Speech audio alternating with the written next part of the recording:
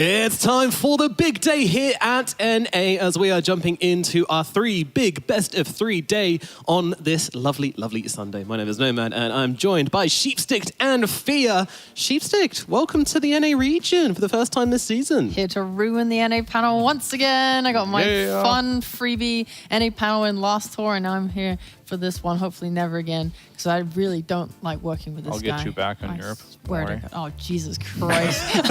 Oh, no. Some warfare going on, some drama. Interesting. All right, well, I'll keep an eye on that. And, of course, we did have a day of games yesterday, and we had some pretty interesting matchups. By interesting, I mean extremely one-sided and kind of predictable, but it was kind of fun to watch Shopify and TSM strut their stuff. So let's take a look back on their games. Shopify started things off versus the side of DogChamp. This one, we were kind of eyes on the mid lane, Fear. Yeah, I mean, we really wanted to see RCY and what he could do, the young prodigy from North America, coming from Division 2, and, you know, it just wasn't fair to him. He did really well in the mid lane. He was playing inverse DP. He actually came out on top in that matchup, but Crit shut him down. Ganked him twice in a row when he was level 5, and he just didn't get to have a game. It's a classic Crit maneuver. Yeah, and then on top of that, game number 2, they pick Io, they pick Storm Spirit. I see them laughing. RCY's laughing his ass off, and they picked Tinker into it, and the result was inevitable. Tinker did not have a great game there, so they didn't really set him up for success, but also kind of felt like they weren't really confident in winning this series, and they just want to have fun with it on the side of DogChamp. I mean, I kind of respect it, like the changing of the draft. Game 1, you know, it was a very kind of sweaty, try-hard draft from DogChamp. You know, we kind of liked what they were putting down. Still not favoring them, really. You know, it's very hard to outdraft a team like Shopify. But they came with a very solid kind of countering idea. Game 2, they were literally just like, we're just going to draft our own heroes and kind of see if we can make it work. Just ignore what they're picking. Yeah, and it didn't really work out for them very well, to be honest with you. It really didn't. I mean, and the game number 2 here, like, they tried really hard to do something different, which I would consider more of like a rookie mistake. Like, they put the Razor against the Io Ursa lane instead of putting the Lycan there, but instead they gave Saberlight the Pango, which would have been shut down by the Razor in the lane, gave him a completely free lane against the Lycan, and this idea of putting the Razor in the off lane versus the Ursa didn't work. The Razor had a terrible game. He had to end up buying a catch-up Midas, but never caught up at the end of the day. I mean, they made a rookie mistake. When you pick Tinker, you have to have Bounty Hunter or you have to have Bloodseeker, and they didn't pick either of them. I mean, they had Lycan, I guess. Lycan? Not good enough. I mean, I guess if you send the little doggies to like follow them. And they had Clockwork too. They had some. Yeah. Like, they had Clockwork. Budget. Yeah, budget, sure. They should have picked Bounty Hunter, Night Stalker. Yes, exactly. What else? You understand. And Zeus, Lycan. maybe? Oh, and Zeus. Okay. Oh, where does he go? Anywhere. Anywhere. Just in the it's game. not important. Don't worry about it.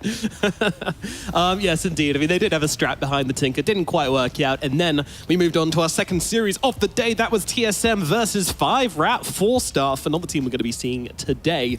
And TSM once again laying the smackdown, but probably not as convincing as our first series. Yeah, I mean, the series in general, like, it felt like 5-Rat could make things happen in the game. Like, they were having a good laning stage. Things looked good for them. It felt like they could win that game number 1 there. You know, speed on the Timbersaw was very, very impressive. We didn't expect him to have a good game, but he did. But at the end of the day, Tomato, he was playing the Morphling. He was in an advantageous carry matchup, and he showed up and just carried the game. And I believe in game number 2, it was just kind of a unplayable game for 5-Rat. They couldn't really get into the game. They got the IOLS twice. They shut it down in game number 1, but they did not shut it down in game number 2, and Braille just kind of took over the game. Yep, 2 big old rustlings in a row, these games. It really was kind of convincing, as expected, as you hope to see from the top 2 teams of the region, to be honest. I mean, I do want to ask, do you feel like they were closer because TSM were maybe playing a little worse, or just because 5-Rat were playing much better than DogChamp? Yeah, well, I think for the most part, TSM is just a better team at the end of the day, right? Like, 5-Rat, like, their game number 1 was, like, best case scenario. Like, all their cores were doing really well. They shut down the IOLS rack, but, like, they still couldn't really pull it out, and they couldn't deal with Tomato. And that was the case for, like, both of the games. And I kind of like, whenever I talk about like beating TSM and the DPC, it's like you have multiple threats you need to shut down. First, you got to start with Braille so he doesn't snowball the game. And if you can do that, then you got Kasane, who's on like some tempo maker like a Lycan, and you got to shut that down too. Normally, you can't get past those 2 steps, but if you can, you got the big boss. You got Tomato. You got to shut him down. He's playing like Anti-Mage. He's playing Morphling. And most of the time, you can't shut all 3 down. So far, no team has been able to in this region.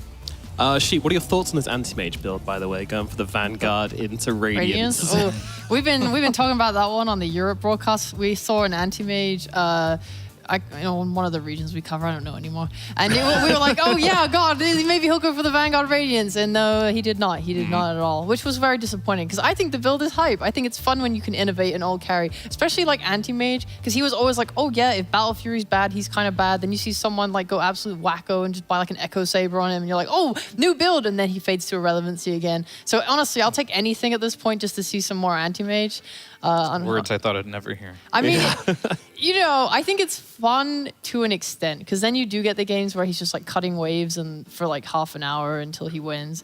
Oh, it was the OG Orodu Thunder game. Yeah, I remember OG, now, guys. OT. Easy brain. Yeah. What build did he go? Just a normal build. Yeah, that was Battle Fury. Yeah, honestly. Actually, no, I take it back. That was really miserable. He was just cutting waves for like 50 minutes and then they mounted like the hypest comeback. But until that moment, oh my God, no, anti-mage gone, out. It's definitely one of those heroes where you're like, I miss that hero, and then you have one game of it and you're like, no, I didn't miss that hero, actually. I'm just not seeing much of it anymore. I mean, we miss like the anti-mage where like Diffusal Blade was popular for a little bit. It's like, it's kind of fun, it's memey, but more than anything, the anti-mage was just playing more active than usual. We don't really like the anti-mages who are just split pushing for 50 minutes because that normally doesn't win the game, and it also just makes the game very boring to watch. Yeah. Well, this is how the standings look at the moment. We have TSM sitting on the top at 2-0 after beating Shopify Rebellion, which puts them in the middle at 1-1, which means we can take a look at the schedule for today and see exactly which games we've got coming up. And it's a battle of the middle, really, here today. We've got a lot of teams we're going to start to see, hopefully, some teams finding their place, I feel like 5-Rat 4-Star versus Dog is the series where we're really going to start to learn where exactly these teams' power rankings are. Oh, I thought Rebellion was playing today. You said it was the battle of the middle. Oh. And they're in the middle right now. They are technically in the middle, I mean, according to the leaderboard. I knew Shopify wasn't playing today because Fear didn't show up in a suit. Yes, I only show up in suits when Shopify plays. Exactly. The utmost respect for his NA. God damn, he's in like a this is the most casual I've seen you, Fear. Why is that? Oh, just kind of like had to start earlier today. Couldn't prepare fast enough. You know how it goes. Just rolled out of bed, just turned up at the studio. Yeah, he knew I'd pick my outfit out of a garbage can as well, so we wanted to match. Didn't think that, but I think I'm definitely the least dressed here. The self-report. I feel a little bad now. No one gave me the memo. 5-Rat versus Dog Champ is going to be a bit of a decider for both of these teams. I feel like we don't really have the power rankings on either of those just yet, so it's going to be a very interesting one. Felt versus Wildcard should be the first win for Wildcard. Felt have looked a little bit scruffy. They didn't do amazingly in Division 2, but did manage to sneak on through. Fear, you're groaning. Yeah, I'm just saying, like, if Wildcard, if they don't play Monkey King, maybe they can win the series. Because, like, they lost to Bait, and they did Monkey King mid. Like, when's the last time we've seen a Monkey King mid? Like, it did what it did. It kind of won its lane, but after that, it fed relentlessly, went to the bottom of the network. Same time, you are tried to pull it off too. Didn't really work. So hopefully they looked at those series and they realized we just need to pick a little more, like, cores that are just better, honestly. Let's put it that way. Yeah, just better cores. And if they can do that, maybe we'll take the series. But if not, Felt. They still have a couple of surprises, I think, in store. From Div 2, I just remember Fade being really good on Felt and everyone else being like so-so. Like sometimes they played well, sometimes they didn't play well. If Fade had a bad game, it was kind of just a GG. But my God, did he carry. When he carried, it was beautiful. So, if he has a good game, I feel pretty confident about Felt. Okay, we'll see what they can pull out here. Bit of faith being shown from you guys. I think it might be an easy one for Wildcard, but of course, it's just the names. It's just the names. I read those names and I get excited. But let's have a look at our predictions for this one because I feel like once again it's going to be kind of similar across the board. I think most of us will be leaning the way of Wildcard, except wow, nice hat. That is a lovely hat. Thanks, Yeehaw. guys. Appreciate it. Love Texas. I mean, yet again, Mike. I know, crazy how he keeps doing this. Yeah, well, how does he keep doing this? He wants that one day, where he's actually right. Yeah, Do you think it's gonna come? No, I think Mike will always be wrong. I think Bait stand a better chance than maybe those predictions make out, but of course, predictions are always like, if they're 60% favored, then most people are going to go for it, so it doesn't really give you that kind of insight into it, but I don't know, I feel like Bait could perhaps pull off a win versus Nouns, maybe not 2, though. And after I saw that, like, I'm just going to mention it. I'm sure you guys have mentioned it 100 times, but after I saw that Witch Doctor mid that nearly beat Shopify last tour, I have like full faith that they will bring out some absolute insane cretin strats that will just blow us all away. I believe. I hope so. I hope so. And that's actually going to be our first matchup of the day. So let's get into it. It is Nouns versus Bait as our first series today. And yeah, I'm excited. And I think when we're looking at these team matchups, I want to talk about Nouns first because, you know, they're kind of like the hope of NA at the moment, you know, Are behind they? the top two. The only hope to kind of make those top two positions competitive because last season it was all the TSM Shopify show. Nouns didn't really get a look in. Is this season going to be any different is my question. That's hard to say. History would say no. As long as we have 2 slots, it feels like it might be a little difficult for Nouns to break through unless they find something very unique. But right now they've been running a lot of the IO. They ran the Ember Spirit with it too. So they really believe in this IO. I want to see if they have another look to them because they did win against Fire Rat. It was a little shaky, honestly. They almost lost the first game, I believe it was. And they still picked the same strategy again, and it worked. I think it'll probably get banned here. So let's see if they have another strategy up their sleeves. And what was that strategy? It was the IO plus Ember opening. IO Ember. Both games. Yep. Same thing every time. I mean, is Bait a team which can take advantage of that predictability? Mayhaps. I mean, I feel like on the other hand, though, like Nouns have been known for doing weird stuff in the past too. So I haven't followed the region as closely. Have they moved away from that to just normal meta heroes? Because Nouns? Yeah. And they've only played one series, and they just did the same thing both games. Like, they ran the IO, Ember, Tusk, and then they picked 2 cores that were good for the game. But like last tour, because I remember Gunnar last running tour. some like Ench mid for a while and stuff like that. That was He a bit didn't do weird. that, no. Like, mainly he stayed within the realm. He played a lot was of Brawl. Tusk. But yeah, either way, Gunnar played pretty much in his lane for the most part. He's normally the space maker, making stuff happen on the map, because Moo is more of like a greedy offlaner. He wants to play like the Doom or like the Zoo type of heroes. He wants to farm, basically. So Gunnar kind of takes up like that spot of being the space maker. And Nouns is definitely a team that has a system, right? Sometimes I watch, you know, these Western European team plays. They don't really care. They'll just pick no stuns. They'll just try and win their lanes and just call it a day. But this team much so has a system. You know, one of our cores has to be like that initiator stunner type of thing. All right, let's have a look at the other side of the coin because we've got Bait fighting up against them, trying to get the dubs here. And they've already got 1 series under their belt, and I think we were all kind of impressed by them. They seem to have shown a lot of growth from Season 1. Yeah, I mean, I think the biggest growth was from Stonebank, the carry player. Like, he had a phenomenal series, and he actually, outside of the exception of Dendy Storm Spirit, which is also really good, but Stonebank, he pulled through. Last tour, he didn't pull through very much, not much at all. So like seeing that he can actually carry games and has really like worked on his improvement over the past tour has been nice to see because he seems like a stable carry player so far. Can he keep up that trend? We'll have to see, but he needs to if Bait wants a chance of like beating Nouns today.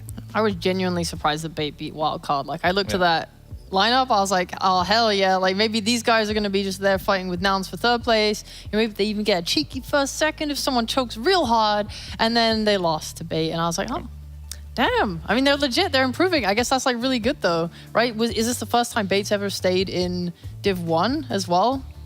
It was their first time. One tour? It was actually their first time winning a series in Div 1. Oh. Just period. Oh, Last okay. tour. not to mention just staying in Div 1. Oh. Well then, I'm feeling great about Bait right now. They actually won 2 series. No way. Yeah. But this series, Thuthfest and Alpha last season, which don't really count. I mean, the dream is alive for Bait right now. It is. They're 1-0. They could technically just go undefeated and go to the major. Oh, Let's go. Let's get hype. But you know what else is hype? It is the brand new Watch to Earn platform coming out from esportsbet.io. That is right. You can earn yourself tokens simply by watching your favorite teams play. No bet is necessary. It is 3,000 tokens per hour, which is the equivalent to about $3 an hour. So if you want to earn tokens by watching, which you can then bet on your favorite teams across NA and WEU, then then head over to esportsbet.io, check them out, and sign up today and start earning and also engaging in the Dota 2 community over there, talking about betting and other stuff inside the Dota space with fellow fans like you. That is esportsbet.io. But right here, right now, we've got the draft available for Bait versus the side of Nouns. So let's waste no time in jumping in the deep end, friends. Let's strap on the swimming costumes, and we're going to kick things off with an Undying for Nouns. Yeah, and a Witch Doctor ban, putting respect on my boy Dendy's name. That's what I like to see. Definitely And some respect on that name. And the IO ban too. So I guess we're not going to see that again. We are not. We're going to see Undying, though, which is going to be the replacement for IO, I imagine. Yeah, just IO in another costume. Where he puts the hood on. Hey, solar it. Holy let's locket. go. Hey. They could match that with some stupid hero like a Death Prophet, and I would be pretty happy right now. The double dead combo. Yeah. Sounds sick. So themed. Bait, meanwhile, Yeah, they're pretty good. surprising nobody by going for the Primal Beast once again. I mean, I'm a little concerned considering how badly it got counted out in the first game of their last series. I don't know, maybe just ban the Bloodseeker, hopefully? Maybe, but that would be a second phase thing, right? For sure. I mean, I think, you know, we had the interview with Dendy. He just said he played bad. You know, the power went out. He was stressed out. He was very stressed. Game one, he's like, I played bad. I was just really stressed out because we weren't sure if we are going to make the match or not. So he thinks he played bad. And, you know, he did, of course. But, like, it didn't help that the Bloodseeker made his life a little hard. But more than anything, it was the MSS Clockwork that really made his life hard. So it was That's a combination of Yeah. a lot of things in that game. But I like what Sheep said. Like, Death Prophet could be really good here, like, against this type of hero. That is a hero that I would not think would be good here at all. Not in the first phase, and not against Primal. Yeah, I mean, you can get an early point in Gust, I suppose. You have to. Yeah, but that makes you sad. You want to get like points in your Frost Arrows, and you want to bully your lane opponent. It also makes you paranoid all the time. You just, like, always have your hand on that Gust ability, because Primal, you never know which direction he's coming from in, like, the mid game. The early game, yeah, you can kind of tell. He wants to CS. Normally, you can stop it. Wouldn't be surprised if he even just got at level 2 a point in the Gust, but it's not particularly a good matchup throughout the game. Yeah, he's like a bouncy ball on a pavement when you're a kid, and you bounce it, it goes off in the other direction. You never know where that Primal Beast is coming from. Very unpredictable. And yeah, you got to be playing with your guard up. And Bait can pick more stuff. Like the thing, I don't mind playing Drow against like 1 or 2 forms of kind of jump on you heroes, but it's when you get to the point where there's like 3 or 4 of them. That's when it becomes really difficult, because you've only got 1 Hurricane Pike most of the time, maybe another 4-star from your teammates. Like, it never feels like enough. You know, a hero without inbuilt mobility, which needs to keep distance, feels pretty bad. So I'm very surprised by Nouns here. Was the Primal on offlane or mid last time? Oh, that's good at least. Dendy spams at mid. All right, Yeah. I'm down for that, because then at least They your love Drow's like... Because if it was a lane-to-lane matchup here, you're playing into Undying Drow. That does sound miserable, to be honest, as any strength hero. So if it's from mid, I think the gank is fully possible, especially if they can bait out some Gust usage already in the lane. Bait, you said. You said it. Oh, I didn't mean to, though. Get I off the didn't mean panel. to. No. Leave. Your time in NA is done. Goodbye. It was an accident. I didn't mean it. It's all right. We're allowed 1, but no more for the rest of the series, guys. No It's more. not fair. Then what am I meant to replace the word bait with? Jabate. Oh, Got him. Oh, they jinx each other. Yeah. so cute. We're so connected Yeah, I already. know. But I'm trying to really think here more about, like, why did they want Drow so badly? Because if you know Bait, you know Dendy likes playing this Primal in the mid lane. So you're picking your carry against most likely their mid. And then the DP got banned, which would have been really good for them as well. And now Gunner's hero pool might get banned out too. The Ricky ban's a little strange for me from Bait. I'm feeling a Death Ball lineup coming. I'm feeling some. For We're Nouns? gonna Yeah. for Nouns. We're gonna win our lanes super duper hard. We're gonna use this Drow aura with the team. We're gonna go together. We're gonna take some towers. We're gonna take Roche, and then we're gonna end the game. And we're not gonna give you a chance to play Dota. That's I what can I'm see feeling. it. Yeah. I can see it. But then again, It with- was nerfed though, the thing. The Drought Aura now gives 50% effectiveness to allies. So True. not as good for death balling. Yeah. But I think if you do pick this way, you might have to go that route, depending on, like... Because the way I look at it is if you do get outpicked, you just have to end the game quickly. And just try to, like, not let them hit the timing that you can't really deal with. yeah, not play an even game. It's the way to do it. Bait, you need some kind of long-range stun here to combo it with your Mirana. Unless your Mirana player is just a god, in which case. I mean, you technically don't need to anymore because you can just play with your Primal at some point. And you can do more of, like, the Starstorm build if you want to play Pos 5.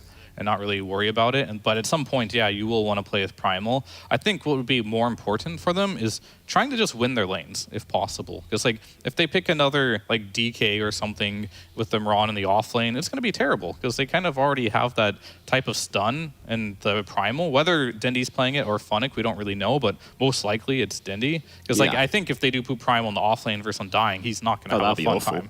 Yeah, Undying Drow seems. And I think a lot of teams have not tried this yet against this Undying hero. Is just run a double ranged lane in the off lane that just keeps right-clicking the Undying, and it's very annoying to play against. We'll see if they end up doing it, but I would like to see it. Most of the time, what I've been seeing is some POS 4 just starts dragging the waves versus Undying, pulling it behind the wave. They still lose the lane anyway pretty badly. They carry free farms, but there is a world where you can pick like another ranged POS 3 and just bully the Undying out of the lane, and he'll feel like he doesn't have a purpose. But who can even do that? Like every time I think of ranged bullies, I'm like, yeah, Viper. But that hero kind of like sucks sometimes, especially if you don't get what you want from the lane, and then you don't have that mobility or ability to make plays. I mean, I think they could do it with like Mirana and like a Snapfire, for example. Could be a lane that they could probably bully the Undying in. Really? Yeah, why not? I've seen it go both ways. Sometimes the Snapfire really hates her life in that lane because she's a strength hero and it feels bad. You lose your damage, you lose your health, and then they just click you together and it's like, ow. Well, I don't want to pick Viper for sure. I definitely don't. Yeah, and I don't really want to pick Veno either, so you'd have to get a little creative. I mean, we've seen the offlane Miranas in the past. The only reason I mentioned the Snapfires, it's good versus the Tomb at least. It is. So in some point in the game, if they can get away with that. Batrider, I really don't believe in a hero as well. So like, you definitely will have to get creative and pick something new to do it. Otherwise, you're just going to do the same old thing. You're going to drag the waves. You're going to lose the laning stage to Undying. They're going to snowball, and then you just have to deal with them later. Do you not believe in Batrider because it's like a specifically bad Batrider game, or is that just not a hero you want to see on the offlane? Because Funnick does like it. It's just, this hero needs levels to be good. Level 1 sticky napalm is garbage, and to get to level 3 in the offlane takes a very long time. So that is the main reason why it is not successful in most games. Are Nouns enjoyers of the offlane Undying, or is this just a POS 4 disruptor? This offlane, I mean... Does that feel like a Moo thing to do? Yeah, I mean... Yes, it definitely does. Just buy Echo Saber, slap, you know. I mean, he could do it. I think it's open. But at the same time, what Moo really likes is to win his lane. Yeah. So, well, I think they'll give him like as late of a pick as possible in this game and try to make sure that he has the best lane possible. I mean, he's a very good counter picker. I'd say it's one of his strengths. Like, even when I get in pubs with him, when he played carry, he was last pick. When he switched back to off lane from carry, he still wanted last pick. He just kind of wants to see his lane and counter pick because he knows some matchups quite well. Yep, he does. Oh, you talked about winning lanes for bait, but Warlock just feels like a playing not to lose type hero. Oh, yeah, for me. the DK that we talked about. So interesting, so exciting. This just seems so stable and boring. I mean, it makes sense, I guess. Does it though? I mean, like, how often do you see like a DK Primal on the same team? Like, where's your damage? You know, like like these Primal's heroes your are. damage. Is he though? He's gonna scream and start chucking rocks. The damage is buying the shard. All right, they lost. Okay, they have with a blink on DK, with your blink in, with your primal charge in, with your Mirana max Starfall, that's enough to kill most of the heroes I see on Nouns. Yeah. There's no big tanks on Nouns, that's for sure, other than the Undying, who's... I mean, my main problem is that Bait have absolutely no ability to team fight well, like with damage. You know, like what I'm envisioning is they're getting pickoffs on side lanes and transitioning them into like objectives with your Dragon Knight, DK form, whatever. But really, when a fight starts, I see them run in and then they're like, well, we have nothing left. We used our Warlock ult. Good times. Look, you guys are being haters. Bait, a little bit. I don't hate it. I don't hate Bait. I think they're doing fine. I don't hate Bait either. Well, I just hate their draft right now. Yeah. I mean, I've just seen it too many times. I've seen too many games where you have like this Primal Beast. He is not reliable damage. Like, is he going to get pulverized off versus a Drow versus a Disruptor? I don't think so. If they're playing correctly, it shouldn't really happen. And DK, he just doesn't do damage. Like, this hero just does negative damage. For the most part, he soaks damage. If your Primal Beast isn't doing damage, though, then what is he doing? I mean, you have another problem. Stunning. Though, is that let's just assume you. Nouns are actually playing well as a good team, which I, believe them to be. Then if this Undying is a support, he is just going to be sitting behind his cores. So when you go on them with the bait, your already limited damage is like even less existent because it's just being mitigated by a Soul Rip. So it feels pretty bad. So like that's the thing, right? You go on a target. I personally don't think they'll have damage if, let's say, Ember has a decent amount of farm, Flame Guard is up, Soul Rip is there. So you go in with the DK, you blink in, you go on the Primal. Now you have to get out because you can't get a kill, but there's a Tombstone down. You're not getting out. So there's an issue there. So the Mirana has to kill the Tombstone. And we'll have to see here. I mean, Nouns does not have overall aspect, which means Bait could pick the best carry of their life here to try and win this, depending on what Moo is going to select here. And seeing that he does have an Undying, he'll probably pick something a bit more stable. I think high region's nice. Is Centaur in the game? Centaur could be quite good for them. Still around. Yeah, I mean, when you're playing versus Warlock, like basically the way you play against this hero is you don't try to win the lane against him. Because like all this hero does is just kind of shove the lane out with Fatal Bonds. So you want your Pulse 4 to just block camps, and you want to have high region so you can deal with the harass of like the Fatal Bonds spam, and then you can just kind of be left alone. And that'll be pretty much it. I mean, Tidehunter kind of fits the same bill. He's going to go for the early ring. You do have the Kraken Shell, which could remove the Fatal Bonds. Not really in the early game, but later on. And it gives them more team fight. It definitely does give them team fight, that's for sure. And one thing I like is this combination with the Tombstone as well. If you do get the Tombstone in a really good position and then the Mirana tries to jump in and get rid of it, then Ty's just going to wreck her. Like, it's not going to be close. Now, Slark's going to be the pickup from Bait. Yeah, I mean, why is it good? I mean, just good versus Tide in lane. You have the Leash for the Ember. You can get eventually on top of the Drow with the Aghanim Scepter. He could 1v5 this game. It is quite possible. Should have a good laning stage, and he just has to go ham on Stonebank. Is that possible though, Sheepo? I've seen a lot of Slarks failing recently because they'll go in and it's like you need like 10 plus stacks or something to start dealing actual damage. So your initial jump is like if they can repel you, which I think Nouns can, then you just end up not really doing anything or killing anyone. And if we talk about Bait and how they only have one real like jump in, then I think that's really hard for them to extend the fight long enough for Slark to really pop off. So, and also he's going to need a BKB or else he'll jump in, Disruptor will ult, and bam, he's dead. Yeah, there are conditions here. There's a lot of conditions for Bait. I certainly think that, I agree with you guys that the Nouns draft just looks much easier to execute. You know, they've got much... They've just got tons of ways to play the game, honestly, and loads of ways to take the fight. Bait, though, I'm not entirely out of it, but I do think it's going to be difficult. I'm guessing you guys are both going Nouns this one. I'm probably going for Nouns because I think Stonebank has to have like some 15-0 performance to really take this one home. Well, of course, I fully believe in Stonebank going 15-0, so I'll go for Bait. Let's go. Free win, guys. All right, MLP. Let's find out how this one's going to go down. We've got game number 1 of Bait versus Nouns with our lovely casting duo. It is Odie, Pixel, and Fogged. Thank you very much, Nomad. Yeah, looking forward to this one. We're going to get some action and some fun heroes as well. We're getting the Warlock coming out from Bait. And indeed, this sort of Primal Beast and Dragon Knight dynamic, something that we don't really see other teams doing. Overall, what do you make of it, Fog? Do you like what Nouns have done? Yeah. Or do you think, okay. Yeah, you like Nouns straight up against what Bait's brought out here. Yeah, I mean, I like their lanes. I like their matchups. I like their overall like team fight aspects as well, what they're playing against. And yeah, I agree totally with what Fear was saying.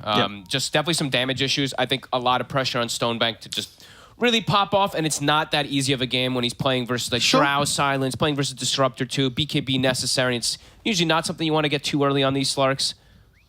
So let's see how it does end up going down. And also, taking a look at like the mid lane also, Gunnar, very comfortable in this matchup. That's why they like snap pick the Ember. They knew it was going to be Primal Beast mid. It's a good matchup for that Ember Spirit. You're always able to counteract him. So for Dendi, could be a game where it's just difficult for him to get initiations. Like pre-BKB, if he just charges in, there's Tombstone down. There's going to be so much that's just going to prevent him from doing much of anything. So could be difficult for him to get these commitments forwards. Let's have a look. It's going to be exciting to see. I mean, do you think Moonmine's too much? You know, obviously got him the Tide, but the Slark was still there. Is he going to have a bit of a tough lane? Or when you sort of consider the 2v2, is the Tide still going to be able to get something out of this and not get punished too hard by the Slark punching into him? He should be. It's also a Slark and a Warlock, right? So it's not like it's a super aggressive kind of hero. It's a hero that's just going to keep Stonebank chilling and farming. Pushing Moo out of lane should be difficult. And they are going to be putting the Undying bottom. They're going to have the Disruptor up there to just constantly click and hit this Slark. And they'll have like, kinetic field to prevent if there's any like real big disaster for Moo. So I think Moo should be pretty okay. Wondering if he's gonna go the Meteor Hammer build this game. Could be a possibility. I'm mostly gonna be looking at mid, looking at Gunny versus Dendi. Fun matchup.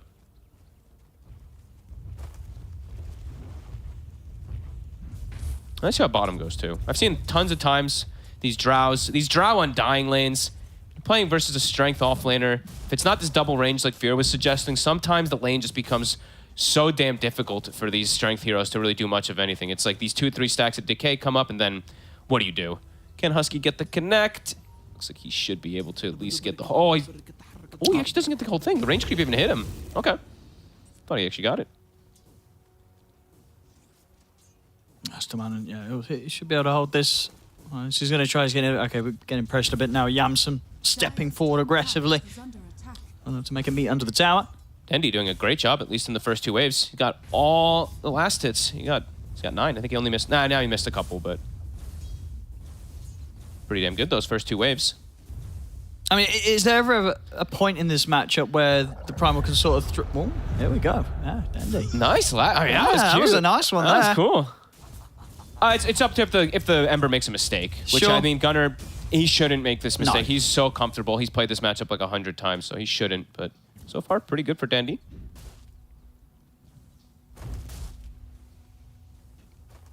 Yeah, I mean, you don't sort of see any sort of chance for Stamanen getting a sneaky arrow in on the mid lane.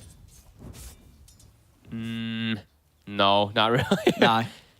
It's also risky. Like, doing this at level... Right now, at the 2-minute mark is okay, but he can't really leave Funnick too much more. If you leave him now, like, afterwards to keep checking these 4- and 6-minute runes, Funnick is going to be unbelievably underleveled.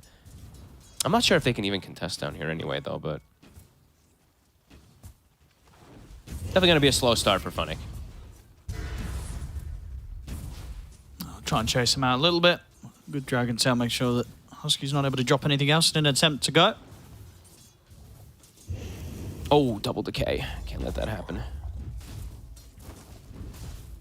Giving Yamson a very safe amount of space to farm without any pressure coming in from Funnick and Stamanen. Husky tanking all the focus right now. His DK is getting low. He's 160 HP, 580 top end from those decay stacks. Yamson is also now level 3, so they just keep protecting their range creeps. They're trying to make sure that they get those denies, and they will get at least one of them. But yeah, wow, Dendi, I usually see this matchup go the other way, so really well played from Dendi, at least in that mid lane. Even 5 denies. Oh, very hot start. In the game, overall aspect still, you know, Ember has a lot of ways to play around the Primal Beast, but this is an excellent start for Dendi. If he's able to make maybe early rotations, when I'm looking at Yamson, I really hope that he gets that Gust, either at level 4 or 5, something you absolutely need to do when you're playing versus Primal Beast. Oh, nice try there, Gunnar. Did try and trip Dendi up with the chains as Dendi charged away. Maybe if you got lucky with the units that it went for and it would have got him, could have had a chance of threatening him. Dendi stays alive, keeps safe. Moo up top. They forgot to pounce on him. So if they were to chase him out here. Lelis has got the glimpse, and that should be enough to keep Moo safe. Keeps the Slark away from him. Shadow Word damage alone won't take him out. Yeah, he's still doing very good right now. Moo, you see 19 CS versus the Slark. As we said, if there was a different, like, aggressive hero, perhaps they could look to bully the Tidehunter more, but with Lodin being a Warlock, it's tough to really do so. And with this Ring of Health, Moo should be feeling very, very safe right now. As we see here with our odds provided to us from our partner, esportsbet.io. Very much feeling that Nouns are the one to have the edge in this game. Will he queue up the Meteor Hammer? He did. Okay, there we go. So Moo, he is going to be going for it this game. Kind of felt like he would. Yeah, and Tide, one of the offlaners that you feel Meteor Hammer in this patch is pretty much the standard. I'll allow it. Oh, you're still on the fence on. I hate on this the item. I mean, I know it's pretty good now, but yeah, I don't really. It's too much. People are still overdoing it. A quick snipe from Stamanen has gone away with having that deep ward, that lane ward down the majority of this opening. those matter, honestly, when you see him even like claiming any type of bounty runes, any type of couriers in the early laning phase, because they are going to lose their lanes a little bit here, especially in that off lane. Definitely important for him to find any type of extra resources, at least, to get that gold. It looks like he might actually look for that setup in the mid lane. Dendi has hit 6. Worth a try. Dendi's 6. Oh, well then they will have to follow. The question is, do they have the damage? No, not quite. Not quite. He had already used Close. trample. Yeah, he used trample on the wave. If he had trample, very likely they just get that kill. But now pushing Gunnar back, perhaps, and it's around the rune time also, so 10 seconds. This is a pretty nice rotation from Stomanen. And Funnick also survives. TPs to the tier 2 once the tombstones drop. He's okay. Big moves. We'll head back down here. Wants to try and farm up the tombstone, and he'll get it. Easy goal for the Mirana. Very well played. 0-0. The heck? Coming from our other regions. We usually have kills already. I mean, we might see Dendi about to change that. He's That's making nice. the moves down bottom. This is a good move. There's a Jansen's skill. pretty far up here. If Dendi can find the drow, but as it is, Jansen.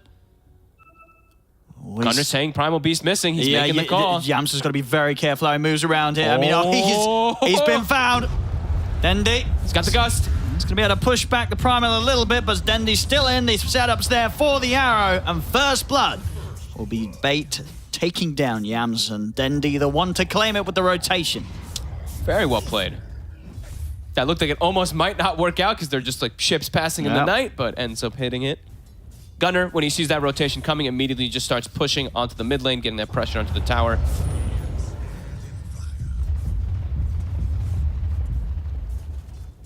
It's going to be an early Meteor Hammer for Moo. He's actually... I thought he would do well, but I didn't think he'd do this well. Sure, he's like, he's had no issues farming this lane. He's absolutely free farming versus the Slark. I thought it would be a little bit slowed down at the very least, but... I mean, it's as you say, I'm sure it's just down to the fact that the Slark's got the Warlock as the pairing. Not a lot you can do. Sure, Slark's never going to die, but he's also never going to kill. Yeah, I think Lelis did a pretty good job also. It's like every time there was a risk, he had glimpse skilled, so they would just glimpse the Slark away so he didn't get those stacks and stuff, so... Yeah, has got the couple of points in upheaval on the Warlock, so Lodine will look to try and get involved and set up some action. It's the new build. Yep. Bottom, Husky. And Funnick should be able to take him down. Looks like they'll also be able to farm the tombstone. Getting some good early action here, Bait. Yeah, and Funnick also doing better than expected as well, right? Sure. He's also pretty much neck and neck with that Tide. Pretty damn good start here for Bait. 1K lead already. Power Rune, what is it going to be? It is up top. So Gunnar looks like he should be able to claim that one. Really big rune for that Ember Spirit, of course. And looking at Lelis, he's been a bit quiet, at least in the laning phase, but because if you look at that triangle, beautiful stats. He's got it all prepped. He's got, what, a triple hard camp and a triple or quad ancient at the ready. And yeah, Moo. Meteor Hammer done. Time to start poking this tower. tower. We go, Gunnar. He's got an arcane rune. He wants to make something happen with it. They're setting up on top. They get the glimpse back on Lodine. It's a dead Warlock, but this will give time for Stonebank to get out of there. This tower's going to go down with this move. And Bait, yeah, they cannot set up to defend around here, so kind of gonna have to make their own move. Does mean that they're gonna lose this tower pretty early on, so Slark is gonna be pushed all the way to the jungle a bit early. But Stonebank is doing great, and is gonna be going for Diffusal. I like it a lot this game. As we said, earlier today, every single Slark seems to have their own type of build. I think earlier it was a very good Diffusal game, and we still saw the Slark go like the usual Echo Ags build anyway, so. But this one versus Tide versus Ember, you can definitely see the reasoning.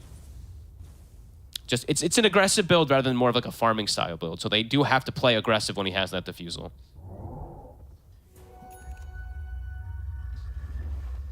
Is it stack time? Looks like it's stack time. Time to clear him.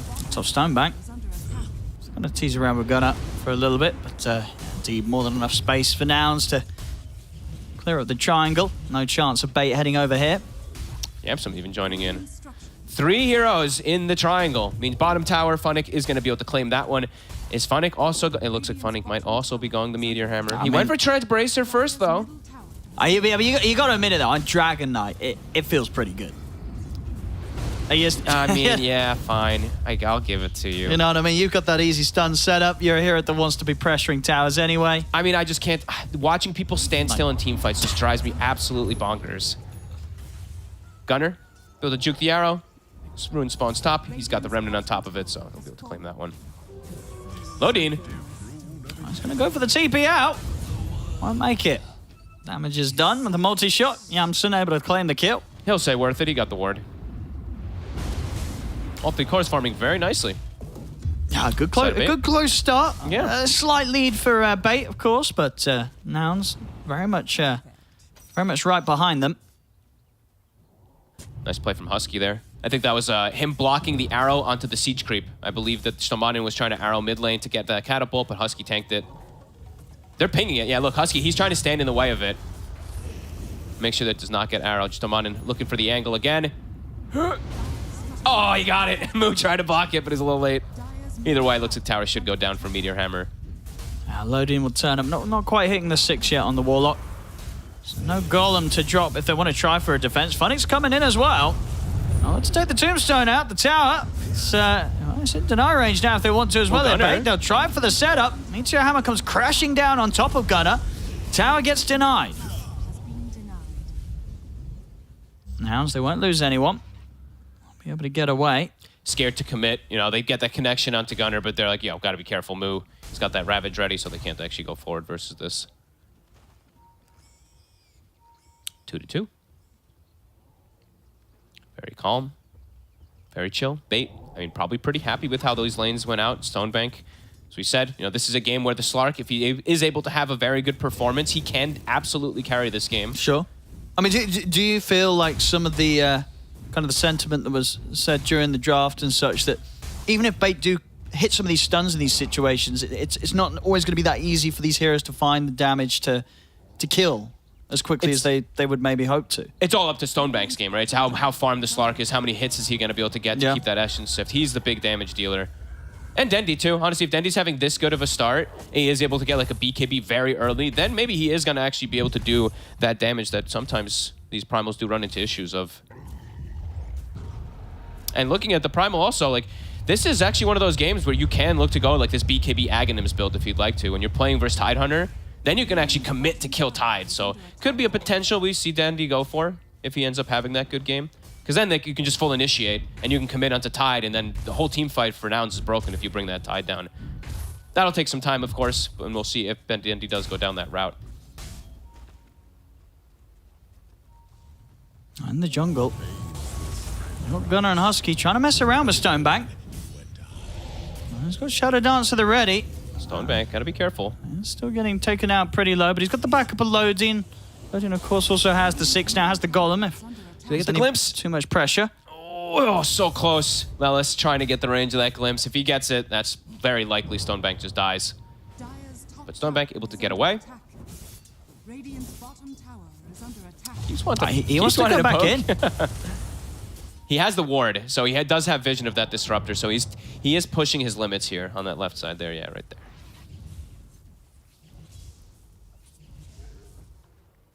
Yeah, hold up, pretty damn good. I mean, Dendi looks like he's probably just going to be able to finish BKB before any of those fights do kick off. So he will be able to just commit through the gust, through all these type of stuff. See what Nouns can find with this, but they need to find something. Yeah, each like moment they're slipping further behind. Yep. They need kills. Gunner they want the cores too. They don't want to get like a glimpse static storm on any of these supports. They're going to try for Funnick. Got the chains. Not really any immediate follow-up. Funnick just able to flap away. Bait's playing the map very nicely, honestly. This is really well played from them. It's already 3K lead, potentially a 4K very soon. Yeah, these moves from Nouns just not really achieving much right now. And looking at the itemization, right? Like, so you mentioned it's going to be soon BKB for Dendi. Slark, as we said, he needs a BKB this game. He's on his way already. Diffusal, Ogre Axe is already done. Should get Stomanin here. I'll be able to glimpse him back into the kinetic field, so something to be found by Gunner and Lelis. Do they have a smoke on them right now? Because they still have that deep ward up that they placed earlier. Kind of would like to see them smoking, try to get the static storm on this Slark, because he's just getting away with too much. Yet to see a static storm 14 minutes, yet to see a Ravage. True. And yeah, he's going to have that BKB soon. Mm-hmm. Well, Tom, move. This is really, I mean, honestly, this is a bit of a dream here for Bait. Sure, that they're just getting to chill and Slark's getting to farm. Dendi literally he's got to have BKB right now. So getting on top of the Drow, it's an absolute option for him at this point if the Drow does show. And Gunner, he wants to take some of these Ancients. Up top, Lodin actually gets the TP out. Okay, they tried to get the hammer on him. Can't even get the kill onto this little Warlock. This really has been the story here so far for now. They've just not been getting the kills. No. I think they really would have wanted to. They definitely make the moves to do so. But as you say, Dendy now with the BKB. It's go time for Bait, honestly. Like, at least Stonebank still has to be a bit careful, but Dendy can now start committing. Start looking for these fights, jumping into backline. Could even look for the tide. Like, he's going to be able to do good damage. See? I mean, straight in Lelis, just getting deleted by the two of them. Moo's going to go for the TP out, but Funnick, Dragon Tail's there. They'll stop the escape of Moo. I mean, Moo's completely on an island here. He's on his own. There's nobody else to help him out. Yes, he's tanky. Meanwhile, Silence does catch Stonebank as Stonebank tried to go for a bit of an aggressive play on his own. Meanwhile, Moo does go down. So they get the three of them. Stonebank getting caught out. What was he? He got the kill on the Undying, right? Yeah, but what's he? That's kind of a big death there for him. Like, he's having this free farm game. What's he looking for there?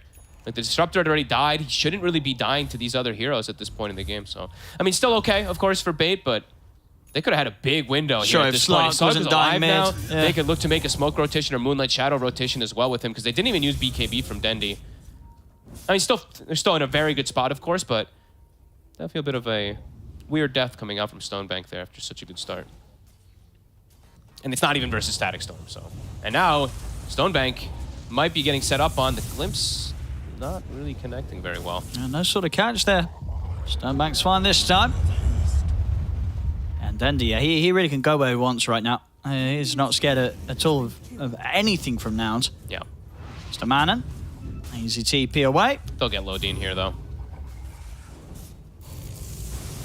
Something to be found in the river, at least.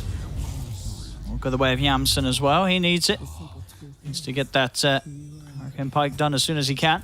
Bait does have to be, even though they do have this like great start and this great lead, they do have to be a little bit careful how they give away some of these kills, especially around Roche. Because now in their draft, if they do get like 1 or 2 of these big kills, they will just go straight into Roshan and kill it. With Drow, with Tide, with the Undying Flesh Golem, they do have a good Roche lineup.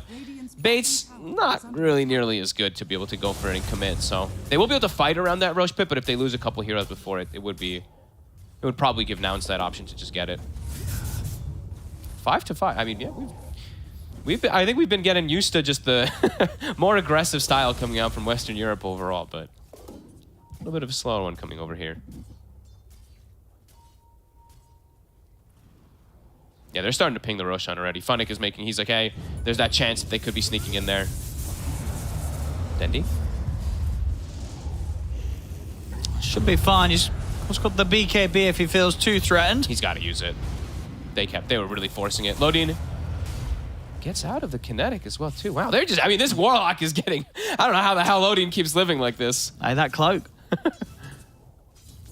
A little bit of magic resist. Yep. It's a tanky boy. He's got good stats as well in the Warlock, right? Yeah, but they got what they came for, right? They forced the BKB, so now they can get the objective. Yeah. Get into it. It's been scanned out, but unlikely Bait's going to be able to make their way over here anytime soon. I don't think there's no chance they can fight over there. They'll just all die. Slark will die, and Prime will just no BKB can't commit. Good objective move from Nouns, but still, same time, Bait farming the map very nicely, and they didn't react, they didn't overreact, they just were like, okay, whatever, Roche is happening, keep farming, keep chilling. I'll take that. Dendy, he's gone for Blink, bit more of an aggressive build. We'll see which ones afterwards. Scunner. This time they'll find one of those supports. Yeah, I think for Dendy, it's the Aghanims or the Shivas. Sure. At this point, it's whichever one he opts, whichever one he wants. I'm surprised he actually did go for the Blink, but I mean, who's he looking to blink in the fights, would you imagine? I mean, most times it's going to just be getting on top of the Drow to prevent the aura. Funnick. In a pretty good position here. Push is starting. Now it's tier 2. Glyph is forced. They're joining up as 5. They're anticipating a fight up here. We'll be into the BKB that's picked up by Stonebank now. Now he can fight. So yeah, I would imagine that Bait, despite the fact that there is that Aegis on Yamsen, they will certainly be interested in taking a fight up here. Funnick going to try and start things off. They get the Dragon Tail into the arrow, and they'll be able to take out Husky before he can get anything off in the fight. Moo, pop the Ravage, but it's going to have to be a Ravage where he tries to escape. Just turn around with an excellent tentacle into the Meteor Hammer, but it doesn't matter. It looks flashy, but it doesn't get the job done. He ends up dying still. Bait is outplaying Nouns, really, like for the most part of this game so far. Really good moves. Funnick, great targeting decision. They immediately delete Husky, no fight available. Now no Ravage too, so for 2 minutes, sure you got Aegis, but it's go time for Bait just wants to keep looking. I mean, you could tell here, Bait know how strong they are.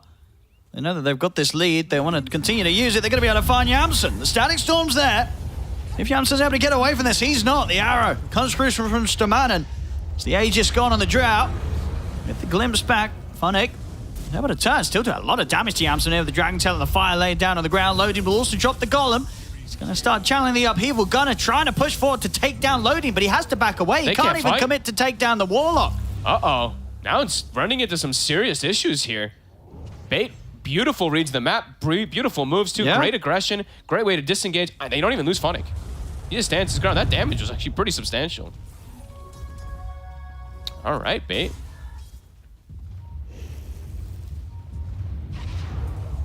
Lelis has TP'd over maybe to see if he can go for a catch. He's got the glimpse onto Dandy. Dandy, he'll opt for the TP out, but Moo's got a way to stop it with the shard.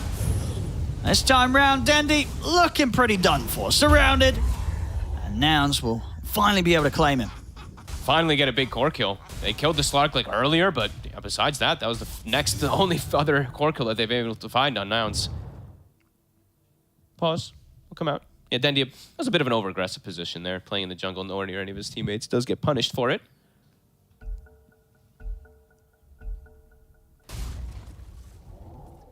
Yeah, they're playing very smart around the map too. Like Funnick now recognizes there's not likely to be a fight for some time. He's actually just been popping DK form almost off cooldown to make sure that he can keep up that farm. He is farming pretty damn well. He was playing versus that Undying lane that sometimes can just shut down a lot of these strength heroes, but Funnick making it happen. He's level 14 too. He's at the same level as like all the cores. That's very impressive. That's TD Rune in the river. Trying to keep that here for Gunner to grab for the next fight. Still not quite got that BKB though himself. 700 gold off. Definitely feeling a little worried for the side of Nouns. I mean, Lelis, he's going for like this Blink build next on this Disruptor, but like we mentioned, like, there's these triple BKBs in the core, so it's very difficult for him to get the connection.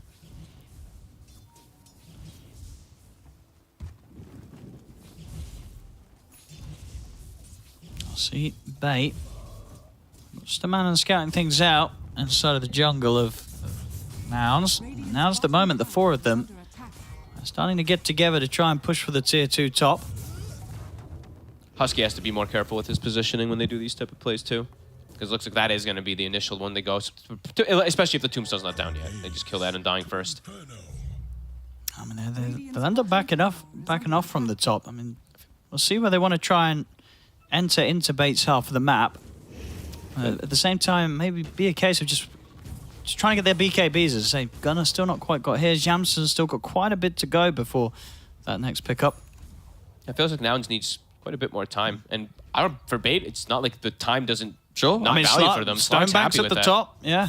Yep. Dendy also, he has shown his item build if he is going to be doing it. Is the other one. It's like 3 builds that you can do. I mean, it is the Kaya-san. This one I actually don't like as much this game. Sure, it's going to provide them that extra damage, but I thought he was going to go maybe a little bit more utility route. But I guess he has the DK who's doing that, so yeah, we'll see if it ends up working. It does give a lot of damage. Sure.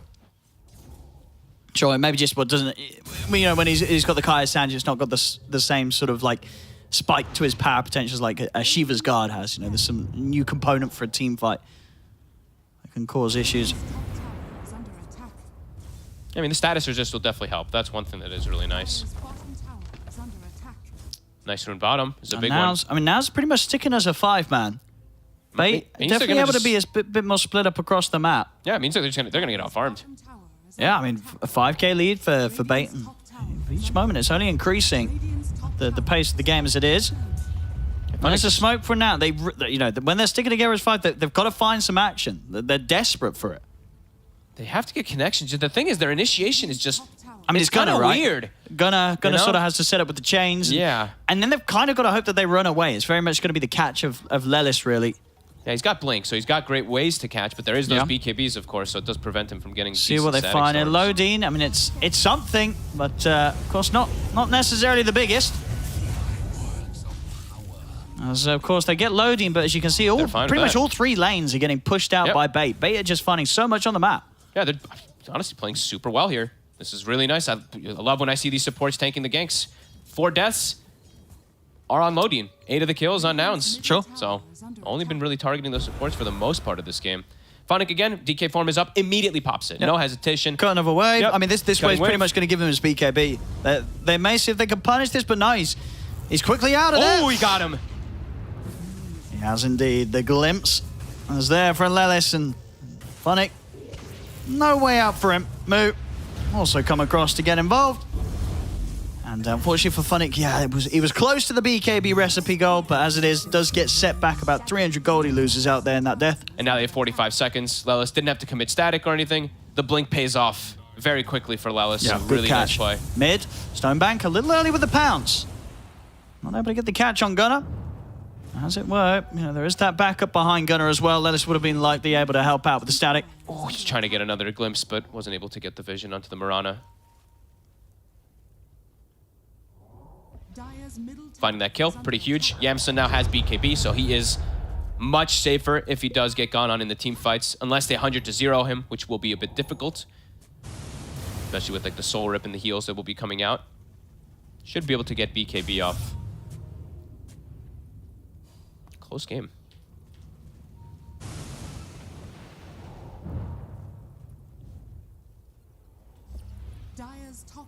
Now it's just really continuing to play as a unit. Much more than the side of Bay. They really are just hugging this Drow Ranger at the moment. Ags finished on the Tide. Big damage from those Gush. And they can just now... Their lineup and poking and prodding is very annoying for Nouns. Just about if the commitment comes forward from Bait, if they're able to find some kills, find those ideal jumps, they can burst some of these heroes. But Nouns, if they're able to poke, yeah, it's very frustrating. Stonebank is just going to go straight towards Husky. Arrow will get dodged. A turn, they've got the Ravage to hold back the Slark a little bit. Dendy just commits him to the backlines with the BKB. He'll charge across Nouns. Golem gets dropped. That's going to be Husky going down. Yamson puts the BKB, turns towards Dendy, but Dendy's able to TP out safely. Stonebank now turns his attention towards Moo. He's kind of split between the targets. He's now opting to back away. Stonebank. As here's the jump forward. Gunnar is going to get caught by the Dragon Tail stun. Uh-oh. It's going to be 3 dead, though. Nouns getting the cleanup this time. They got so split. Moo and Gunnar on the right side, everyone else on the left. Just got really awkward for them. They actually were not able to commit onto these heroes. Nouns fully have come back. That BKB from Yamson paying off immediately. Yeah, they couldn't quite get on top of the Drow and threaten Yamson as quickly as they needed to. Yamson positioned very, very well. They'll take this tier 2 tower now, Nouns. And Nouns got every spell off, right? Even though the Undying dies, Tombstone was down, Flesh Golems, the Disruptor got absolutely everything off too. They had great positioning to be able to distance themselves. And that was quite a lot committed also from the side of Bait. They did end up using Golem. They did end up using, both those BKBs. Funnick, like we said, getting picked off up top. Didn't have his BKB for that fight. Maybe could have been a difference maker if he did have it. He could just commit harder. So they look toward now. Nouns, they've got that bit of a lead. They know that Yamson's strong. Bait are going to try and go straight away to see if they can fight Nouns, but that last bit of a play, they're going to have to try and do their best to not replicate that. And it's difficult. They're still, of course, lacking the ult of loading. It's on cooldown. In scary moments right now, because Bait, they scanned around Roche, and it did flag up, so they maybe thought they were poking it. Roche is up as well. I'll see if Nouns want to step into the pit. They have a good ward. I believe they just saw Yamson with that ward they have around the triangle. He's going to try for the setup here. It looks to Gunnar, but the BKB's already out. So Gunnar, he's able to commit over towards Tamanan. A couple of leaps gets Tamanan out to safety. Gunnar, he won't want to continue to chase with his own BKB coming to an end. They're going to start the rush. I was going to say, we're sort of pushing them back as they did. Just give the chance for Nouns to look towards this.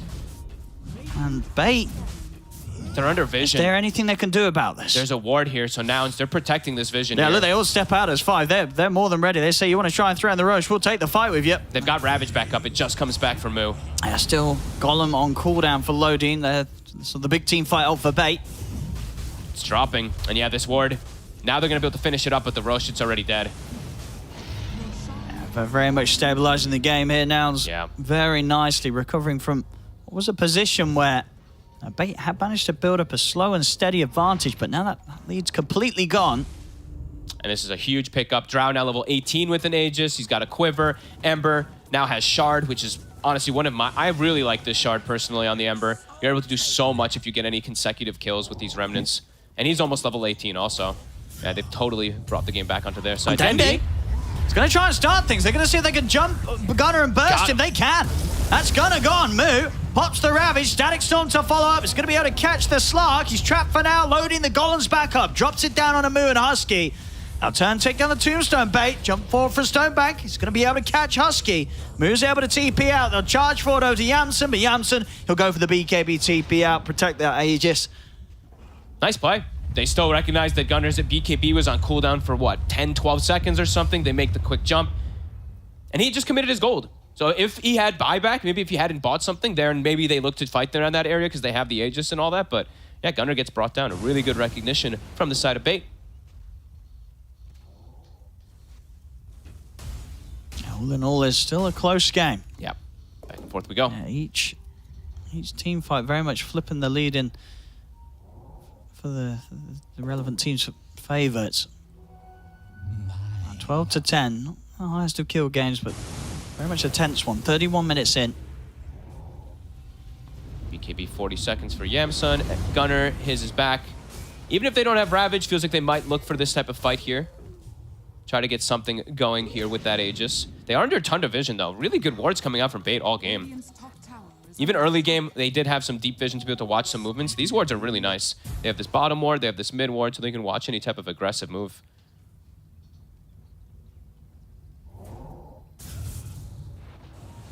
I'm in mid, Stonebank. He's going to go for Lelis here. Will come in with the BKB. Dendi trying to close in onto Moo, but get held back by the chains of Gunner. Pop the dust, but no Ravage, and I'm going to look to try and set up onto Dendi right now. Stonebank, waiting in the wings. He's thinking about going back in, maybe. He looks towards Gunner, but the chains catches him. Yamsa's ready to start dealing the damage from the side of it all. Stonebank has to jump away. Let's use the Depth Shroud as well to give him a chance to get out of this one. Gunner continues to chase, gets caught by the arrow. Sees Stonebank considering turning, but the silence is there as well as the Molly shot. Stonebank's in trouble, he's taken down. Oh, and they get a gem also. The Mirana, I believe Stonebank had just picked it up a bit before that. Huge kills for Nouns. Gunner committing forward, gets the grab. I think Mindbreaker, did that initially silence the DK on the jump when he went for the stun on Gunner? Looked like it, but either way, Gunner, big plays, and Nouns, even without Ravage, ends up getting a pretty successful fight. 50 seconds for Slark. Ravage is back up for Moo. Yeah, well, they can start the push. I mean, we're seeing these you know, every time that Yamsen's around, he's been doing a great job of getting in position to do the damage. Only died the once this game, and definitely been a huge problem for Bait in these fights that they try and take. Any time that they don't get in on top of the Drow, it's just so difficult for Stonebank to maneuver around to fight successfully. The damage coming out from a distance just shreds the Slark. They have significant damage on the side of Nouns too, and as we mentioned before, so much poke, this constant gush with the Ember Spirit slides, everybody just gets their damage amped up because of Moo's build. Level 20 also now has been hit, so Yamsum, he's got the multi-shot damage talent as well. It's a very significant one, as you saw there already. It's been doing a lot of work versus Stonebank.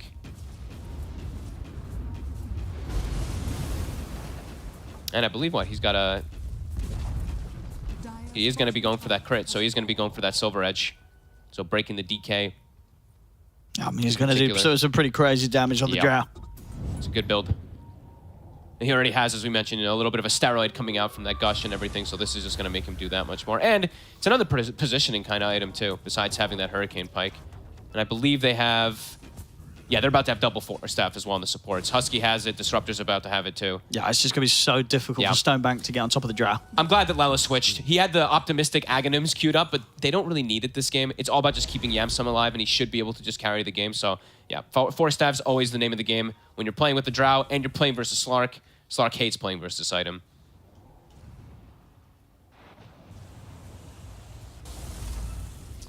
Gunner looks like he's going to just go for... He's about to actually have it. Going to just go for the Lincolns, so he's going to have that protection in particular versus the instant DK stun.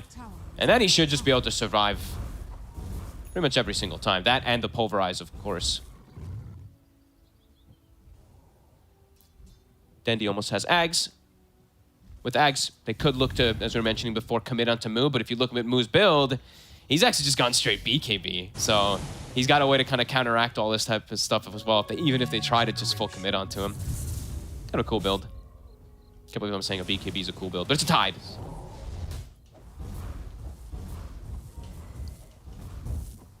See if Nouns, I mean, is there any pressure for Nouns to really look for any sort of play before Roche is up, or are you just waiting for the Aegis? Probably just waiting for the Aegis. I mean, they can look for pickoffs, of course, because they have Disruptor, but Bait has still been playing this game pretty well. Like, it's very neck and neck.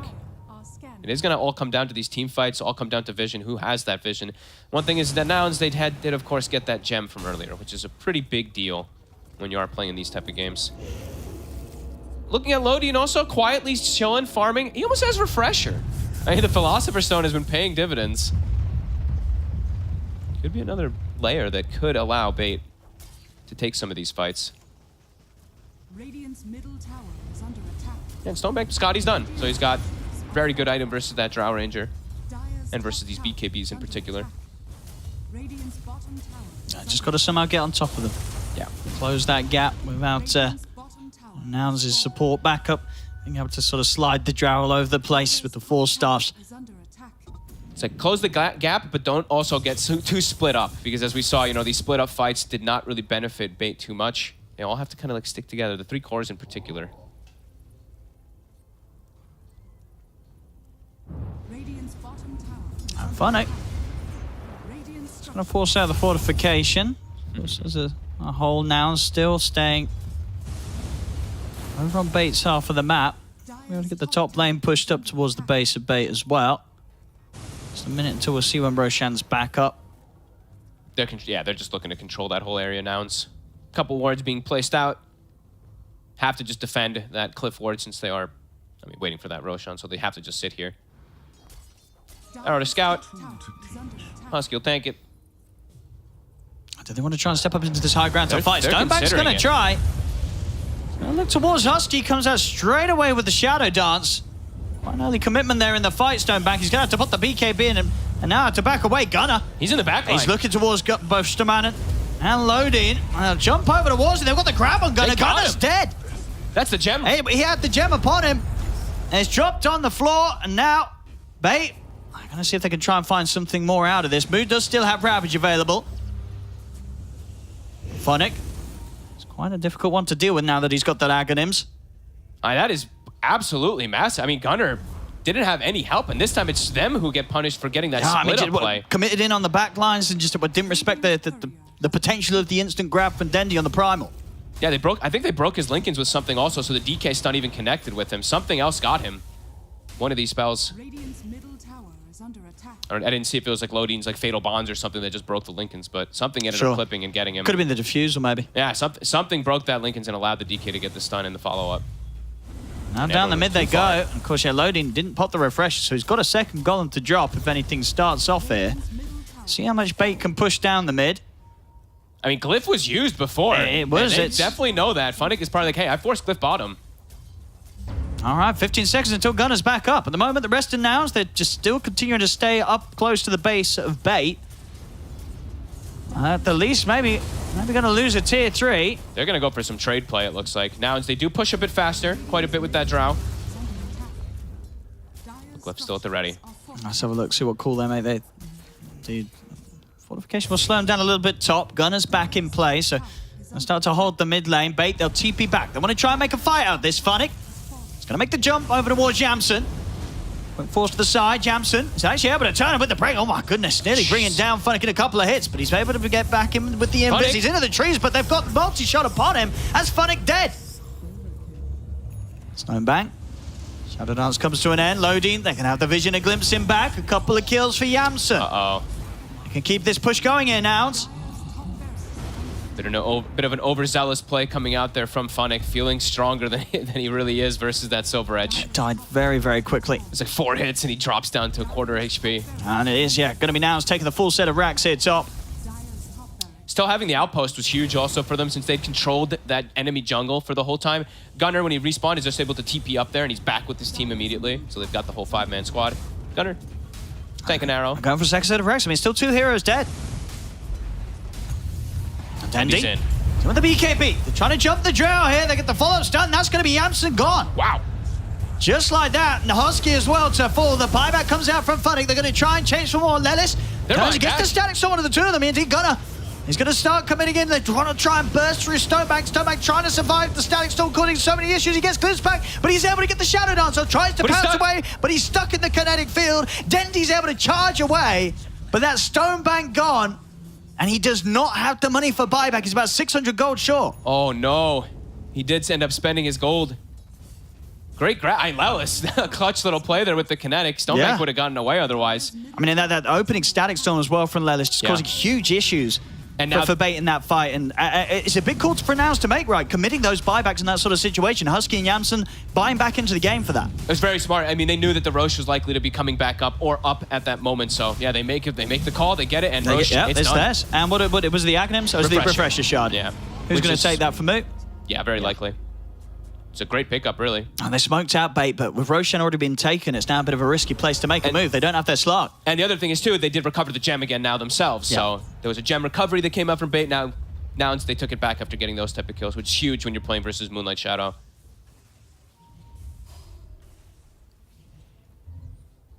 Yep, some glyph was used, so walking up confidently to the high ground. Yeah, without their Slark, it's a bit scary to get anything done. Uh-oh. Sort of have to just sit back here, Bait, and watch their mid-racks get taken down. It's been such a close game. Network It's still kind of crazy. At 41 minutes, just a 2K lead. I mean, not many games where you see that little amount of variance throughout the entirety of the 41 minutes of gameplay. But this is very substantial, having these, the map sets. damage done. Yeah. And Nouns, very much way more than the 1K lead shows right now. Mm-hmm. They are in the driver's seat. And they're hunting. Dendy has to use defensive BKB. Same for Funnick. All right, now they've got 90 seconds. So they can get that push. Yeah, they draw the line immediately. They're like, let's go, hit the tier 3. If they get, I mean, they're going to get there before those BKBs are back and ready. This next fight could be very difficult for Bait to do with those still on cooldown.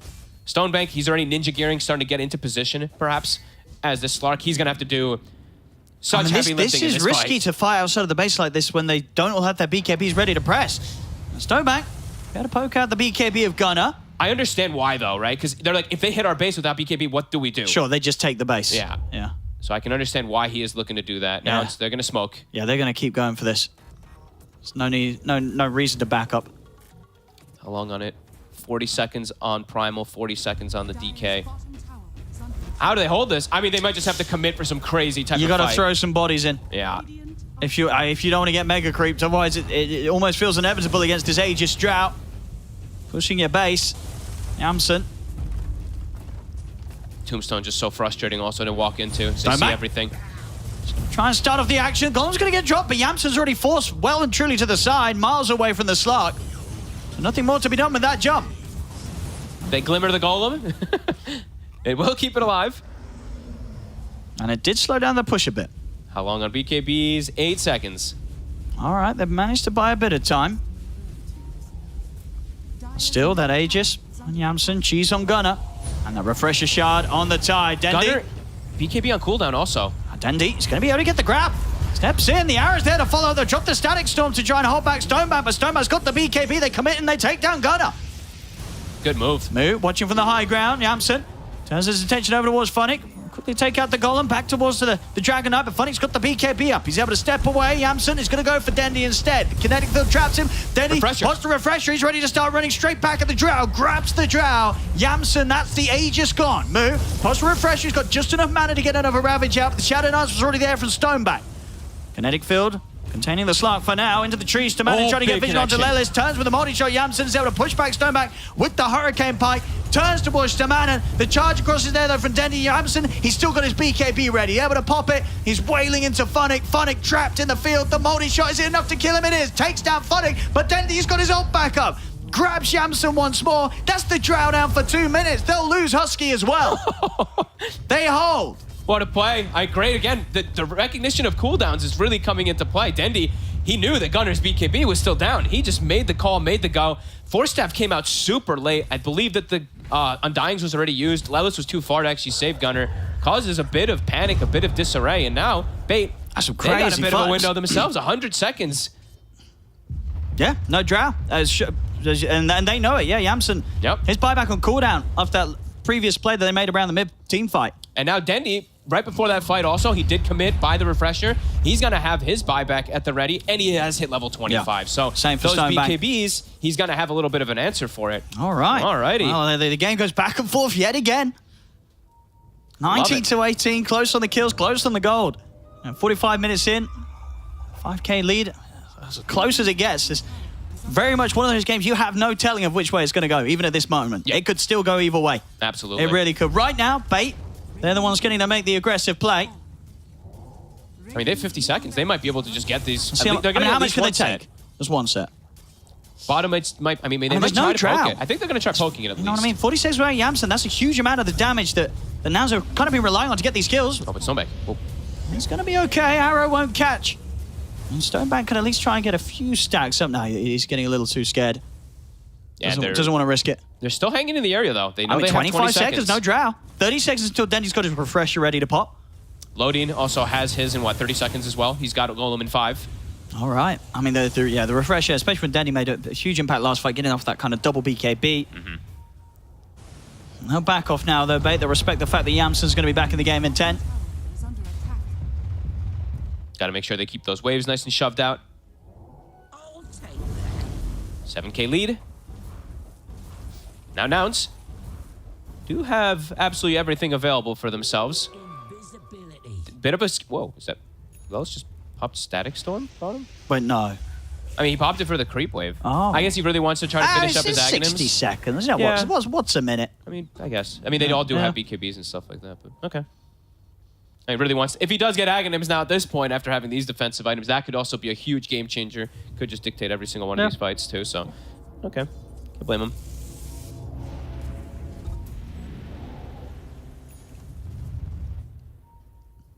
Yeah, Bait, still playing. Like we said, this has been such a close game. It really has. Neck and neck, totally... I mean, the graph says it all. Yeah, it's just up and down, Unbelievably up and back down. and forth. Yamsun, that's a pretty big pickup if he does want to swap it in. Has found a Trickster Cloak. Sure, there is that gem, of course, that is on the Mirana, but that means the Mirana has to be in to the fray in order to find him. Not the easiest thing to do as a Mirana. No, not versus this type of draft either. And against this drow that's probably killing you in 3 hits. Yep.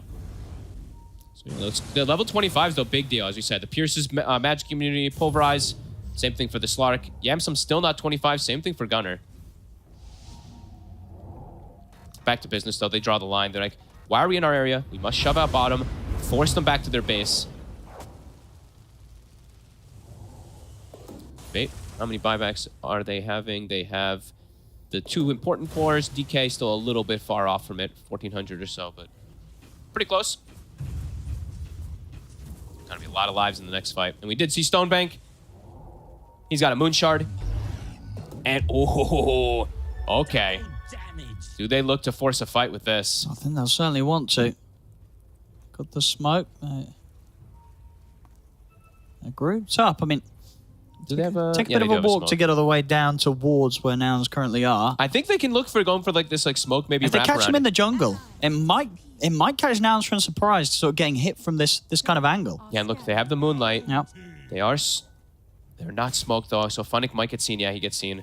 Who's going to go in first? Moo. He's going to be able to get the jump. They're going to try and burst. Funnick. The Ravage comes out. Dendy's in with the BKB pulverized on towards Husky. Undying to fall. Same for Funnick. 1-for-1. Immediate buyback from Husky. Stonebank. He's going to be able to get on top of the drow again. Yamsen's in trouble. Yamsen is getting right-click damage to Mano. Turns He's down his alive. ground and he's going to be able to TP away.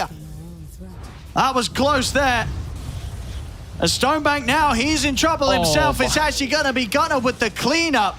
I mean, they were so close to killing the drow. That was unbelievably close, but they do end up getting jumped on first. They had that Obs and Sentry up on the high ground. They didn't actually smoke everyone. It was just a Moonlight. They only had the ninja gear on the Slark when he's sneaking in, so they saw Funnick, they get the jump, and he just dies immediately. Yeah, with that Warden Sentry around that area. Funnick got literally nothing off. No. And now they'll see how much Nouns can do, see if they can at least force out some of these buybacks, maybe from Stonebank. He's dead for 70 seconds. Oh, and the Aghanims is now done for Lelis also, so he's got this way to just stop those And Gunner. BKBs too. He's going to start teasing around with Dendy. Dendy does have the refresher into the BKB if he feels threatened. So you're going to be enough to get the buyback out from Stonebank. He's going to see the fact that this bottom set of racks is getting taken out by Yamsen and Moo. Is he actually able to do anything about it? They may just have to accept the fact that they're going to get mega creeps. Tower is under attack. Dire's structures are fortified. What the fortification, but indeed this Rax is going down. Stonebank is going to try and get in onto Yamsen. As the first bounce forward, but Yamsen, he's out with the Trickster Cloak. Gunner, also able to break away. I'll have a Golem drop down upon him. Ooh, a little awkward. Well, nothing else. Mega creeps out now for Nouns. And so much gold influx after that now, too. Everyone gets to finish up one of those big items. Gunner pretty much Aeon Disc Refresher finished up on Moo. Roshan's back up. I mean, Nouns, they can just back timing. away, look for this Roshan. It's the Aghanims, it's the Reverse Shot, it's everything. A free Aghanims now for Gunner. Yep. The absolute dream. And even finds an Arcane Rune, too. Shadow. That whole fight, too, that was Slark with DD down in the jungle also. Just...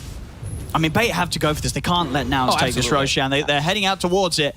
There's good ward coverage again, though. They're going to see him. All right, Stonebank's going to go straight in. But the Static Storm's there. He's got to try and get out of this. He's in He trouble. can't. He's trapped in the Static Storm. That's Stonebank out for 2 minutes. Husky's able to force out to the side. Funnick will continue to chase down the Undying. Does kill him off. Dendy's in trouble. He pops the BKB. But the damage from Yamsen causing Dendy to have to escape from the team fight here. He can't run away. Gunner's Sleight of Fist takes him out. Dendy's out. Stonebank's down. Same to be said for Funnick. GG is called. They don't have buyback. As Nouns will take this game 1.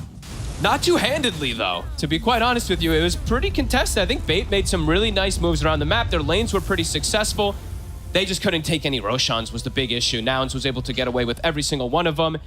And they did get that high ground advantage play. That big fight there was pretty huge. Yeah. The ward coming into play, ward sentry, perfect coverage.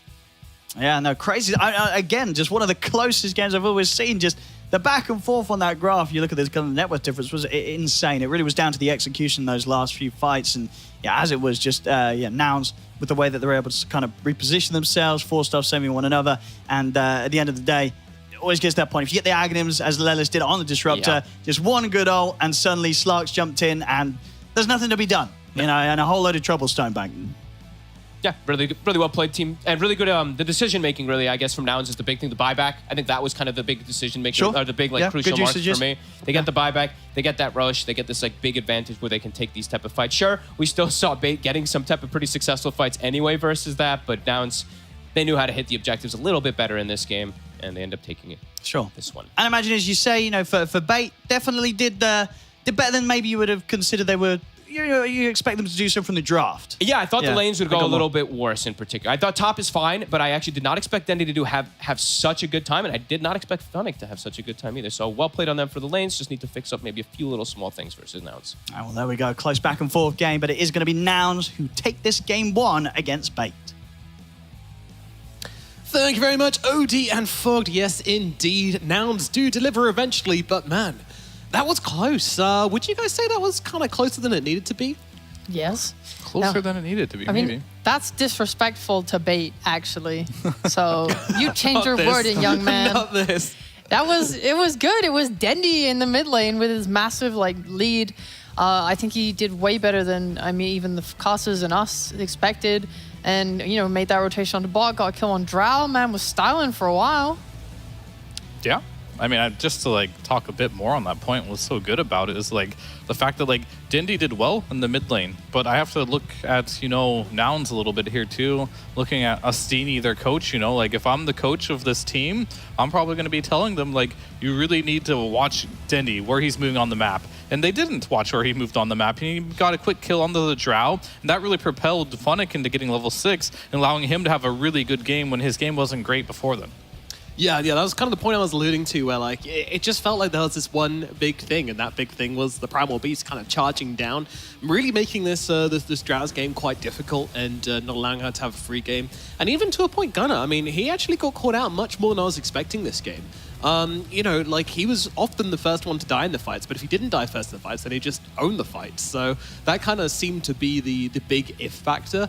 If they could kill him off quickly, then they won the fights. If they couldn't, then they lose the fights. It tends to be that simple. But in the end, who was kind of turning your head this game, though, Sheep?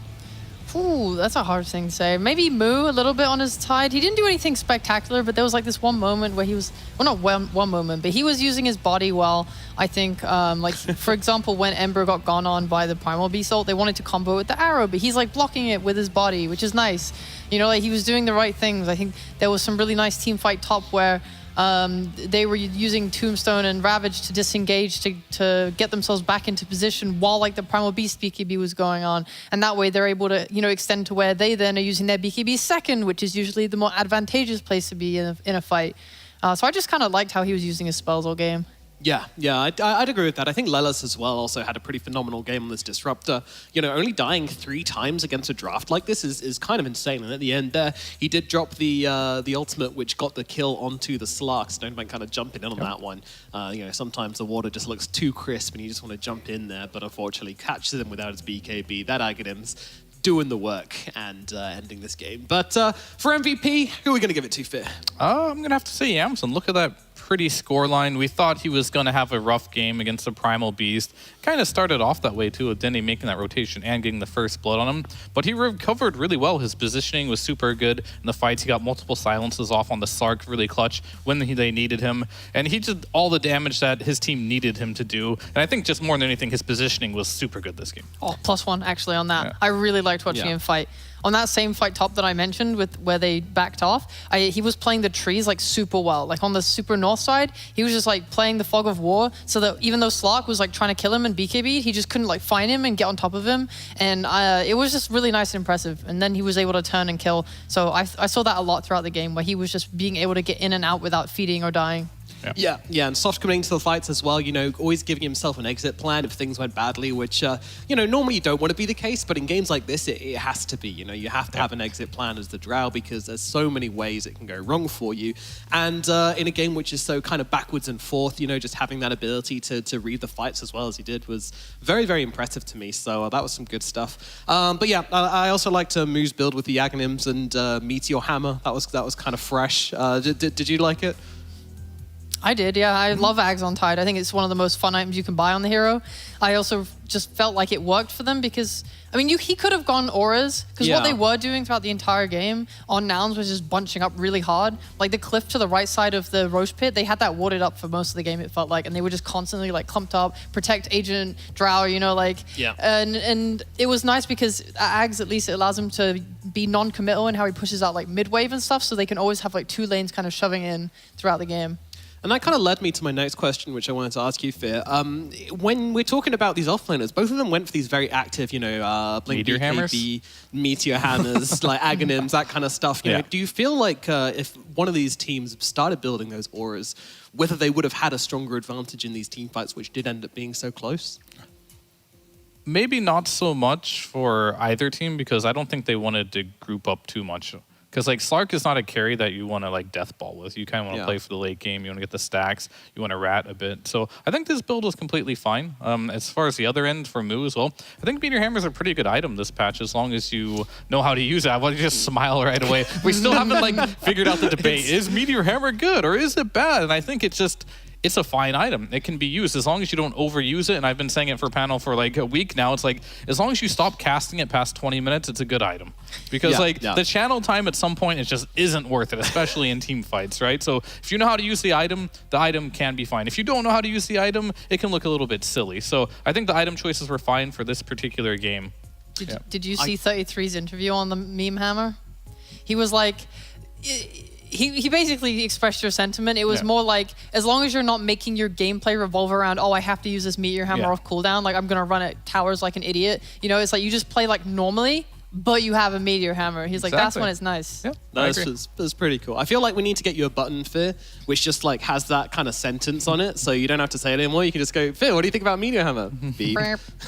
I mean, it's just like, I don't like how people generally like, oh, Meme Hammer is such a bad item, stop buying it. You see it in pubs all the time. Talk to a lot of people, they also feel the same way. Other people just think it's such a good item, you have to buy it every single game, but like, there's a fine balance with this item.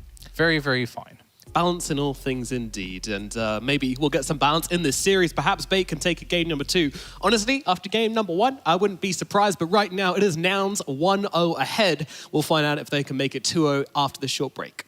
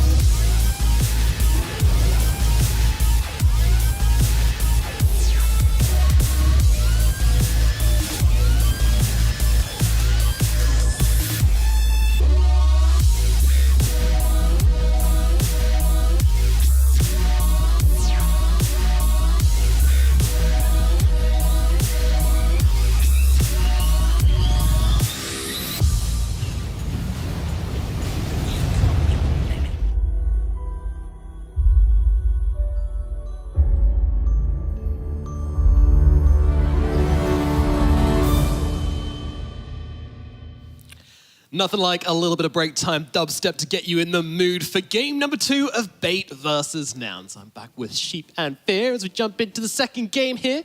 What do we think, guys? Do we want to see any repeats from game number 1? Maybe some more Dendi Primal mid? It was pretty good, but I'd like to see this Disruptor again. To be honest, I thought it was banging. And I really liked him getting Blink Dagger as well, because it meant that when these little rats were trying to split push, like on DK, he's just instantly TPing as soon as he sniffs a single hero, finds that Blink, finds them with his kinetic field, glimpse back, doesn't care. I really liked his impact on that game, so I'd want to see that again. I mean, it's interesting you mentioned that because I had one of my notes that there was a point where DK was trying to do some ratting to get his BKB online, and then he gets caught out by the Disruptor and the Drow. That's exactly what I was referring And then to. he doesn't have a BKB for the Roche fight, and then they take Roshan, get an Aegis, and, you know, the game could have been easier, but then they also threw with the Aegis and then came back, but then there was another comeback, and there was another comeback on the comeback. Yes, And and then then it's but the I final want Bait comeback. to win, so That's not what you said at the start of first game. I know, but I want game 3. Oh, you want game 3? Of course. Oh, I'm down for that. I want a competitive region, which we have been getting for the most part, except for minus yesterday. But, you know, those are the 2 best teams against not the best teams. But I do think, to answer your question, do we see Dendi Primal Beast? No, I don't want to see it again. And it's not that because it's bad. He just doesn't win on it. We saw his Storm Spirit the other day. That looked good. He went beyond Poggers. godlike, right? It was Poggers. And, like, just because he is a good Primal doesn't mean you're going to win with it in competitive. Okay. And Well, they have unfortunate. proven- it is very unfortunate because, like, this is something that they're going to have to, like, remedy somehow. And, like, I think anything is possible here, and we're just going to get a Lone Druid. I don't know if Holy. Yamsun places, but I know Gunner does. Oh, yeah. Yeah, this is this a gunner. But Lone does Druid that for sure. counter Primal? It doesn't matter. Thinking. It doesn't matter. You just have to get that roar off when he runs on you. Remaining. Yeah, but it's definitely easy when you have Shard. Okay. Till then, I mean, it might be easy for Gunner. He's I don't young feel and that. talented, but either way, Yeah. like the mid lane, I don't see you shutting down Primal in the lane. But can anything shut No, down but- Primal? Probably not.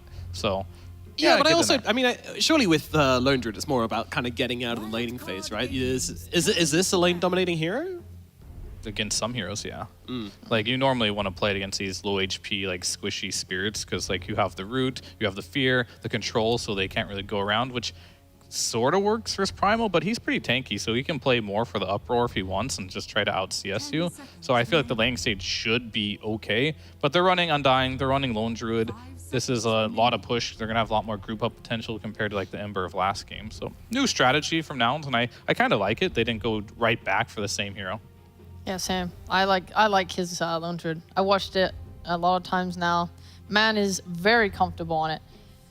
Yep. I prefer over Drow as well, because that hero's boring. I believe he set the record for highest. Is it GPM or XPM? I can't remember, but he got the highest sum Wow, Everything. he's the highest. in last The highest last of tour. all time. Let's go high five. Not me. all time, last tour. That's fake news. Yeah. What is this? Of all This is time. horrible. The highest of all time. Thanks, Gunner. Thanks for that. Yeah, he set some sort of record around the last season on his Lone Druid. So he knows what he's doing on the hero. He's been around I know the what it block. was actually. I think about it. It was building damage. Oh. Probably building Yeah. damage. Good boy. Yeah, I remember think it this. was. Well, So it was neither of what you said, but he did set a record. So he still was the best of all time in some categories. So good On for you. Seed Tour 1. Why do we keep saying it all the time? What is Good going for on? you, Gunner. Good for you. Being gaslighted. usually people pick Lone Druid against like spirits and stuff. I think That's what I said. you were gonna say. Oh, you're you echoing me. It's fine. Go ahead. I'm echoing you. Go ahead. Oh, yeah. Normally you pick Lone Druid with spirits because you have the root and you have the fear to control them. Sure, you do. And you're so smart. Really good. Oh God, I'm so sorry. I think it was just cool. They were last time I saw Lone Druid picked, it was by Liquid in this DPC season, I think. Yeah. And they stopped picking it after like Koifa and Matu left, so it was pretty Yeah. exciting to see again. And it was usually picked in the later stages of the draft because you really want those good matchups. And I'm enjoying the confidence from now to pick it from first phase. Yeah. Yep. I mean, what's annoying for Lone Druid is going to be kiting your bear. Anything that can kite your bear is super annoying. Like, Sniper is infuriating to play against because he just keeps peeping your bear. You have to shrapnel, it's getting kited. It dies really fast. Drow, also incredibly annoying to play against. Those are my 2 most hated heroes to play against when I play Lone Druid, and I'm a Lone Druid spammer myself, so seconds. So, what do you think of these bans from Nouns then, with the Lifestealer and the Naga? Turn to pick. I mean, Lifestealer is a very overrated counter to Lone Druid in my eyes. It's like you can get the Deso, you can get a Basher, you get AC. You buy really good items against the Lifestealer. And you have 2 bears, which means you just have to play around 2 bears. So I'm just saying this ban is wrong, which, you know, I'm going to argue against it. So unless there's something that this Lifestealer was meant for later, because like it can be a tombstone killer, but at the same time, you have to like really think if you're a good Undying player, you're not placing a tombstone right in front of the Lifestealer, or you're probably put on a high ground or someplace he can't easily get to. But maybe their next couple picks that they want to do here, they want some zoo. That's kind of what I'm thinking. And Gunner's always been the type of player, from what I've seen him play, is like he is very confident, almost to a fault in a lot of senses, where it's like, I don't need any bans. Just maybe these bans for Moo's pick later on in this phase. Yeah, that's true. We've even seen him picking interiors which are like kind of traditionally good against him, like when it goes for Ember and stuff, he's kind of just like, nah, I don't really care. He's more about kind of creating space, and they just want to get the counter matchups for Yamsun instead, and give him as good a game as possible. And this pick is terrible versus Lone Druid, but you might think it's good. Okay, I was gonna say it was good, guys. So I guess we're gonna start a debate.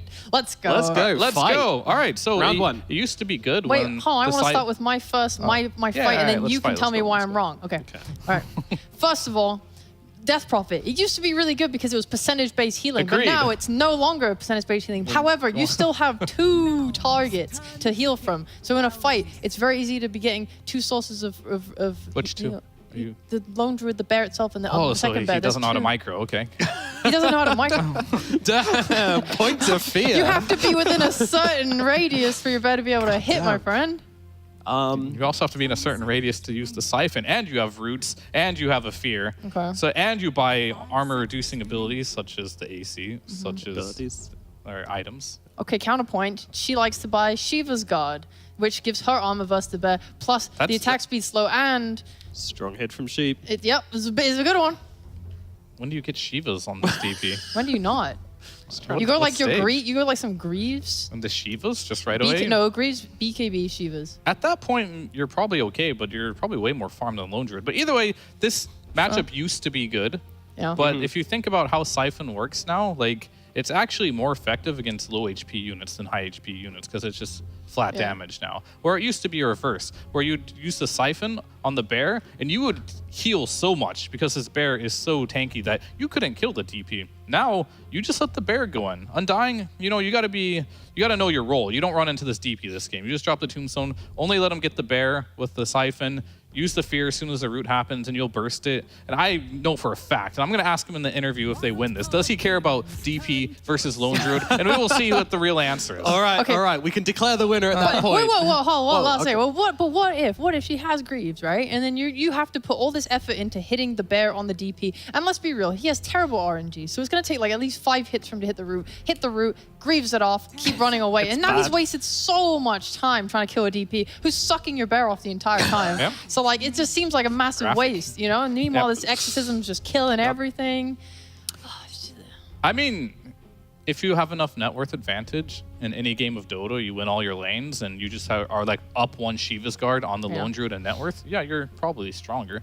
Net worth is more important than any matchup. But unfortunately for this DP, things just got a little bit harder as you are playing against a Drow Ranger now. Oh, yeah. Which is very difficult to play against when you play against the hypothermia. So he's got multiple sources here of having to deal with. So it's not going to be all about the Lone Druid versus Death Prophet because we had a nice little debate there, and I think I was the lovely. winner, right? But We will declare it on the interview. Okay, we'll have a proper interview. I'm gonna need the cameras to come back to me in fear for a second. yeah. Not Nope, happening. not Going happening. Okay, straight to fine. the teams. Oh, let me try. We need to get the cameras back to Sheepo and Fear for a second. No. No. Not unless you can predict, unless you can predict the flex. next pick. That is the next question. Can I You'll predict? get, if you can predict Bates' pick right now, you can get cameras. Nouns, turn to Oh, too late. You don't get it. Too slow. You said the Storm looked really good on Dendy last game, but it was with an IO? IO. Yeah, so Yeah. that seems like that probably made it look better than it actually was. And I hate Storm Spirit against Lone Druid. Yeah, we talked about, like, what's Lone Druid good against again? Spirit heroes. Why? Oh, the camera's on us. All right, Fear. I can see to you. You camera, please. Me and Fear. There you go, Fear. just you. Oh my God. I Come, mean, can you come into my this- camera shot? I can see to you, Fear. You won the debate. Turn to ban. Thank you, good sir. Okay. Your hands are really sweaty. Wait, sorry. How do you make every hot handshake here. and high five this awkward? What do you mean? I put the wrong hand up, but I was using the other. Whatever. Yeah, I'm not a fan of this stomp pick at all, though. Seriously, I think it's bad. Yeah. I know. I Well, also what are they think gonna tough- do though? That's the question. Is Primal Yeah. support now? I guess Must so, be, yeah. right? Because you got a DP, you got a Storm, you got a Primal. Yeah, I mean, feels like a stubborn hero. Run in, stomp around, do lots of damage. That does seem like his MO. But yeah, does it look good in this game? I always like to have a little bit of extra control or a bit of buff for a death prophet. I know what happened here actually. Oh yeah. Okay, he's feeling it. All right, so Let him cook. Dendy's like, I want to play Primal. Mm-hmm. And then he was like, I want to play DP. And then he was like, never mind, I want Storm. So And everyone just has pick to is- play with his leftovers, you know. We got Tinker last pick on the way, or what? Ooh. Dendy Tinker, is that a thing? I don't know. Could be. Could be. Maybe he's feeling it. But, Dendy Magnus.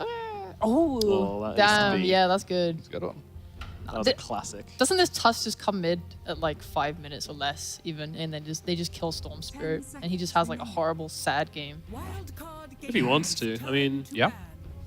again, it feels like I don't know. Every Lone Druid Storm matchup I've seen has been like pretty hardcore Lone Druid favored. So yeah, I'm not sure about this from Bait. I think. I mean, Gunnar, he knows this matchup too really well, right? Because like Storm, at some point he's gonna sip in, he's gonna get instantly feared in the first hit route, and then he's gonna be very, very sad. And plus, you're really, really tanky on Lone Druid. So like, Yeah. Storm is a hero that needs to burst like low HP heroes. You got a Tusk, you got Undying, you got a Storm. Sure, maybe you can get the Drow, but you have to kill this Drow really quick, or you're getting rooted, you're getting silenced, you're getting stunned up here. So it's definitely going to be a very difficult game, as we do have a Snapfire, which means it's kind of open what Moo gets to play here. Like, he has choices. He really does. He has a lot of choices. Good options. I want Tusk to be able to move early, so I hope he's playing Snapfire. Or Undying? Or Undying? 5 seconds Yeah, sure. remaining. Sure. Yeah, I'll take that.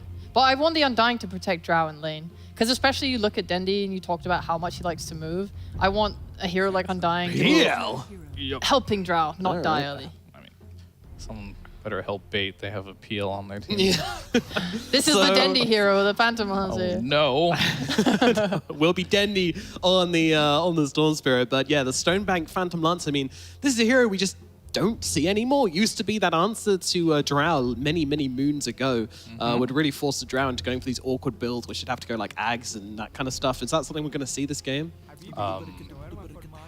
Maybe, but I don't think we're going to reach that stage of the game. PL pretty much needs 30 minutes to farm. Yeah, I just want to point out to you, sir, no one plays it anymore. Mr. K1 Hector from South America still loves and appreciates Phantom Lancer. Even played it at the Lima Major. Yeah. Got a couple wins there. So I'm a believer of the hero, but definitely not against this lineup, and I think it's a loss for sure. Right. Echo the sentiment. Yeah, I mean, you can solo carry this game on Lone Druid versus PL. Want to know how? I got the secret tech. You buy a Mjolnir on your bear and your main hero. Can't play the game as PL. That's not actually a even really trolling good you. idea. Yeah, that Really? actually sounds really good. Oh, That's okay. my tech, yeah. Yeah. Okay, well, we'll see if Gunnar agrees, and we'll see if Nouns are able to take this game as convincingly as we seem to believe. Let's find out what's going to happen in game number 2 of Fate versus Nouns. We've got Odie Pixel and Fogged. Thank you very much, Nomad. Yes, game 2 ready to go here. And yeah, excited to see some Phantom Lancer. We just don't get to see that much at all. There's a reason. What are some of the reasons? Why is nobody else going for the PL? And why maybe do you think Bait felt that this was the game to bring it out?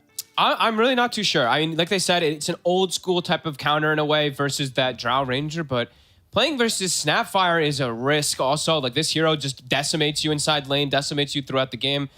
I don't know, Owen. A bit of a question mark. I know Stonebank doesn't really like to play this hero. They do have a Okay. lot of comfort heroes and It's stuff like master that. tier. But, yeah, there's, when you're seeing it, Morphling being super popular right now, right, in the meta and stuff like that, and you're not seeing PL getting picked as like this counter and stuff like that, that's when you know the hero's in a bit of a tough position to actually have, be this counter versus these old school things that it used to just be incredible versus. Sure. It takes so much time, and Nouns, they have a draft that really can constrict and limit time. They have this Drow, they have this Lone Druid that's gonna dictate pace. They have this Undying that gives them Roche, so they want to just get that very early aggression. I mean, their Roche lineup is terrifying. I mean, what kind of is the big difference with PL nowadays than say the PL of a year or two ago? I mean, heroes have just changed across the Just board. other heroes who got better? Other heroes have gotten better. He literally does. I don't know. His Ags and his Shard are really mediocre, in my opinion. Not really too big of a fan of those. And his illusions just melt. Everyone just does so much damage now at this point. His illusions feel super weak. Like, Yeah, illusion damage taking 650%. Like, that is insane. How does that compare to some other illusions? Like, what's the percentage on like a Terrorblade or a Nagasaran illusion? I mean, it's quite a bit less. Let's have a look at the numbers. So you get them up Right, I there. think So Nagas were Nagas like are what? 350, right? I believe. Yeah. And then TB, I actually don't know what Terrorblades was. I think it's like 300. So, yeah. So 650. It's like almost double Yeah. in comparison to those other Of ones. course, there's a sure. lot more of them, but at the same Yeah. time, don't necessarily last as long. Or it's indeed. There's, as you say, especially when you look at it side by side with the other illusion carries. Yeah, even the Doppel one is 500%. Wait, why are these numbers so ridiculously high? And yeah, so looking at like what some of the heroes overall, like yes, playing versus the Undying, that's the other thing too, right? He's playing versus Undying, he's playing versus Drow. That's probably the two biggest indicators. It's like, wow, this could be a good PL game. But playing versus Snap actually just owns this hero throughout almost all stages of the game. You have such overwhelming magic damage. And like Fear pointed out, Lone Druid, he could just do the double Mjolnir build at some point if he wants to. Sure, it'll take a crazy late game if that ends up happening, which is probably not what Nouns anyway wants. What about the legendary Radiant Spare? You're against a PL. Is there? Is there a purpose? I don't know. I just don't think there's a purpose to do it. Okay. I think you can just yeah. because he has the Drow as well too. It's like with this, if he goes the standard, the Deso and stuff Sure. like that, you're going to delete Death Prophet. You're going to delete all these heroes with the amount of physical damage. I guess at the end of the day, itemizing for the PL, a hero that you're saying, probably not going to do that well anyway. It's going to be very hard to do well on. You don't need to bother with that. Nah, you don't really need to. Just forget there's a PL, do your normal stuff, and you're probably going to be good. Yeah, I mean, if somehow this game gets absolutely crazy, Sure. like 67, I don't know, something like that. But even then, it's like Nouns should have such a big gold lead. Maybe we're going to get completely impressed here. Maybe Stonebank's got some magic that he's got hidden up his sleeve, but yeah, we'll see. I mean, Bait, they did play a pretty damn good game last time. It was a close game. At the same time, too, Yamsun, I think he played it pretty flawless on the Drow. His positioning was amazing, like the panel was talking about almost all of the game. I liked it. It was and a he's good playing Drow. again, so. And it's looking at the Drow game overall, too. Sure, PL could be a little... Could maybe, I mean, maybe this is a big maybe, could maybe be annoying, but looking at his matchups versus everyone else in the game, it's a phenomenal Drow game. Playing versus DP, he's got the Hypothermia. Playing versus Storm, he's got Gust. Eventually, sure, yeah, Storm can't get on top of him, but you're always going to be able to itemize and have protection from your Undying.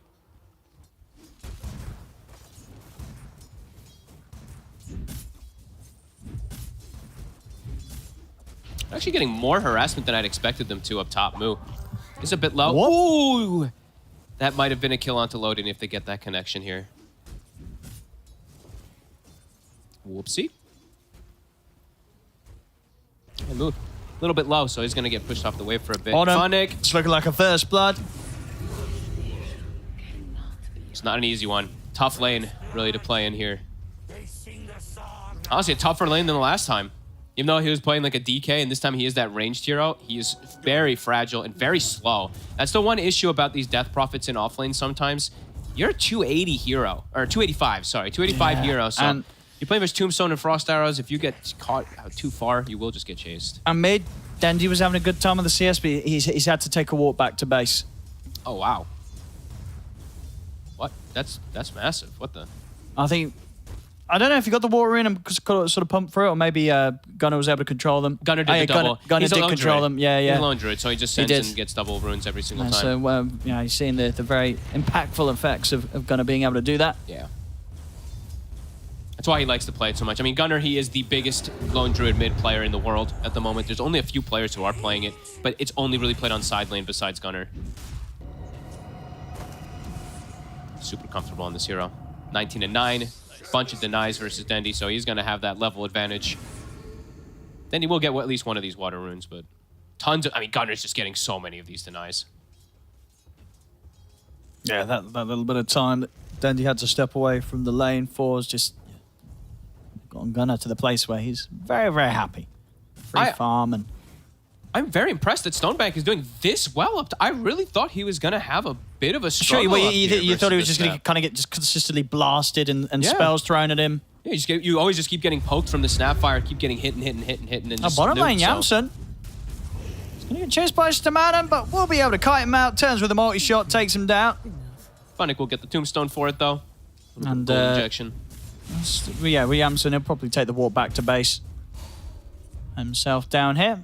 TP back out. Dendi is jungling. Oh, Dendi got hit by the Ogre Smash, too. Oh, oopsie. He is already pushed kind of out of the lane. They will refill his bottle, but that says a lot here. Gunner. He's going to start being able to poke tower here already. It's 5 minutes in, so Catapult's going to start coming out. They can't just leave this lane completely. Well, who can come over to the mid? I mean, Stamanen's here at the moment. Honestly, Dendi needs to go back to mid after this camp. He can't just leave that tower alone. He has to be the one to stop the push. Dire's middle tower is under attack. Still not quite level 6, but yeah, Gunner. Stoneman is actually okay. This could be a cool kind of move here. He's pulling the creep wave, so Catapult is just gonna suicide into the tower. All right, I like that actually. That's really cute. And yeah, Yamsum, even though he did get that early first blood, he is getting a little bit behind on the last hits at the moment. Now, top lane, Lilith. Stick charges on loading. Solo, 40 HP. Another shards in 6 seconds. There's a raindrop. Now, Lilith, he's hovering around to try for it, but Stonebank will have something to say about that. He's gonna throw them. He's trying to get Won't the be vision. enough damage though, the shards alone, so we'll have to commit him with the snowball. There is stick charges and lift is up. Loading. He's gonna be able to grab and throw him back the way of Moo. Got the cookie though, and that will do it. So now's I'm gonna take down Are fortified. loading here beyond the tower. Be able to sort of chase Stonebank down a little bit too. Husky's turned up. I got the tombstone dropped out. New Stonebank. Now he's going to get caught. Shards are there. Snowball as well. So good aggression from Now's around the tower. Look at Stomanen again, though. He's doing He's the just same grabbing thing. he did. creep waves. He's like, nope, don't want to let you push, but they still do have a couple. Actually, they don't have any more creeps. They might have to tank for the catapult. No, catapult's on a dive. Husky, are you going to tank it? Okay, Husky's going to tank it. Get at least one extra catapult hit there. Back cool. I mean, cute. Really cute from Stomanen. You know, I actually like these little moves. See people just pulling camps and stuff like that. Bottom, Lelis. He knows that Funnick's alone. And quick instant move down to bottom. Oh, Funnick just keeps himself alive with the siphons. Dire's middle tower. A bit of a healer, but as long as The last Yamsen can one. continue to kite this, they should have a chance of getting him. He's going to go for the TP out. The damage is done. Another good kill for Yamsen to get involved in this laning stage. Well played from Nouns there. It's mid tower as well, just of course, even with the creeps being dragged about, Nouns, still got Gunner just consistently putting this pressure onto the mid tier one. See Moo, he has been found, he's going to try for deny Oh, to he neutrals, gets- he's going to be able to do it. Able to make sure that the Ancients take him out. Oh, man. And if you look at Gunner, he's doing his usual as well, too. He saves skill point on Bear, so gets a root, Dendi? skills the new Bear, it gets the second root. Oh, that's big. It's the tech. That's the Yeah, lone well druid tech played right there by Gunner. He does this every single time. And he did queue up the Radiance. I'm telling you, there's a PL back in the game. Time to go for the old Radiant Spare. All right, I mean, sure. Yeah. I mean, there's 6 You and know, 0. why not? Dire's middle Radiant's back on the menu. I mean, it's back on the menu for pretty much every core you feel nowadays with the reduced cost. But definitely if you're a lone druid and you're up against a PL. I guess, sure, why Not a situation you probably find yourself in every day of the week. Probably not one that Gunner's found himself in for a long time. I don't know if anyone's picking PL against Gunner's Lone Druid in any of the pubs. Probably Sure. not. And you know what? Gunner, he is a man of the meta. If you do watch any Gunner streams, if you do know Gunner, he is playing Meteor Hammer on like every hero, so he is part of the problem at the moment. So Yeah. I don't blame him. I know that he's going to go this type of build, Radiance. So it's a good Radiance game. Good Radiance game. It's also Still- known for the Storm. You're going to miss some of those hits, not Yeah. miss some of those procs. It's nice. I mean, they're both good. Yeah, Radiance, so, with this type of lead, well, sure, why not? He's able to get away with it. Dire's top tower is under I still personally like the Deso more, but whatever. Radiance hater here. I'm a new meta hater. No Meteor Hammers, no Radiances for me. No, I'm just kidding. Radiant's middle tower is under attack. Stomanen? Is he looking for another creep wave? I think he is, but they know, Moo. He's like, no, not this time, my friend. I should get out of it though. Stamanen's still there. A little too much for them to bother spending time chasing. He's doing some fun stuff around the map. He also, when he did go get that kill, well, the deny that came out from Moo, he did block Ancients, so it did recognize how much they were stacking the last game in particular. But at the moment, I mean, this is a very different game than last time. 6-0, 3K lead for Nouns. Yeah, big lead there. They're looking clean this time now. Yep. Last time, a lot of back and forth, but this game round, they've got the early game on lock here. And it feels like their draft synergizes like really, really well this game. Like as soon as they can go to Roche so early, tag team, Golem, Tombstone, Lone Druid plus Drow, Snapfire, even if Shredder. Just come on in. This Kiss is available. Yeah, I think overall, probably the thing that kind of shook Nouns up the most in the last game was the fact that Dendy had such a good start against Gunner in that mid, and Dendy was able to get a lot done. Because this game too, very much not the case. Gunner has been a huge issue in this mid lane. He's going to be able to pick up an easy kill as Stamanen passes by. As this Lone Druid very well and truly set to be getting out of control this game. He is massive and loading. Snowball is going to connect. Dendy, oh no, Dendy! He zipped up to the high ground, but Yamsen was ready with a gust. He's still got some mana to play with Dendy, so should be fine. Has to zip TP. She's close though anyway. The bear almost catches up to him with Savage Roar. 7-0. This is brutal at the moment. They're playing it very, very nicely here, Nouns. Yeah, keeping the aggression up. And for the side of... Really, for the side of Bait, it's very limited what type of aggressive moves that they're able to have. Because like you said, like Dendy last game, he had a good start, so he could actually look to make some rotations and stuff like that. Dendy not having that type of game to make moves. PL, like we talked about, takes 30 minutes. I mean, in all kind of truth, like, how many items, like, what does this PL need to have to be at a point where he can turn up and just not die? And just be able to do something without being worried? You won't be happy when I say it. How many? 3? 4? It's going to be at least, I think it is literally 3. I think it's a Fusel Manta and a heart. And even then, it's like, is that even, I don't know. It's like, who knows? Zero is very tough at the moment. Up top. As another kill for Nouns. I mean, it's... They're glyphing. There just doesn't seem to be anything that Bait have right now to stop anything that Nouns want to do. Nouns are getting away with everything. They're glyphing and they're pushing tier 2 already. It's 11 minutes in. TPs have to get canceled. Loading. They know he's up here. He's going to be able to sneak himself through. But tower, it's going down. This might be one of the earliest tier 2s I think I've seen. It's a quick one. Funnick, he is going to push on the opposite side. Pushes decently fast with the Exorcism, but the Bear, quite a bit faster.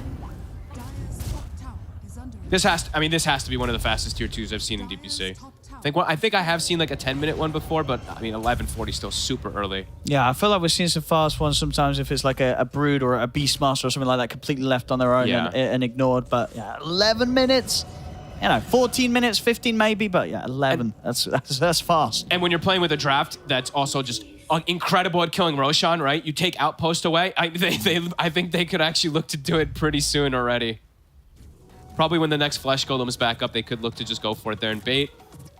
Their lineup, they just can't fight there. They just got to wait. Wait for the PL to be ready to fight. Wait for the PL to be ready to lose. It's looking tough. grim. I hope I eat my words, but sure.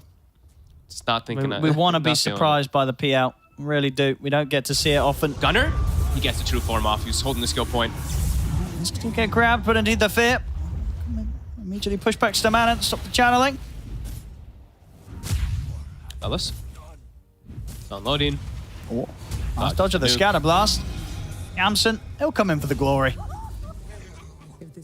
See? How long on Flesh Golem and Tombstone? They're gonna. I mean, they could just go into rush, right? Husky's probably telling them 15 seconds, guys. 15 seconds or something. That's the defusal done on Stonebank, but as we say, he's still going to be having to hit the creeps. He's unlikely to find a chance to be hitting any heroes anytime soon. Trees, Stamanen able to TP in time. Lelis not quite able to catch him.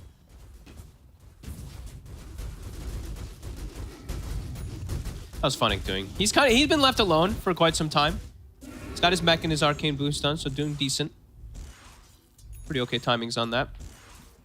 Just so much overwhelming damage that this DP has to walk into in these fights. Just walking into the fights versus Nouns looks hard.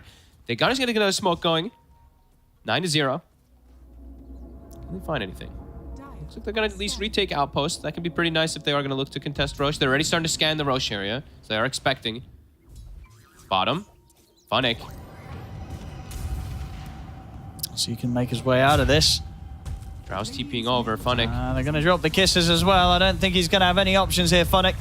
Oh, maybe actually his team's coming over. They missed quite a few of those kisses as well, too. Yeah, he's actually going to live. Yeah, not quite able to get the full connection. Funnick walks away. TP's out. And he still had mech and the wand charges anyway, but yeah, I think like 3 or 4 of those kisses ended up missing.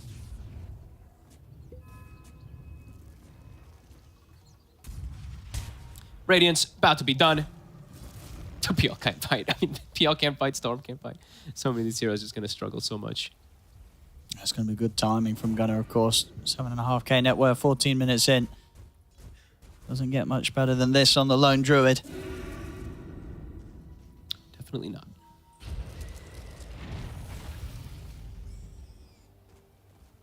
How's Moo doing? What's he picked up? Does he have his Greaves? He does. So he actually has it faster than Funnick was able to finish it up. Okay, they haven't waltzed into the Roche just yet. Playing a little bit cool. Maybe they're just looking to finish up that Radiance first. Then gonna do it. That's probably a good call. Yeah, and they're not going to be feeling any sort of pressure, I don't think, now. That's true. They can do whatever they feel safest to do at this point in time. There's no need to try and force anything. There we go, Radiance. Definitely true. Done on Gunnar. Even when the PL does have his items, we'll definitely still have issues trying to fight when the bear's about. Yeah, they're pinging it now. Yamsum, he's like, all right, boys, it's time. I got Shard as well, too, so even stronger in the fights. And yeah, Radiant's done. Gunnar also, he's got his Shard queued up soon, so for the next purchase, you'll have that. Really strong one, that Savage Roar. And here we go. I don't think you're doing anything about this if you're bait. Nope, cannot fight here. You just got to let it go. I mean...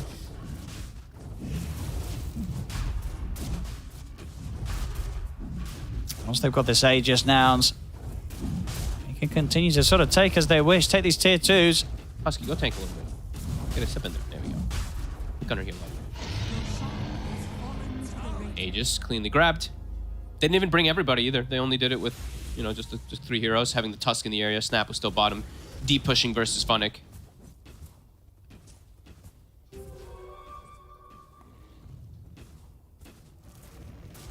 Snowpack. He's farming, but like we said, how long will it take for him to be able to join fights? We'll see. You look at his health, he's like 1,000 HP. He dies so quickly. Yeah. Dendy scouting the area. They see Lelis, but they want a bigger target. I'm going to try and go with a zip over towards Jamson. See if he's got any way to get out of this. He's already used the Gust. If he's just able to turn with a multi-shot, and Dendy's out of mana pretty much. He has no TP. Moo. He's able to slow him down with a Scatter Blast, and Dendy, he'll take a courier, but he won't be getting any... Oh, okay, he gets 2 couriers. We'll get a couple of couriers. But they're both dead. Stamanen, he's able to TP away, but again, Oh boy. there's more kills for Nouns, and only the couriers. That's all that Bait's been able to get this game. Still 0 kills on their side. And Funnick even used ghosts and wasn't able to find anything. They tried to go for the long jump on Yamsum, but because how far behind Dendy really is at this point, his damage is super lackluster. We'll see here with the odds provided to us by our partner, esportsbet.io. Very much feeling that this game is in the bag for Nouns. Let them get a kill, though. Let Bait get a kill. Brigand's Blade, Gunner, starting to poke high ground. This bear's not the healthiest, though.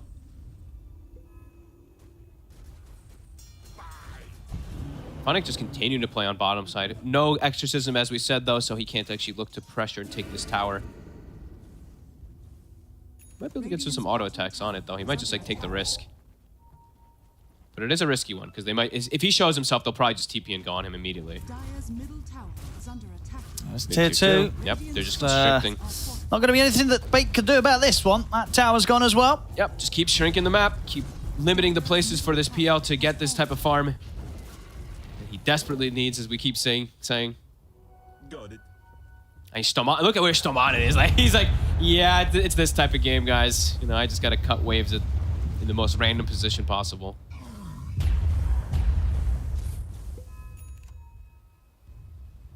Hurricane Pike done now on Yamson. They're hunting Dendy also. Here, they've got the Gust. Anybody Lelis. He's got Blink. Dendy. They know. He's gone. See you later. Surely, yeah, the Gust silence. Oh, maybe. Ooh, it's not actually long enough. Okay, Witchblade. All right. That armor he gets from his newly picked up Witchblade. It definitely made the difference. Yep. I definitely expected to see him get shredded a bit quicker by the Drow, but it's got enough to survive. They could have layered a little bit better on the side of Nouns too, but yeah, I thought it was because sort of what the Gust came in earlier, or came at the same time as the Snowball. It was a little early, it but was a bit overlapped. He might have. I think he might end up living anyway because he just got the Witchblade armor. So Dendy going for the bear, not an option though. That miss. Stomanen just. I'm just cracking up at Stomanen. Cut the mid wave. Or he might die now for they're that. after him. Yeah, Gunner's headed over as well. Juking, though. Nice dodge of the cookie. But, nothing to be done about the bear biting him. Oh, but Funnick. Lelis. Oh, what the? Bit off the mark there with those shards. Nice silence. And that'll stop the punch coming in. So, an escape from Funnick. Still no kills, though, for Big. 12-0. It is pretty nasty, this game, too. I mean, Nouns are going to be feeling very good about themselves here. It's a rough one, for sure. They are having a fantastic time. I mean, they took a risk, right? They picked the Storm Spirit into the Lone Druid, which is, I mean, as you know, Fear was talking about it multiple times. Lone Druid excels versus these Spirit heroes, especially inside the laning space aspect. Sure. And then they ended their draft with a PL. So things are always going to be a bit of a risk when you're going down this route. Even if on quote unquote on paper you can look and be like, damn, good PL game because they're Drow and Undying. It's just hero just weak. Last tier 2, Nouns. Gonna have to bring this down very quickly. Another kill. Another one. Loading call around the mid. Okay, 30 They're bringing seconds. TPs in. 30 seconds on Aegis. I mean, Gunner. I'm seeing a PL coming over here. Stonebank. What's he gonna do? Uh-oh. TP in and run away. That's all he can do right now. 20 seconds on Aegis. His team now connecting toward him. Dire's bottom tower has fallen. Whole map is now completely in control there. And Gunner, he looks like he knows someone's here. He's checking the tree line, and he's Oh, gonna he be able to finds him. find him. How did he know? I actually don't even know. How did he know? Maybe was he sort of just moving the bear through the trees anyway, and it kind of the pathing kind of went off, so he knew it was getting blocked. I don't know. I mean, the moment that you hear the charge, of course, he knew that he can get the Yeah, maybe he was Saboteur, aware but from earlier. I mean, they're just I good don't know. awareness. Very good awareness. Yeah, it's like they take the tower, they check the tree line. Maybe someone was hanging around. They were.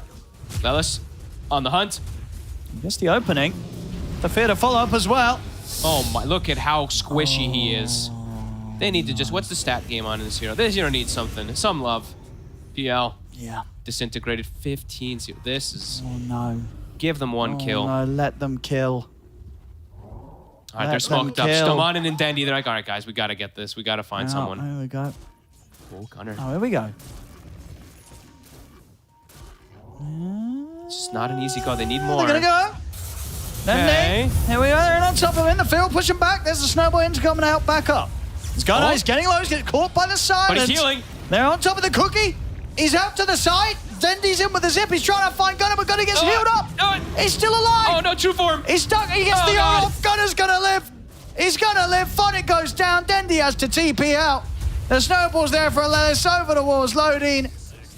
Oh, my God. I can't believe it. They couldn't kill him. I mean, the jukes, the cookies throwing him about.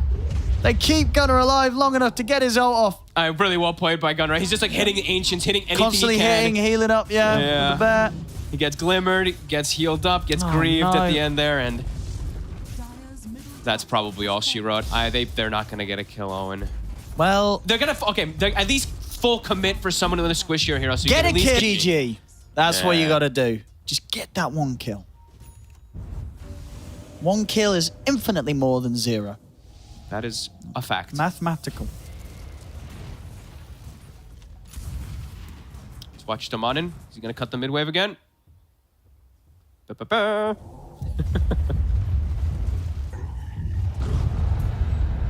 It's just sad. It's just sad to watch. Seeing that It's 0 at top of painful. the screen, it's... Is there another 0? Zero. Do you What want to we see got? another one? Let's see them. If I pull up the... No, it's not quite 0 yet. Ah, Okay, 2%. 2%. Oh, So- oh, he's found him. Hello. Is he getting out of his Stomanen? Don't believe so. Alrighty, alrighty.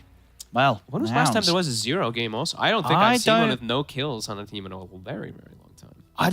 Yeah, like never. Well, not never. I guess never's a big word. Yeah, I mean, we've had a couple like the 22 There's- ones and stuff like that and all these type of things. Sure, in but servers sometimes, 0. 0. That's a very rare game. Because get to the point, you 25 minutes in, you get with the quad rave band out. Yep. It is pretty insane how much of a boost to like, just like your armor, right? You get so much of the for the value. I mean, the item didn't get nerfed at all either. Oh, this cookie connects on 2. Oh, there goes Dendy. And there goes Stonebank. Stonebank. There goes the carry. I think they might just call Well, it. oh no! Oh, they they're gonna get they him. might get a kill. Are they gonna get Lelis? Lelis! No, they're not. No, they're not. And Funnick. Oh, he's also just gonna get walked down. Perhaps another route. Well, you know, the PL experiment, maybe they could say the results came back inconclusive. I'd say it was not a success. But, you know, maybe depends on the way you look at it. They're not gonna get it. They're actually not gonna get a kill. They GG. call. Oh my god. Well, there you go, ladies and gentlemen. 22-0. 25 minutes. Dire's middle Well, Not Some- the closest of games that we've seen here no. in the you know, DPC. Sometimes, you know, you get Lone Druid first two. Sometimes, you know, you pick the Storm Spirit PL. into it, and sometimes, you know, you pick the PL last. And yeah, this was a rough one. Well, man, that's the positive takeaway. There's no question about it. You're not picking PL again. Yeah. You know, you've got that game out your system. You tried it. If they do pick it again, that will be amazing. I don't think they will ever in this tour. At least not until a new patch comes out as such. Yeah. Maybe PL gets a bit of love. It definitely deserves it there. Obviously, there was a lot of other problems in that game. But yeah, PL being a PL was definitely one of them. Yeah, and after they had a pretty good showing in their first Game series, one was you know, pretty first close. game and first series, Yeah, right? true. They beat Wildcard, Yeah. and then they come here. The first game, it was kind of close where they were making these type of plays. Sure, Nouns were still the ones mostly dictating the game, but this one, Yeah. one of the most one-sided games I think I've ever seen. Yeah.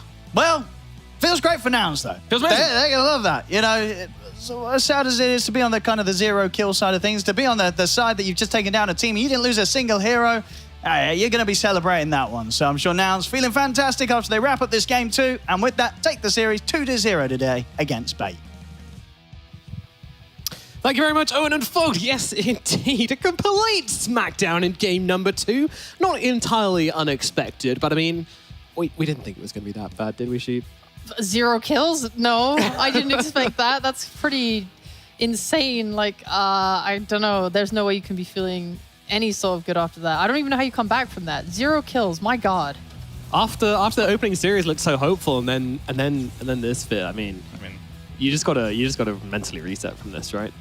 Yeah, just chalk it up to the draft. You know, we had a bad draft, guys. Let's not talk about this game ever again. Pretend it didn't exist. So it's one of those type of games. Yeah. But we do have to talk about This was, We're not that lucky. We're not given that luxury. Right, my notes were Lone Druid 1v9 this game. we'll talk about this sick clip. I mean, This clip was sure, dank. go ahead. It was so cool. He was like about to transform, but then he got pulled in a snowball. He's like, oh shit. And then he got silenced. So he had to be saved by a cookie, into a Greaves on the last sliver of health, into a Soul Rip by Undying, and All then his he bears gets his healing own him by hitting the Back up the ancients. high ground. Yes. Wowee. It was the coolest little live I've ever seen. He almost was that horrible guy that had 1 death on the team. That would have been tragic. It would have been for sure. so embarrassing. Sorry, go on. Anyway, I mean, moving on from that, like, everyone wants to hate on the Peel, including me, but, like, I didn't even have a chance to hate on Peel this game because everything just went so poorly. So I'm just going to go back to the draft, I think. Like, they picked too many heroes in a row that just didn't make sense. Like, we talked about this DP not being good versus Lone Druid, or maybe being good versus Lone Druid, depending on which side you took. But either way, like, it would have been better in the mid lane than Storm Spirit by a mile, and which they should have just done that. And I think them picking Storm in the Lone Druid, it just kind of shows that they had some read on the game that just was so incorrect that it made the game nearly impossible, because now they have to, like, shuffle everything around. Oh, Moose decided to tower early on? Oh no, he done himself to creeps. He was an ancient, yeah. got the ancient deny. So We're really figuring out what that death is, of course. That's what's really important. yeah, Moo really letting the side down. I mean, guys, you know what? 060060040030030030. Rough. Very, very rough. Very rough indeed. But well, on the other side, I mean, Sheep, who we giving MVP to? We're giving MVP Who has the most to... kills? I actually forgot who we agreed. Was it Gunner? Who would you give MVP to? Me? Probably... I mean, if you say Gunner, you're admitting defeat. I think Lelis is who I actually would. Really? Yeah. Oh, no, okay, so first of all... we're doing Gunner, so We're going on Gunner. So I'm going to Doesn't talk over matter. Gunner's MVP's graphic by talking about Lelis. Yeah, that's fine. that's Yeah. really, really good of you. Thank you. I've done that before. Good. True. So I'm going to do it now. So first of all, I thought he did a really nice job top of making the lane comfy for Moo. He was able to, like, work together with him to poke down like Rubik, force Rubik to be hiding behind the tower, and then they were like kind of playing with them by dragging creeps around. He baited him out, trying to, oh, I'm gonna drag the creeps away. Psych, I'm coming back for you. And then they set up like a really nice kill with a Husky rotation to kill the PL. And I just think that he was moving, between mid, helping get these kills on Dendi. Just overall, I liked him. I thought his saves were good. I thought his setups were good. Yeah, but Gunnar, on the other hand, the Yo, MVP. Gunnar, he real. crushed the mid lane. Yep. He played versus Storm Spirit, was able to not only build into items that countered the peel, also countered the Storm inherently just by being a lone druid, did the building damage, was active, was the frontliner, was the damage dealer. He was everything for the team at some point in the game. He really was. Well, he wasn't. His bear was, so really doesn't deserve MVP. I mean, they're The bear one. deserves MVP. Are they? But if you Really? play a lone druid, then what do you... You won with your pet. So MVP to the bear? Yeah, MVP to Gunner's bear. Not. I mean, that's a Respect win. that. That's a win. Yeah. That's a win. All right, we've got an interview available now. Let us talk to Mr. Lullis from the side of Nouns. Lullis, how are you doing? And I want to ask, I mean, they literally got 0 kills in this game. I mean, is that something you were focused on towards the end of the game? Were you like, do not die? I mean, in the end of the game, we mentioned it. We're like, clean game, guys. Let's try to make it clean. But I wasn't really paying attention to that, honestly, until someone mentioned it. I mean, what were your biggest focus in game? What were your objectives as a Tusk in this game? So I think the game it's pretty straightforward, right? It's like some first pick draft where we have Undying on Radiant. It's very obvious that we just want to group up with Aegis and push towers and get map control, and at some point just end the game. So like we have this lone druid hero, Drow buffing him up. Not really buffing him; he's like a melee hero, but our idea is just control the map and hit our timings. Well, I mean, that certainly worked, Fear. Yeah, all right. So my first question is going to be, is this the season that you guys beat Rebellion and TSM?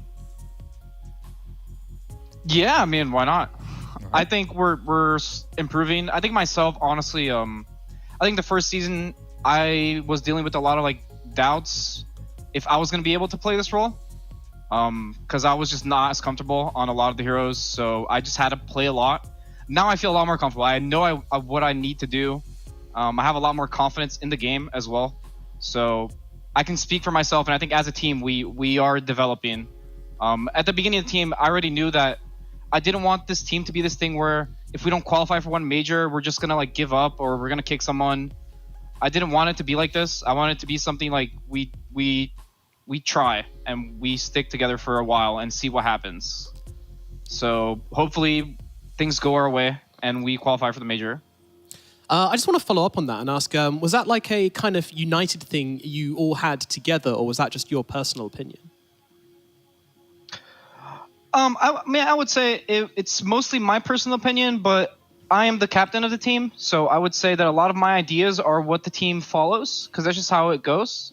Mm-hmm. Of course, I can't really control what other people think, but I would say it's the team idea. I would say it's most strongly from me, but I would say it's a team thing. So, yes.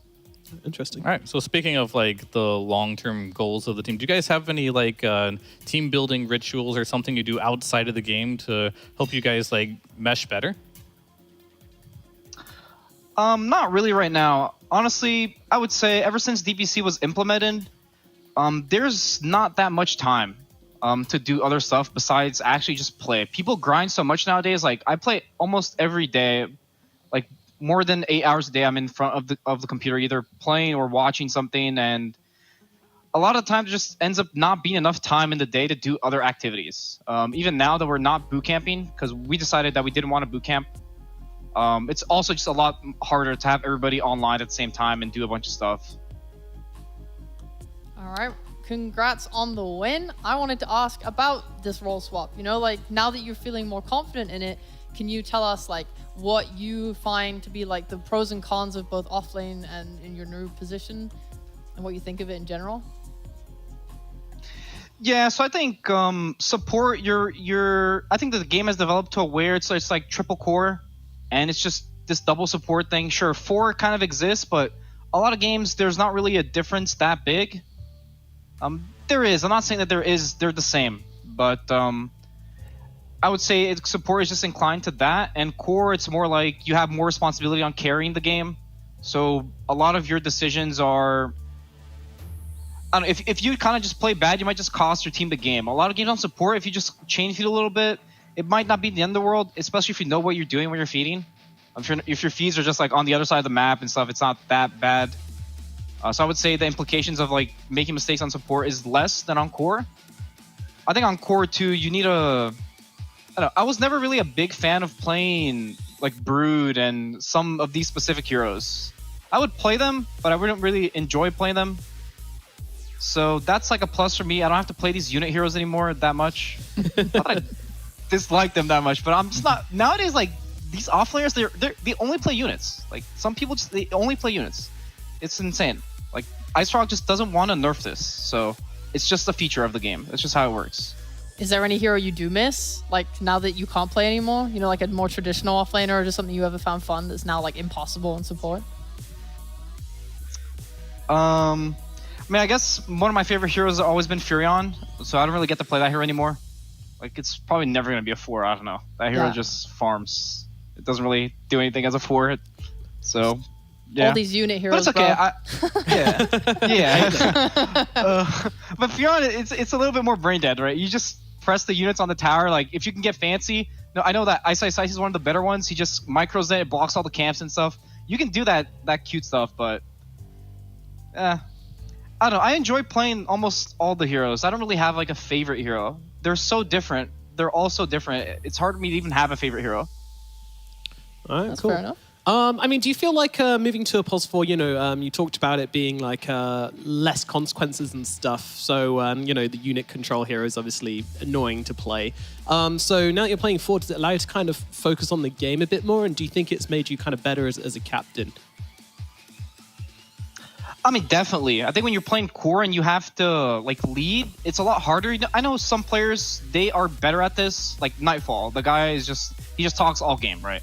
Mm-hmm. But he's like out of the curve. Normally, it's harder to do this sort of stuff when you're playing core. Like supports, you have a little bit less stuff on your mind because a lot of your decisions depend on what the core wants to do. So it definitely helps you just focus a little bit more on the macro and where you're supposed to be. What you're supposed to be accomplishing with your hero. Like usually on support, you're supposed to help a core do something a lot of the times, at least early game. Like you're either blocking a smoke or you're just in position to kick a guy out of a jungle or something. The macro, there's a lot more macro, I would say, to support than it is to core. Core is a lot like you can just control an area, you farm here, you don't really die. Oh, go tower, go Roche. There's a lot more like farming and stuff. Support, you don't really farm in the beginning of the game. Mm-hmm. All right, well, last question from me then. A very important one as well. What is your cat's name? Because I can see all the cat stuff in the background and I'm interested. I mean, one of the cats is Mirana. It's the Classic. gray and white cat, and the other cat is Zima. He's the gray cat. Very nice, very nice. Yeah, it's from that series from the Netflix show. I Love, Death, Robots, Zima Blue episode. I really liked it.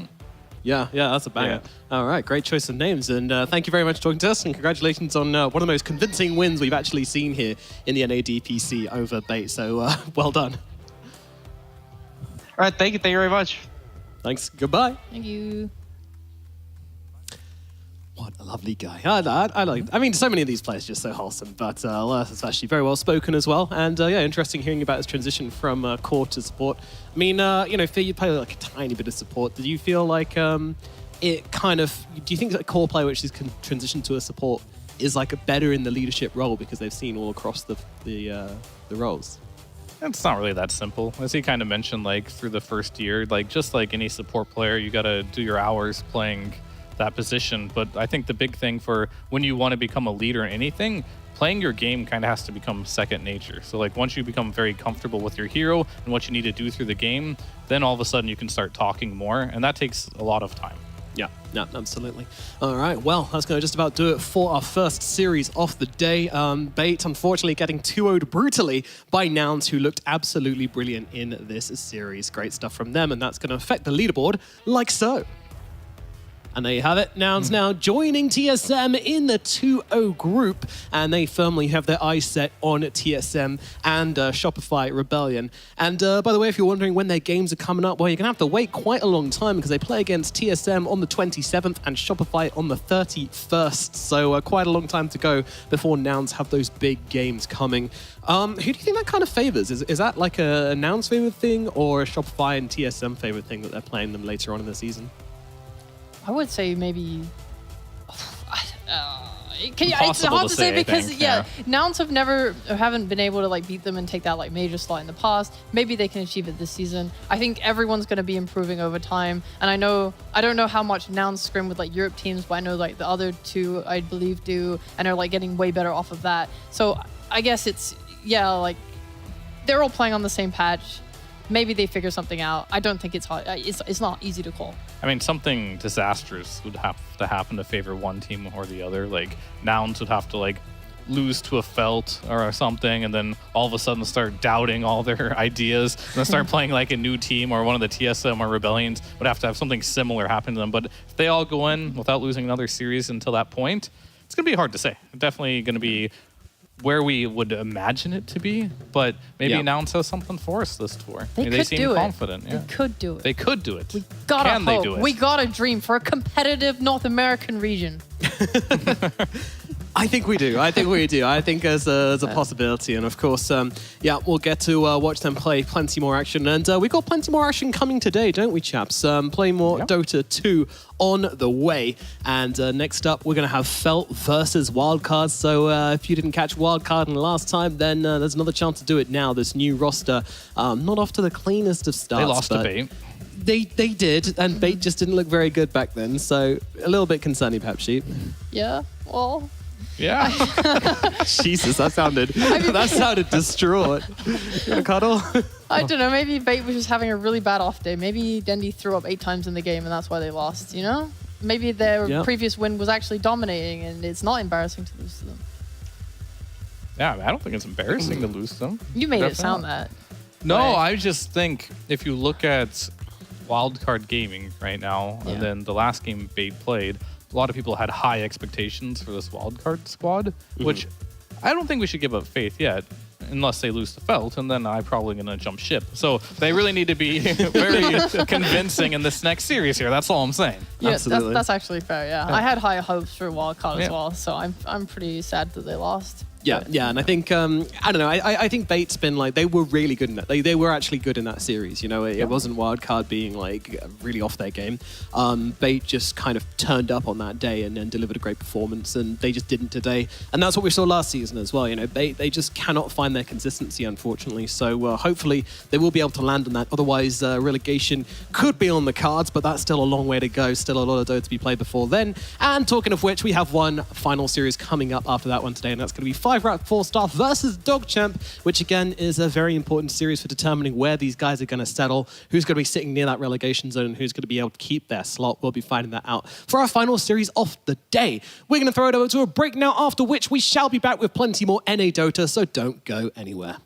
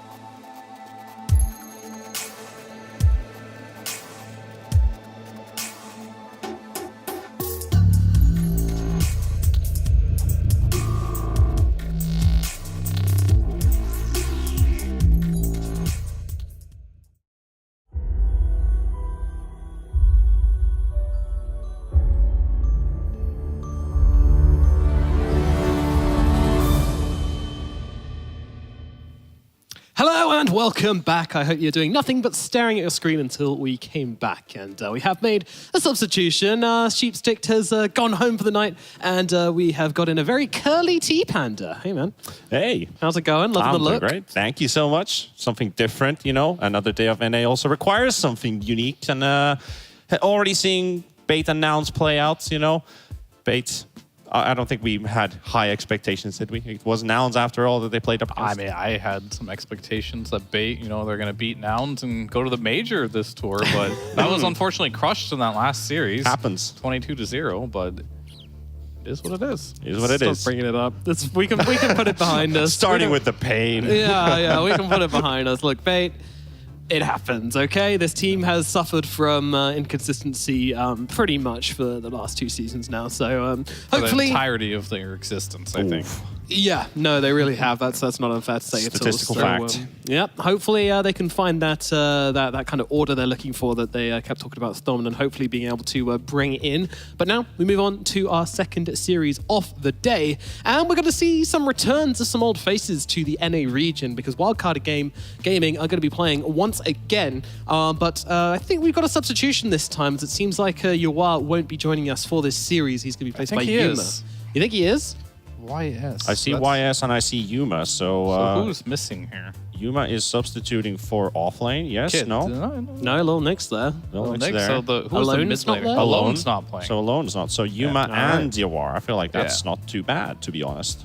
I mean, Nothing taken away from You got Alone. 2 carry players, so someone's got to play mid. So that's really going to come down. I mean, Yar used to be a carry player, actually, back in the day. And I think a lot of people praised him for how he can make space as a mid laner. So I'm only going to speculate that he might be going back to that mid lane position. He does play Invoker, he plays Kunkka, he plays Pugna. He plays a lot of like the heroes that you don't see a lot of anymore in the mid lane right now, but we'll see if he brings some out, because he does like to play them in pubs still.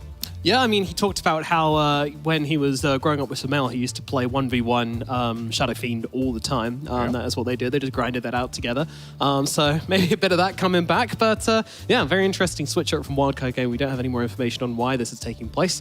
All we know is that it is taking place. But talk to me about Wildcard. You know, they really didn't do too great in their opening series versus Bait. I mean, what went wrong for this team, T-Panda?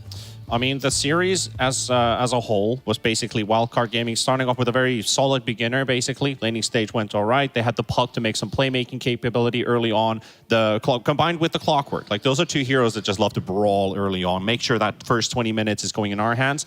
Yawar free farm. You know, the Bloodseeker just farming throughout the entire game, and Bait couldn't find an answer to it. They did have a lineup that was very physical damage focused. We see the Drow and the Beastmaster combination, where it's like, you should expect them to win team fights with just these quick bursts coming in, but they were behind throughout that entire game. Going into game 2, it just went completely flip side. It's like, what happened to Wildcard Gaming? Bait was playing really good. They started off with, like, they played the IO draft. They brought up the Dawnbreaker. They brought up a last phase Alchemist, out of all things. And you're thinking Alchemist is like, okay, we've seen that happen. It hasn't really worked out so far. And it was a 30-minute win. And into another Alchemist game that they brought up in the 3rd game, this time in the off lane, and baiting a little bit with that pick too, forcing the Monkey King going into mid for Wildcard. I feel like they were a bit lost on the side of Wildcard. Those last 2 games just did not resemble anything towards that game 1 that they had. Yeah, I mean, a lot of these players we just haven't really seen in Season 1 at all. So, you know, perhaps a bit of rust there, a bit of catching up with the meta, learning what works and what doesn't work. But at the same time, you know, these are Dota players. They've been playing non-stop. You know, they should be up to practice. So I'm not going to make too many excuses for Wildcard. We're hoping to see a better performance from them today. Meanwhile, on the other side, we've got Felt. Talk to me a little bit about Felt, because you covered them a lot in Season 2, Fear.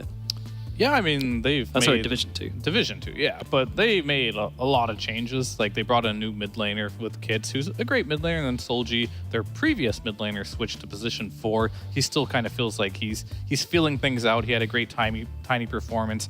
He seems to really like the Mirana, trying to make those heroes work for themselves. But I think the one thing that they have going for them, for the most part, is going to be their offlaner Fade. He's been very stable in a lot of cases. I saw him pick this Enigma a lot in Division 2 and lose against like Rubik's and other counter picks, the silencers. But he firmly believes that he can play against these counters. And the one game that they did win so far in this Division 1 was with his Enigma against counters. It was against the Tree, it was against the Rubik. So he still believes in his ideas, and maybe he's just added a little extra flair to it to make them work here.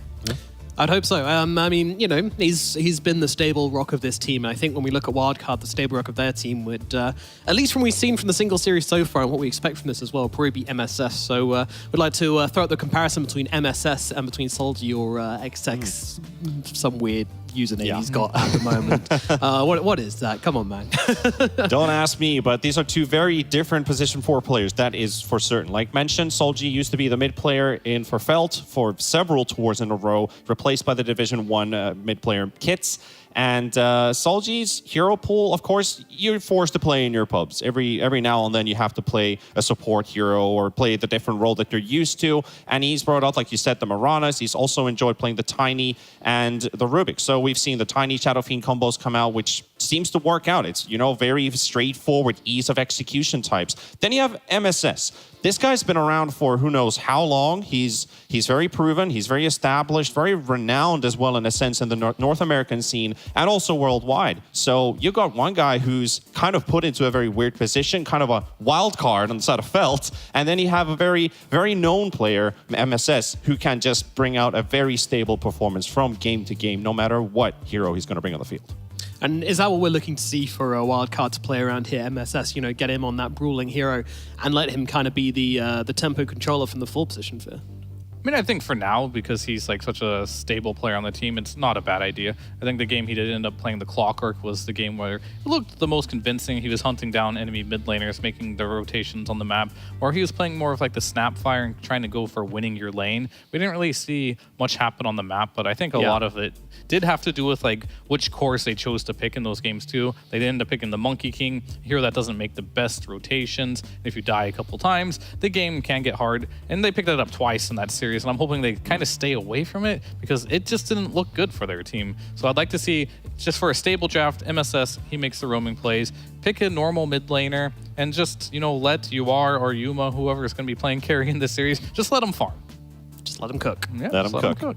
Simple as that. Yeah. I mean, I think it's always easy as well to get something initiating and tanky and brawly on one of those sport heroes because it just kind of allows you to make a couple more mistakes, but still have that kind of player to play around and make those calls to go in. And it's easier to make calls, especially in a team which isn't as cohesive yet, perhaps. And I think the emphasis really on that is when you have that kind of a support player, you don't have to start looking at mid off-lane double strength duo, which is something I absolutely despise, like having a mid Mars or an off-lane DK or put them vice versa in the same draft. It's like, yeah, you got these tanky guys and they have stuns, but are you killing anybody really? That just puts too much strain on your carry, especially if it's not playing a late game carry, because you get established, you get map control, you play the initiative, but you're not really killing anything or getting to the objectives, which is pretty much an issue. So if you have MSS on this very kind of basic frontliner support, it just gives you a whole world of opportunities that your cores don't have to worry about anymore. Yeah. I mean, do you think Felt should be trying a similar thing, or do you think they've got a bit more kind of cohesion to think outside the box a bit more? I mean, I think they kind of have to play more around Solji, if that makes sense, because like he's coming into the roster, he has a very small hero pool. Felt they have more like Fade has a bigger hero pool, basically, so he kind of has to make Solji work in that regard, so it might limit his hero pool a little bit, but I'm sure they've talked it through, and I'm sure they've gone through practices and decided, like, what's going to be their strongest duo. Maybe the Fade Enigma is going to come out again. He doesn't seem to care about what he plays against, which could be a strength, so he can just kind of play on his own. And Solji's tiny. When he was roaming around the map, it looked pretty good, so I think they should go around with something similar with that. Yeah, they could have like a 3 that's fine just staying in the lane and doesn't really mind too much if his 4 is missing. Maybe not the Enigma, but something that can kind of just stand his ground and take a bit of like small poke and prod and still being able to farm and not having to leave the lane and abandon it and then have your 4 make the plays up on around the map. Yeah, and of course, we don't have a ton of stats to work from, but looking at the two teams in a head-to-head, I imagine it's probably going to be pretty similar because they both lost their opening series 2-1. Therefore, looking across the board to be kind of in a similar position, and that does seem to be the case. Not a huge amount of difference here from either team. Felt their opening series was, of course, against Dogchamp, where they did manage to take a game, but unfortunately, RCY had something to say about his other matches. But overall, I think, I don't know, what were your main thoughts about Felt after that first series, Phil? I mean, they looked a little bit shaky, but I think they also got caught by surprise by DogChamp because, like, that game number 3, we saw the early Tinker pick come out by DogChamp. They tried responding with a sniper. They tried responding with a Night Stalker. The Night Stalker just didn't work out at all for them. It looked good on paper, but it wasn't something I'm sure that they practiced very much. It was more of like, you know, we haven't seen Tinker at all. Let's think of what's the best hero versus Tinker. Oh, Night Stalker, let's go. But the lanes went so terribly, he just never got like his foot in the door whatsoever. Yeah. And also to add up on that, Felt, on the basis of just one series, all of their numbers are higher than Wildcard. They've got higher XPM and GPM averages. They have higher stacking numbers. They have much better ward killing, what's the word I'm looking for? Efficiency. While Wildcard is just, everything is diminished. So we need to see a different Wildcard today. Yeah. Yes, it is hard to say. It's choking me up, you know, these boys, the old boys coming back and struggling on their opening series. But yeah, it is a new squad, right? We don't have that. We've only got one series to work from so far. I'm willing to cut them some slack in that regard. So let's see what's going to happen in this game number 1. We've got the draft now available for Felt versus Wildcard and seeing exactly what goes down. I think the first question is going to be what Felt's going to draft as their opening pick, because previously they have gone for this Mirana, and then with the Tiny as well, so they've been kind of prioritizing Solji's hero because, again, he is working with a bit of a puddle at the moment. And I think they're going to continue to work with that puddle for the foreseeable future because, like, to be able to grow a puddle, you know, it takes time. To grow a puddle, yeah. Or very it has to be very stormy outside. So we will see what happens here, but that's either way... That's a Disruptor Storm draft. Okay, we get that. Well, I was thinking more of the metaphor of, like, you know, they have to go through some storms before they can turn into a real team. But, yeah, that could be... They just need to dig some more. Maybe a meeple. True. Find a water source down in the ground. Get in the dirt. Get in the dirt, Fel. That's what I mean, basically it's impossible to say like what they can and cannot do right now without actually seeing what they can do. And so far they have proven what they can do. Is, you know, they can win with this Tiny. It looked pretty good. The Mirana, I've not been impressed by it so far. Like, it's something they were comfortable with, but it has not been something that looks like it's going to be that they're going to pull out the first pick Mirana. Everyone's scared. Probably not even ban worthy. So we'll see what they strategize and came up with today. I'm also like just looking in general about the heroes that have been played in North America so far. Tusk was still around there in the last patch. Still seems to be. It's 4-1 right now. But Io 6-0. 100% win rate so far, 7 bans as well. And in the games you've banned Io, you've actually lost almost every single one of those. 14% win rate on the bans. So 6-0 Io is very intriguing. Does MSS play Io though? He can. Yeah. What's going on with this draft though is the real question. We're paused, I believe. They paused the draft. What's looking like. Okay.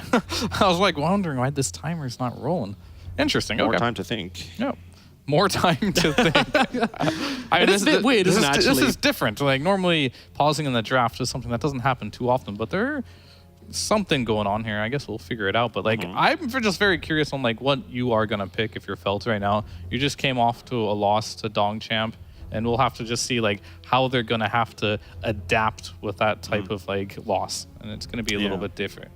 Yeah, and also, like, do we get a little bit of a shift up with which core wants to pick his hero in the first phase? We know Kits likes to get his mid hero pretty early on into the draft. Maybe Fade prioritizes to have his hero later on when he understands, like, what the matchup is going to be like. Is he comfortable going against those counters? Because, like you say, he's happy to play against any matchup, but he's also not the guy first picking his offlane hero. So there is a bit of reservedness still in there. Absolutely. And whilst we do have a short break, I think it's worth a chance to mention our sponsors, who are esportsbet.io. And if you are looking to earn a bit of money, a bit of tokens as you watch, which you can then bet on your favorite teams across Western EU and North America Dota, then go and check out esportsbet.io's watch to earn platform, where you can earn up to 3,000 tokens per hour, which is the equivalent of $3 per hour, which you can then use to place bets on your favorite teams across the region, and join in with the community over there on esportsbet.io with fellow people who are watching and earning tokens at the same time, which you can then use to bet on your games completely free. All you need to do is just sign up and start watching today, join in the platform, log in, and you can be earning 3,000 tokens per hour. Pretty good deal. Watch to earn very different than earn to play. Like, you almost I was like, how does that work? That's very, very different. But Fear knows all about earning and playing. Sometimes, yes. Sometimes yes. Sometimes no. It's in the history I mean, books. that's the first few years are a little rough. We don't talk about those, but the pioneer days of esports, a little bit for fun, I guess we would say. I was having fun. Dota 1. Yeah, not really earning much, but having lots of fun. I guess that is the equivalent of earning something. It's just not like it's not concrete it's and not physical. tangible, yeah. It's not tangible, yeah. I mean, which of those players are still playing now, which you played with in Dota 1? Who are the old goats? Any of them still around? Puppy, Kuroki. Yeah. We're on a team at one point. Puppy, Kuroki. Who else is really old? That still plays from anyone Dota from the 1. business associates? Did Business they play? I mean, that was not old. Yeah, that's No, a but like, recent team. I mean the roster. Like, weren't any of the players from Dota 1? From Dota 1, I mean, we had Moose, who's playing in this tour. We had Moo, who's playing in this tour currently. We have Nine, who was a TI winner. Snaking? Brax, I think was Brax. Brax was one of the last ones who played Yeah. as well, Yeah. and I think he retired. Yeah. When you were playing with Nine, did you know he was going to go far? I mean, he was good. He was really, really, really good. Just sometimes a little inconsistent, you know. And he's worked on that, and he obviously won a TI with it. So like, he always liked playing these like different like niche hero picks, or he busts out like the Coddle and stuff. He loved the Ursa mid back then. He hasn't really changed in that regard. It's just the only thing was like the consistency. Is like sometimes he would go like against Quinn right at the time, still one of the best mid laners right now. Like he would win for some. Other times he wouldn't. It was like a real slugfest, right? And finding the consistency, I think, was something that he's done over time and has made him a really good player. And speaking consistency, Moo and Moose, like they're still working on it here in this Division 1 here. And, Brax just gave up. And I gave up too, I guess. You changed from earning money to earning people's hearts. And Exactly. Because, of course, you're not paid for this, right? No, of course. Of course. I mean, I was going to say something on that, but I probably shouldn't. But like, either way, like I was kind of like looking a bit at this game before we went up and looking at like Fade and his hero pool, right? Like, what is he going to do? Like we talked about his Nigma, who's good. So I kind of looked by like the past 3 months of what he's played. It's been all Zoo, like all Zoo. I mean, no, Except he for has the back? played non-Zoo, but I'm saying his top non-Zoo. 4 has been Beast, Enigma, Lycan, Broodmother, right? Then outside of that, you have like some Axe, DP, Centaurs, like a lot of like different stuff. But like, I think going into this series specifically, people kind of look over him a little bit, and you kind of forget like these players do exist. They really do like to play. You forget your place. Yeah, no, like he'll get the Enigma, but like sometimes you'll just let the Brood through, or you'll let the Beast through, and he'll just have kind of a quiet game. But I think he is kind of like the backbone of this Felt team, and he's going to be like the tempo maker for the team. He's going to have a good lane. He's going to get the aura items, and they're going to play around his hero a lot. And sometimes you're just looking at like Kits. He used to play Division 1. You want to shut him down, or other players, and like you ignore the fact that he's in the game, and that could be a really big issue. So hopefully Wildcard has like done their homework. And I say that like it should be obvious, but I feel like a lot of teams aren't doing enough of their homework, right? I love how you're painting the picture of Fade being like this silent assassin. He is very, very silent, I think. He is the silent assassin. Probably the same guy who wrote Ricky was here on the back of Tree and Protector in one of those skins as well. So Perhaps. But what about Burner then? Because, you're talking so much about Fade, but Burner was also a player who's, kept his position as position 1 in the team, didn't shuffle. Why aren't we really mentioning him so much in this discussion? He's also very silent, but maybe a little too silent. I think his hero pool in general, it's just like he loves playing the CK. He loves playing like these heroes, sometimes like Drow, but like he sticks too much to comfort instead of picking the best hero for the game. That's like my only complaint right now. It's like I feel like when you're a carry player, you don't get the luxury of being a 4-hero player like the offlaners do right now. Like you can just play Zoo and you're probably fine as an offlane. Let's be real. But as a carry player, you're not fine. You actually need to play a lot of heroes, and you have to make good decisions on what hero to play. And you have to have a really good vision of like how your hero pick later in the draft is going to win you the game, because carry just isn't a position right now where you can pick your hero reliably early on in the draft. Yeah, I mean, it always comes down to that as well, like how much flexibility you can bring to the draft as well. I feel like if you have a small hero pool on both your carry and then on your pods 4 as well, it limits your drafting a lot where you can't really flex. And we've seen flexing be obviously incredibly important when it comes to drafting. It's a good way to outdraft your opponent. Even in that series with Bait versus Wildcard before, that was a big flex, which actually really, really caught Wildcard off game because they moved the Alchemist over to the Pods 3. Yeah. You have a support AA now whose basically sole job it is to cast AA Blast on a Pods 3. Like, it's not worth it. It's a terrible position to be in, especially for Sammy Boy, who wants to be kind of leading this team from the front, or at the very least, being able to contribute something to the team fights. But instead, he just has to sit there AA blasting people, which I felt was actually a huge portion of why Bait was able to take that third game and Sammy Boy was like almost useless in that game. Like, he had a really, really rough game. Sure, Ice Blast maybe caught them like a couple of kills they might have not otherwise gotten. But for the most part, that's not the kind of game he wants to be playing, especially for the one player who didn't shuffle from that team. But we did see the Sammy Boy Classic, at least, Like you said, he likes the front line. He definitely did front line a lot with Ancient Apparition, so... Yeah, unfortunately so. It reminds me of last tour. Like, they really came out swinging with like this Pugna support. And they played it loads. He really believed in it coming into the tour, and like he just died like at least 10 times a game. Not even exaggeration. It was like 10 deaths per game. It took him a few games to realize that the healing battery meta is gone. Yeah, I mean, you're not really healing battery if you're the first one dead in every fight, right? I think he just likes to position very aggressively, and he has no fear of dying. It's like if he realizes that when he dies, or at least he thinks this way, that it's space. And I've seen him play like Clockworks and stuff, and he looks really good on like these melee initiators. So it's going to be an interesting dynamic between having Sammy Boy and MSS, because like you kind of want MSS to be like this roaming type of support. Yeah. But then you have Sammy, who's also very aggressive and likes to get in there too. So like, I wonder if they could like experiment with like having 2 melee like supports and invent like some new hyper aggressive type of like strategy that just plays like the benefits of both players. Yeah, I mean, that kind of reminds me of a stat that I saw. I think it was Knoxville who brought it up about like how many melee heroes do you have in a singular draft.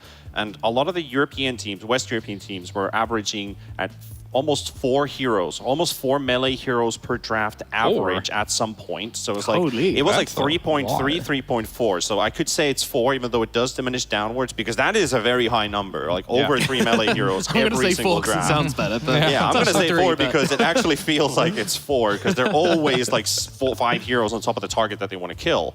And now basically what we're looking at is the cores are mostly just sitting out melee. Supports are having a bit of a mix here and there.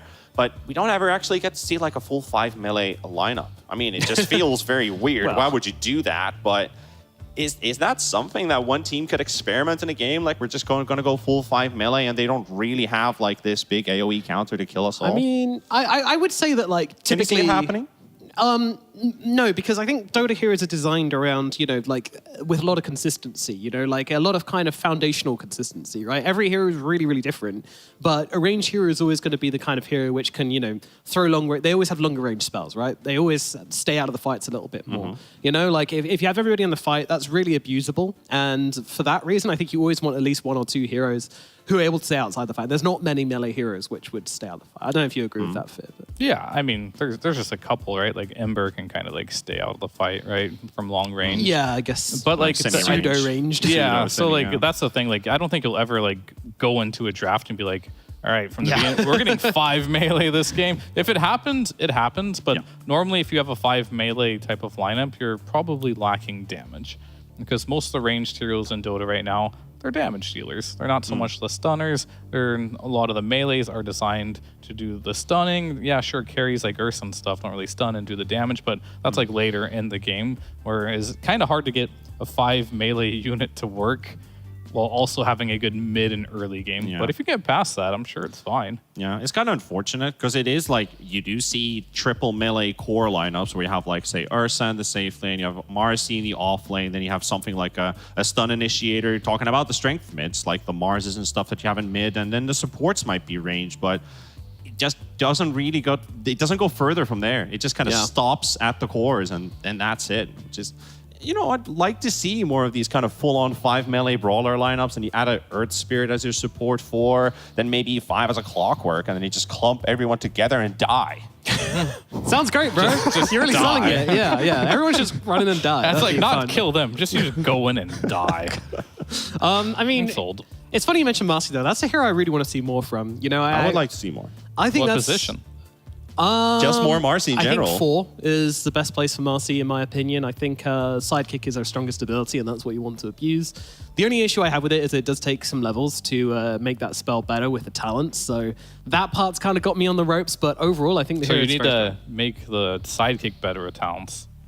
But you need to make the rebound better with levels. You just need too many levels, it sounds like. Yeah, you're right. Offlane. There we go. She's Sorted. also only been banned once, and that was by 5-rat 4 staff. I mean, we So, saw Marcy at the major a decent amount. I don't think the hero got touched, but not that much. it didn't work. People are trying to make the Battle Fury carry Marcy work. Yes, I've noticed that. That's But they lost their lane, and then all of a sudden you're like, how do I farm if I don't have a Battle Fury and I lost my lane? And the answer is you don't, and you just kind of fall off.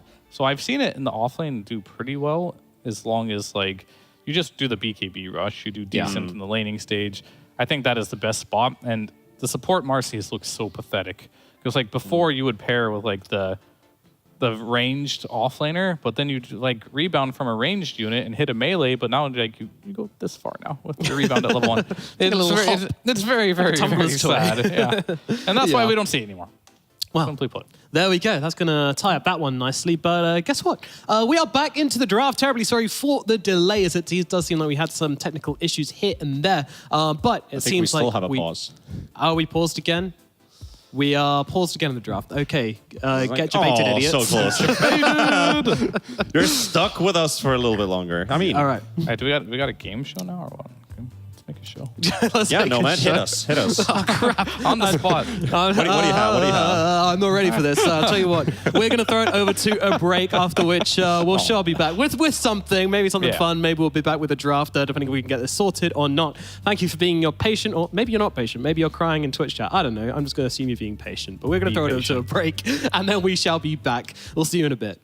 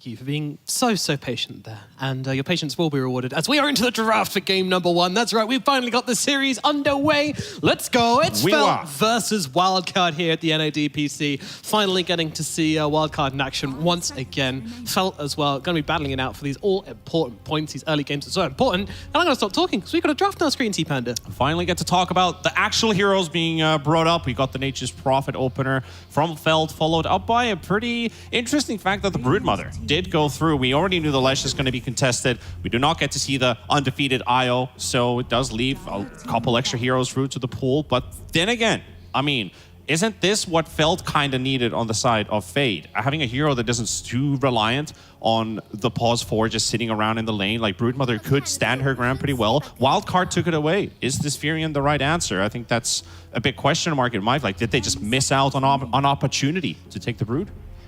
Perhaps, but I was kind of looking a bit at like Burn and his stats, and it's like over the last 3 months, he's played this NP 5 times, and he has lost 0 times on it from the carry position.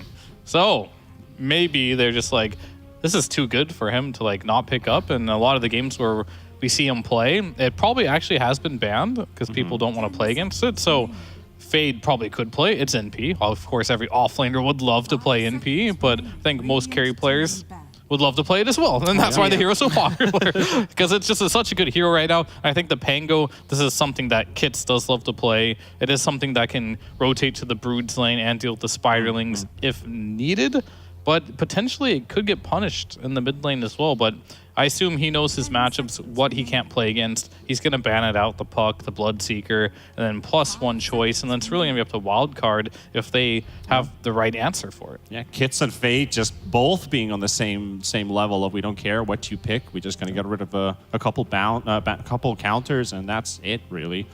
So Confidence going for a double core opener. I'm not sure if I like that or if I do like that. Like, there's a different vibe to the way that you think about it. It's like, why did they do that? And at the same time, you're like, I can feel that. I can feel that. So I think these two work together very nicely. I think every time I see a Nature's Prophet, I want to see something nice and mobile to go alongside with it. I want to see something which can brawl and deliver the stuns, which the Prophet's kind of lacking in. So I think Pangolier definitely ticks those boxes for me. Would it have got banned in this middle phase? Yeah, very likely, I think. I think it just would have been a good option for them. Does it have any big counts in the middle lane if that is where they want to run it? I don't know. I'm not smart enough for that kind of thing. Fit, help me. Help you? Okay. Well, I was just going to say, like, this Pango, yeah, I'm sure it has counters in the mid lane. Every hero in the mid lane, if you want to counter it hard, can be countered. But it's a question of, is it worth it? Because sometimes, like, as we saw, it was Wildcard, put a Monkey King versus an Ember. Yeah, you'll counter him, but didn't end up being worth it at the end of the day, right? Yeah. So, like, I mean, I do think they maybe can make it work, but I think what Wildcard did here by stealing this Disruptor away was very smart. Because I was going to say, maybe I would have liked the NP into Disruptor opening, because Disruptor's been a hero that's been incredibly good versus the Broodmother. Being able to see him running around in his webs, then glimpse him back, and then be able to lock him down has been quite invaluable. So they banned out the Jakiro, some of the other heroes that are pretty popular, the Undying, and then the Treant, and then just they took the Disruptor away from them. So now they have to pick out some supports here for Feld, but the best selections are already taken or removed from the hero pool. Yeah, and this Disruptor is a great answer. Like, gameplay-wise, when you think about the enemy team needs a run-at-you hero, which in this case is the Pango, that's a very easy way to force out him to use his Rolling Thunder, or just get him back to, like, you know, popping BKBs, popping Mantas, any defensive abilities, or even your big teamfight ulti to engage. Disruptor's fantastic at just countering that idea. So the only time I like Dazzle at the moment is versus Illusion heroes. I think the Shard is super powerful against those. Against Brood, Tiny. That's hard, right? Because like it seems incredibly difficult. I mean, Dazzle has a couple cool things going for him. Okay. Well, 2 that I can think of. So One you already mentioned. It was the being able to kill illusions instantly with the Shard. But it's also just the Shard is pretty good, even if you can't do that. And the third thing is still going to be around his Poison Touch, and you can completely crush an offlaner with his ability. But can you crush Brood? No, you put Poison Touch on him, and he's gonna gonna chill in the trees and wait the duration out, right? So we'll see if they end up putting the Dazzle in that particular lane, but maybe they're just a little limited on options. The meta, for the most part, has been healers. So like maybe we don't want a Warlock. That looks pretty bad too. Io's gone. Treant's gone. A lot of these heroes, Disruptor's gone. Like, you don't have a ton of good options here, so maybe down in their priority list, this is just what was left. Yeah, and the Dazzle, actually, this is the third Dazzle pick in all of Division 1 DPC in this tour. It has lost both games in the hands of Solo and Insania. It was played against Disruptor in one game, and it was played against Tiny in the other, but it doesn't really give a resemblance of Dazzle being like this perfect idea. It allows your heroes to stay a bit longer against this Broodmother. Now you have the Hexing tool, which is very handy to get that little bit of extra closer, prevents your enemy heroes from getting like that instant BKB save. You get lifted, and then you're just going to get controlled and killed. So Dazzle does have its perks going his way, but just hasn't scored a win so far. Yeah, and I think... I don't know, the proof's kind of in the pudding in that one. Like, you compare a Dazzle to a Disruptor, and it's like, this Disruptor just gives you so much. You know, we saw him earlier today literally winning a game, closing out a game at least, where Stonebank got ulted by a Disruptor, couldn't BKB, and then game's over. Does Dazzle have anything like that? I mean, the shard is nice. You know, you can get some pretty clutch moments with it, but overall, I think the answer is no. But... I don't know, maybe there's something as well with like the Treants and the heal bombs from that they know about, which we don't. I'm excited to see them play it, at least, because I like seeing new heroes and seeing what their concept is. But I'm also afraid that the concept is not going to be correct, and we're going to be in for a rough game on that safe lane. But yeah, we'll see. Either way, we have a Storm coming out for a wild card, looking like a good Storm game. Yeah, I mean, like, I think you nailed it when you're like, you know, Disruptor, if Disruptor was on Felt's side, I would feel really good about their draft. Normally, you would be like, this is a completely free Storm game, but we do have to go back to the Shard of Dazzle. It is a 2-second hex. It's not the easiest thing to dodge as a Storm Spirit as well. So they do have some tools of like stopping the Storm, but that's going to be later in the game. For the early stages of this game, how are you going to lock down the Storm? Like, normally, you have very few points on Telekinesis early on. You are not going to rely on Rolling Thunder to chain stun a Storm, or if you do, that's like just going to happen, and it's going to be not something you rely on, right? Yes, yeah. Definitely not. And then they're going to go with the Fade, Beastmaster, and Hitman will be playing the Nature's Prophet. So what they do have going for them is tempo, but Beastmaster, yet again, not a good hero against Storm. I'm sure people have seen clips before of like this Beast, he's trying to get this roar off from the Storm, but it just isn't going to happen. I'm gonna. No, okay. Maybe into a lift, into a roar can work, but Storm is another hero that is good. So like now, if you're wild card, you just get to counter the Beast in the laning stage. Is Naga banned? Is Naga banned? Is Naga banned? No, sir. Oh no.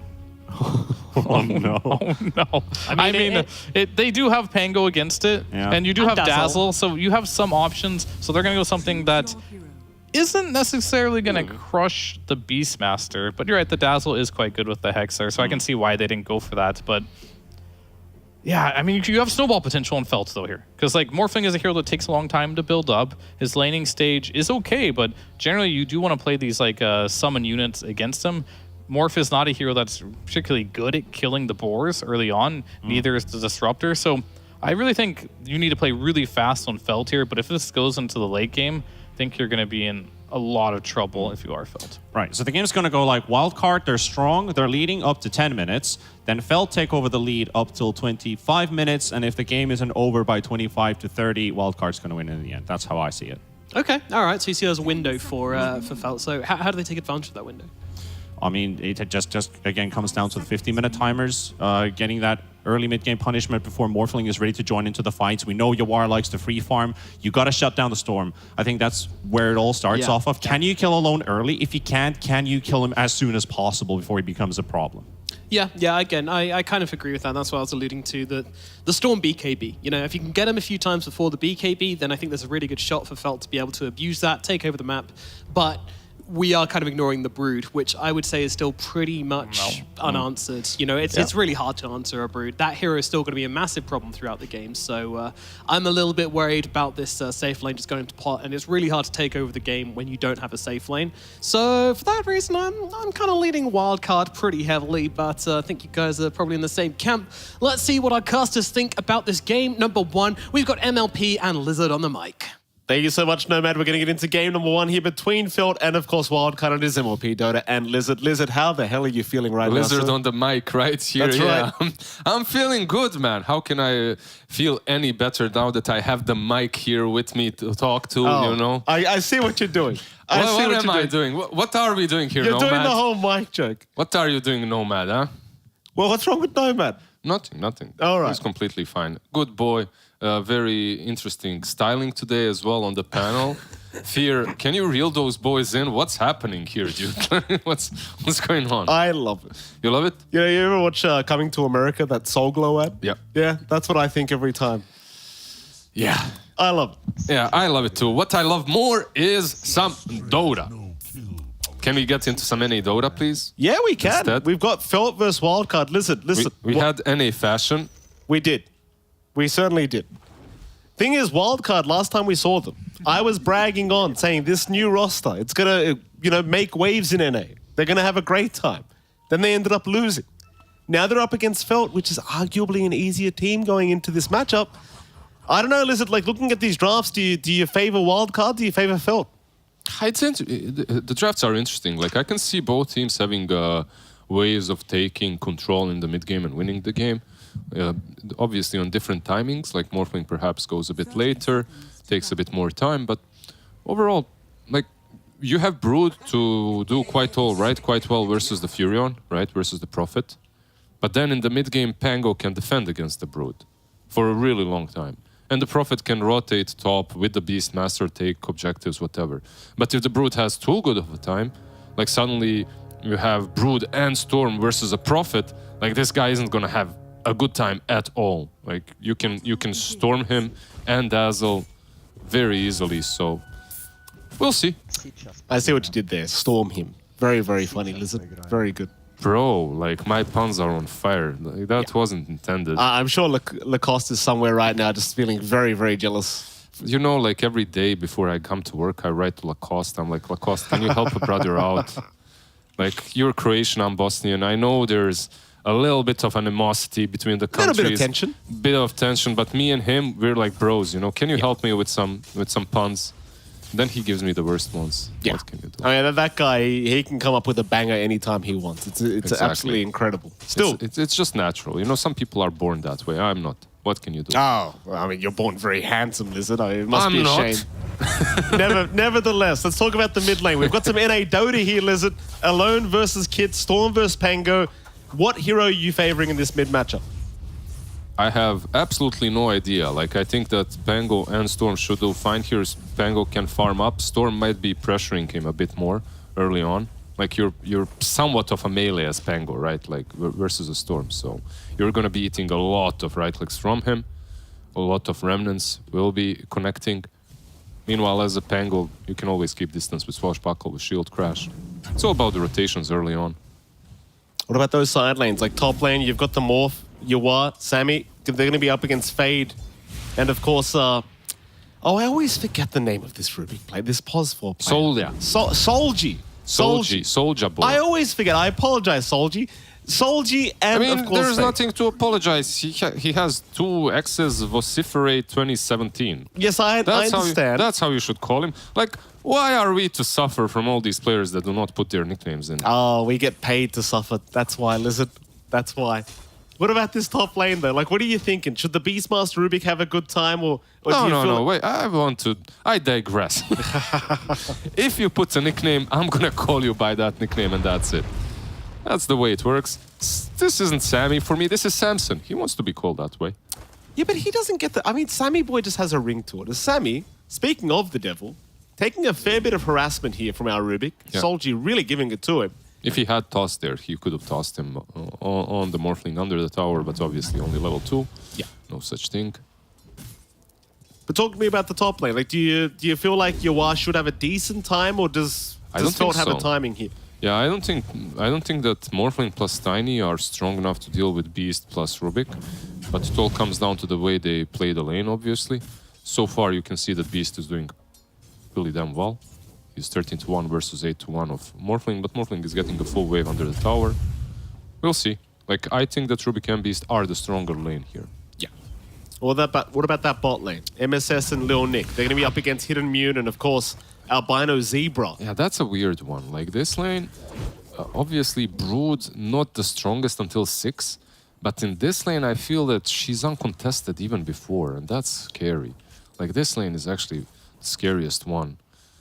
Ruby got really low top, but he'll survive. Bottom lane, now that we're talking about it, I'm not sure, we'll see, but I feel this will be a bloodbath very soon. Yeah.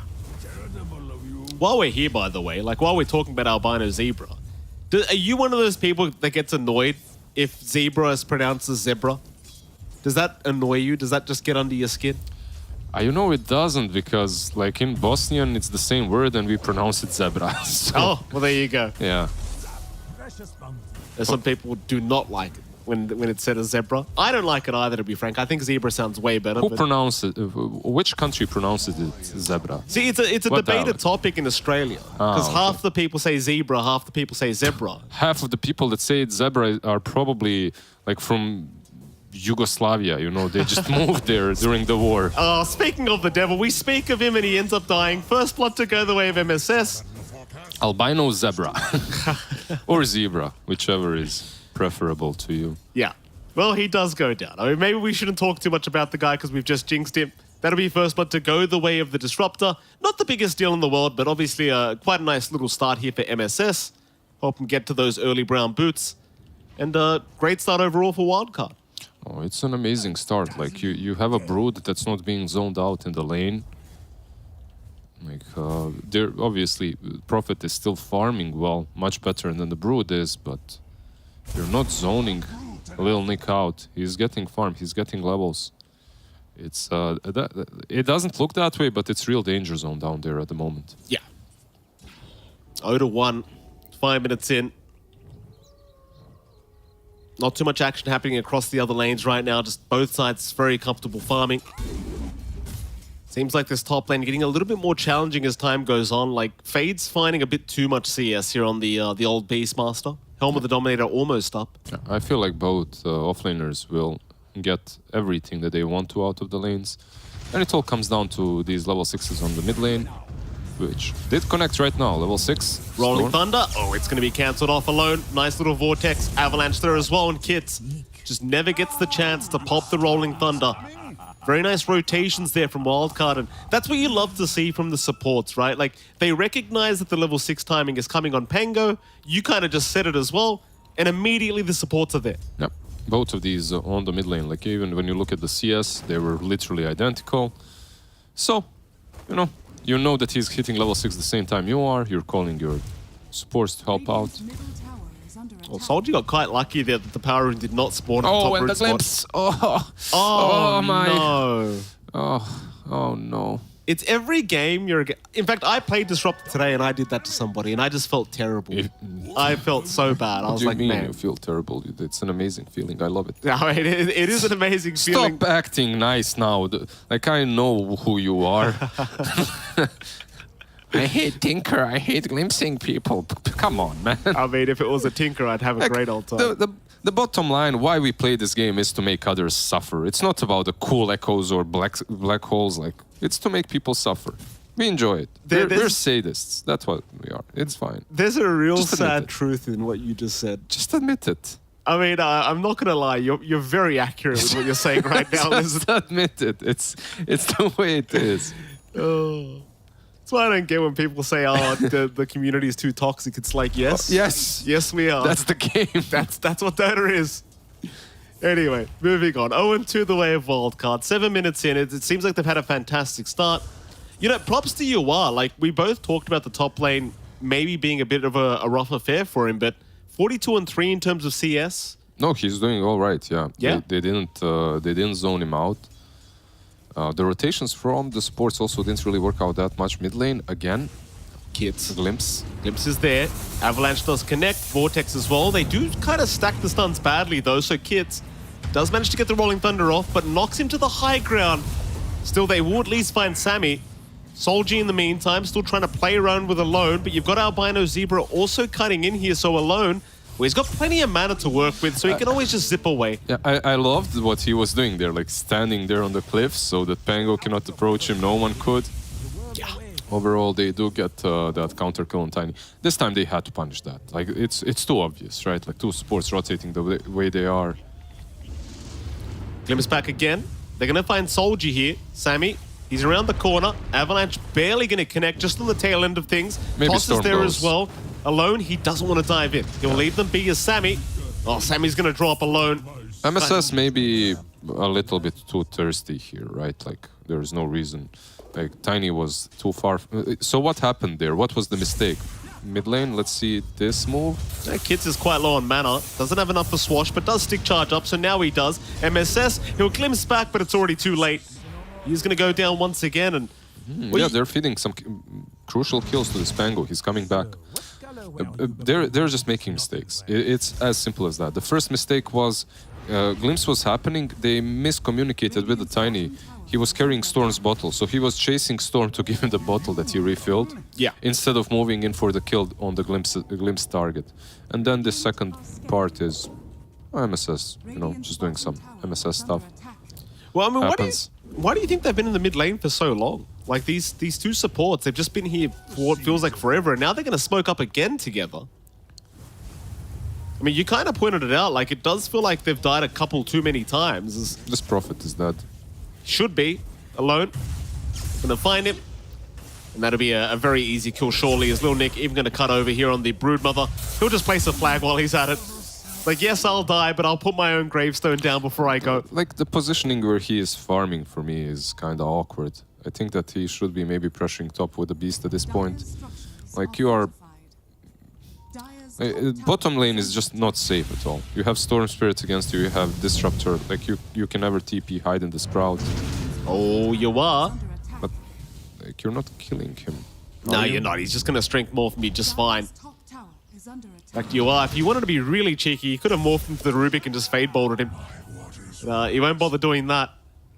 We'll just back off. Still felt, in the meantime, at least with Fade, they will be able to start securing this top tier 1 tower.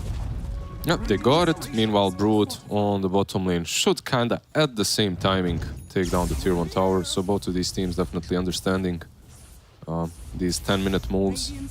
It's a very even game in that sense, isn't it? Like, both teams kind of just seem very well matched. Like, 3-3, both tier 1s going at literally the exact same time. It's, Hey, broom handle, Storm. Forgot it. What? Where is it? Ancients. Oh, no. Yeah. Oh, well. I mean, it's one of those items, like, who cares? But Come on, man. There's 4 armor on that. that's true. That's fair. 8 damage, 4 armor. Like, it's no joke. I suppose little Nick could probably enjoy it. He could, yeah. He definitely Oh, would. did he get... Oh, he got stunned by the neutral. Static Storm dropped. It's not going to matter anyway, or maybe it will. He is quite low, but no, he's fine to get out. They'll take down Kits and Albino Zebra. Well, he's going to try for the TP play away, but you've always got the glimpse back from MSS. I'm so sad they didn't kill him, because I'd say if he had the broom handle there, he'd survive. Yeah? But yeah, he still lives. Did he... Was I seeing things? Was it that damn Ogre Bruise that stunned him? I think you're right. I saw that as well. I saw a stun on him. Was it an Ogre Bruiser even? Like, it was, right? I don't know. We might be able to see a replay to see exactly what happened. I'm not 100% sure on that, but I do love the fact, like, that was one of the changes from Valve that I really appreciated, is when they actually started making the jungle a little bit more risky. You know, like, these neutrals actually use their abilities. It's fun. It adds a bit more of a dynamic to Dota. You like that? I do. I'm not a carry player, though, so, you know, I don't care if the cores are upset. I like it. I don't know. I dislike changes. Here we go. That's me. Yeah, he did get stuck. Yeah. These Ogre Bruisers, man, they're ruthless. They're ruthless. Game winning. Dazzle. Gonna get caught out here. Dazzle. Okay, he puts his hand up, waves goodbye, knows he's gonna die eventually. Gonna buy out a little bit of time here with the Shallow Grave. Actually, he's healing up, making it very annoying for Alone. Man, he didn't even... Like, he could have started running back, right? For some reason. Yeah. I mean, he'd still die. But anyway. Yeah. Interesting. And they instantly smoke. Like, Tiny and Storm are on fire. They know exactly that they have to be the ones moving across the map, making space until Brood connects to that mid lane. Or Fade. I don't... Beast is very close, though. This might backfire. Hidden Immune or Fade, though? Which one are you going for? Like, this is very risky. I don't think they saw Fade there on the Beastmaster. Still, they are going to move in. Hidden Immune, he does get a hit and run going on him, but they do get the Roar off. At the very least, toss. onto the Storm, but the toss back from Sammy. Going to save for now. Still, Swashbuckle is there. Oh, and the Static Storm is going to be dropped to make sure the Rolling Thunder does not come out. Kits is still on the chase. Still alone, does get to the high ground, but Kits is chasing him down onto the low ground once again alone, making it so hard to catch him. Now the Swash doesn't connect either. Oh, kids, you just got played. Oh, never mind. Never mind. He does go down in the end. Swashbuckle going to be off the mark here from Yuwa as well. Albino, he'll be chased down by Yuwa. Sammy going to join him with the Avalanche, and eventually they'll at least find a Dazzle, but certainly a very nice kill here for the side of Phil. Yeah, overall, they finally get rid of that pesky Storm, but if you're wildcard, you're fine with it. You killed the Prophet again. Broodmother is completely dominating the enemy jungle, farming everything. Morphling just was a part of one kill, and I believe he got the neutral as well, so he literally has Lincolns already. 14 minutes in with power treads, top of the net worth charts. The game is good for wildcard. Oh, Solji. Very aggressive position from our Rubik. He's going to get picked off pretty easily there by Alone. Just assuming Alone was in the jungle somewhere, but that was not quite the case. Of course, it was 14 minutes in, so power runes were respawning. Well, here we go again. Tier 1 mid tower. Not going to last very long. Zip in. Albino Zebra has been spotted. Fade is around the corner, but he has Roar up in 5. So can't quite join in to try and secure a kill onto Alone this time around. Yeah, this game is... Yeah, his friend went... Oh, nice glimpse. That's a big target, Fade. He was having such a great game, but his net worth has slowly just been dropping. Still, he's not done yet. Lil Nick actually trapped up in the staircase now. Oh, so Kits is just going to control him up. That's nice. Like, that's nice for a Felt, that is. Look, this game can go in one direction really fast, and that's wildcard just dominating, winning in the next 5 minutes. I won't want to see that. I'd actually like to see it be at least a little bit competitive, because so far it hasn't been. Yeah. Storm and Tiny are just dominating across the map. Brood is doing whatever the hell he wants to. Lil Nick already with the Greaves. Meanwhile, from Felt, I didn't see... I mean, there wasn't a single move so far. They literally didn't do anything besides take the tier 1 on the top lane. It's quite reactionary, right? Like, you got the tier 1, but then you sit back and you just wait for them to come to you. But And that's their support duo. I think that's the biggest issue. Like, you have this Rubik and Dazzle. Meanwhile, on the other side, you have Tiny, Disruptor, and Storm that are just constantly making moves. I feel it's easier on wildcard, right? Like, it's just easier on them. It's definitely a bit rough. Like, you've got Dazzle Rubik. Yeah, first you got Dazzle Rubik. Second, like, let's say you smoke up on Felt. Who are you going for? Like, who are you actually comfortable killing? Yeah, Morphling no longer. He's got Lincolns. Like, maybe you can, but it's not that easy. So much simpler. If you're wildcard, if you smoke up 2 heroes, Storm and Tiny, you can kill off anyone on the map, basically, more or less. Yeah, whereas the side of Felt, they're basically stuck to only targeting supports at the moment with this support duo. Like, even Lil Nick would probably just escape every time now that he has the Guardian Greaves up. He's not an easy target anymore in the Spider. We'll see what Felt can do. They're in the mid lane for now, trying to chip away at that tier 1 mid tower, keeping that siege creep alive for as long as humanly possible. But it is eventually going to go down. Still, the tier 1 tower is basically 1 hit away, so Deny probably going to come out here from MSS very soon. They're saving. A Tiny is rotating from behind. Oh, and they don't know he's there. They've got no vision of the high ground, so Soldier's just going to get caught out. Still a lot of damage being dealt to the way of the Storm, but at the end of the day, they are still going to find Solji, and somehow Alone barely survives the Wrath of Nature damage. What, did it not hit him? Was he in fog? It hit. No, it definitely hit. It just wasn't enough damage. Maybe he should have TP'd there as Prophet. Let's get that kill, right? Like, at this point, you can't...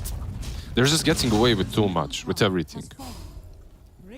But then again, if you're a Prophet, you TP and you die, I understand. It can be rough.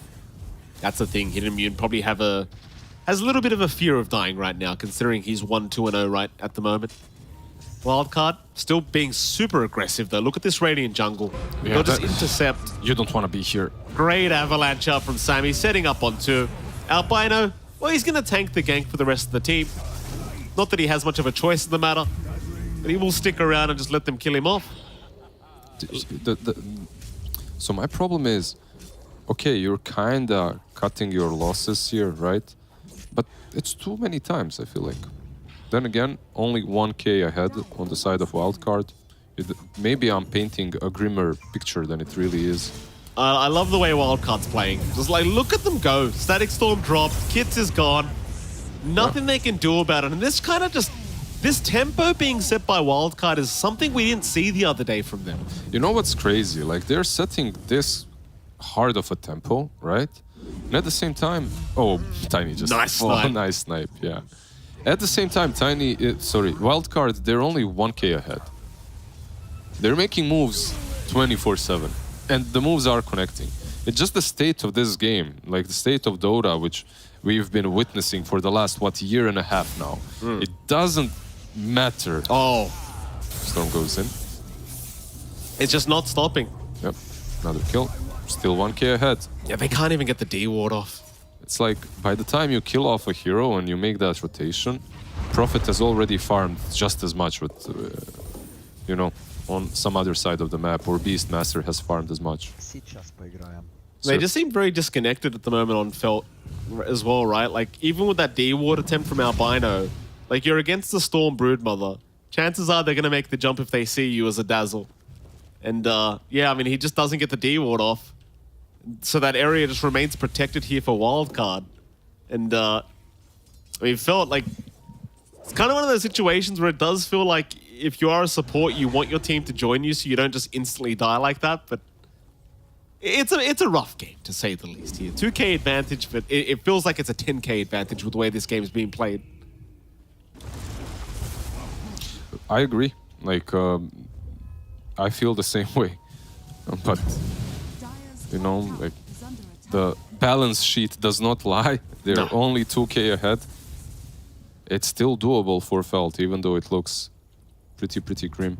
But at least Hidden Immune's farming really well on the Prophet, right? Top of the net worth board, working towards his BKB. The only problem is, like, what does he do with his items and all this farm, and what does Morphling do with his and all his farm? I think it's a different situation. Like, a Prophet with Maelstrom and BKB does not do as much as a Morphling that has a Dragonlance, Lincoln Sphere, and one Ultimate Orb.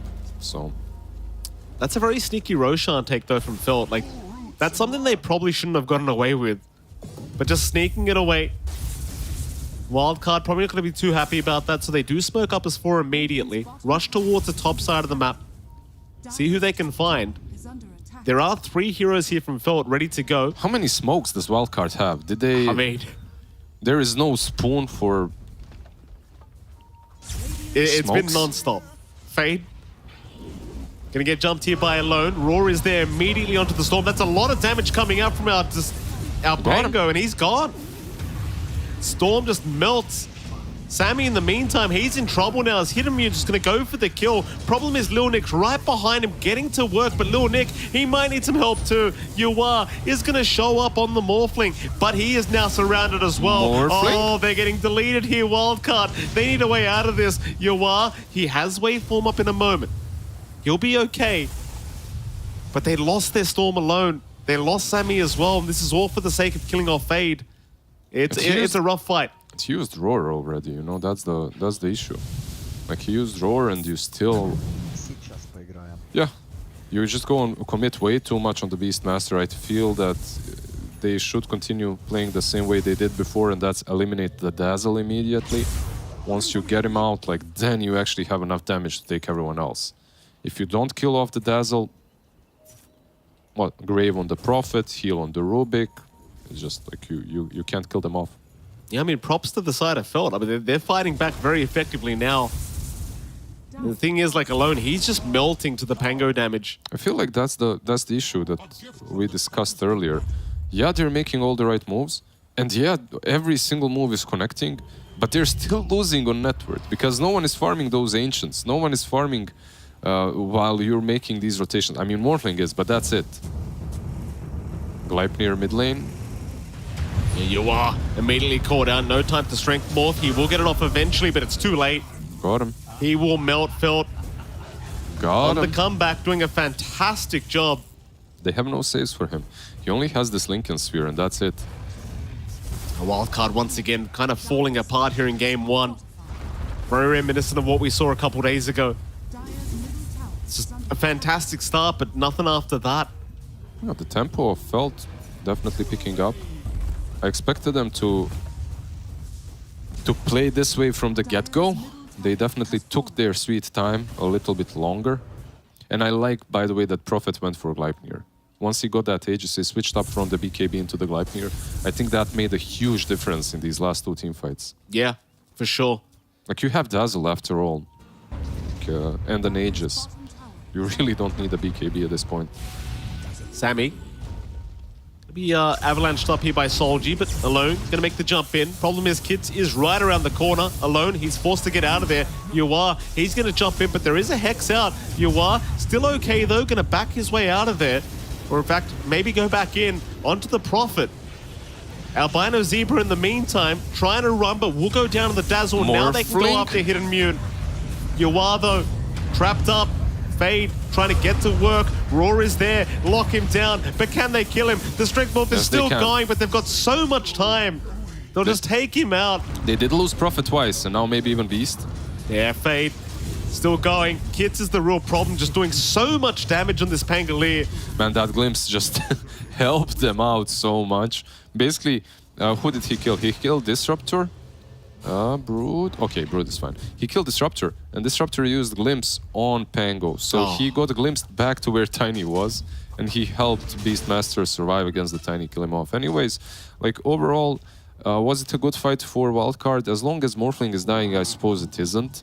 Like, they did kill off the Prophet twice, but you can see now, 3k advantage for Felt. I tell you, Kits is doing so much damage though. Like, This defusal is crucial. Like, this defusal on him is just game-changing. Versus the Morphling and versus the Storm Spirit. It's just winning fights. on top of that, he also got one of the better neutral items, right? Like Brigand's Blade on a Pango. Like that. Oh, just so much damage can be dealt.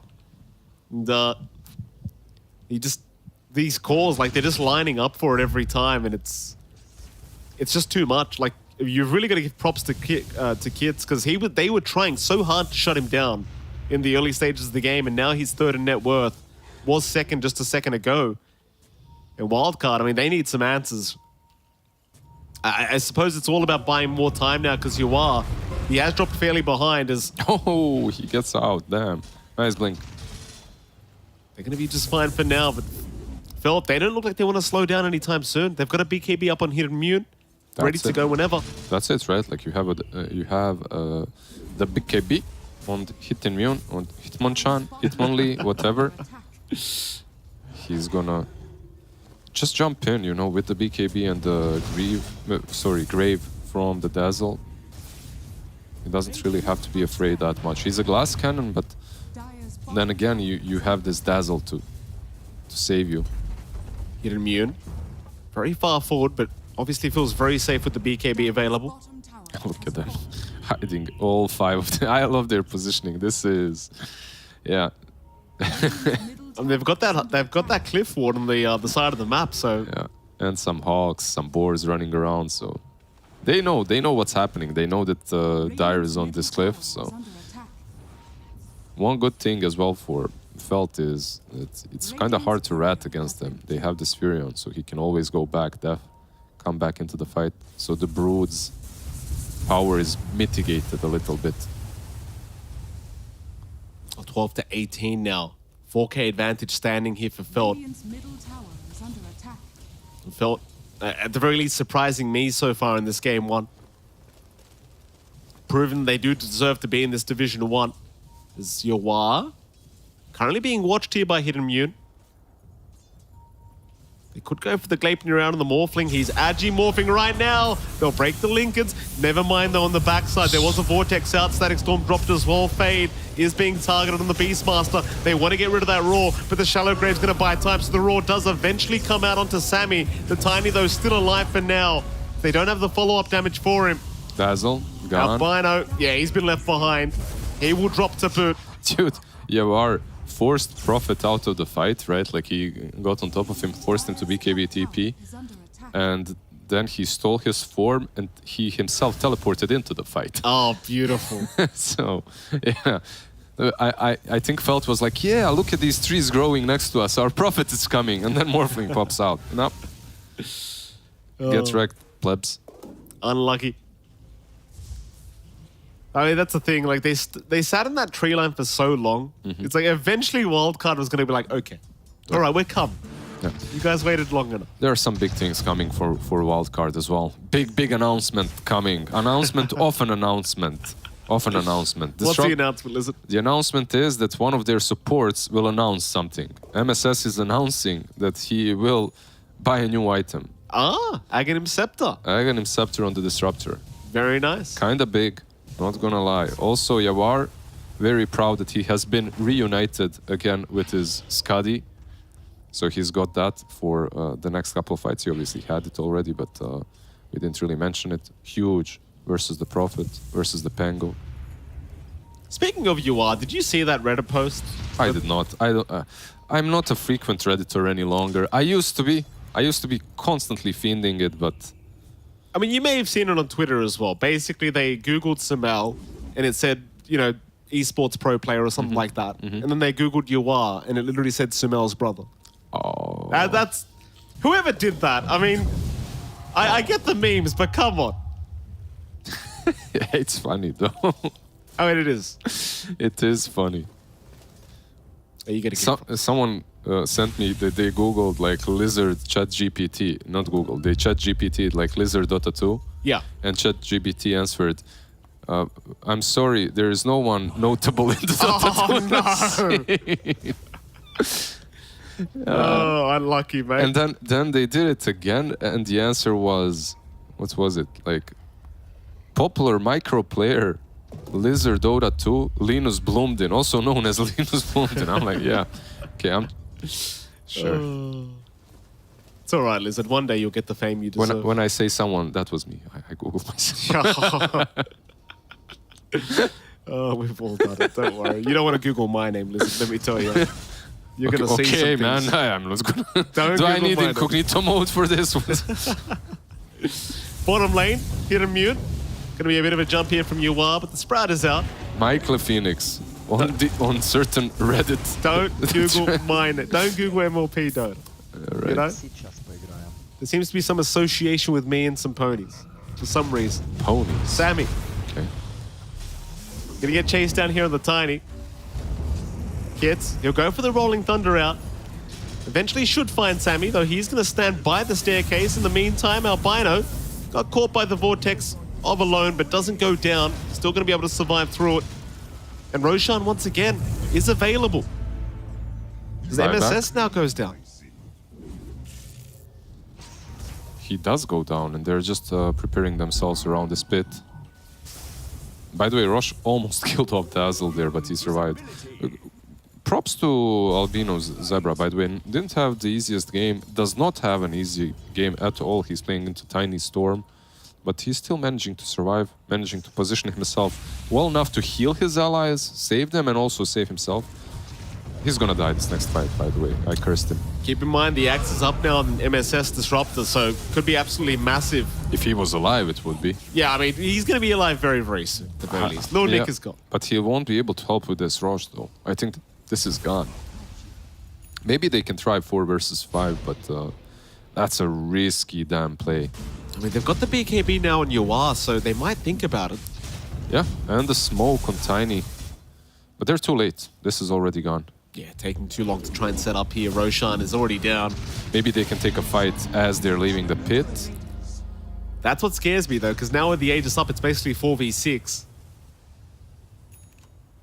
Rubik. Mid lane, they are going to find Solji. Albino also around the corner, so they will pick off another.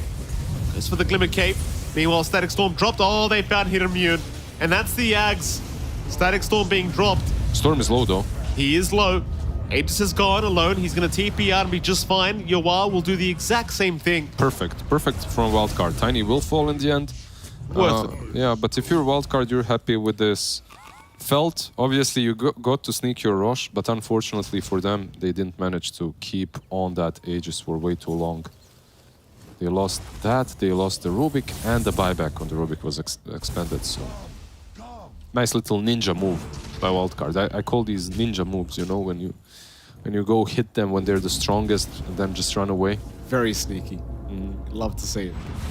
It's a good play, overall. Really good play. Ninja like Naruto Ninja. Shut up. Oh, Felt, they're looking to go high ground. I mean, there's 30 seconds without this Tiny. That's still a 4v5 scenario. I mean, you don't have the Aegis up, but you have a Beastmaster Prophet. This is going to be very fast pushing here from the side of Felt. At least a tier 3 tower surely to go down. His wildcard, they're not ready for this whatsoever. It's gone. The Rack's also going very, very quickly. Lil Nick just disarming the Ancient Black Dragon. What happened to our wildcard dreams from that early game? All the rotations were fine. Got so many kills. But hey, welcome to Dota for 2 years now. You can get 30 good ganks and your net worth will be literally lower than the enemies that just farmed that whole duration. Well, this is what I was saying, though. Like, Tour 1, yeah, it was a bit of a stomp fest, you know, mostly 2-0s. But I do feel like this Tour 2, like, as the DPC gradually gets, you know, longer and longer, it does feel like the games are getting much closer. And it's just not as easy as saying Wildcard has this or Nouns has that, or even Shopify and TSM. I mean, they could find themselves in a little bit of danger. You never know. Hey, man, you told me just before the game started that this is easy tool for Wildcard. Oh, shut up, listen. And now you're acting like, yeah, I don't know what's... they're all good. Snitches get stitches, Lizard. Don't do that to me, sir. But yeah, I guess, you know, all the teams as patch didn't really change way too much. The teams are still pretty damn solid when it comes to the strategies, when it comes to the drafts. All the teams. So that's always helpful. Like, usually it kind of takes a little bit longer for lower tier teams to catch on to the meta, to the real meta of the patch. Yeah. But now there's nothing to catch on to. There's no more Lina and that's it. You love to hear it. Still, Skadi now up on Hidden Immune. That's a great item against the Morphling. Incredible. Sammy gonna make the jump in. They have found a great target in the Pango, and they'll drop the Static Storm immediately to make sure he has no kind of gameplay. But in comes the cavalry. Hidden Immune's gonna show up, but they don't want the team fight. The Glimpse Away is gonna ensure the Prophet's not around. Still, he does make his way back in onto Sammy, but the Zip is there alone. Gonna try and make the jump in, but no, he's taking way too much damage. He needs to get the hell out of there. He'll get the TP just in the nick of time. But Yuar now, how does Yuar run? It doesn't seem like he'll make it. Yuar is gone. Lil Nick, he'll try to do the same, but he's been lifted up and brought right back to the ground. Tiny as well. Sammy's down as well. 4 down for the side of Wildcard. The only survivor is Alone. And I say that Alone is currently trying to fight Hidden Immune. It's like they aren't able to do a lot after. Look, all these assassinations that they're doing are taking way too long and are taking way too many resources off of them. They do manage to kill the Pango, so what? I buy back, I come back into the fight, kill all of you. Really nice from Kits, really nice from Dazzle to keep them all like nice and healthy. And obviously from our boy Hitmonchan that just stands there and hits. Well, you've still got some comeback gameplay here for Wildcard. Like, we didn't really mention it too much, but Alone does have the Ags up on the Storm. So he does have that many black holes in the vortex but what's the available. combo? What's the combo? Like, usually if I see that, I want to see something big with it. In this game... Static Storm? Static Storm is great, yeah, but they still have this problem of bursting heroes down. Look, if they kill the Pango this time around in the Static Storm, he has no buyback, so there's an opening there. Felt just looking so damn good here for game 1. 15k advantage now. Blink up on Fade to boot, so got a nice way of just closing the gap, getting that roar off on whatever target you really want. And I believe it's the Storm they really want to start with if they can. They have nice positioning here, though, on the side of Felt. They've really taken over the triangle. Spiders are scouting them out, though. It's the hard part.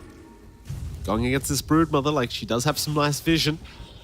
Hawks on one side versus spiders on the other. Sounds like Australia to me. Dire's bottom tower is under attack. New map coming very, very soon to Dota 2. Just need some snakes now, some venom. Brood. Jump in is there. They do find Soldier, but it seems like he's baiting. He had the Aeon Disc available, so he's going to be just fine. And it's actually going to be Lil Nick that's in trouble. Lil Nick, he is gone.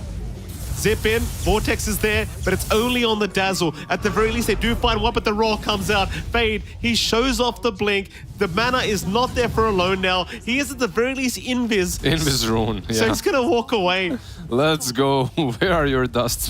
Why didn't you predict the Invis rune, you know? It doesn't seem to matter anyway. It does Mega not. creeps are incoming. One more on the top lane. Melee barrack remaining. That's a very satisfying voice line, by the way, the sound that it makes. Top barracks are under Like the can opening sound, you know? Yeah. It's just satisfying. Dire's He says, now we're gonna play. Is that what he's saying? Yeah. Thank you for that, Lizard. No problem. What I- language is that? Russian. Thank you. No problem, no problem. It's I think he's Russian as well, this player, so. Okay. Tier 4 towers, under siege. Wildcard, looks like they want to try one more time. They will defend. Alone, gonna zip in. He has found himself Solji. Here comes the Rolling Thunder from Kits. He's not gonna kick on anyone quite yet, but Sammy's been caught out by the Gleipnir. He'll buy back. They glimpsed the Prophet away, so he's not a part of this fight any longer for 10 more seconds. Dire's What a hero. is under attack. If only he was level 25. He'd take the other talent, just for the lols. Yeah, I mean, he may as well at this point, considering how dominant this game has been for Felt. Middle tower is under attack. I'm surprised by Wildcard overall. Like, good job by them to stay in the game, to not give up. Like, they do have a strong sort of late game potential with the Morphling and Storm, obviously, but 20k behind, mega creeps, good luck with that. Yeah. It's a rough affair. That's the thing with these games, though. Like, you've got 2 slots in NA, right, to get a chance at the major. And while people might laugh, like, Wildcard for sure want one of those slots. So every game does matter for them. We felt. Well, obviously matters to them quite a lot as well. For what? For the major slots. Of course, yeah. People always laugh at me when I say that because they're like, oh, it's just going to be Shopify and TSM every single time. But, you know, there's going to be a tour where that's just not the case. You just believe in this dream, you know, or where everyone is equal. I'm not saying they're equal, Lizard. You have faith in it. It's I call it the American dream. You have the American dream. Everyone's got the opportunity. Yeah. It's kind of, yeah. Let's not go there. I don't want to doom over the stream. Don't be so anti-hype, Lizard. Come on. I am anti-Dota capitalist. Oh, I see. All right, that's one way to put it. Roshan, Ag's Blessing is available. They'll go for it, and it's just such a quick process. Like, this is without the Beastmaster. Now he'll come in, make it even faster for them. Who do we give the axe to? Who doesn't? Oh, Rubik? Solji. Why not? Easy. Very rare image right here, seeing a support actually getting one of the Roshan items. Never happens in my games, Lizard, let me tell Is you. he going to be confused by the double steal? I highly doubt it. You think so? We'll see.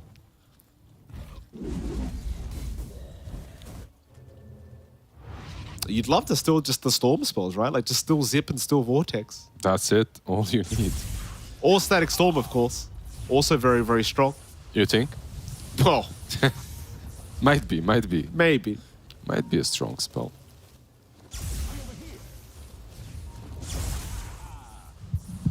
Alone. Currently alone in this bot lane. He's going to zip away.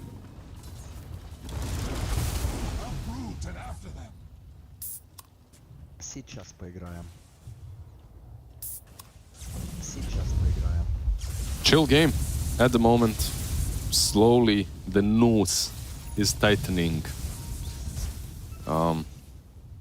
What way can they def, I wonder? Is there a way? Look at this Prophet. No, sneaking through the tree line. Those Hawks just giving so much vision on the right side of the space. He's got that Silver Edge to move in. They're being very careful, though, not to throw this game away, because it is Felt's game to lose. Tier 4 tower does go down, so now the Ancient is exposed. Fade, he's going to make the jump in with the blink out onto Lil Nick. In the meantime, he is trying his absolute best to try and fight this one out. He does at least get the Aegis down, but they have found MSS on the Disruptor. And here comes the Prophet. Hidden Mune just doing so much damage here to Yawar. He'll try to waveform away, but he can't run. I love the saves, by the way. That last fight from the Rubik, he lifts the Pango out of the Static Storm, and then he steals the toss and tosses him from like a mile away. And you question giving him the axe. How dare you? He stole toss and static ram. So what? It did work. It did work. I did not question anyone giving him the axe. It was really nice. Yeah, and happy faces here on the side of Feld. Obviously, they're just looking fantastic going into this game one, Lizard. Again, wildcard. I mean, I don't want to say it, looking a little bit rough. I mean, first half of the game, they looked so dominant. Look, don't ask me anything. Throw it to the panel. Let's see what those boys have to say about this. All right, let's throw to the experts and see what they have to say. Thank you for handing it over to the experts. We'll take it from here. Yes, indeed, it was Felt getting the win. Very, very surprising, to be honest with you. Like, I expected more from Wildcard. I don't want to start off on the wrong foot, but I am going to ask a question anyway. What really went wrong here for Wildcard, Fear? A lot. Honestly, there's no short answer here. Like, they're supposed to be a team that's dominant in the late game. Didn't really happen. They couldn't really find the right initiations. I felt like the Storm game was relatively free for the longest time, but like they kept finding the Storm, picking them off fight after fight. They kept getting smoking so it connected to Wildcard. Wildcard couldn't really find the initiations that they were looking for in this game, and their whole strategy just didn't really work out. I just feel like they didn't get the farm that they needed on the heroes that needed it. Yeah, and also kind of following from that, Felt they took some decent fights, and every time Wildcard would go for the initiation in the fights that they really were supposed to win and go onward from there at the 30-minute mark, Dazzlegrave to counter the entire attempt. Furion gets to stand and fight every single engagement, which it just unanswered, you know? It just stands and hits and kills, and this bit here was very worrying for me, actually. This was a good one. You see Albana Zebra just chilling at the back, throwing out the grave. I don't think this was good. I think you're playing against Dazzle. You have like 3 heroes which can jump the backlines and nobody does. The Dazzle gets a grave, which means they can't go for the +1 very quickly. Then they try and fight up the high ground into a Prophet who's just sitting here right-clicking everything. This is worrying for me. I don't know. I mean, is there anything you can say for? Like, am I kind of being too reductionist here? You're in the right. No, I mean, I think like they need to make a choice, right? You have to assume that either a buyback is available or not. And if you feel like you can't fight into the buyback, don't chase. If you feel like you can, then you just need to take that fight. Because they could have turned it onto the NP, and they could have fought. You have your own Scotty on Yawar there too, so that man fight isn't really impossible. But the indecision, honestly, there, because like he went up to the high ground and then tried walking out, but it was just way too late at that point. One other thing that I did want to bring up that I talked about a bit earlier on the panel was the fact that I did want to see Sammy play some more melee heroes to get in there. Maybe have 2 players do it. But I don't really feel like having this POS 5 Tiny, then having MSS on this like Disruptor was really what they needed in this game. I would have much rather see those roles get reversed and have Sammy be on, Disruptor POS 5 and MSS be on that, POS 4 Tiny, making plays happen on the map. Because like, at the end of the day, Sammy was playing POS 5. I don't blame him for not having the best initiation. But at the same time, this wasn't the greatest initiation of all time either. The rotations weren't the best either. And I would have think MSS could have done a much better job with the resources of being the POS 4. But on the other side, we had Felt, of course, which, you got to play a good game to beat these players. These guys, they're veterans, they've been around a while, a lot of them. Got some new talent on the team as well. Felt, these are relatively unknown players for the most part. If you're not following NA Dota, then you probably won't know most of these names. But they put together a very brawling draft here. and a draft which I feel like had a very high skill floor to make work, but they managed it. And in particular, the Dazzle as well, they made work. You know, it takes a big man to admit you're wrong. I'm a really big man, so I'm going to say the Dazzle worked, you know. Several times we had those Graves coming up, which completely changed the pace of the fight. Wildcard just didn't seem ready for it, so I want to give MVP to Albino Zebra. I'm making that call to Albino Zebra. Yes, albino zebra. No, Albino Zebra. Albino zebra. Yeah, he can get it for sure. I think one thing to talk about Felt that is hasn't been talked about enough is the fact that I think they may have been one of the few teams that came out ahead with the roster changes going into this tour. Like bringing in Albino Zebra, and on top of that, bringing in Kits, I think were a big upgrade for this team. They came from Division 2, and it looks like, you know, these two guys really made their roster look that much better. Like sure, they lost a dog, but a little bit of outdraft there, but taking a game off a wild card, not looking too bad. And this Dazzle, he had a lot of clutch Graves. He did well in the laning phase. You know, what wasn't there to love? I mean, the fact of the matter is they took a game of Dog Champ, which nobody was able to do in Division 2 last season. So already that's a notable improvement. You know, that this team which went 14-0 then gets taken down by Felt, who weren't really that convincing in season. You know, they scraped through to Division 1. And they turn around and now they're making a name for themselves. And now they take a game of Wildcard. And honestly, with the way this game went, I can see them taking another T-Panda. Potentially, yeah. I think Wildcard maybe was a bit confused at the start of the series as well, that they have a stand-in, then they don't have a stand-in, draft taking forever to start. We were seeing very interesting bans in the first phase, and then suddenly, okay, Alone's going to be playing, but didn't change too much of the dynamic. Felt was pretty hot in terms of the way that they were ready for this series. And was Wildcard just having some cold feet? Is this, you know, one of the games where you think like, okay, we'll give them a pass and see game 2 they should be back on their feet, right? Is that the way we want to think, right? But cold feet on the second series.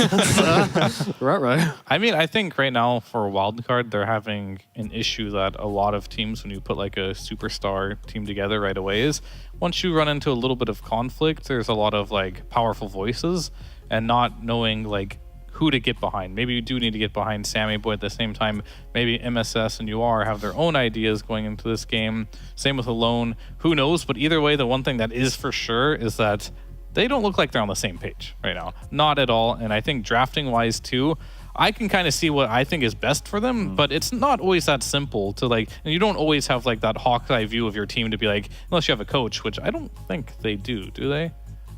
Not sure, but either way, if they do have a coach, they should probably be like, all right, this is what you're doing good at, this is what you're not really excelling at. Let's go back to basics and let's pick up something that you guys have won with in the past. And that's UR just hard farming and MSS making some rotations on the map, and that's the only time they've looked good so far. Yeah, I would agree. And I mean, there's also the other side of the coin where it's possible that, you know, that there's not enough voice in the team. You know, I know that previously not when possible with Sammy Boy. Not possible. Okay, with Sammy Boy, probably not. But specifically with UR, he's been criticized a lot in the past. Well, not criticized, but a lot of teams talked about working with him for him to bring out his voice more, to be more vocal, to you know, talk about timings and what he needs from his team a little bit more. Coming into a new team, I think it's reasonable to expect that maybe he's fallen into old habits again, hasn't played for a season as well, so that could be a consideration. Ultimately, we don't really know what's going on with this team, and we probably won't until they win a series and we can actually talk to him. Yeah, I mean, what we kind of had as a theme in Tour 1 was a lot of teams with fresh rosters, and how do they build up that chemistry? Does it happen overnight, or does it take them some while to build up? And now, of course, you cannot ignore the fact that Wildcard is 1+4. That's a lot of new players, even if they are renowned and known players coming into the mix. How do they actually click together? I think that's still missing. That is the main conversation, isn't it? Well, that's going to do it for game number 1. But do not forget, you can head over to esportsbet.io, where they have an innovative, new, exciting platform called Watch to Earn, and that is where you can watch the DPC games from Western EU and NA and earn tokens whilst you're doing it. That would be 3,000 tokens an hour, which is the equivalent to $3 per hour, simply by watching the games. All you need to do is sign up. There is no betting necessary. You can earn tokens straight away and then use those to bet on your favorite matches and your favorite teams across the Western EU and NA regions at esportsbet.io. So head over there and you can start earning tokens today, and you can start betting on your favorite teams today. That is esportsbets.io, so check that out if you are interested in that. But for this series, we're now going to throw it over to a break, after which we shall be back for game number 2 of Felt versus Wildcard Gaming.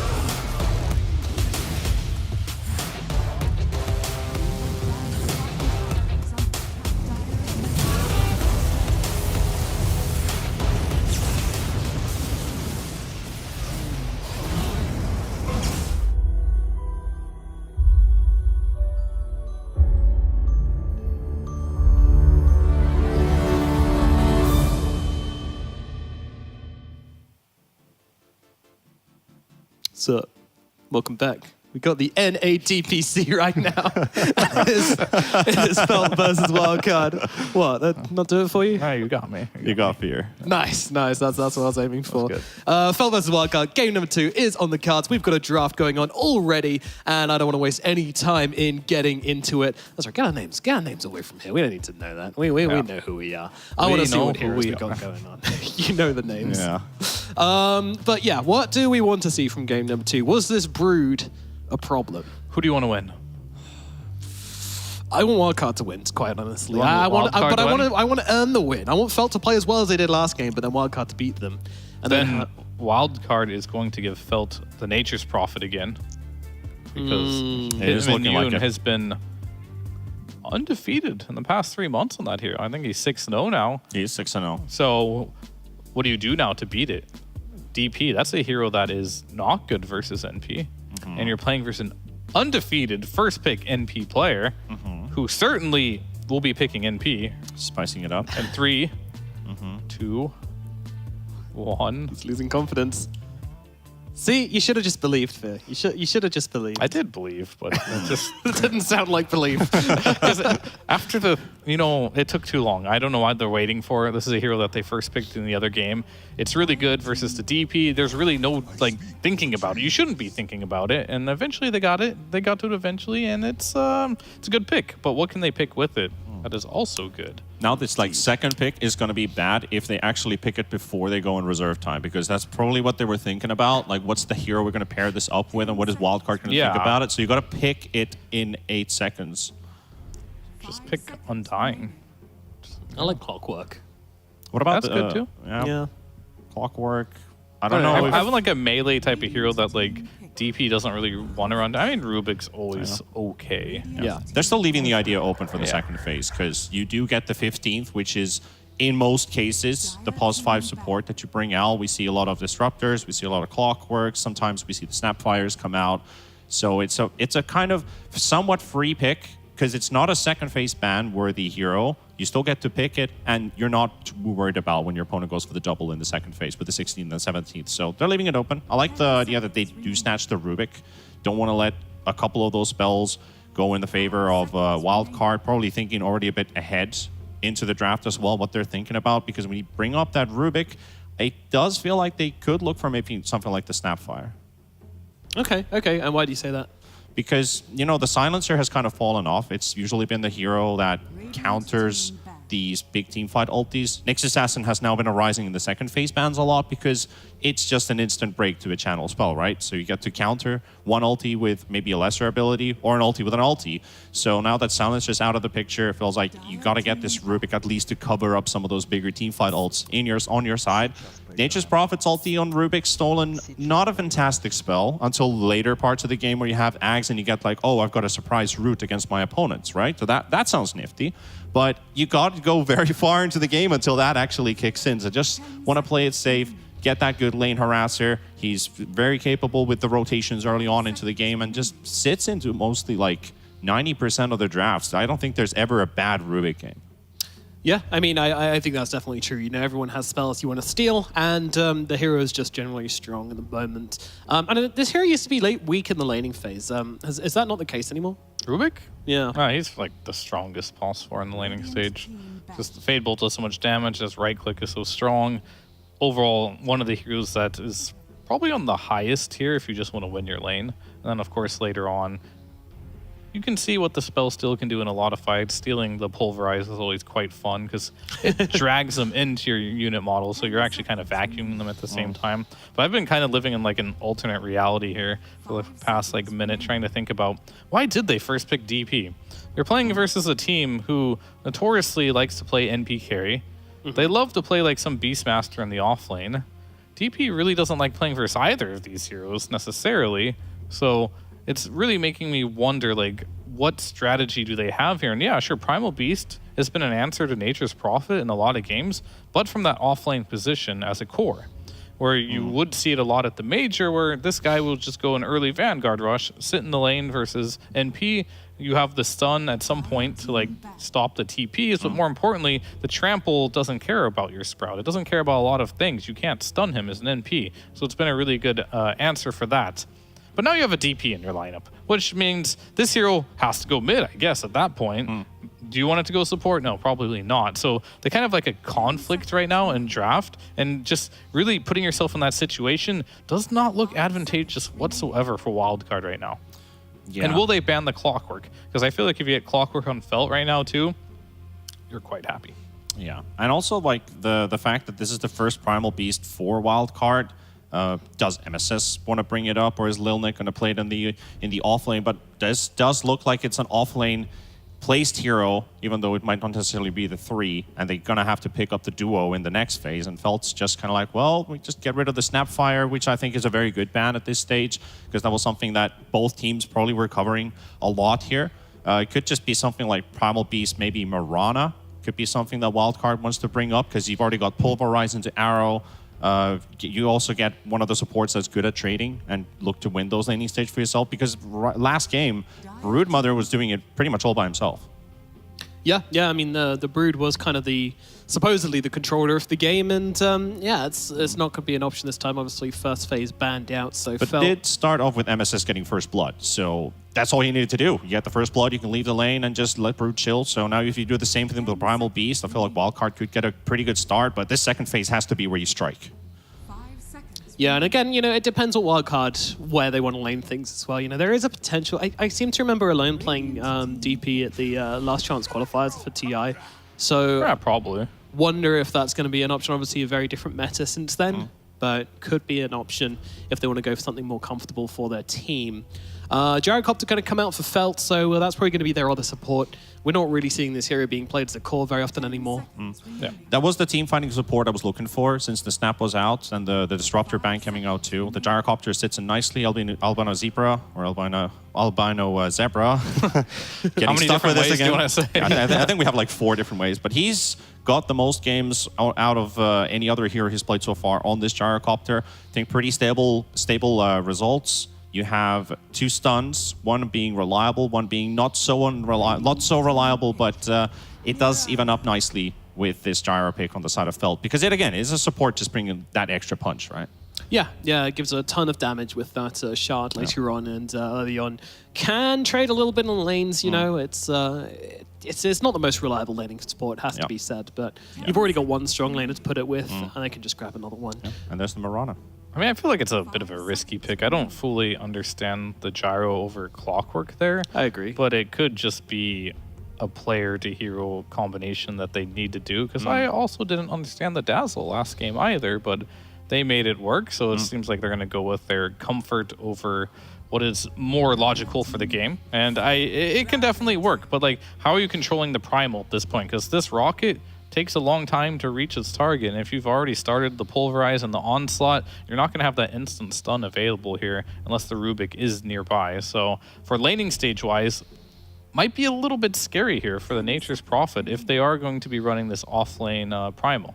Yeah. I was wondering if Wildcard were looking to take a leaf out of Shopify's book and go for the Abaddon, as that was the answer to Gyro, which they had, where you can kind of use that shield to take off the rocket. I think they're also against a Marauder as well, but they go for the Drow instead. Are they reading this correctly, though? That's the real question, because I would pick Drow any day versus carry Gyro.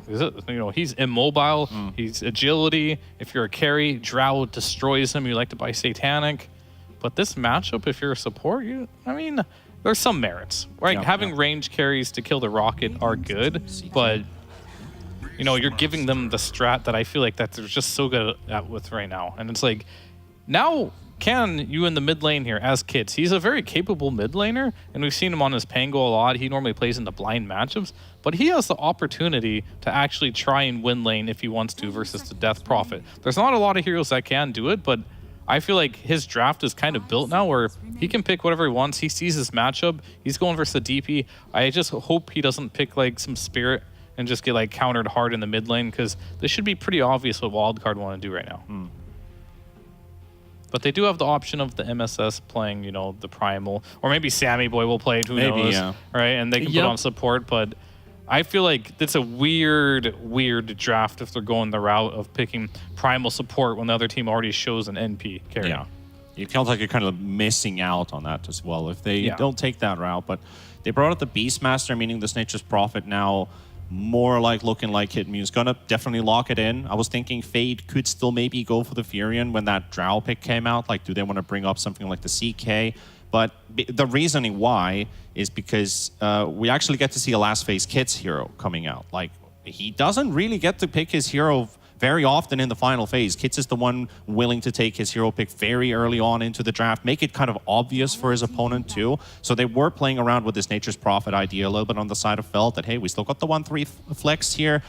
We might just be picking our mid in the second phase. So Wildcard's well, they probably don't want to pick a CK right now because, the Furion is still out there, and you gotta look in for a mid that doesn't really actually counter this Drow Ranger instantly. The only heroes I think about are maybe the Kunkka that Kids does like to play, could be something useful. But Kunkka's not your fantastic 18th pick hero. Yeah, no, they might want something more dominant than that. But this Enchantress ban really suggests to me that Felt are looking to really kind of close out this game early. They just want to roll this. I feel like this actually shows like a lot of confidence from them, that they're just willing to kind of control up the game, stomp this bottom lane, possibly even stomp the top lane. Like, I think their lanes are looking really good at the moment. I'm feeling good for Felt. But then again, I'm also worried about recency bias. They just look really good in their last game, so maybe I'm leaning over on them too hard. I'm not sure. It does get the Beastmaster instantly a better game since the Enchantress is not going to be intervening. They actually banned the Conquer themselves, so the Wildcard could have just snatched it out and be like, yeah, we got a versatile mid pick that's going to sit in here very nicely. Oh. Okay. Kits' hero pool is like, you got to come up with something wild now. Something that he hasn't played recently. Yeah, I mean, that is the other side to picking his hero late when you're used to picking it early, is that he's not going to get one of these comfort picks. Yeah. You have to be a bit more adaptable. So we're going to see a different side to Kits this time. But Wildcard, it is their pick. They don't have long. Will it be a support? I want them to greed it up, like, really hard, in the sense that, like, I think if you win your lanes here, this game is going to be super simple. So if you're going into that mid lane, you're playing versus a DP. One stable hero that comes to mind is Queen of Pain. Right. Yeah, sorry, for Felt. The other thing that you could go for, I mean, that's an SF, so it looks like they're going to go the other route. So I still want the same thing. I want you to pick something that can do well in this laning stage here. They actually don't have any flexibility. You could get away with like a TA in this situation. He does play TA. Yeah, that could be pretty good. You can play Alina if you want, something we don't see a lot in the mid lane, but it could be good. But Zeus, okay, that kind of works. You're not going to like crush the lane or anything, but he is playing a damage dealer that scales. He's going to be doing the damage from far away. That's kind of what I was looking for. So this works, and I'm totally fine with it. And it looks good. It actually just looks good. Yeah, no arguments here. I feel like the mid matchup is also a little bit better now that you have this range-on-range matchup, and Zeus can actually stand his ground fairly well against the Shadow Fiend. Like, usually the SF does have a pretty good time having that higher damage, but you're constantly taking a bit of harass and poke still. So Wildcard are running Sammy Boy Death Prophet 5. They're putting MSS on the Mirana on 4, and they're running Little Nick on the Primal Beast as your 3. So that is going to be their lineup for those 3 heroes, which is quite not what I expected, I'll be honest. Death Prophet 5, what do we make of it? Not terrible. I mean, not bad. Most likely. Not bad, terrible. I mean, it's not great, not terrible, like a wise man once said. Yeah. But I mean, I'm not a huge fan of this at all. I think Sammy Boy is going on his next level from last tour, picking out the Pugna, trying to make something work here. This is not good versus like the Beastmaster. This is not good versus Zeus, and this is definitely not good versus the Nature's Prophet either. I think he's gonna feed his brains out this game, and that's not gonna be good. I mean, it's a potential scenario. Yeah, he started last season going for the Pugna, tried to use his ulti, and now he's just another hero that does the same thing, just sucking two seasons in a row. This is quite interesting. I don't know. Suck last time. What will make this different? He has 4 charges of it, I guess. 4 times the suck. Will it be enough for Wildcard? That is the question. Or are Felt going to make it a clean 2-0? We think it might be. Let's find out what our casters are saying. We've got Mike LaPhoenix and Lizard to take us through game number 2. Thank you so much, Nomad. Lizard, I'm looking at these drafts. I got to be honest. Like, the panel's already kind of said it. Like, this wildcard draft looks really, really weird. I agree. It looks very greedy. They've got 2 stuns, which are both kind of skill shots. You got the onslaught, you got an arrow. I don't know, man. Like, what are they doing? What's this game to? Like, what's the plan? I don't know, man. I have no idea. Okay, so the offlane Primal Beast does make some sense. Like, you're playing that into the Prophet. You're a glass cannon breaker. You can get on top of him and the Zeus. You can eliminate them from the fights. But it just feels much easier for Felt. Like you have this Drow and SFS cores on Wildcard. It's easy for Abed, perhaps, to create space on SF, but not for everyone else. It's like not simple, not easy to just create space with these heroes. Like you said, the disables are skill shots. It's hard to start things off. People will be TPing away from you if you even get close to them. Like, you have this Zeus Prophet, a ton of damage versus 2 glass cannons of SF and Drow. Overall, all things said, I'm believing infelt so much that I have a feeling they'll lose. Yeah, I was gonna say the same thing. Like we both kind of like everyone believes in Fort right now, which probably means they're about to lose here to Wildcard, and we're all gonna look like absolute idiots going into this this series. It just works that way because there are some positives on the side of Wildcard as well, right? Like Drow and SF, if they do get those items, they just become like machine guns from distance. Yeah. I like that. Okay, on the center of the map. Very cute. Very nice, very nice. Looks like a cat though. We're dog people, you and I. Bounty. Sammy will take it at the bot rune spot. Meanwhile, top lane, Lil Nick gonna be chased down by a homing missile, but is gonna be just fine. Still, it does appear to be a 3-for-1 trade in the favor of Wildcard, so you do get a nice little gold bonus for yourself starting off this game. Basically, game 1, right? True. Very, very true. And of course, we'll start off with the mid lane, as we did in game 1. You're going to have Alone against Kits. The Zeus versus SF matchup. Now, this is something very, very different. Takes me back in the day when we used to see these two heroes quite often. Yeah, it's a bit different now with the raises, obviously, slowing you down, amplifying after each connection, so Zeus can fall if he's not careful. But overall, it's just like I spam spells, you spam spells, we both farm. Maybe it's a little bit easier for the SF to get the kill if he lands all the raises. Yeah. Thing is, though, like, going back to the draft of Felt for a moment, I think you and I kind of briefly mentioned it while we were off camera, and like, it's a very nice kind of global strat, right? Like, you can get so much vision with these Hawks, then, you know, eventually Kids will have an Axos, so you'll have the Nimbus, Gyrocopter, getting pretty low, but it is going to be okay. Back to my point, though, like, you have this Prophet, you have this Beastmaster, you have this Zeus. It's going to be very hard to get away for Wildcard if they do get scouted out by a Hawk. And that could be rough because their draft, it does come across as quite greedy. It does. We'll see how the lanes go, you know, after the laning stage.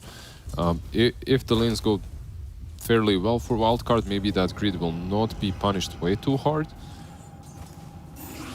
Maybe, yeah, maybe if the Beastmaster maybe has like rougher time than in that last match, so it's kind of simpler for you to play.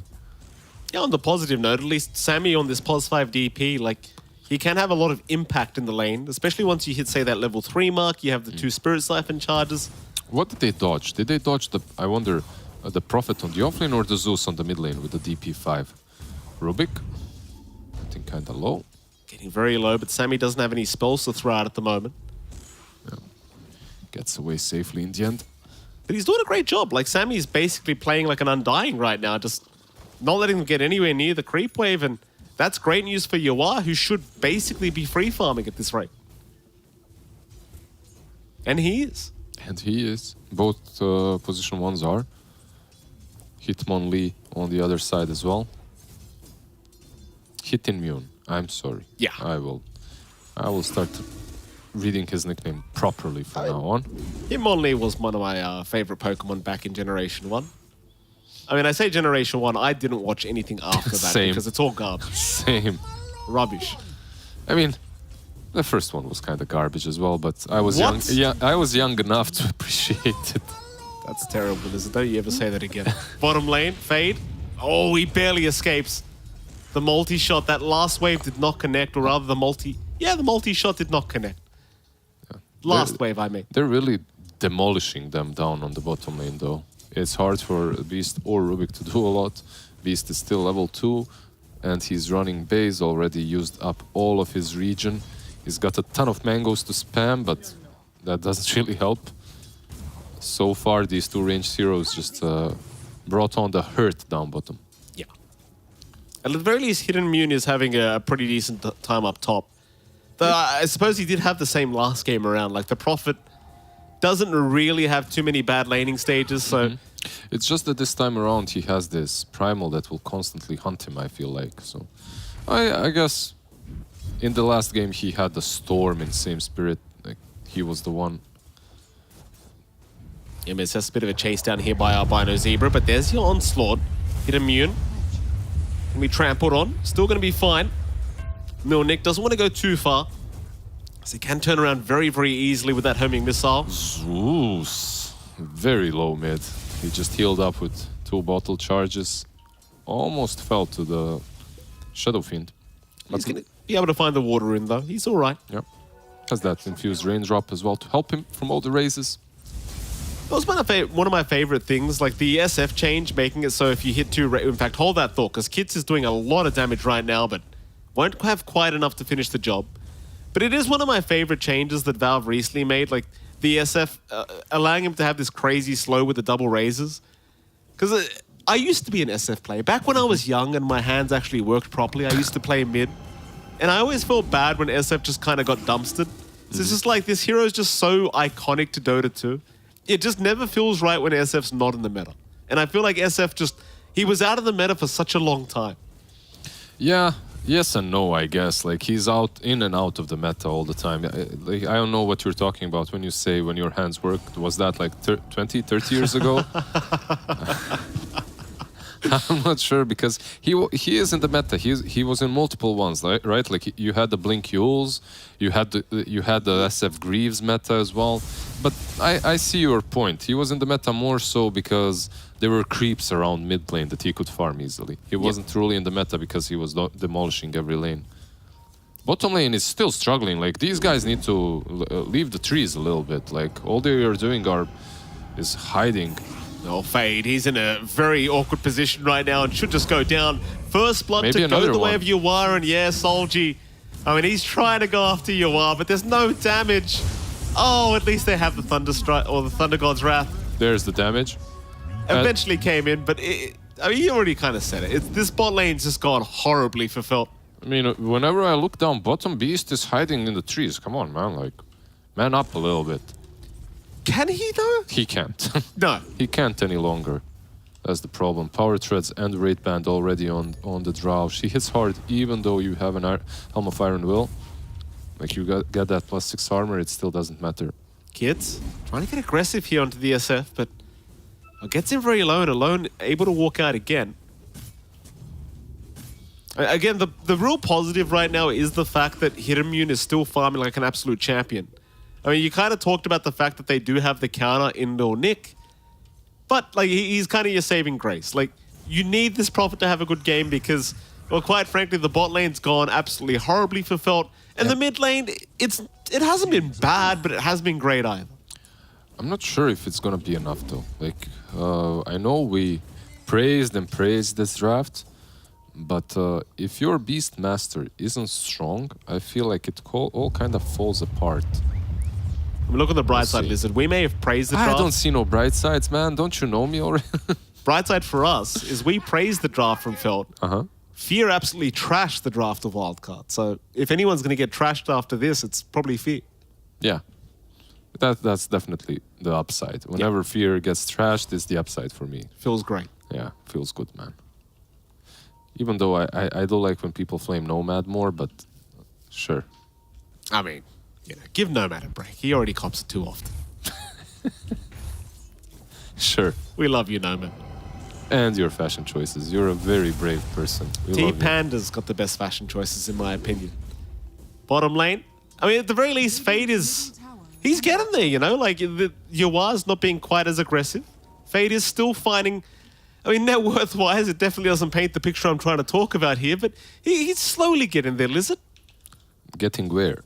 To the dumpster? I mean... 2K net worth? How rude of you. Fade. Oh, he's going to get slowed up. As I say as well, Fade, I apologize, sir. Yeah, Rubik rotates in, so they can't really go on him. It's a rough game for him. Like, he doesn't have that Dominator. He's not going to have it for a while. Alone. Mid lane, though? He's okay. The homing missile going to be a little bit too slow to the party. Yeah. Zeus with the haste maybe goes bottom. He has been, I believe, pinged out, but if he can get bottom, if they could rescue this lane, it would be huge. Sammy's healing up quite a bit with this Siphon, but Kids should have enough damage, surely. And there you go. With the Thunder God's Wrath, he'll get it done. They're just trying to buy any kind of space here for this Beastmaster, who's still level 5. Yeah, he did force Yavar out, so the Beast should actually take over. I was thinking maybe Drow even stays there. It's not really a lane that strikes me as I have to abandon, I have to run. But probably safer for him. Well, so far so good for Wildcard. 2K advantage, 9 minutes in. Top of the net worth board is Lil Nick, and I've got to give props to Lil Nick, because I feel like every game that we've seen of Wildcard, he always seems to be top net worth after the laning stage. Every single time. Now, whether that means he has impact is a different question entirely. What I'm saying, though, to you, Lizard, is He this invests man knows well. how to hit creeps. Yeah. It's fine, you know, you learn how to hit the creeps, then eventually heroes as well. Yeah. Eventually. I mean, step one is the creeps. It's easier to hit them. It is. And, funny we mentioned that as well. I think Burning's coming back to a Chinese team as well. As so, a 5, right? well, whatever it is, you know the man's just going to be hitting creeps the whole time. That's kind of what he does. Solji, in the meantime, he's just going to go down as Alone lands a very nice raise. Ooh, that arrow was close. Not that it would have mattered, but yeah. They do get the Rubik kill. I don't know.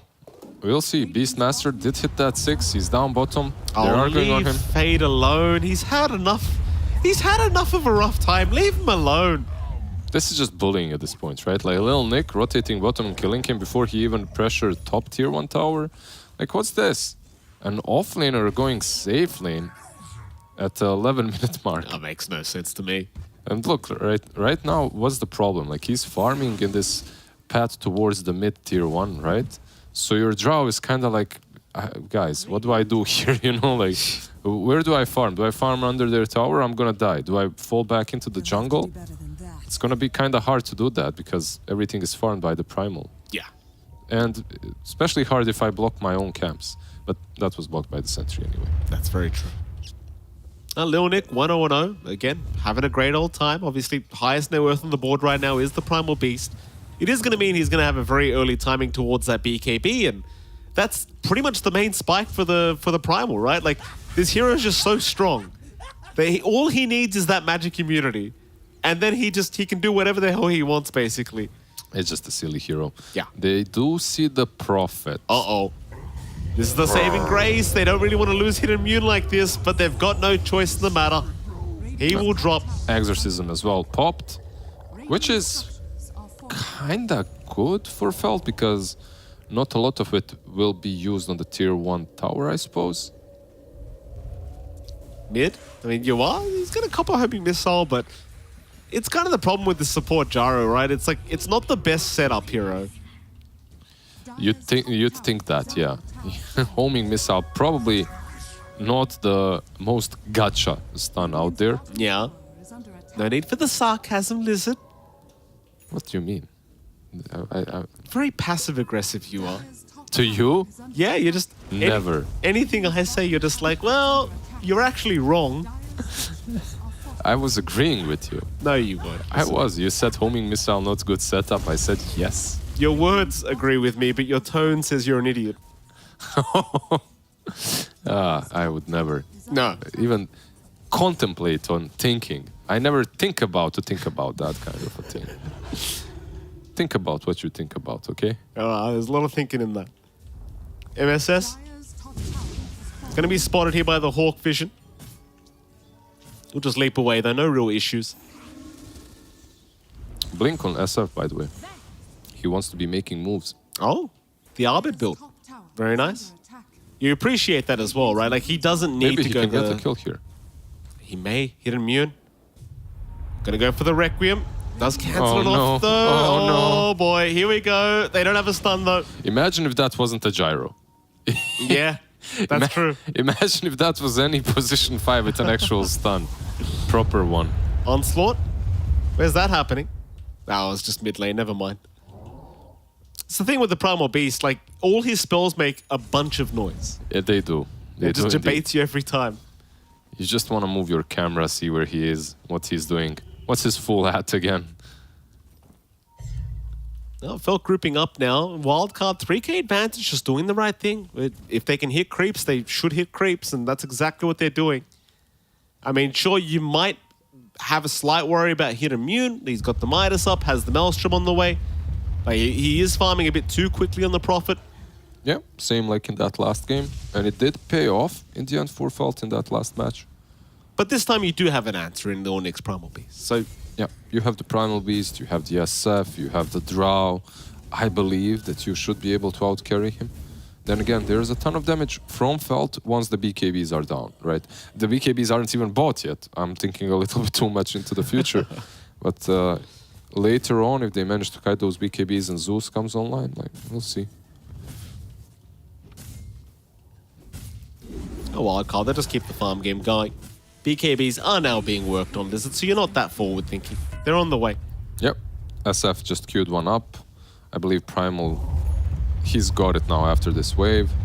Drow Ranger has a 4-staff, so I guess Pike is first and then maybe even a BKB afterwards.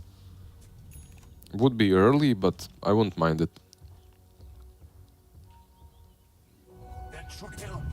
I mean, Feld, it seems like they don't really mind the time to build up on them on their own, right? Like, especially Fade on the Beastmaster, he's probably really enjoying his time in the jungle at the moment. Though Kits did just steal a bunch of his creeps for no apparent reason. Poor guy. Wildcard, they are slowly starting to rotate into that dire jungle now. Seeing Fade, they'll make the jump in immediately. They just hate this Beastmaster. They want him dead. And look at Alone. He's going to sneak into the tree line just to rub salt in the wound. Go after Kits as well. The raise is there. Alone, still going, but Kits is still fine. He will back off as Alone now. He's the one in danger. Thunder God's Wrath. Homing Missile. No, it's going to get denied off. They don't have the damage. Alone. His play was like he wasn't actually even going for the beast. He knew if he Requiems there, he can go on top of Zeus, and he did.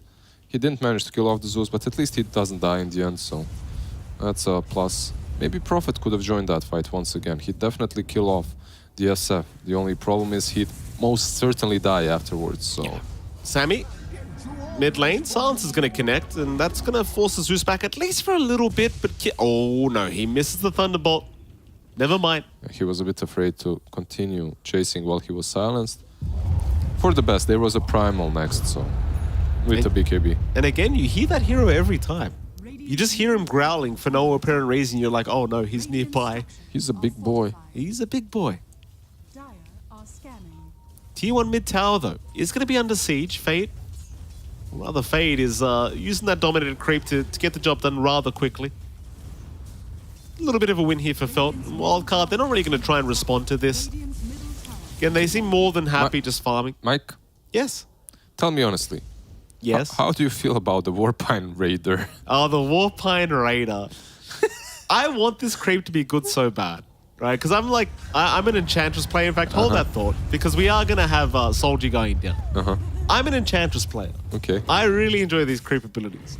Okay. I want this guy to be good so bad. I just feel like I don't know. I feel like it needs to bounce a couple more times. Okay. The siege shot, I mean. Yeah, to be doing something actually, yeah. Yeah. And the range on the bounce as well, it's so short. Yeah, but my question was more like, how do you feel about Warpine Raider? What is this? What's up with this acorn running around? Yeah, it's a weird one. With a magic stick. A little star on top. It is a very, very interesting design. It's kind of cute though. He has a shield with some cherries on top. Yeah? It's cute, Lizard. Okay. It's adorable. It's got a little bit of a wobble as well when he walks, like a bit of a penguin. He does. 18 minutes. 3k advantage now. Kind of a silent game. 11 kills all in total. Not a lot. It is a slow game for sure. Whoa, what's he banging? Some creeps. Okay. I just hear that Primal like banging the floor. Yeah, every time. Alone? Oh, this could be big. He's underneath a sentry though. But do they have detection? Well, they don't really need it. They've got kits right there. Oh, that's a massive pick off. That's great sentry placement from the side of Felt. Maybe preemptively expecting that. Maybe just looking for an observer ward, but whatever it was, it pays off. They had a little bit of a fight around those stairs to the left there, so you put the sentry there usually just to find the ward. And then the wild SF appears even better. Maybe they saw him actually move in. That was also possible. Because of Mirana's ulti, right? Well, Felt 9-4 now, but the net worth lead has gone down by basically to 1k. Like, it's really nothing to write home about. Yeah, and it's mostly in Prophet's hands, right? Yeah. It's all him. This time around, he gets an earlier BKB. I think that's okay because of the Primal Beast in that last game. He had nothing to worry about, really. He had the Dazzle on his side as well. This time around, you have no saves, and you're playing versus this Primal Beast that his only goal is to get a blink and jump on top of you, so makes sense to get that. It certainly does. I mean, it's the one thing you've got to worry about. And speaking of the Primal Beast, Lil Nick's going to pick up a Blink Dagger now. Just coming on the courier, but another great way of kind of breaking the cap. And obviously he assumes the early BKB timing on the Prophet, so I suppose one way to try and counter that out is just blink right in and just go for the Pulverize. And kids, he just finds Sammy again here. Yep. They have so much magic damage, it's ridiculous. Like Felt, Zeus, Gyro, Rubik. It's mostly magic damage from them at the moment. Once they get the BKBs on wildcard, things get a bit rougher. But whose BKB are we waiting for? Drows and SFs, right? Yeah, basically. The SF, I believe, has the recipe on the way. Yep. He's a bit further away with his BKB. Still a couple K to go for that, but yeah, he's working towards it. Not too long, I'm sure. Yeah, it's just that now they can already fight, I believe. They can force Rosh or go for a fight down bottom. We'll see what they're up to. It looks like Yawar is moving into the pit. And he is, and this is something that... It is scouted, though. The Hawk SF? was there. Oh, Alone. Requiem is going to come out. Him, Mundo, had his own BKB. Alone forced the TP out of this team fight. Is going to be just fine.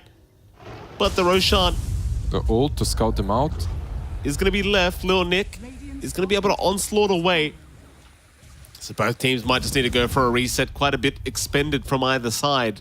More importantly, the BKBs, though, felt they seem confident. They're going to move in.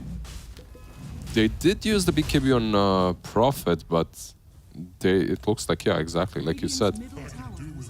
They feel very comfortable seeing SF is still on the bottom lane. But the thing is, in game one, like, Felt got away with so many Roshans. And it's kind of surprising me that they're getting away with this again. The wildcard, they're not going to allow. Maybe Primal goes in. He's got the blink up. He's going to go for the onslaught first, but he could break the gap, though. Never mind. He's going to get roared up. Lil Nick, oh, he's in a bit of trouble here.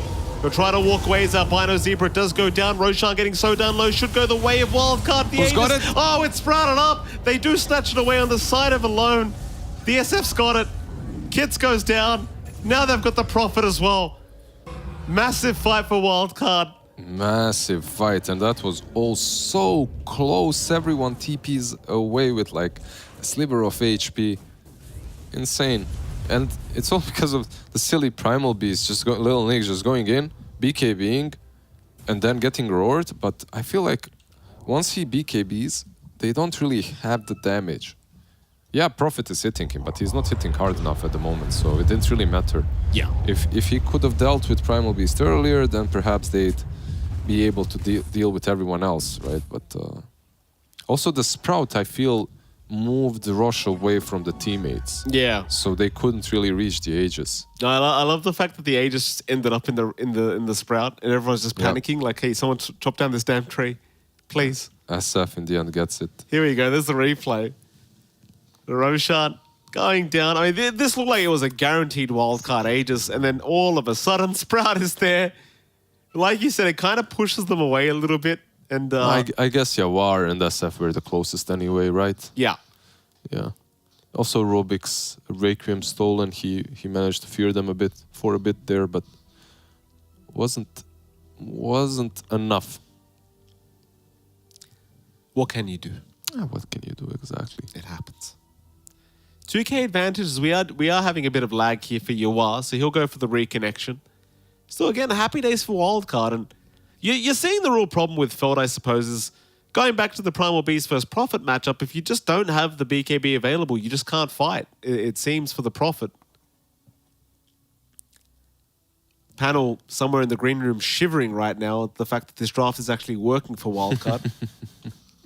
Get ready to explain yourself, boys. Yeah, Start taking notes. Honestly, this panel, Mike, it only works when we're there. That's true. That is very true. I don't know what these predictions are any longer. I mean, you and I always knew Wildcard had the better draft. going You and into I, this. like we have like 100% rate of predictions so That's far. true. That's true. No history revision here happening. Never. Never. Just way too on point. Yeah. Regardless, though, I mean, the game's still very, very close. Like, there is going to come a point where this profit's going to start becoming a real issue. And we saw last game, it was basically the Gleipnir timing that did it. Once you get into the ultra late game, AC up, Satanic up, then it gets super scary. Like, you haven't got a right-click SF either. Like, Alone's still just going the Magic style build. Looks like he's got a point booster, so are we going to see an Ags coming out here for Alone? Yeah, it looks that way. Why not? I mean, that's the build, right? Like you're going for the playmaking style of SF, so pretty damn solid. You love to see when the arcane blink comes out as well. Yeah, I hate to see it, but You hate to see it. I love watching it.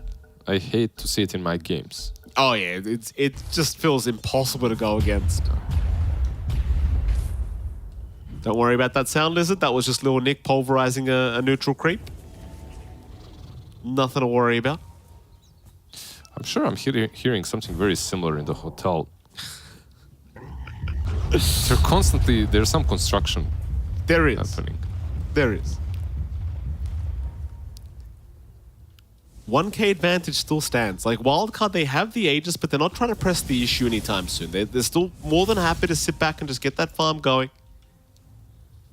I don't really know who this favors. Like, generally when someone's got an Aegis up, you'd assume they start to get a little bit more aggressive than this. Yeah, you assume they will become a bit more frisky and start going in, but they're in no rush. 20 gold, more or less, away after the creep camp. The BKB should be purchased by the draw. And once you get that, then you can start maybe going for some smoke, but you might get caught first. You may get caught. Mid lane. They have found the drow. Yuwa is gone.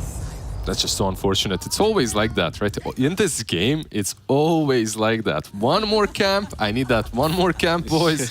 You get it and then you get punished. Somewhere out there, Arteezy's smiling right now. He knows the feeling. He understands. Shout out to him. Nevertheless. 12-6, less than 1K net worth lead now. What's Dota Plus saying?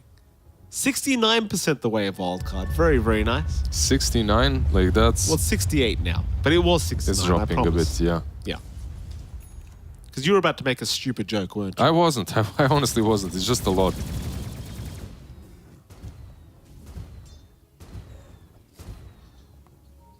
Felt they're just going to take over that Radiant jungle.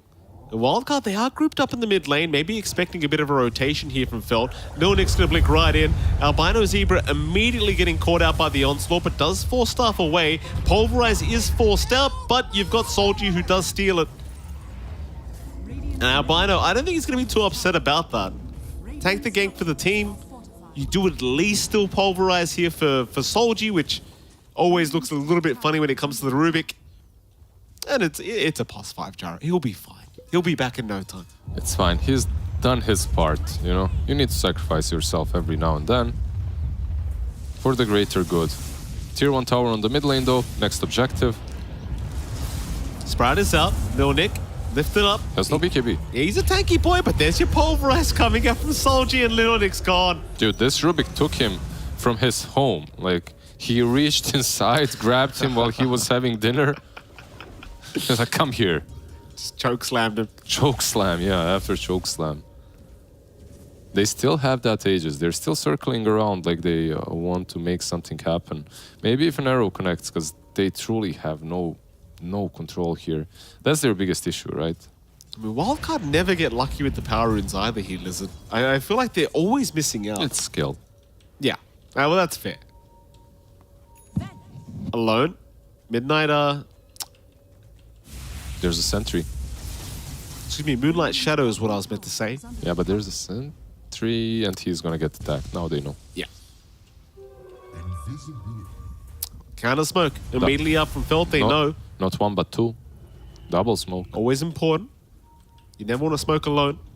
Felt. They know Yuwa was the top lane by himself because they saw the SF mid. They're going to try and maybe infiltrate that Radiant Triangle. See if they can find UR hanging around that area. Are scanning. Oh, UR, he might run right into them.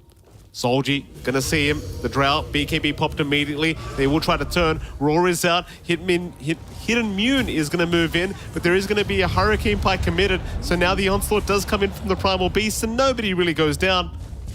At least not quite yet. Thunder God's Wrath, it'll give all the vision. They know exactly where they are. BKB's running off alone. What happened, sir? Where was your BKB? Oh, he never popped it. He just tried to Requiem without a BKB. Disappears in a second. Yikes. Like, felt making this draft work, and I'm just not feeling the impact of the Primal Beast so far. You know, I'm expecting a lot from this BKB. We were hyping it up, like the BKB and the ulti and the cash that they've got. But every time he BKBs, they just reserve the Roar for him. And that's it. He gets Gleipnired before the BKB. If he BKBs, he gets roared. They're really playing well around him. That they are. 4K advantage now the way it felt. Gyro. Right in. Sammy in trouble. Lil Nick going to try and save the day. Sammy still going down, but is going to be saved, at least for now. But the Gleipnir is going to catch him in Hidden Mune. Yawar. Oh, Yawar, not Yawar. Yawar indeed. Oh, boy. I just love how Gyro is. Albino Zebra, he's playing one of those Puppy Kuro style position 5s. Just run in headlessly and give as much info as possible for your team. It looks like you're running in some awkward fashion. And you feed 5-6 times a game. But it doesn't matter because that 7th time the carry dies. Right? Like 7th time he bites the bait again and actually gets deleted. Well, there's the Axe up at the very least on alone. We'll see if that really makes a difference in these fights, though. Like, it's kind of hard because he doesn't have anything like a Linken's. So if you see it happening, with the blink up on the Beastmaster, you just go for the Roar out. Can be pretty hard to actually get this one off here for alone. Maybe once the Arcane Blink is up, not so much, but at least for now it is. 8K advantage for Felt. Dota Plus has swung right back the other way, 66% the way it felt. So see how feeble these predictions are. They just switch sides, just one side after another every 5 minutes. Meanwhile, like our panel. Meanwhile, our panel, they do it non-stop. Yeah. I was gonna praise them, and then then you dig a hole for them, so I had to follow. Yeah. I couldn't. Oh, you call them out. You know, listen, they do tend to switch sides. Like, oh, this team's better. Oh, that team's better. You know. They do. Like I wouldn't know. I'm not really a panelist myself. You know. No, not you. I never do that. Never seen you do such a thing. Right? Me switching sides. Dire's top tower Never is happened. under attack. 14 to 10. What is it, listen? Nothing. No? Nothing to say? Fair enough. 14 to 10, that's it. Not really a close game considering 10k advantage on Felt. Hidden Mute? This man is always finding farm. I mean, they know he's top, though. Scan Out is going to catch alone on the SF, so they know that they're running up top. Yeah, they do. Smoke is out, though, from Felt. They want to try and force this rotation, see if they can get a good fight going for themselves. They know exactly where they are on the side of Wildcard. Get into that Radiant Triangle and just get in position. Can Sammy get him? Will they just send the scoutocopter once again? Yeah, Albino, he's been fantastic, Albino, just constantly taking every single gank that comes in. Of course, both sides are going to be playing for the next Roshan, which is spawning in about 1 minute 15 seconds, but the team fight may break out before then. Dire's top tower is under attack. Though, Felt they will reveal their position by getting that D-Ward on the sentry. Thunder God's Wrath going to give the information back the way it felt. Everything. Top tower is Thing is, though, Wildcard, they're back in their base. So if you're Felt, you just keep staying, you just remain in this triangle and you'll have first dibs on Roshan. Well, there's the smoke. Like you can see the drawings on the map. I felt they're reading the movement. But Zeus! Oh, Kits. Oh, nice He jump. barely gets away. Still Lil Nick going in, but the roar is out. Oh, Lil Insane. Nick is down. Heavenly's jump, like indeed, saved by the heavens there, Zeus. Certainly so. And then the roar as well came right in time. Alone. That's a very far Requiem. He's only going to find Albino Zebra. Yeah, it's the Aghanims, right? Like he channels it and then he blinks. Oh, of course. Jump in. Sammy. In trouble on the DP. Gonna try and survive, but they found Yawar. That's the big target. They've got the Drow again. Oh, no. Sammy. Run, Sammy, run. He is down again as well. There was a buyback from Lil Nick, but it's not going to amount to anything. Yeah, they're pinging SF or Rosh. I believe Rosh is a little bit easier. They could buy back both of the cores. Like, they could buy back the Drow and the DP and try and fight this. But it would be, well, not necessarily greedy, just very risky. So they're opting not to do that. Give away the Aegis, give away the Shard. But this game is getting rougher and rougher. You do have two glass cannons that can defend the high ground on the side of Wildcard, like SF and Drow. They're really strong at defending, but you're playing into Zeus. Like he's gonna send you to the fountain. It's pretty rough. 14k advantage. You really impressed with the Felt's performance here.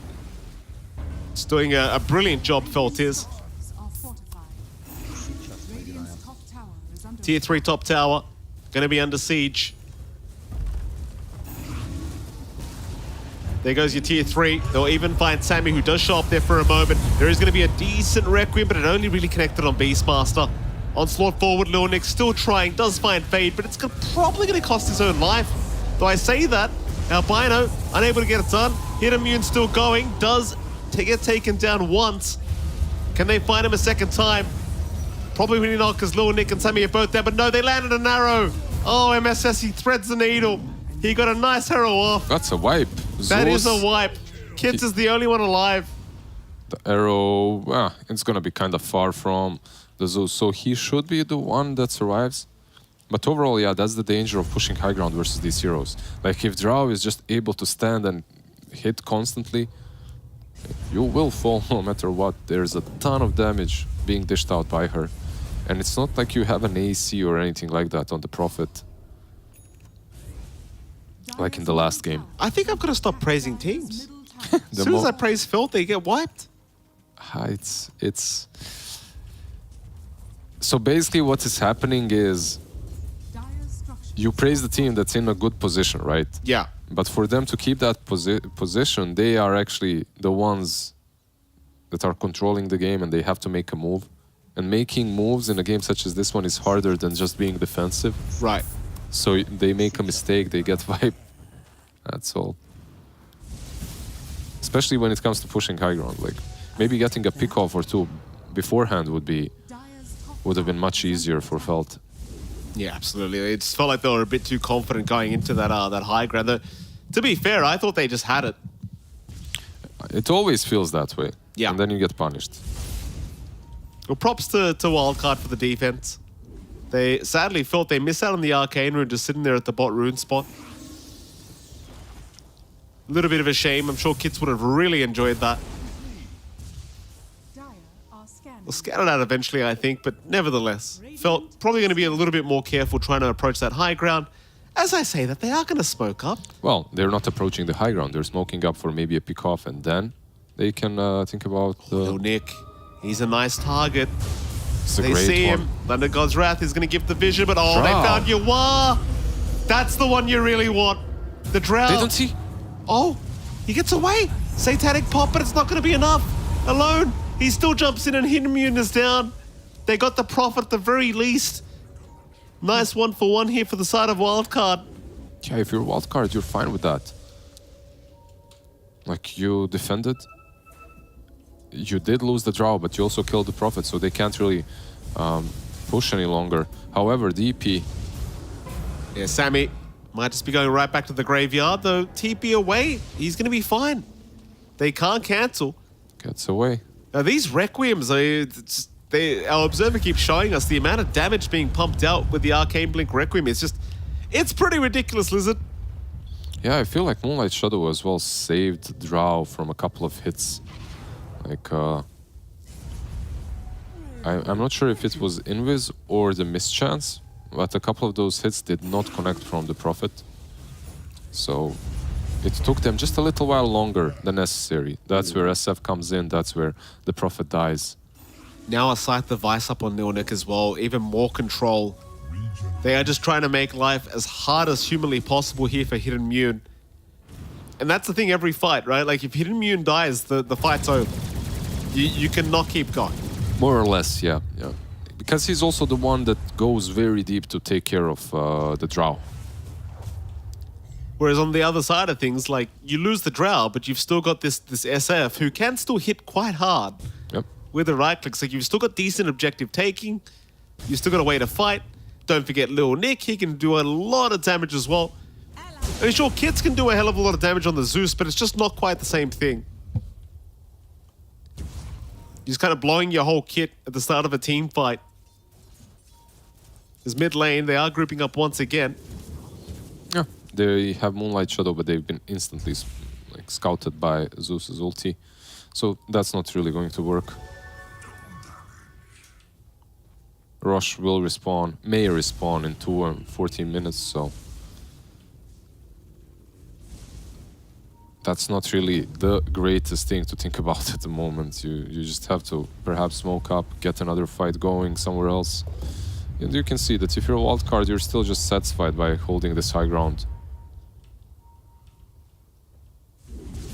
What can they have? They can have a refresher on SF, and they can have a refresher on Primal Beast. If you do buy out, though, that's also dangerous.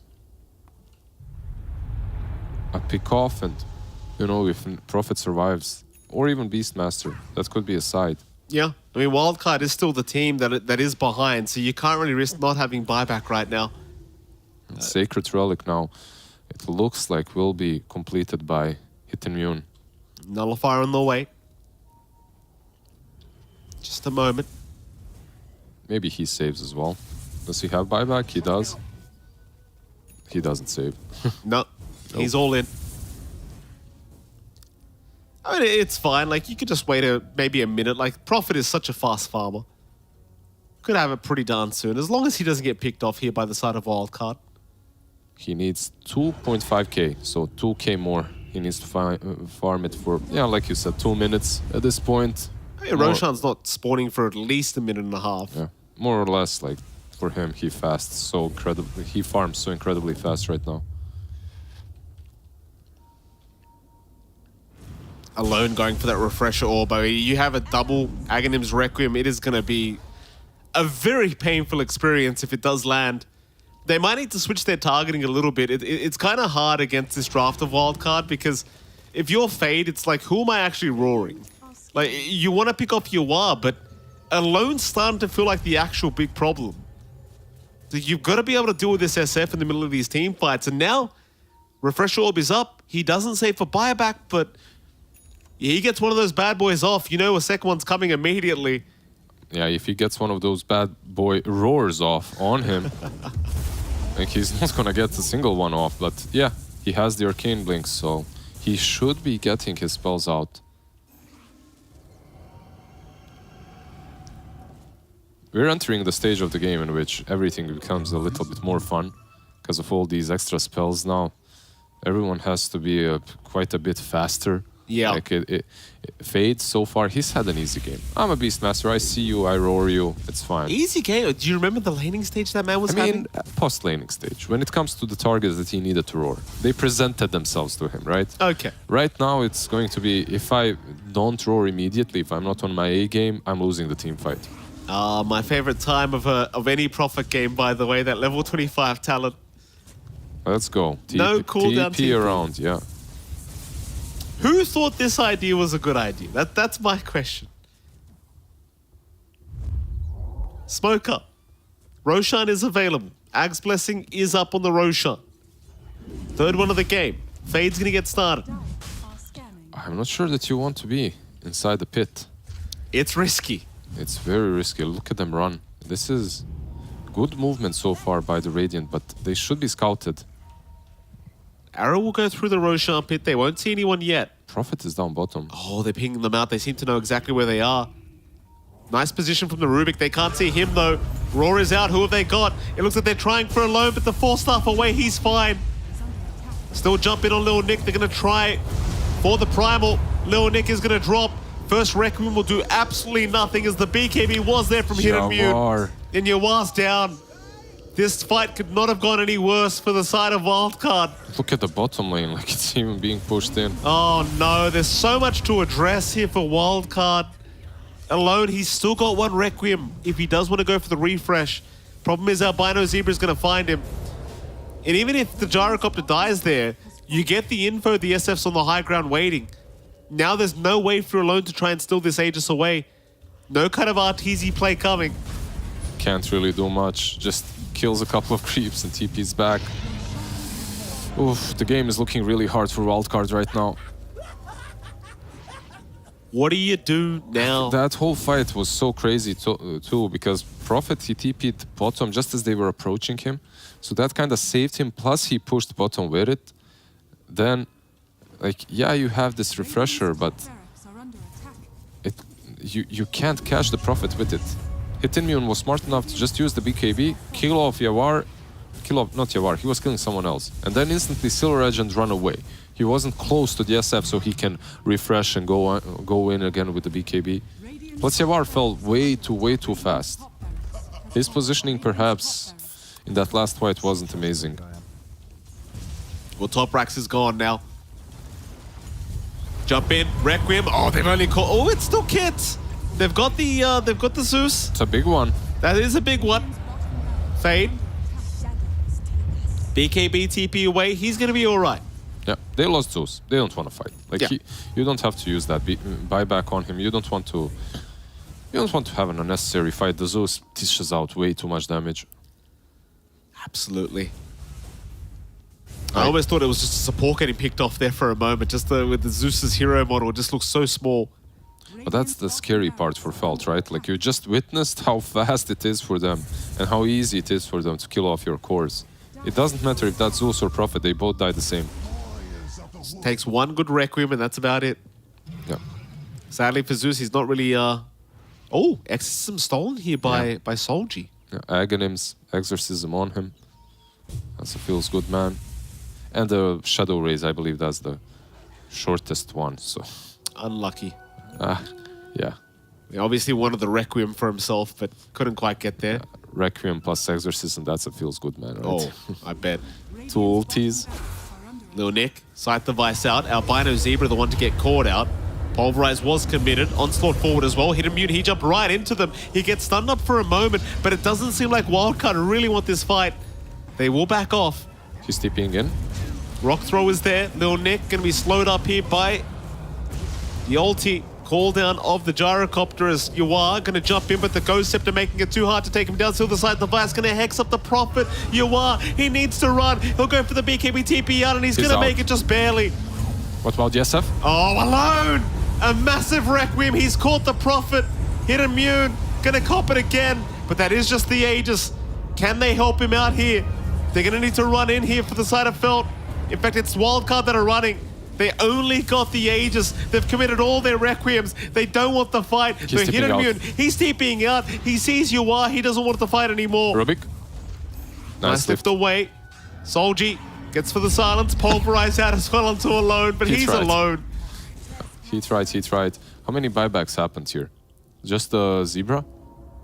Pretty much, yeah. Like overall, great fight from the SF, rescuing the fight on his own pretty much, right?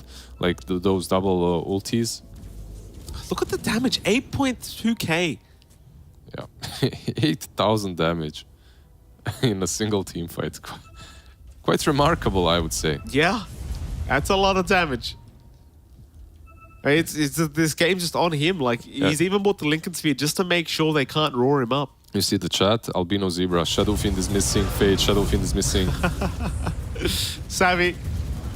Sammy's gonna drop. He has Requiem again very soon. They need to be careful. It's just so hard. It's one of those games where like you see the SF blink in, you've got to pop that BKB, but these BKBs just getting shorter and shorter. Hidden Mute, just trying to keep that bot wave pushed out. Requiem committed, does actually connect on 2, but Easy blink. it'll be just fine to get out of there. that was scary. Right there. Playing with fire. Nimbus down. Jump in here from the side SF. of oh, they've had Alone. He'll pop the BKB. Roar is out though. They broke the Lincolns, but they can't go for the kill. They'll turn back around. Alone's been left. The buyback? No buyback. Oh no. This is going to be very hard to hold now. I thought they'd go in and save the SF, but they'd leave him. Yeah, I guess how? That's the only question. Maybe they fight there, but That's fair. no Requiem. I guess none of them can really afford to die because like Yuwa doesn't have buyback either. They're both short on gold at the moment. The Yuwa dies, the game's basically just done. Thing is though, without the SF, it feels like it's already kind of just done. Like these Requiems have been saving them so many times. Yeah, they've literally been keeping them in the game still. Jump in, Roar is there. They found the Drow, but the 4 staffs away are going to enable him to get out though. Lil Nick, he made the jump in, will Onslaught back out and is going to be able to survive, but Kids trying to move in as well. Rock Throw is actually going to connect here, and the arrow somehow going to miss. Pulverize is there by Solji now. Onto MSS, but he will be able to leap away. They are buying a bit of time. They're buying a saving lot of this time. mid-racks. 30 more seconds for the SF to be back into this team fight. Sammy will go down to the Death Prophet. They want the Megas. Lil Nick though, Scythe the Vice once again going to come out. So he will pump fake the Onslaught. These rock throws. They're really doing a lot of work. 15 seconds left for Alone to be back up. Pulverize though Yuwa. Yuwa has been caught. Yuwa's down, That's but he's buyback. got the gold. He's got the buyback gold. He's back into the fight. Problem is, Megas are up. Yeah, they're bailing. That's it. They're way too low on resources. They got mega creeps. So, okay, for wildcard, they lost all the Raxes, that's true, but they're still kind of in the game. It's not impossible. Like this game, I feel like is much easier to win off of mega creeps than the last one. So it's kind of doable. High hopes, though. Yeah, I mean, chances are it's not going to happen, but like you said, it's doable, It's doable. and we're playing Dota. Yeah. With ESF, with everything that he's got, like this high ground push was difficult 4 versus 5. Yeah. Imagine if he was alive, it would be almost impossible for Felt. It's the greatest thing about Dota, right? Like any other MOBA, and this would just be GG. Like the other team would have just tapped out immediately. Look, I just don't discuss other MOBAs anymore, you know? They're inferior, it's obvious, Yeah. so... That's why I discuss it, to talk about how inferior they are. I love it. Sometimes you've got to get, you know, down and Your dirty. logic is sound. Sometimes you got to get down and dirty. Listen. Your logic is sound, I like you. Where have you been my whole life? Waiting for you. Are they going to wait for the next Roshan? Is that the play? Like there is 35 seconds till we find out when it's going to respawn. A player that just joined Steam, you know when Steam pop-ups like someone is playing Dota? Yeah. But this guy in my Steam friends, his nickname is Jakiro's Buttocks. That just kind of made me think, does Jakira actually have Buttocks? I don't know. Probably. He's a big juicy dragon, Why to be did you put honest. that image into my head? Listen, I don't know. I needed to share it with the world. thank you for that. I Good, think all of us are going to nickname. have a Good nickname, sir. bit of a rough image in our head about that one. I'm searching for him right now to see if he has a profile picture as well.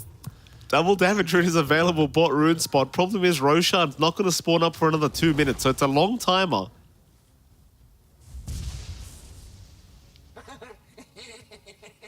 Hidden Mu's not picking it up yet though. Saving it for the right moment. I didn't even realize we're 51 minutes into this game. It's been quite a long one. It's been. I mean, it's gone by quite fast, I might admit. Like It's a fun game. Yeah. It's definitely a fun game. Hasn't felt like 51 minutes, that's for sure. Double damage, still left bot lane, but bot rune spot. But you know what, Lizard? There's no cooldown on this teleport, so who cares? He can go back anytime and pick it up. He's keeping it up for for that one last fight. When's Rosh? In 1 minute? No need to do anything silly, just wait for it. Just quickly check. Back to the rune. Is it still there? Yes, it is. Where do you want to go now, Hidden Mune? Sit on it until 52-minute mark, then pick it up before the next rune spawns. Yeah, save until the last second because Rosh might respawn. 51, 58, he's gonna pick it up. There we go. Have to do better than that. Doesn't want to risk it on 59. You know, 58 is kind of safe. CI grip? Soldier said CI grip. What is it? What emote is that? I don't even know. I'll Google it for you. I mean, usually my emote game's pretty good. But Isn't it the robot guy? No. I don't know. Just go Google it. I gotta know now. No, it's Yeah, don't even I talk won't. about it. That Yeah. doesn't look like it's appropriate. yeah. Anyway, double damage was picked up. Roshan is 10 seconds away. Here we go. I mean, wildcard, they're just stuck in their base at the moment. 30k advantage. They're stuck in their base until the end of this game, unless they win the high ground push. They will not be leaving. This Soldiers pulverizing something. This Roshan, it's not going to last. Completely gone. Fourth Roshan of the game. Does anyone need the axe? Kids will take it for himself. Why the hell not? It's kind of sad, you know. Beastmaster doesn't even have it. Yeah, but he gets, what is it, the drums of Slom? Yeah, I know. I mean- I know. I mean, let's be real. If it wasn't called the drums of Slom, maybe someone would buy it. Yeah, it's a pretty ugly name. But the drums of Slom, come on, man. I was real disappointed that there wasn't an actual animation when he has that axe. Like, at the very least, if I'm going to spend that much gold on this garbage spell, like, give me an animation. You know? Let him actually start playing the drums. Yeah. Do you remember, like in Warcraft 3, the hero Beastmaster, his ultimate was Stampede. We prefer Dota All-Stars, Lizard. We don't talk about that other game. You can talk about your ancestors, it's fine. Okay. Like, Stampede was basically March of the Machines, but with boars. I remember. Remember, Kodos, they were running down. Yeah. And he was also hitting his drum. So, similar. Back in my day. Back in my day. I actually went back and I was watching a live stream of a guy playing Dota All-Stars recently. It's kind of nice. They still play that, like on Battle.net. Yeah. Still play it, yeah, I know. It's good to see how far we've come, though. Like, I don't think I'd be able to go back and play anymore. It's we've gone too far in Dota 2. I played it like a couple of, maybe half a year, maybe a year ago. I played Meepo in Dota All-Stars. Wasn't too enjoyable, but XD. yeah. All right, Phil. Looks like they're ready to try and go. Oh, Yawaz lost his courier. What was that? That was his Manta. Ultimate Orb is gone. Yeah, very unfortunate. Just keeps getting worse and worse for the side of Wildcard. Milnik will be chased down by a homing missile. Wildcard just going to stand their ground by the fountain. Requiem? Oh, Zeus? big Requiem Oh. is there. They found... it was Solji. It was Solji. Not the biggest deal in the Debated. world. Yeah, you debated me. Listen, jump in onto the gyrocopter. Looks like they're going to find another. Now, Bino Zebra also gone. And so that they have successfully held high ground. I don't think Felt are going to want to try and fight until both their supports are back up. Probably not. So we're gonna chill for quite some time now. And they're reaching like their peaks on these heroes. Like, you won't actually be having a way more when it comes to the items than what you have right now. Can you get like an E-Blade on Zeus? There's 6k gold on Beastmaster. He's like, I don't know what to buy anymore, guys. I'm stacked. Aeon just being built up here on old kits. He doesn't want to die immediately to a Requiem if he can avoid it. Yeah, he has it, right? Like, it's just locked. So true. yeah. Basically, if SF jumps him, he unlocks it. That's it.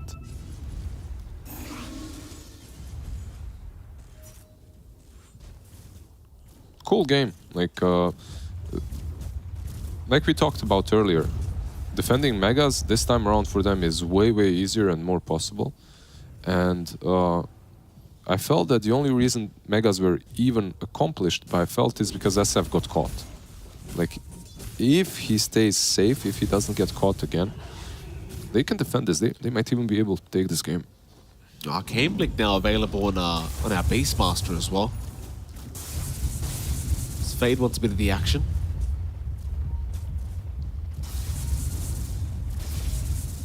Felt still very patient, waiting for Albino Zebra to be back up. Love the fact that Soldier's been allowed to have the refresher shard, so if he can get something really nice for himself, like if he can steal that Requiem, he's basically gonna have a double Requiem himself. Yeah, Rubik is always that wild factor later on in the game. I mean, throughout the game, right? Yeah.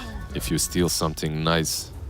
Here we go. Smoke is up through the bot lane. They already found Little Nick. The Primal Beast copping way too much damage and is going to go down. He's just gone. He does have buyback. He does have buyback. Uproar now available on Solji. So you've got those waves coming in very, very soon once he does pop it. Here we go. Buyback committed by Little Nick. They need to try and stop this Prophet, but the Requiem is out. Oh, they've caught him. That's the first life gone. Can they do it again? Arrow connects. Oh, the arrow connects. Where's the protection? Nobody's saving. Fade jumps in now, but it's way too late. They don't have the damage anymore. He doesn't want to buy back. They'll need to retreat. Gotta run, boys.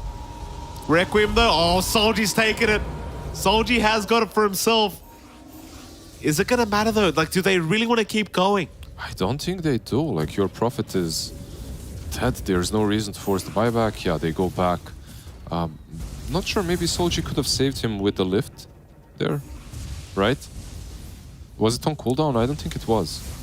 Maybe a bit too quick with the Requiem. With the Requiem afterwards, yeah. Maybe he got caught with the first one as well. I'm not sure what happened exactly, but next time around, he's their only save. That needs to happen. Like, he needs to save the Prophet. Fade? Oh, Fade gets caught out. Nimbus is there. Looks like Feld are going to try and protect their Beastmaster. Though they do toss him back in. Fade, he's forced to fight now. They're going to roar up the SF. They will try, but the 4 staffs away are there. Felt, they are taking some very risky engagements here. Yeah, they're thrown though. Tier 4 towers are gone. Throne is exposed. Yeah, that's the problem. Like, you always have to think about that as well now. You're playing into Megas, so the game is not easy. 20 seconds left for their Prophet to be back up. They can get back to that high ground once again if they so wish.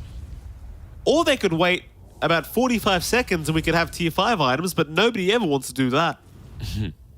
You could, because it might bait Wildcard to farm their items around, I don't know, the Ancients on the dire side or something like that. So you get a pick off, you kill him, and that can be a game. That can be a game-winning situation just because of these items. Smoke up here from Wildcard. They do move out of their base.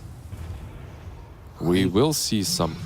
Hit immune on the high ground. Requiem is going to fly out alone. He'll try to get a ton. The Prophet just stuck on the high ground. He can't move, but the Hex is there. They just perma-stun him up. He is down. He does have buyback. Alone in the meantime, gets Requiem by Solji. He hands it right back. Are we going to see some buybacks here from the carries, maybe? I don't think so. Maybe you could see one from Alone, but I don't think Hidemu wants to risk this game by buying back right here. Because that does give you a bit of an opening for Wildcard. It gives you a glimmer of hope. Yeah, if you kill him. Raw has been committed. It's going to be Sammy on the Death Prophet getting blown up here by the Zeus. And here we go, tier 5 items. We've got an Ex Machina Arcanus armor as well. That Ex Machina though, that's a nice one. Who was it given to?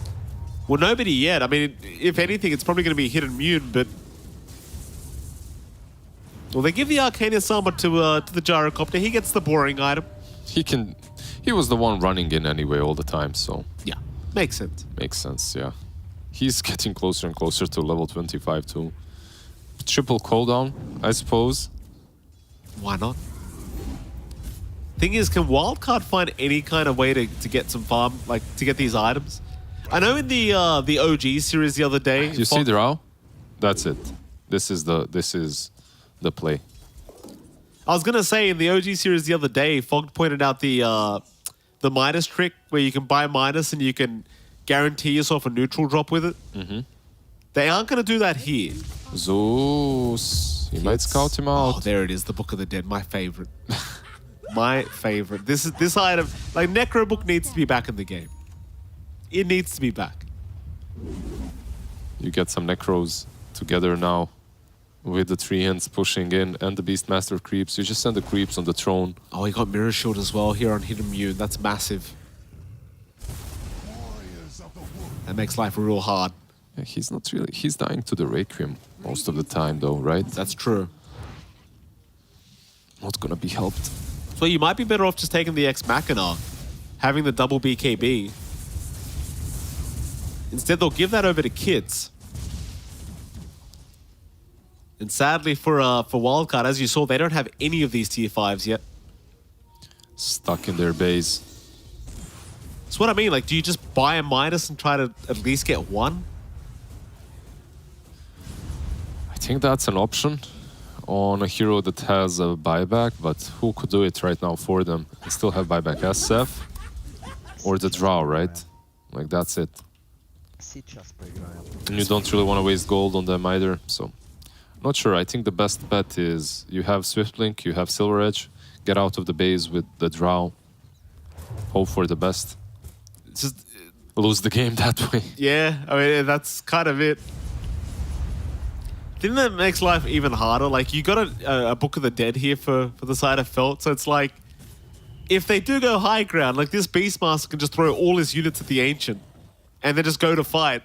And it's like, if you kind of forget those Necro units are just going on the Ancient, they do a lot of damage. Especially when you've got that Beastmaster aura around you. Yeah, they do have heroes that deal well with all the trash creeps, right? Like Oh, listen, we get to see the Drums of Slom, perhaps? There's an Axe Blessing. Just, yeah. He's still moving away from it. He's like, no. There it is. Okay, we're gonna see it. He's got it. Drums of Slom. He probably won't even click the button, let's be honest.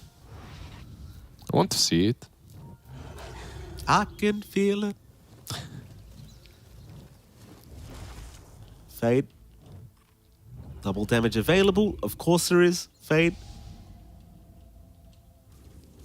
They're going in with the DD. Here we go. Yuar shows himself in the creep. There's the roar out. They've got the drought. Nimbus all right on top of him. And it looks like he's about to get blown up, but the Force Staff's away. Are going to save at least for now. The Satanic is going to give him time at the Ancient. It is exposed. Requiem is out. Alone is trying with the BKBs. It is not going to allow anything to really happen. They are holding. So they are wearing out. Lil Nick, he's going to try and move in with the Scythe of Vice. He's got Kits on the Zeus, but the Aeon Disc is going to protect. Kits is fine. Yuar's the one in trouble. He's been caught out again. Another Requiem. Alone is still trying. They've got perhaps Hidden Mune. They do. The Aegis is down. But that's only the first life. They need him a second time. Albino Zebra's down. It's a 4v4 scenario. Sammy also dying. Yeah, but there's no BKB on SF. Gyro buybacks. He does buy back. Alone's going to jump in again. They'll try it for Solji. Solji's all right for now. Roar out again. Yuar on the backside. He gets caught out. The Ancient is going down. The Beastmaster will focus it up. Can they get it though? The defense is still there. Fade.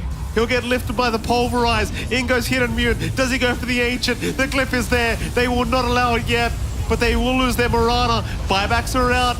MSS will be back into the team fight, but everyone else is falling like flies. This game's over. There's no way. There is no way to defend anymore. Wildcard, they will get 2-0'd by the side of Felt. GG, well played, says Samson. I mean, you've got to admit, Felt, they're looking fantastic. They looked incredible this game.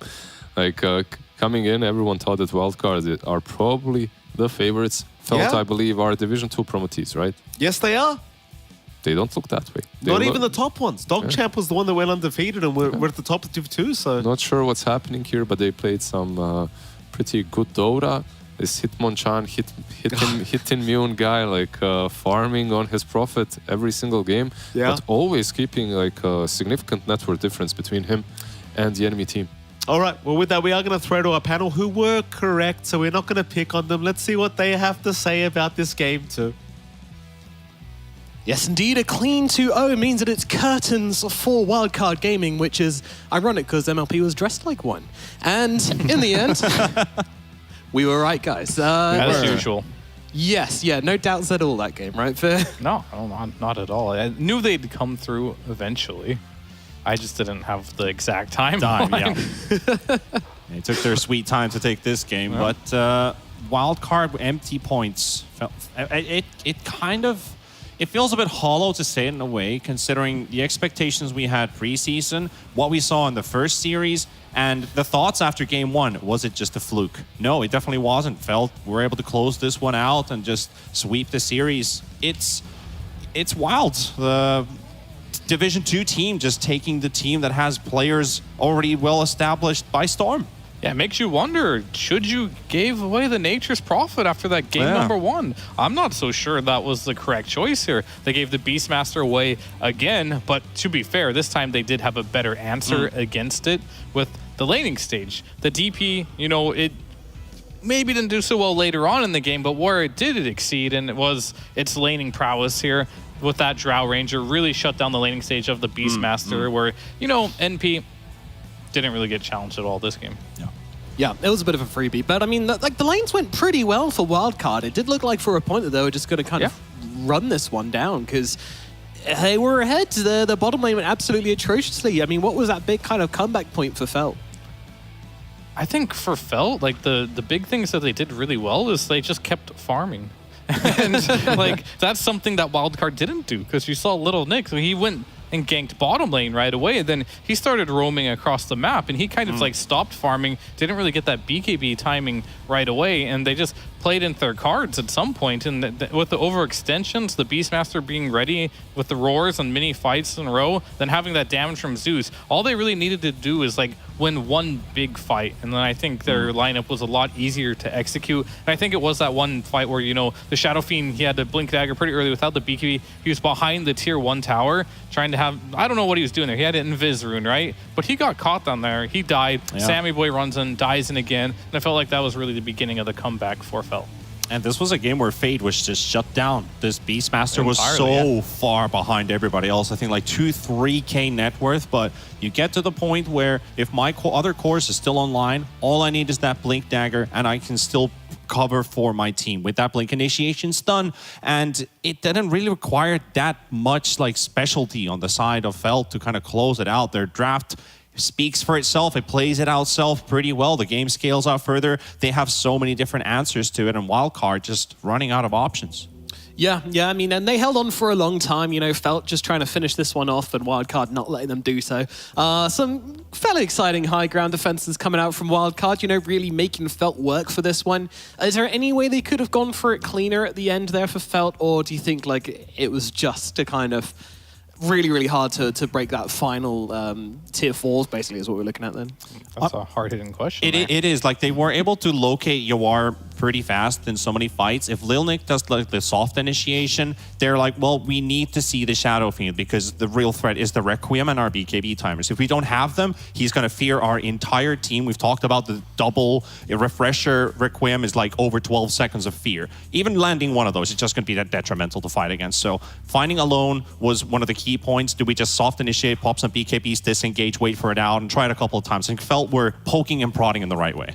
Yeah, I actually thought that there was a possibility they could have tried to kite Lil Nick a little bit more and use the Roar for alone instead, but it's so quick, that Requiem, I'm not even sure you have time to turn around and Roar. It's a pretty slow spell when you get down to the microseconds of it, so I think they did what they had to, and Lil Nick was also doing pretty well throughout the game and being on the front lines. I actually thought he was probably, for the first half of the game, the kind of only point which Wildcard where I was this guy's, doing what he needs to.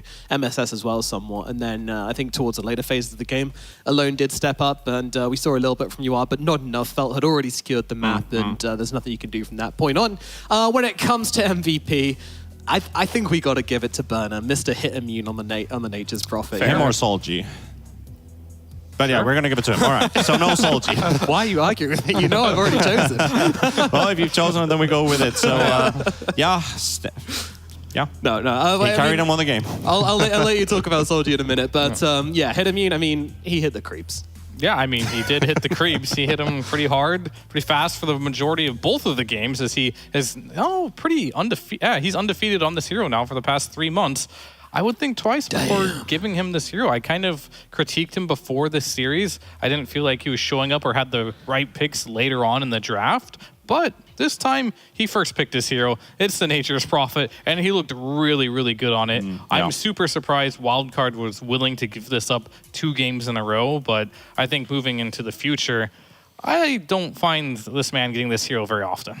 No, I wouldn't Unlikely. have thought so. It's already first phase ban material, you You're know? right. We're never like, oh my god, they've banned Prophet when it starts off. So I don't see why you wouldn't just take it out against these guys. You know, don't give them a chance to get that comfort. But talk to me about Sol GT Panda. Why did he tickle your pickle? Well, the reason why, I think the couple times where he would be able to steal a good ulti like Pulverize or even the Exorcism from time to time, that led into an instant pick-off that surprised Wildcard, led into an objective most of the time. So I feel like every time Solji was able to get a kind of a surprise initiation out thanks to a stolen spell, it just took Wildcard completely off their feet. Like, oh, they actually grabbed our guy. He pulverizes him like from the high ground to the river, just reaches out to the guy, starts banging him onto the ground, and the rest are just kind of watching. Do we fight this? Do we help him out? Like, that's like 6 ultis versus our 5. Like, what the heck are we gonna do here? So I feel like Solji kind of mixed it up a little bit for Wildcard. Yeah, it's impossible not to give that Pulverize away from the Primal Beast unless you're actually pulverizing the Rubik. But if you're pulverizing a Rubik, then you probably have other issues. So it's kind of a catch-22. It did seem like a very nice answer to the Primal Beast, and one I was quite happy about. And yeah, I don't know. Overall, just I think Felt's drafting was great, and the gameplay was pretty good as well. I mean, maybe even better than pretty good. I like what they were doing this series. There was one particular team fight, if we'd still have the clip saved somewhere, where they fought in front of the Roche pit, and the initiation coming out from Lilnik. This is like beautiful positioning from the Primal Beast. They gotta force out the roar, and then things start to go a little bit different here. Yeah, I mean, it's the Zeus. He just kind of like leaped in here real slowly, trying to steal the Aegis, Guys, watch not even this. close, right into a Gust. And I feel like if the Zeus does survive there, he can maybe kill them, get the Aegis, and it wouldn't be that big of a deal for them. But unfortunately, Zeus dies immediately there, and then it was like a big turnaround there for that part of the game. Granted, maybe they shouldn't have gone Roche there. I think that was when they traded BKBs on the NP, so a little bit of a risky play there, not working out for them in the end. Yep, high risk, high reward. Maybe you get the Aegis, but maybe you don't, and you just do a bit of a dying. But overall, Felt playing a very, very clean game, and we get to speak to them. In fact, we're going to get to speak to the offlaner. Mr. Fade is here to speak to us about their performance in this game. So, firstly, well done, congratulations. How's it feel to beat Wildcard and some big names on this team? It feels really good. I think it's we're a very new team, but we actually have put in a decent amount of work. I think we've tried really hard to not only understand our hero pools for the draft, just talking about like the game and how we want to play. It's I think it's been a really, really big factor of us winning today. Yeah, we actually agreed on the panel that you guys kind of outdrafted in game number 2. Is that how you guys felt as well? Yes. I think the only problem is the lanes. I think the lanes, your drafting looked good, but if the lanes don't go well, you can get ran over. And it almost got to that point, I think. We were just able to get just enough out of the lane, especially just bottom lane, right? I mean, the lanes were fine, but the bottom lane was really crucial for us to so that we don't completely collapse. Because the Beastmaster, I need to have some big part of this game for us to win. But I think our drafts were very good, though. We were happy with them. Yeah, we absolutely agreed. So I also want to ask, do you think that people are going to kind of keep underestimating you guys here in the in Division 1? It depends on who we play. I think we're definitely like the teams that are not named TSM, Shopify, and maybe even Nouns. Nouns look really, really good. I think we can win any of those other teams. And I'm not sure, maybe they would be a little bit favored, but I think people can see that we can play at a good enough level to compete with them. Those other top teams, it's tough to say right now. I think we have a lot more work to do, and we make a lot of mistakes in these games, and that's something we can just learn from. But I think we showed that we have a pretty good potential if we are able to get our good heroes and play the game actively. Very humble. All right. Congrats on your win, Fate. And actually wanted to talk about you a little bit more. How does it feel to play the off lane against some of the best carries North America has to offer? I play against, in pubs, I play against like all the carries, honestly. I think over the years, I think I definitely feel like I've bridged like a little bit of the gap that I have. Because I remember like 2-3 years ago, I was laning against Arteezy and I would just get absolutely smoked, like no chance. Like I'm like, oh, this guy's too good. But now at least I have like some at least good ideas. I think today, if I didn't have the experience that I had before, it's very easy to crumble in that situation because the lane looks really hard and it's really hard to play it. You have constant pressure on you. But I think from my the experience I've built, I've been really playing better against these carries, and I think it's just really good that I can compete with them at this point. All right. And secondly, I see you're also a fellow Enigma enjoyer, just as I am. What do you enjoy most about the hero? Oh my God, I love Enigma. I love you, man. I think it's just honestly the versatility this hero has. The really great thing about it is like, I think in pubs when you get like people that are just like not 4 players and they're like, I'm just gonna pick this hero. He's a melee hero, and then I'm not gonna do that much. So I'm just gonna pick Enigma so that like you kind of protect the lane, and then afterwards it's just like the hero can build like almost like a like old utility style, like Dom Greaves, and then in some games where they just don't like really happens. You like they play against like Treens or Rubik or Sanser, but if in some games where you feel like you can just black bully, you can still do that as well. So I think I have a really good feel for the hero, and I think it's really fun to play. So it's pretty simple, actually. All right, you're a kindred spirit to me as well with the Enigma. Thanks.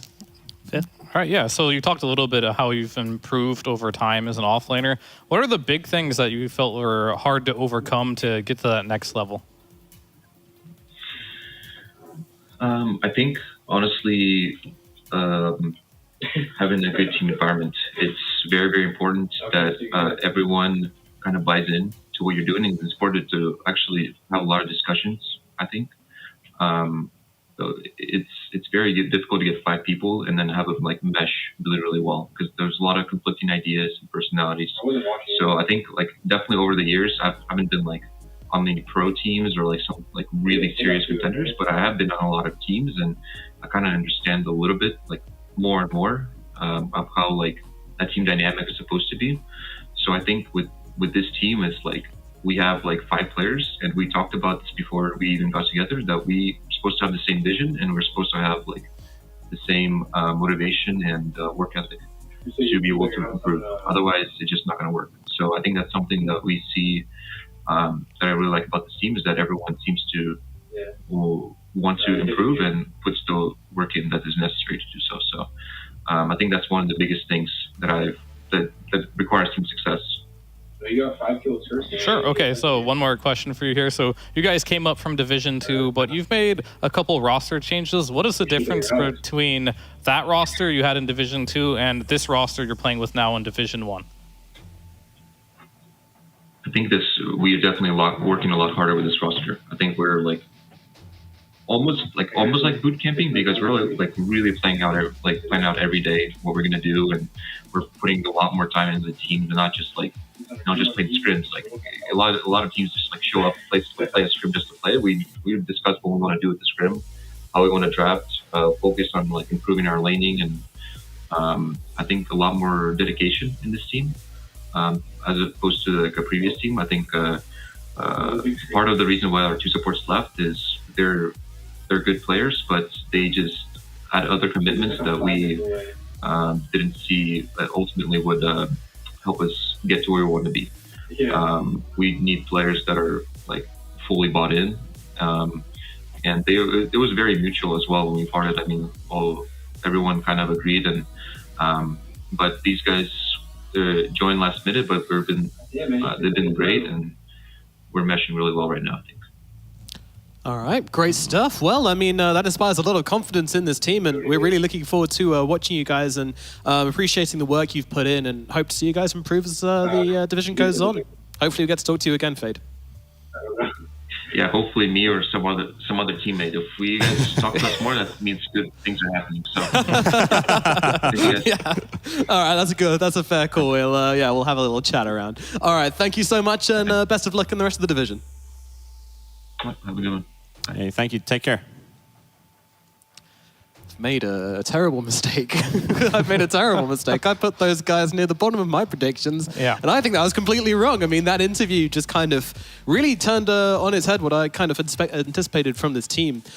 These guys, clearly, they're hungry. They showed a lot of hunger in that interview, and I don't know. I think they're going to get better as time goes on. I mean, how good was that for you guys to hear? Well, I mean, can I just say that I feel like I just made a new friend? Okay, all right. You're bonding over your enigma there. You go be weird somewhere else. I mean, I really like the fact that he was talking about like having everyone buy in and what their goals are, and if you weren't up to speed on the goals, then you can leave, type of thing. And we need people who want to get the same goals as us, which means they're very serious about this, and it's kind of showing in their gameplay as well. And I didn't expect this from this roster. Didn't think they'd take it this seriously, but seeing as they are and they have the play to back it up, I'm impressed. I'm impressed as well. Yeah, and looking forward to seeing these guys improve from series to series. And let's have a look at how the leaderboard sits after this series, because it does mean that Felt are now 1-1, and we've got 5 round 4 star versus Dog coming up. But there you go, Felt sitting at 1-1 alongside the likes of Shopify Rebellion. But of course, they're doing matchup against TSM, so I take it with a grain of salt. Dog Champ, who they actually played against last time, are also 1-1 now as well, so they get to draw with them. 5 round 4 staff, and now Wildcard down at 0-2.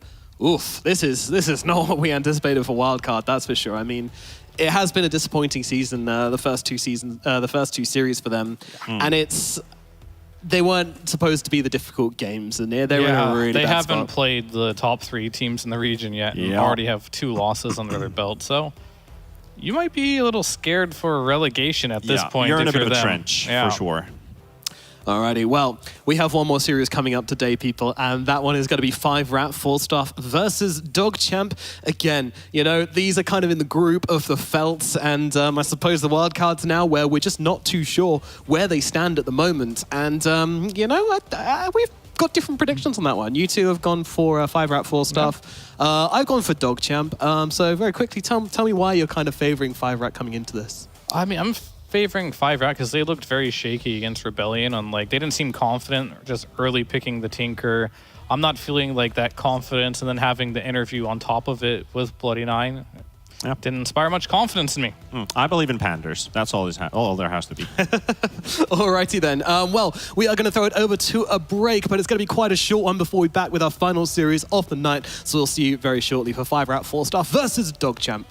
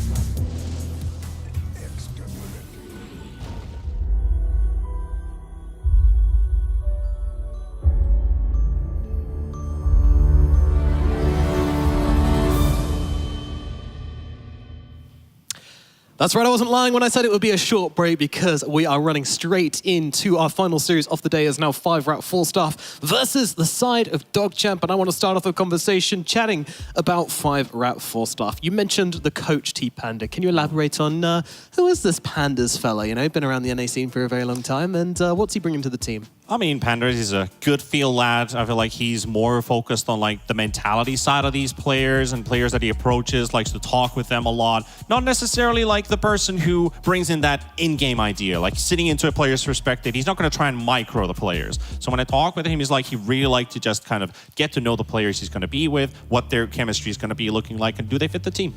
All right, sounds like a viable asset for the team, and I'm sure he's going to bring a lot. But when it comes to 5-rat 4-staff, you know, have you been kind of feeling the same thing as Felt, where it feels like they're kind of trying to build a roster which is you know, made for the long term for?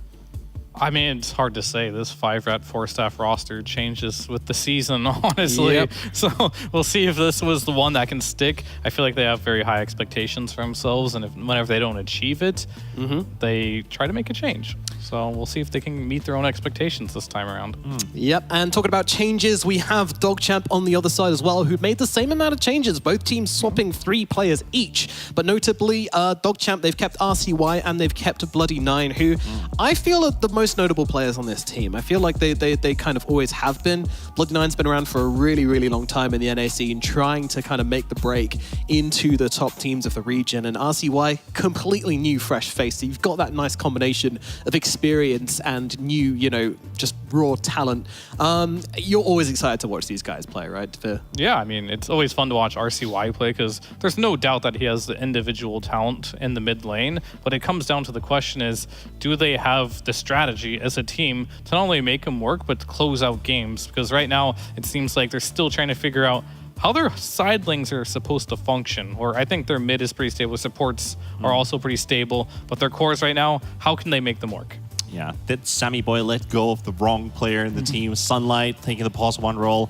They were hyping out Russell, the 10k MMR offlane player, that he's got a lot to give and a lot to bring. Maybe some fresh ideas, maybe something new to the North American region, because we kind of highlighted the copycat theme. Does he bring something unique to the table? Yeah, I mean, considering that Russell is like kind of not that experienced when it comes to professional play, you know, I did think he's had some good series so far. Sunlight, you know, he's been decent, but I think like Russell's been actually quite consistent, even in games where they're doing bad.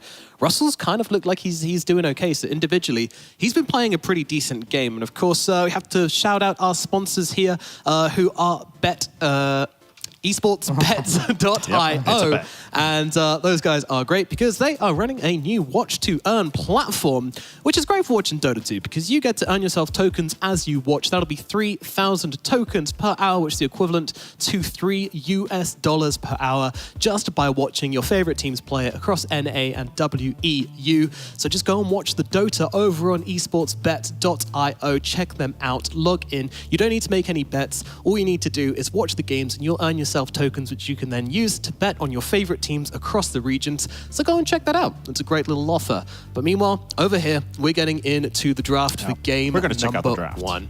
Absolutely. It is now into DogChamp versus 5-rat, and I'm kind of leaning DogChamp here. I don't know. I'm kind of leaning DogChamp. I really want to see RCY flex here. Well, I mean, we got to see the heroes first to make a proper evaluation out of this. But at least getting the Tinker out of the way, I think that's we're literally talking about a respect ban on the side of 5-rat. Like Tinker first phase ban, not too common, but once you've seen this guy in action, it's like we're not gonna make the stupid mistake again. Just like with the Furion last series and the Furions earlier on, if there's a good player for it, like Russell is also another guy. Do we just ban Furion? Yeah, DogChamp actually taking it away from 5-rat.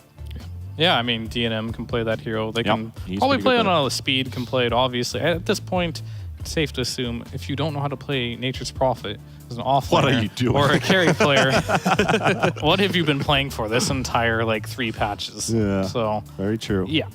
Either way, we'll see what they end up getting into the pool here. Speed, he has a pretty big hero pool. He likes to pull out the Broodmother every once in a while. Timbersaw, the Primal Beast are 3 that come to mind the most when I think of speed. And he will pick him up early if needed as well. Yep, absolutely will. And, you know, when it comes to these carry heroes as well, they've shown that they're not really afraid of what they drafted into as well. You know, yesterday they were just picking it up versus kind of hard counters and didn't go well. But then again, that's versus the side of DogChamp were versus Shopify, so can kind of catch them a break there, I think. There's 8 unique carry heroes literally on the table. The TB, Alk, Morph, SF. And then on DogChamp's side, we saw the Lina. We've seen Monkey King on Sunlight, the Razor, and the Drow. So not really contesting the carry pool on both of these two teams. I think that's a unique encounter because we've seen these Bloodseeker players on both teams that have already played it out, like on day 1, day 2. It's like you might suspect the Pangos to be going through, then you got to ban out the Seekers. And as we see, the Pango also banned out in the first phase, leaving the Broodmother open, also leaving the likes of Rubik potentially open up. There's a couple, like, do they want to take the Slark approach as they see the Broodmother? Can they make it work? It hasn't worked out so far, at least in North America. Yeah. Man, it's definitely hard to say right now. I do like the Disruptor a lot against the Brood right now, but the one thing I do see is RCY. We don't know how big his hero pool is yet. We see the same type of heroes, but 3 of his best heroes, I would say, are banned out right now. So do they want to prioritize his hero really early on, seeing as it might thin out as 5-rat Forstaff has kind of like alluded towards they're banning out RCY. And I imagine the second phase will be the exact same thing here if they don't pick his hero. So we might get to see a different side of RCY, which is a little exciting in its own right. And so he's maybe not that 5 type of hero player. Maybe he has a bigger hero pool. But we won't know until we see soon. Yeah, it's especially with younger players. You know, we were talking to Ari the other day, and he was saying that he doesn't have any games on like Nyx Assassin, hasn't really played much IO. You know, a bunch of these heroes, Spirit as well, a bunch of heroes which you just kind of expect a top tier 4 position to be able to play. He's just like, I haven't played it. I'm too young. I haven't been playing Dota enough. You know, need to choose my heroes and grind it out and get to the top, and that's what he's done. But just like his scrim is picking pause for Doom, Boots of Travels, and having fun.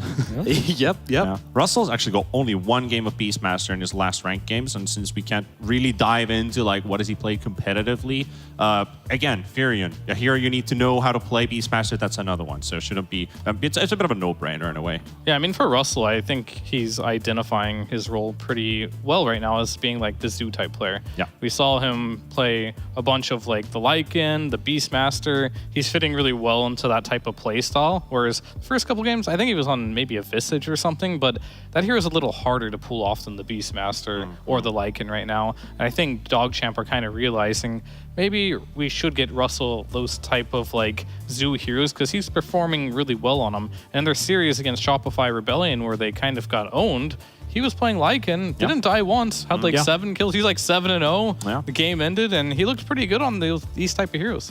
Yeah, he really did. Yeah.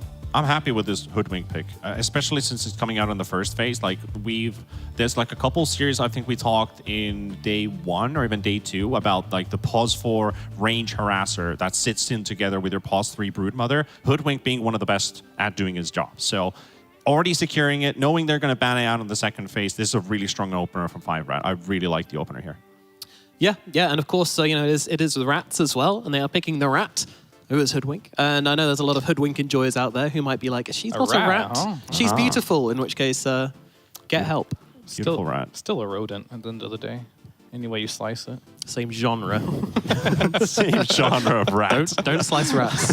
Don't slice rats. They banned out the Slark. What else are we going to get rid of here? Like, there's a couple good cores still to take away. Probably not an RC-wise hero pool. You see Russell's Beastmasters. So away from Sunlight, the heroes that he's played are Slark, Spectre, and Ursa. So I'm thinking Ursa is also a decent second phase ban here.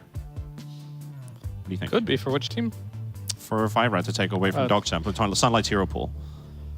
Yeah, I mean, all these are fine. It's just like there's no real answer to the Broodmother. Not really, because like pretty much every hero gets kicked out at level 6, so you kind of just want to pick a hero that's good for the game and has some synergy with you.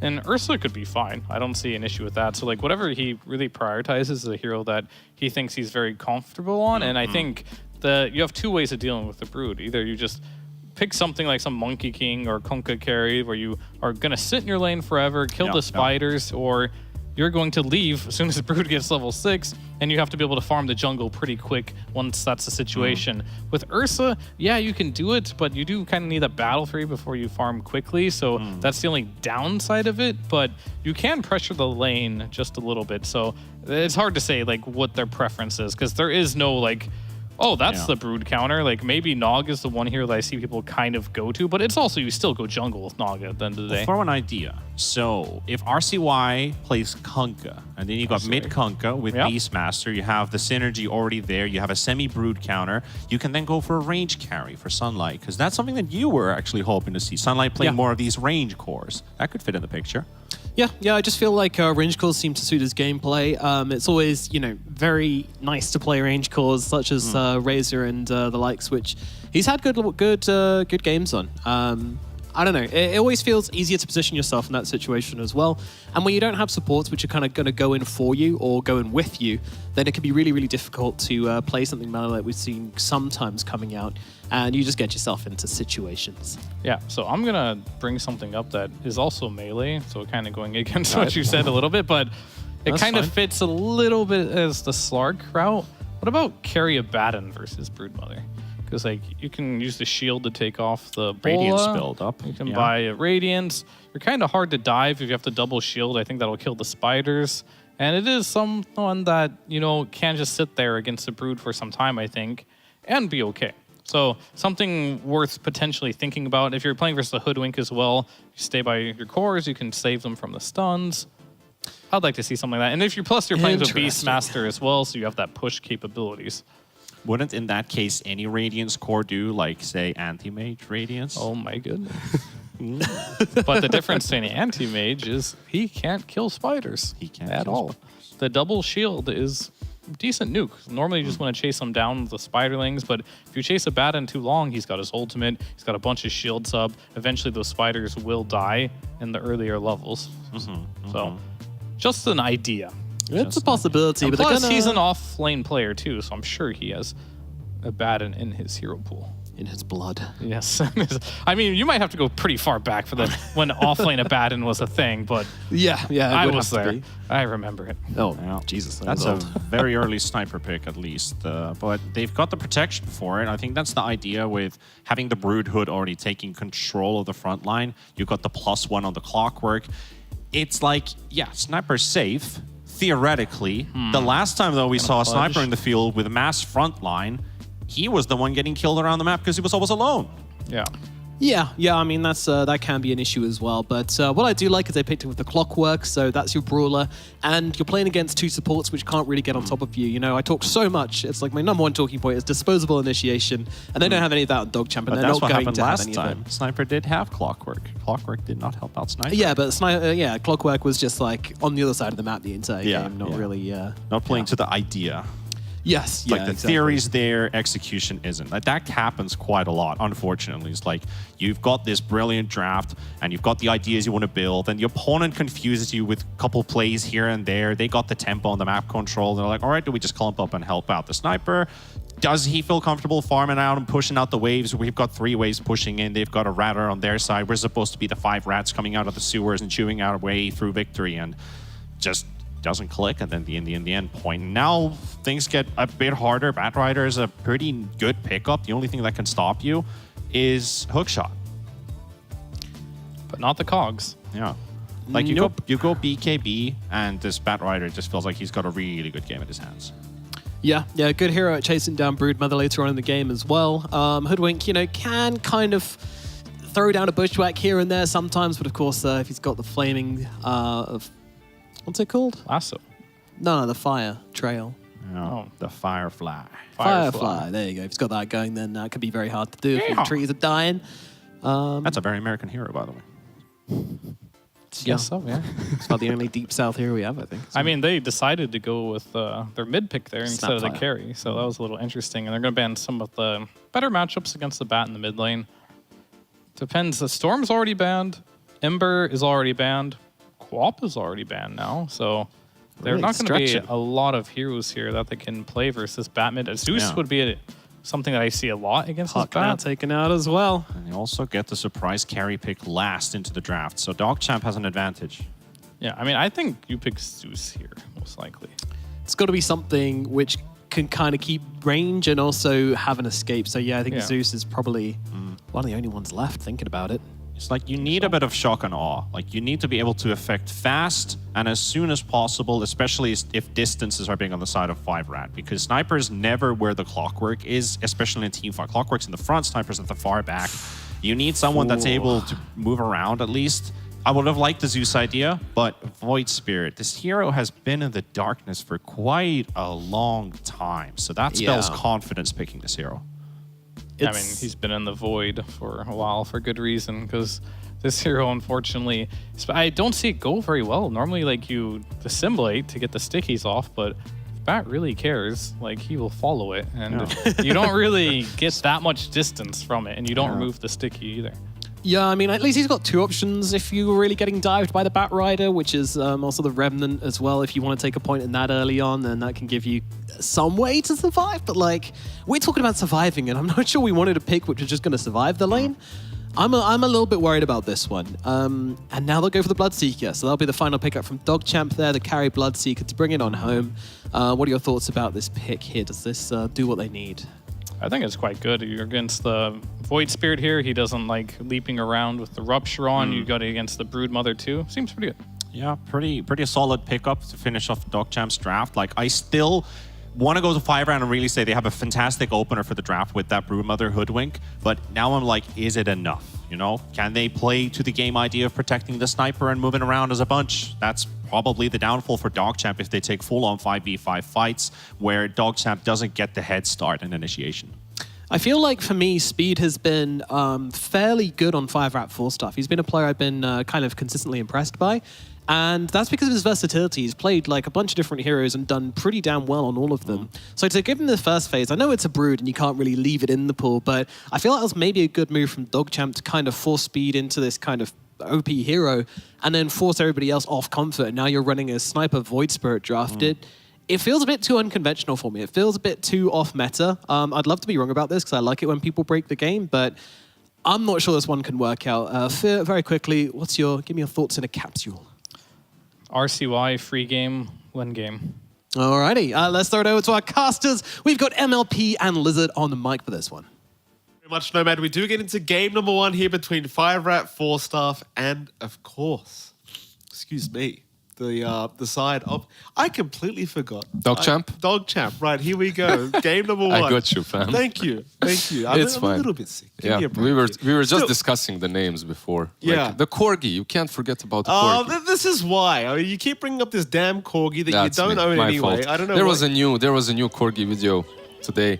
He's going down the stairs, not up the stairs. You really do watch these videos? Yeah, but it's very famous at the moment. But he's just moving like one loaf of bread, hopping downstairs. Like, he doesn't even have a differentiated movement between front and hind legs. Pause. Anyway, what did Fear say? Free, bad game. Yeah, I mean, I gotta admit, like, I'm looking at this draft of 5-rat. I have my doubts as well. Like, Void Spirit never seems good to me right now. Like, Sniper against Bat Rider never feels good. Like, Bat Rider and Beastmaster. Yep. I don't know. Like, what are you thinking? Like, do you like this draft from the side of 5-rat? I'm thinking also Crystal Maiden and Bloodseeker versus the Brood. Pretty hard. Pretty hard, but we'll see. We were wrong before, so it wouldn't be very strange that we were wrong again. We'll see. I mean, you know, 5-rat, they've impressed us before. Can't doubt them too quickly. If Bat has a really good start, maybe. Yeah, which he should. It's pretty tough if Bat Rider gets off to a good start. I do agree with you on that. Like, and this is RCY. Like, this is a 16-year-old American Filipino, and he's been impressing us. I was literally saying outside earlier to one of the staff here, I think this kid's going to be big one day. Like, give him a couple years of just getting this Div 1 experience. Chances are one of the big orgs is going to pick him up eventually. I mean, come on, he's 16, right? That's what you're saying? Yeah, 16 with a hell of a lot of potential. He already is playing like out of his mind on some of these heroes, so I wouldn't be surprised. Let's see. Red's got a bit of an awkward matchup for him. I used to see this all the time back in SEA. We had this running meme because Alacrity used to always have to play Void Spirit against Batrider, and it used to be hellish every single time. I just don't think it's going to be easy for Red either. Like against Bat, it just feels like you're at such a disadvantage. Well, you are. It doesn't feel that way. You truly are. No, you was in the last game, is it? Very funny. Stop it, you. Yeah. Anyway, you were saying big disadvantage. No, that's what you were saying. But Beastmaster on the top lane, he might just survive here. He'll definitely just survive here. Yeah, you're on a disadvantage. Like, what do you want? You want a Storm, you want a Queen of Pain, you want these heroes versus Bats. You don't necessarily want a Void Spirit. He doesn't really do wonders. At the least, you don't have enough mana for Firefly right now. Giant, in the meantime, going to go into Flea once again. Russell actually going to get involved here. He's quite low in HP. They're just sharing the battery assault, basically. But they have to be careful. The creeps are coming in as well. Now, this... Yeah, there's just no damage. Yeah, somehow they actually get themselves out of that situation. And that looked like a rough one, but... Of course, DNM going to go back for the creep wave. Doesn't have any shrapnel charges anyway. Yeah, Flea as well had stick charges, so... Very nice. Survives. Level 2 sniper doesn't really hit that much. Here comes level 2 though, Clockwork. Yeah, Flea definitely in a lot more trouble this time around, but has the lift up. Giant still going to rotate around. Battery sort of about to wear off, and here we go again. Needs to be careful though, it's 2 of them. Yeah, Giant, he's going to go for a bit of a run now. He'll be okay. I don't think they quite get the kill here. He'll just cogs them up and walk out of there. Russell going to lose all his mana. Yeah, Russell doesn't like his mana, apparently. Good old Jimmy Russell. Anyway, what about the bot lane, Lizard? You talked about Bloodseeker, Crystal Maiden against Speed's Broodmother and, of course, Moose on the Hoodwink. This should arguably be a pretty damn tough lane here for the side of Five Rat. Yeah, I think that Crystal Maiden and the Bloodseeker, as long as there's fights happening across the map, are going to have an enjoyable lane. But then again, it's not... It's not that easy. It's not super easy. Hoodwink and Brood still have a little bit of kill potential. It's not great, but if you're Crystal Maiden, you get caught out of position, you can fall. Props to Red as well. Looking back at the mid lane for a moment, he's still alive. He's actually winning. That's pretty impressive from Red, to say the least. He's not only alive, he is, what, 16-5 versus 14-4? That's huge. Pretty solid for now. It doesn't get easier, let's put it that way.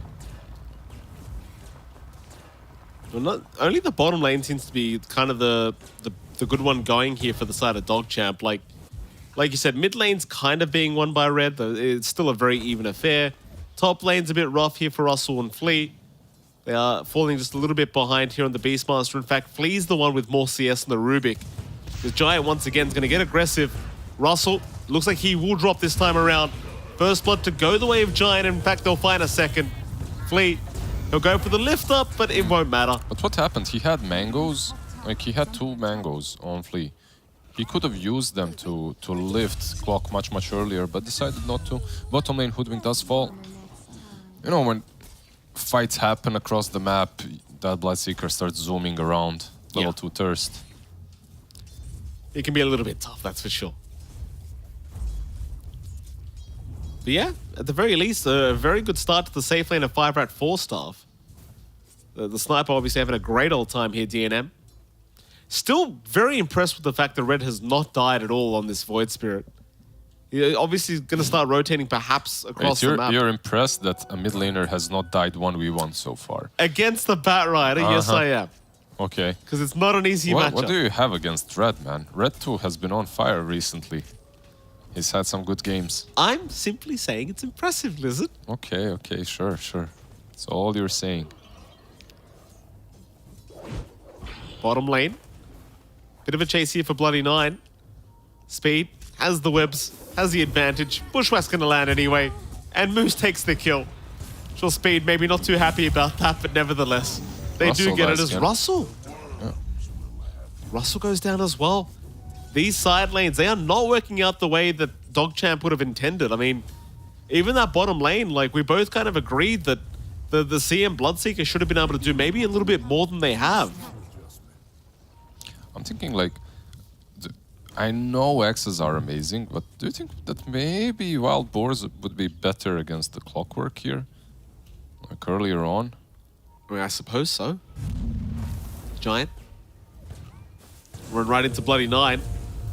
Let's get the cogs off. Lasso has been committed. Looks like they do finally find the Void Spirit, but a nice bushwhack from Mu. It's going to make sure they cannot finish off the kill. At the very least, Giant does end up going down. So DogChamp, they do get something for their trouble. But it's a lot of commitment for just the Pos 5 Clockwork. Well, no one died on their side, right, at least. Clockwork was the one initiating on CM, so we get a counter kill. Bat doesn't die to Hoodwink and Void Spirit. That's all because he got that level 6 a bit earlier, I believe. Speed. Gonna move in onto Sunlight. Sunlight currently alone here. Aether Remnant not gonna land, but it won't matter. Nice little haste used instantly. Great rotation from Red 2. That's a big one. That's your Pos 1 Bloodseeker going down. Meanwhile, Moose, he's also gonna find the CM. And I'll tell you what, like these Pos 1 Bloodseekers, you fall behind, they're not the kind of carries to do well afterwards, you know? It's... Yeah, you definitely want to be in front. You want to be having a good time throughout the game. Top lane, Russell. Yeah, Giant. Lift has been used already. Yeah, Russell's in big, big trouble. No way out of this, surely. So they'll just cut him off. Battery Assault is there. Giant's got the hand up. Another kill to go the way of DNM. That's his third of the game already here, Lizardon. Oh, this sniper, I mean, not only is he getting absolute free farm, but he's getting so much bonus gold from these kills. Yeah, that's scary. Happy days for 5-Rat. I mean, this is... Bloody 9 needs to get out from bottom lane as well. Like, this is... Good time for 5-Rats. On top lane, on the bottom lane, mid lane as well. Like, overall, it feels like their 3 cores... It doesn't feel like their 3 cores are on top of the network charts. I'll see why. They're going to see Giant again. I mean, you could settle for the Clockwork kill, but it doesn't even seem like they want that. Well, I'm not sure what he wants on Beastmaster, but you can't approach this lane any longer properly, unless Sniper is pushing in. Bushwhack, bottom lane, Bloody 9. I mean, you kind of said it earlier. He needs to leave this bot lane, and this is exactly why. He took the wrong path, though. That's the problem. He did leave. Man, like, look at this game. Heroes are everywhere. It's just a big mess. Bat moving top, Invis. I'll see why he'd love himself a sniper. DNM has no idea this is coming, it seems like, until it's too late. Lasso is available. DNM gonna try and go for a bit of a fight. Is still alive, but will not be able to survive still. DD. Red, DD rune up. Gonna go after Russell. We'll pick him off. Yeah. Steps his way back up. Nice as well. He didn't want to use that second astral step to go in for the kill. Instead, he just right-clicks him, so he can safely get out afterwards. I mean, not the best case scenario here for 5-Rat, obviously, considering they did lose their Pos 1, but you still get a little bit of something for your trouble. You know? This was the best thing that could happen to DogChamp, I feel like. They needed to slow down the sniper a little bit, also give a little bit of space to that Beastmaster, who did die in the end, but at least he was a part of the kill. Absolutely. 4-9 now. 4K advantage, though, the way of 5-Rat. Just a very powerful start here from the boys.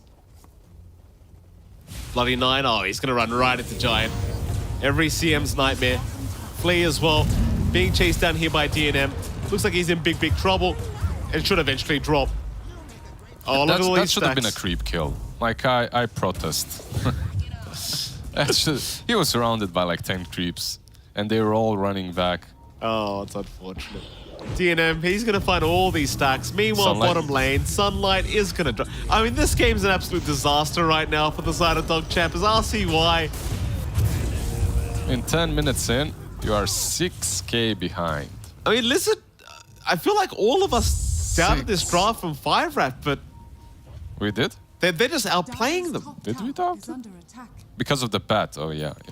I mean, I did. I'll be frank. I did doubt them with this draft. Then again, who am I to doubt these pro players? Well, it should have been a free game for bat, but you can't play the game alone, so it's kind of rough. Bloody 9 gets jumped. This is one of those CM games where you just want to disconnect. Like, just nothing's going right. How many deaths? 5? 5. It's okay. That's without Giant having hookshot. Now he has hookshot up as well. This is one of the, it's just like every time you see CM, you know you've got free gold. It's like Clockwork can solo her, but if that doesn't work, you always have Sharpshooter as well to follow up. Bit of a missed hookshot there onto RCY. They just know with the start that Red 2's had, like you land a hookshot, you can definitely burst down this Batrider. Instead though, mid tier 1 tower, that's even more valuable than the life of the Batrider. They'll take care of that. 4 to 14, 7k advantage. 11 minutes in, 7k. Yeah, it's quite a bit. That's a lot. That's quite a lot, yeah. I mean, the Beastmaster is probably the weakest link on the side of DogChamp. He just completed the Dominator, so at least he's gonna have this little creep to help out maybe with the Roar. What do you do if you're like, the state of the game right now, is it like if you're DogChamp? Well, what's the idea? What do you do to try and kind of stem the bleeding? They're smoking up. I think this is probably the best idea. Like you smoke up, you try to move as 5, get a couple of counter kills. Any kill is worth more for you, obviously. So they do get a bit of a frostbite here into the Clockwork Giant. Oh, very close with the hook shot.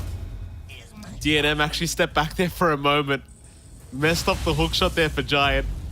And that would have just been so demoralizing had Giant actually gotten away from that situation. But DNM was not having it. He's like, nope, not going to sacrifice my farming efficiency for you, sir. While all that's happening, though, Speed's just casually pushing down the bot tier 2. Like, you're going to get a tier 1 tower top lane, but Speed is making sure you are going to pay for it.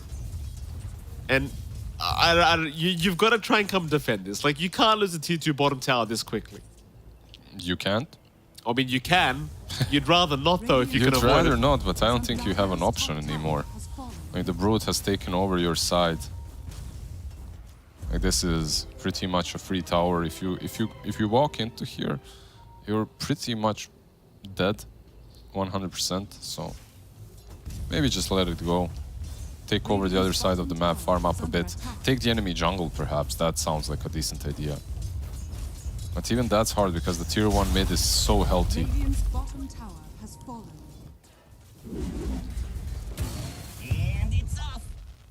Top lane, I mean, they got that tier 1 tower, like, trying to apply maybe a tiny bit of pressure onto the tier 2, but they can't really get too much done, so they'll just back their way out of there. It's rough. Your Crystal Maiden is still not level 6 even. Oh my goodness. Give her a creep. Let her soak some XP, my god. Smoke up. Oh, from Red don't kill her when she's level 5. Red, he's got an Arcane Rune going. This is perfect timing. He's going to see RCY. They'll make the jump in. RCY, he is just melting. Flea trying to save the day with his own hook shot, but can't do much. And now the actual hook shot. Giant's in. Flea. Crystal Maiden. Oh, the CM's gone as well. No, she lived. She TP'd. Oh. There you go. But still level 5 though. I was going to say, don't tell me she's still level 5. She is. One experience away from it, but I mean, it's not like the level 6 is going to make a difference at this point. Let's be you frank. know, it's like one of those things that you need to get in Dota. When you're playing the game, you need to get level 6. I don't care if it's going to change a thing or not. Yeah. Especially if you're a support, you want to get it around like 10-minute mark. If it's later than that, yeah, you know it's rough. I felt like a personal attack, Lizard. I mean, take it any way you want to. If you get level 6 at around minute 15. Oh, sunlight. I don't judge, you know. Oh, this is such a rough game. Lasso, at least they get red too. That's a big kill. That's a massive one. Yeah. They'll lose sunlight, but they find a void spirit. And it's the Crystal Maiden that gets it. Oh, of course it is. Well, you know what? Bloody Nine deserves it after the game he's been having. You know? Let him have a bit of fun. I wouldn't say he deserved it, but it's good that he got something at least, right? Yeah. There needs to be some kind of payment for your suffering. Yeah. Some compensation. 6 to 18. 9k advantage the way of 5-rat 4 stuff. Still complete control for their side of things. I really expected this to be closer. This series, that is. Well, it may get closer. It's not like Dogchamp are out of the game yet, but they This game, at least, I expected to be closer. It's like 10k, 15 minutes in. Come on, give me a break. This isn't close. Rotate into the Radiant jungle. Speed just feels invincible right now. He's going to move in, flee. He's going to try and use that Resonant Pulse a little bit. But I don't think he's... Oh, he does feel the spider webs. Hookshot does land on the spiderlings, so he's fine. It's one of the things, like, you get those webs away and you're fine. They just can't catch you. Yeah, the hookshot didn't connect as well. It was actually on the spiders, so he didn't really get stunned by it. Unlucky. Unlucky for them because they also had a DD on Void Spirit, who is pinging out the bat. He's thinking about that, but yeah, maybe some other time. Dire's top tower is under attack. Keep in mind, like, this whole time that you're watching these fights happen, DNM is just hitting creeps. Now, this sniper's going to be a huge problem. Could say the same thing about Sunlight, but it's still a Bloodseeker. He's going to need a BKB rather soon if he wants to try and get involved. Yeah, they're smoking up. 4 of them on a hunt for the Brood Mother. But Moose is right behind them. Breaks the smoke. He might just tank the gank for his team. And he will. So Speed will be able to survive another day on the Brood Mother. Well, I mean, at least Dogchamp, they are making very small steps into coming back into this game. Oh, for sure. Any kill for them is golden. Even if they get that position 4, Rubik. Yeah. Kinda low, but should survive. Just being chased by spiders. Flea's alright. You know, the one thing is as well, when Rubik steals your spiderwebs, it gets kind of confusing as a Brood player, right? Yeah, you don't know. So frustrating. 5-rats have definitely slowed down a little bit, like a couple of their movements were punished. But also, there's no rush. They have the sniper who's in front, just farming up as a pike and a Mask of Madness. You want to be in position in which he gets ruptured and you don't care. Like, he still fights. And he's quite some time away from that.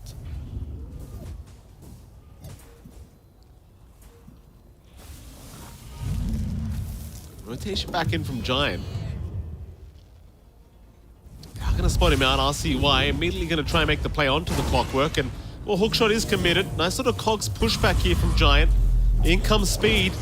Russell is going to be the victim, it seems like, as he's getting chased down by all the spiders. Trying to save him the best they can. Russell's still running. And it seems like it is going to be 5-rat to back off. Bloody 9. He'll channel the ulti. Giant. He'll be fine to back his way out. Meanwhile, DNM, he's onto RCY. Now they can reinitiate. Red 2's in. Finding a double. Maybe even more now as they land the Aether Remnant. They'll pick off Bloody 9. Even the creeps aren't going to be able to escape. It looked kind of decentish at the beginning, like the way that Dogchamp were stalling, the way that Dogchamp were stalling the fight and like just falling back a little bit. And then they commit on the clockwork a bit too much, just get eliminated within a millisecond. Like that Bloodseeker, man, maybe it's not the right time for him to be anywhere near these fights. Use Rupture and that's it. Go home. Be a family man. Farm up. 12k advantage now. I mean, you might even start thinking about Roshan if you're 5-rat. You might have a few damage issues for Roshan, but seems like that problem will be over pretty soon. Dogchamp still just trying to find a way back into this game. Sunlight will start building on towards the BKB to give him an actual chance in these team fights. But you still got this massive kind of damage coming in from the sniper and Speed. All physical. The BKB will not save you. Radiant's middle tower is under attack.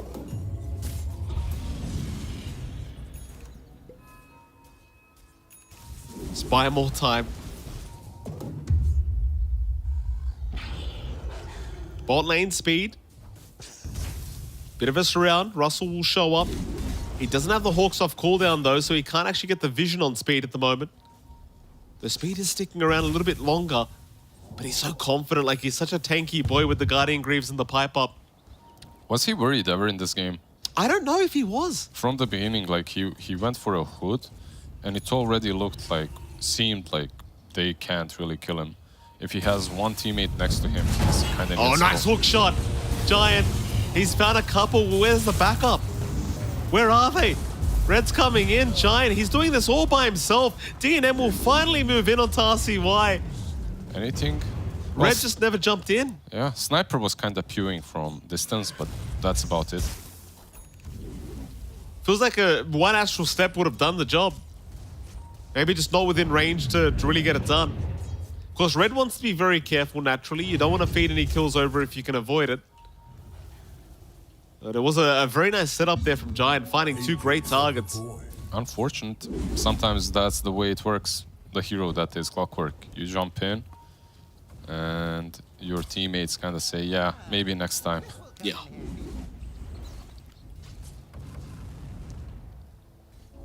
Bottom lane, Speed's just forcing it in. He forces RCY to rotate and defend that lane, of course. Which is something that you can do with Bat, right? So it's not impossible for them to defend against the Bruise, so they have that going for them.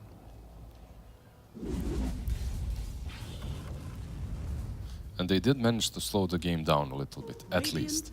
But the net worth difference, it's not becoming smaller. No. I mean, the tempo is definitely slower, but you are correct. Like, the net worth is not swinging back the other way. It's because the Bloodseeker only has Maelstrom, right? Like, it's not really that simple for him to catch up in this farm. Sniper just farms faster at this point.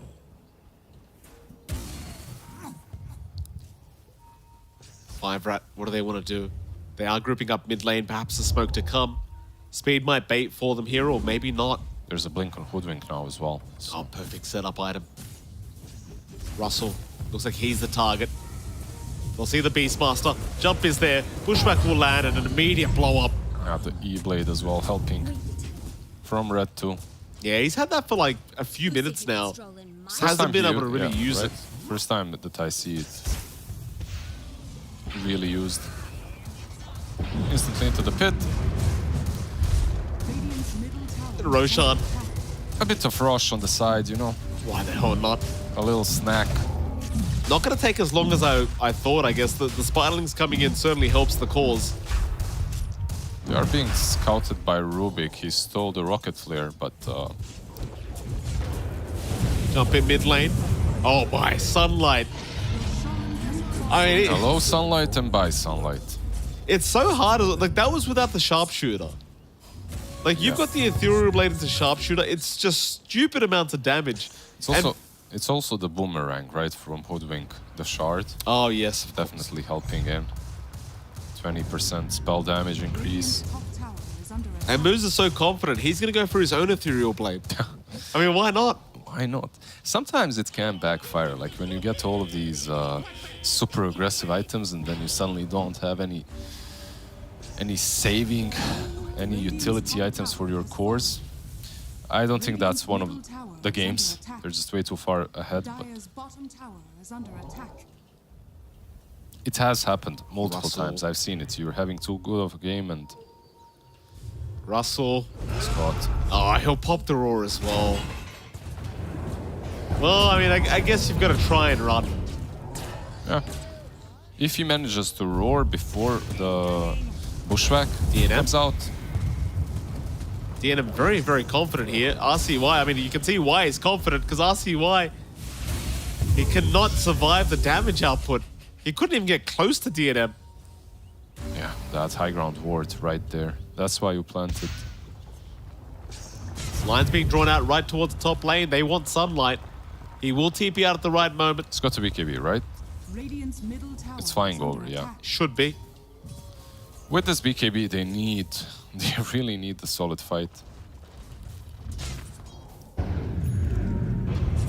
DNM, or rather Red, gonna get ruptured up. Red trying his best to find a way out of this. Astral Step stolen. Red is gonna die. All right, that's a big one. Yeah, the BKB coming in clutch. Instantly, they get a kill. Giant? Giant sticks around here. Hook shot onto the neutrals, trying to run, He's but the still chase so is still dead, on. yeah. There's no way. It was a nice attempt, but I'm not sure why he stuck around for as long as he did. They are a little bit cocky. Yeah. Let's be honest. Like the positioning in which they are and how they're playing, they're feeling themselves. Yeah, I mean, look, its confidence is great, but you know, it doesn't take too much. A couple lost fights. For sure, definitely. Especially when you went all in on these E-Blades, on two of your heroes. You could pay the price later.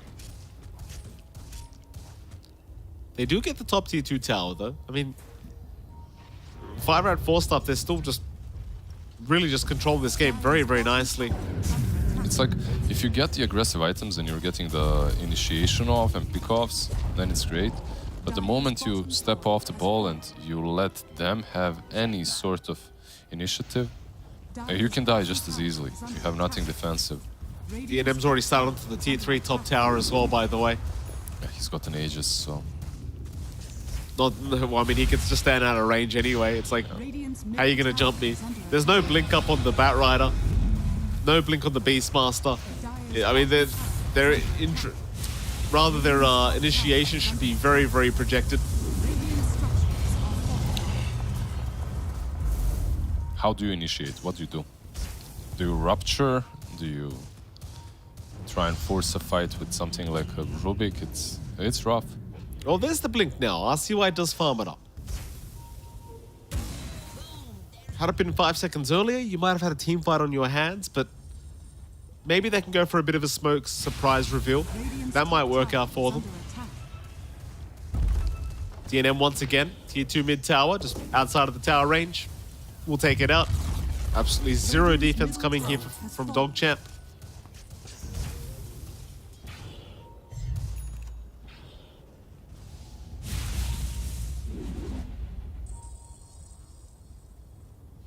$17K advantage now.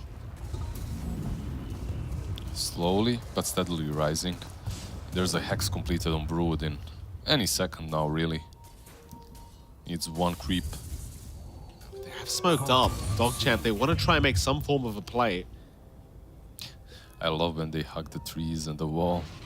They're just not confident. Like, DNM, I mean, he's going to show himself. I'll see why. He'll pop the Firefly. They're going to try for this DNM. 9 seconds. He will get trapped up by the lasso in a very awkward position. 5 seconds on the Aegis. Oh, they went a little bit early. Now the cavalry will come in. Hookshot is there. Giant setting up onto RCY. BKB pop. Maybe they can still kill off DNM. It seems like they can. But can they deal with everyone else? 5-Rat. They have lost their main damage dealer. But here comes Red. He'll take down Russell. Bloody Knight's gone to speed. Sunlight, he will just run. As they've lost 3 for the price of 1. Can they maybe at least take the top tier 1 tower? Let's see. Tier 3, sorry, tower. They are pinging it. Oh, you've got speed around. You should be able to get this done. They'll go for a Rax, I think. Yeah, I think Raxes are a bit dangerous, but they can go for them. Rubik is up in a second. Maybe the ranged ones, yeah. Red, that's a very deep initiation from Red, but he did have the Lincoln, so he was feeling confident enough to be able to get out. Ranged Raxes, that's it. You move back. Anything else would be way too much. You're just asking for trouble at that point. Still happy days. I mean, Dogchamp, there was a moment of a glimmer of hope there for a moment. You did take down the sniper twice. Yeah. Bit of a shame that they mistimed the Aegis. It could have been much expiring. better, right? Like if they actually jumped him a couple of seconds later, it could have been a massive fight for them. But then again, they are showing that without these utility items, without any saving items on the supports of 5-Rat 4 staff, like you can still kill the big cores. Oh, double damage for DNM, or maybe even just Red. Rupture is there. They might need that right now. Speed's been caught out. He's on the high ground trying to survive through this, but he's been ruptured up, so there's no way out. Do they want to fight? I think they do. There's a double damage up on the sniper. It's a lot of damage. Red will jump in and get started. That'll be Bloody Knight down. Can they find anyone else though? Hookshot. Oh, it's Sunlight. Not the Bloodseeker, please. Gonna try to run, but he's down. Oh, and Speed's voice lining them. How can you not? Like, you get ganked by 5 heroes. Oh, You voice line after that always. he's had a great game, Speed. 8, 2, and 9. It's beautiful to see the development of these boys over the years. I was there when NADPC first started, Div 2. I saw these boys when they first started. Oh, do you Everyone feel proud? laughed at them. I do feel proud. You're a true dad of the scene, man. I kind of am at this point. You It's, kinda are, really, though. These NA boys, they look up to you. I highly doubt that. Wouldn't recommend it. Dire are scanning. They call you Papa Mike. Satanic now available on DNM. Like, DogChamp, props to them. They've remained in this game with a huge disadvantage this whole time. They're still trying to find ways back into the game. And again, there has been slight moments where they've made some pretty big plays, but we need a bit more than that. Yep, if they maybe get some positioning, some good positioning from Jimmy Russell, if he can roar up the sniper, maybe it's doable, maybe it's possible to take a fight, but that Satanic makes it real hard. Love our boy Jimmy Russell. It's a great name. Flea's not going to get scattered out in that tree line. He'll be fine to just TP out. Top lane, big smoke out. They want RCY, but it looks like they're going to have to settle for the Beastmaster instead. Just as I was talking about Jimmy Russell. It's always like that. We still love you, Jimmy.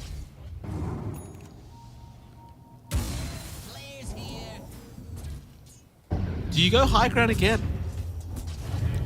He's dead only for 30 seconds, and you'd be pushing into a bat. I think they're waiting for Rush.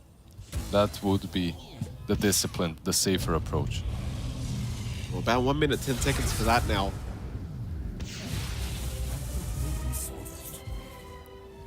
Anything big coming from? No, there's a Bloodseeker aiming for a Blink Dagger as well. They just want to be able to jump on top of the sniper, get close and personal with every hero. Understandable.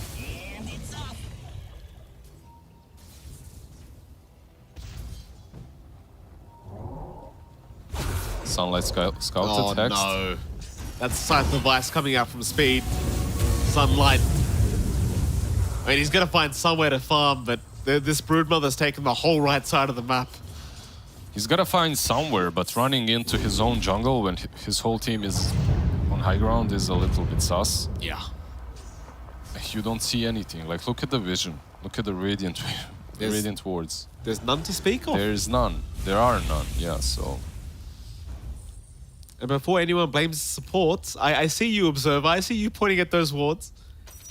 They can't get out of the base right now. That's my point. I was getting told off by a core today for not placing wards when we're stuck in the base.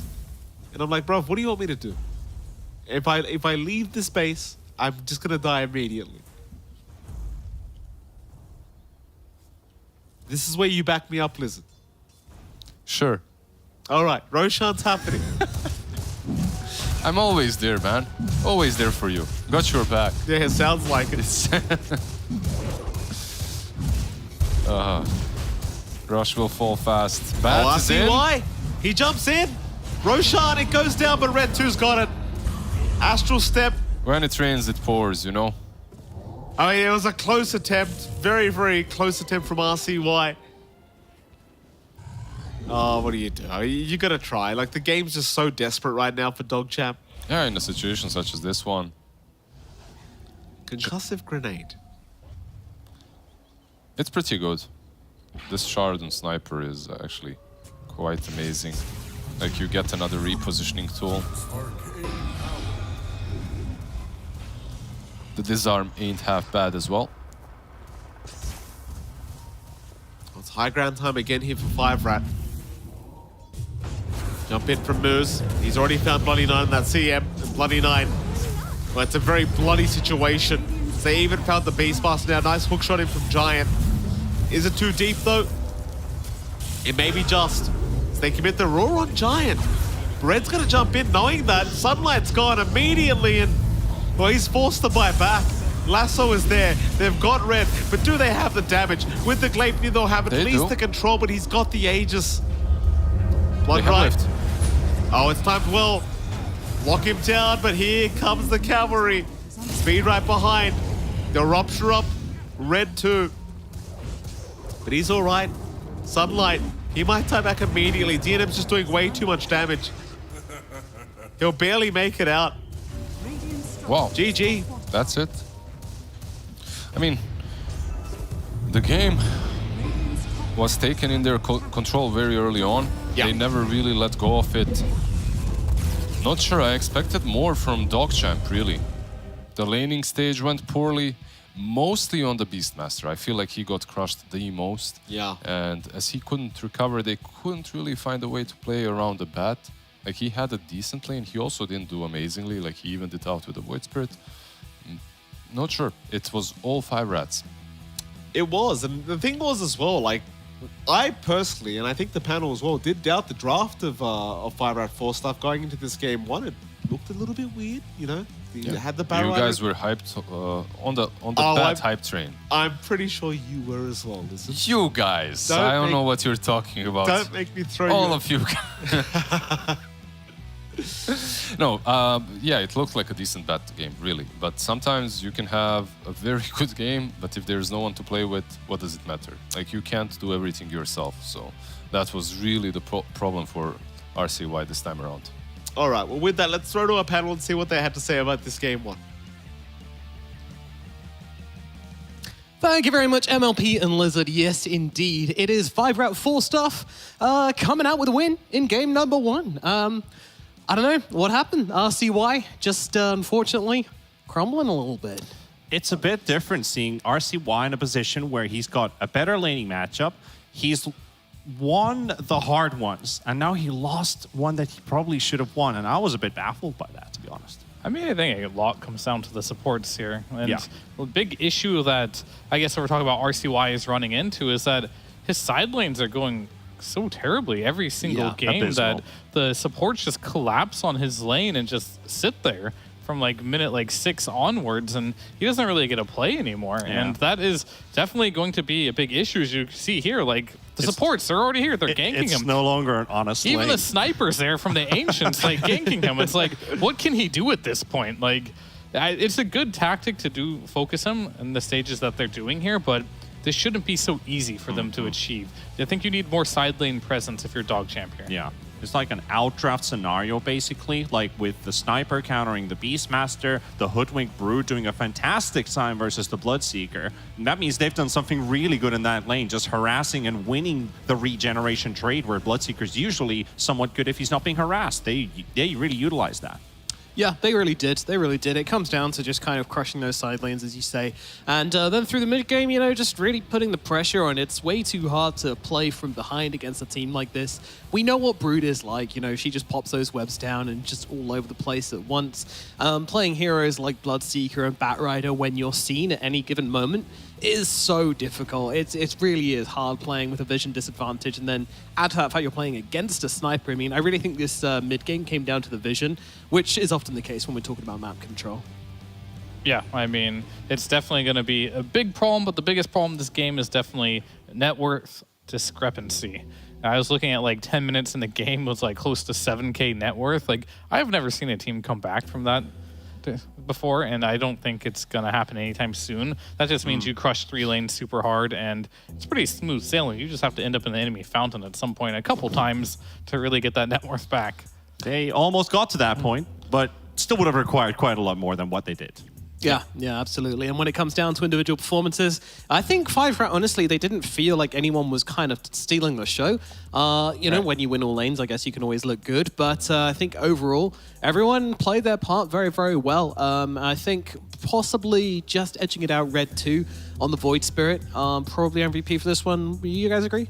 I would agree because he made a hero work that hasn't been in the meta for quite some time, probably still isn't, but was able to get good results on the board, utilizing the whole team's own, like especially the supports rotating in with him and using that for his advantage and not stopping to like pause or go passive or go farm. He kept up the tempo. That's what you want to do on this hero. Yeah, and playing with the Hoodwink was pretty sick as well. Like, they had some really nasty combos throughout the game. Even later on, using the Boomerang in combination with the Ethereal Blade, and just like 2 spells. You're just dead. What can you do against that? I mean, have a BKB, but yeah, unfortunately at that stage of the game, they were just way too poor. Goes but back like, to network discrepancy. Yeah, I mean, I think for the MVP, I'm just going to give it to Red 2 mainly because, you know, Void Spirit with the E-Blade, it's a little flashy. It's fun to watch. Like, you could argue, you know, Speed, he gets MVP the way he pressed pipe on those spiderlings. Yeah. Wow, that was very exhilarating to watch.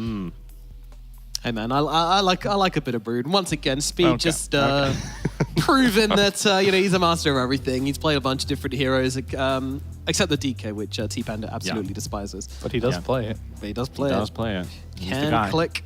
But I guess I'd answer the question on what wins, whether it's 5 rats or a dog.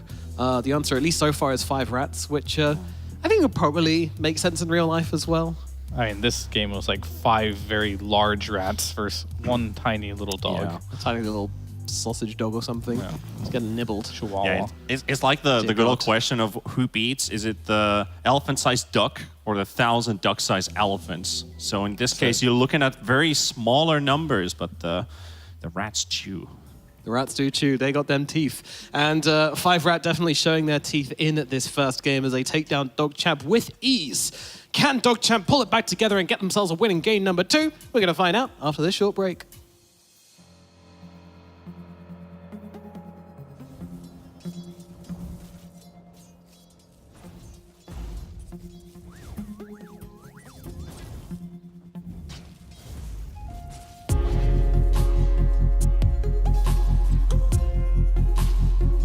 Dire's turret has been killed.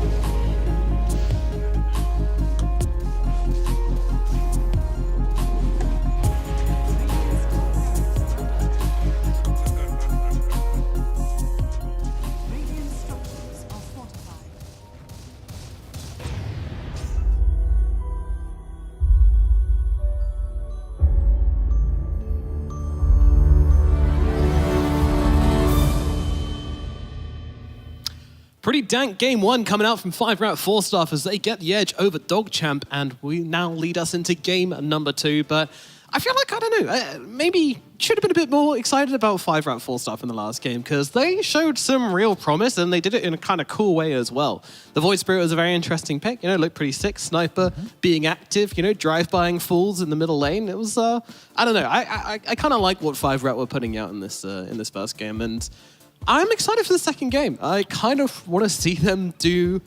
I don't know. Do we want to see them go down something that, like, the similar kind of crazy route, or are you looking for them to just kind of stay on meta a little bit more? For 5-Rat? Yeah. I mean, whatever works. I think mainly they took the Void Spirit because there's very few options against the Bat Rider left, and maybe you didn't play Zeus. So I've seen the Void Spirit one done before, but I sometimes see it go poorly. But we didn't get to that stage. By the time he was level 6 already, like, there was so much pressure on the mid lane. I just want to see a game where RCY can play for 10 minutes. Is he your son? Give this man 10 Give minutes. the kid a chance. Give him 10 minutes. I mean, it's just right now, like, it's so sad to watch because, like, he's doing really well in his laning. He's doing okay. Like, we're expecting a lot of things, but, like, things are just going so badly for DogChamp that, like, you don't want to keep seeing these games where just by 10 minutes into the game, it's just over because they shut down both side lanes, they shut down RCY, all of a sudden you can't play the game anymore. That's not fun for anyone, right? Yeah. So I want to see their side laners buy some more time. And if that's Beastmaster early phase is going to get owned this hard by Sniper, you better ban the Sniper, or you better have a better strategy that you can pick blindly, that it doesn't end up this disastrously. It's like one of the only cases where you can say, it's not a lot to ask. It's actually a lot to ask to get this kid some more space and some more time to play out his game to help out the side lanes. So something has to change a little bit draft-wise and get a better understanding of what they really want to do. Yeah, just get some strong side lanes going, and I am getting a big kind of like like American dad on the sideline watching his kid play sport energy. Referee. I mean, Stop bullying him. I want some good Dota. I'll be the referee. I just play clean, some good Dota here. Come on. Nice clean match from both of you. The thing is like RCY. He shows he has that mechanical skill, which is great. I'd love to see him play the mid game here, but like. If you can't play versus the Broodmother, ban the Broodmother, right? If you can't play certain heroes in a blind matchup, don't pick them blind, okay? Wait a little bit more in the game. I just want to see a more competitive game in this particular game number 2 here. And that's all I'm asking for at this point, because the last 3 games from DogChamp have been a little rough. Well, your wishes have been granted as we do have a draft now available, and Broodmother has in fact been banned out by DogChamp. 5-Rat 4-Staff, meanwhile, look like they're heading down the same road as before, that same old dusty trail. Yeah, they found a chink in the armor of RCY's hero pool, at least towards the latter parts of the draft. RCY might even have to consider his hero a bit earlier on. That might sack his lane. That could be the worst case scenario for DogChamp, because we are highlighting him quite a lot here. But can they benefit Russell to get a better game? How much weight do they put on his shoulders? Is he the one to kind of rise up from the shadows, take that hero's mantle, beat all the bad guys? Or does Sunlight just get this magically good game for himself when his mid's not doing too great, but their side lane is probably struggling, and he could actually have like this early mid game hero, or even an early game hero, to just punish 5-Rat with straight up aggression. Yeah, I mean, I think picking RCY's hero is the only option you have right now. It's the most reasonable option. Yeah, because sure, you can try and counterpick him as much as you want in the mid lane, and go for it. I think it's okay. Give him a matchup he's not really comfortable with. And I think mechanically, he has the most skill on this team to come out at least moderately okay in that bad matchup, right? But we've seen time and time again, if his mid matchup's fine, but his side lanes get counterpicked hard, that doesn't do much for him because he's going to get collapsed on soon anyway. So I think that might be a good approach. But they do go for the Death Prophet and the Monkey King. I mean, technically, both of these can be mids. They could be supports. We did saw. We did see the Sammy Boy DP, so who knows? Is he okay over there? He's taking a power nap. Either napping or... He's powering up. He's on cooldown. Yeah. Okay. Might have also been just, some kinds of electronic devices in his hands and just, like them young kids be using these days. Like electronic devices. Could be that they just picked his hero. You're playing DP this game. 50. He picked his hero. They're like, you play DP, and he's done for it. He doesn't have any other say to it. He's just going to wait for his matchup to come up. When he hears a hero on the 5-rat side that's most likely going to be going to mid, unless it is Red 2 with the Pango. His eyes are going to lift up. He's going to be looking at his screen. Oh, that's what I'm up against. All right, time to charge up. Speed Pango, is that a thing? It is a thing. It's a thing. All right, so this is a flex. I mean, Red 2 Pango is definitely a thing. He is master tier on it. So what I didn't know is Speed Pango a thing. So this will be a flex. And I think the DP also is going to be a flex here. I mean, more than anything, I'm not going to talk anymore about RCY. I'm really just going to talk about everyone but him right now. I want to see both side lanes really try to punish as much as they can and try to have an even laning stage. We did see Sunlight, one of the games they did win. He did take the Razor into the safe lane, and he punished, it was against Felt, their Night Stalker pick, and it looked pretty good. Just win the lanes, and at some point you can itemize into more of like a scaling type of build, even if your hero isn't going to scale the most. But if you lose your lane, you're also not going to scale. So you might as well just go for like the lane winning option. Yeah, that makes sense. That makes sense. Pick some strong lanes. Pick some heroes which can kind of carry through the early mid and not just lose a lane by 10 minutes in. Yeah. That is absolutely what we want to see. But, you know, 5-rat have not picked weak laners themselves. I mean, Hoodwink maybe not like the strongest, but definitely not a hero which you're going to just be able to like run down super easily. She's evasive. She's got an AoE stun. Can be pretty annoying even in losing lanes to really kind of lay the smack down on and punish. So I don't mind this for 5-rat 4 stuff. You know, they played it great last game as well. I love they're still targeting RCY. It's like, we banned the OD. We're going to ban more mid-heroes on the side of 5-rat. Like, this is the only trouble we're facing right now. Doesn't take a rocket scientist when you play against DogChamp who to shut down. And it's funny that they're giving zero respect to Russell, for example. He has either the Death Prophet, unless they do like a, you know, Sammy Boy support DP and his hero's still unpicked. I know you're shaking your head, but like, just hear me out, you know? Like, he's not getting any respect on the side of 5-rat because they're like, who is this guy? No matter what he picks, he's not going to win us. That's kind of the approach 5-rat has right now. They're on a very good high after that last game.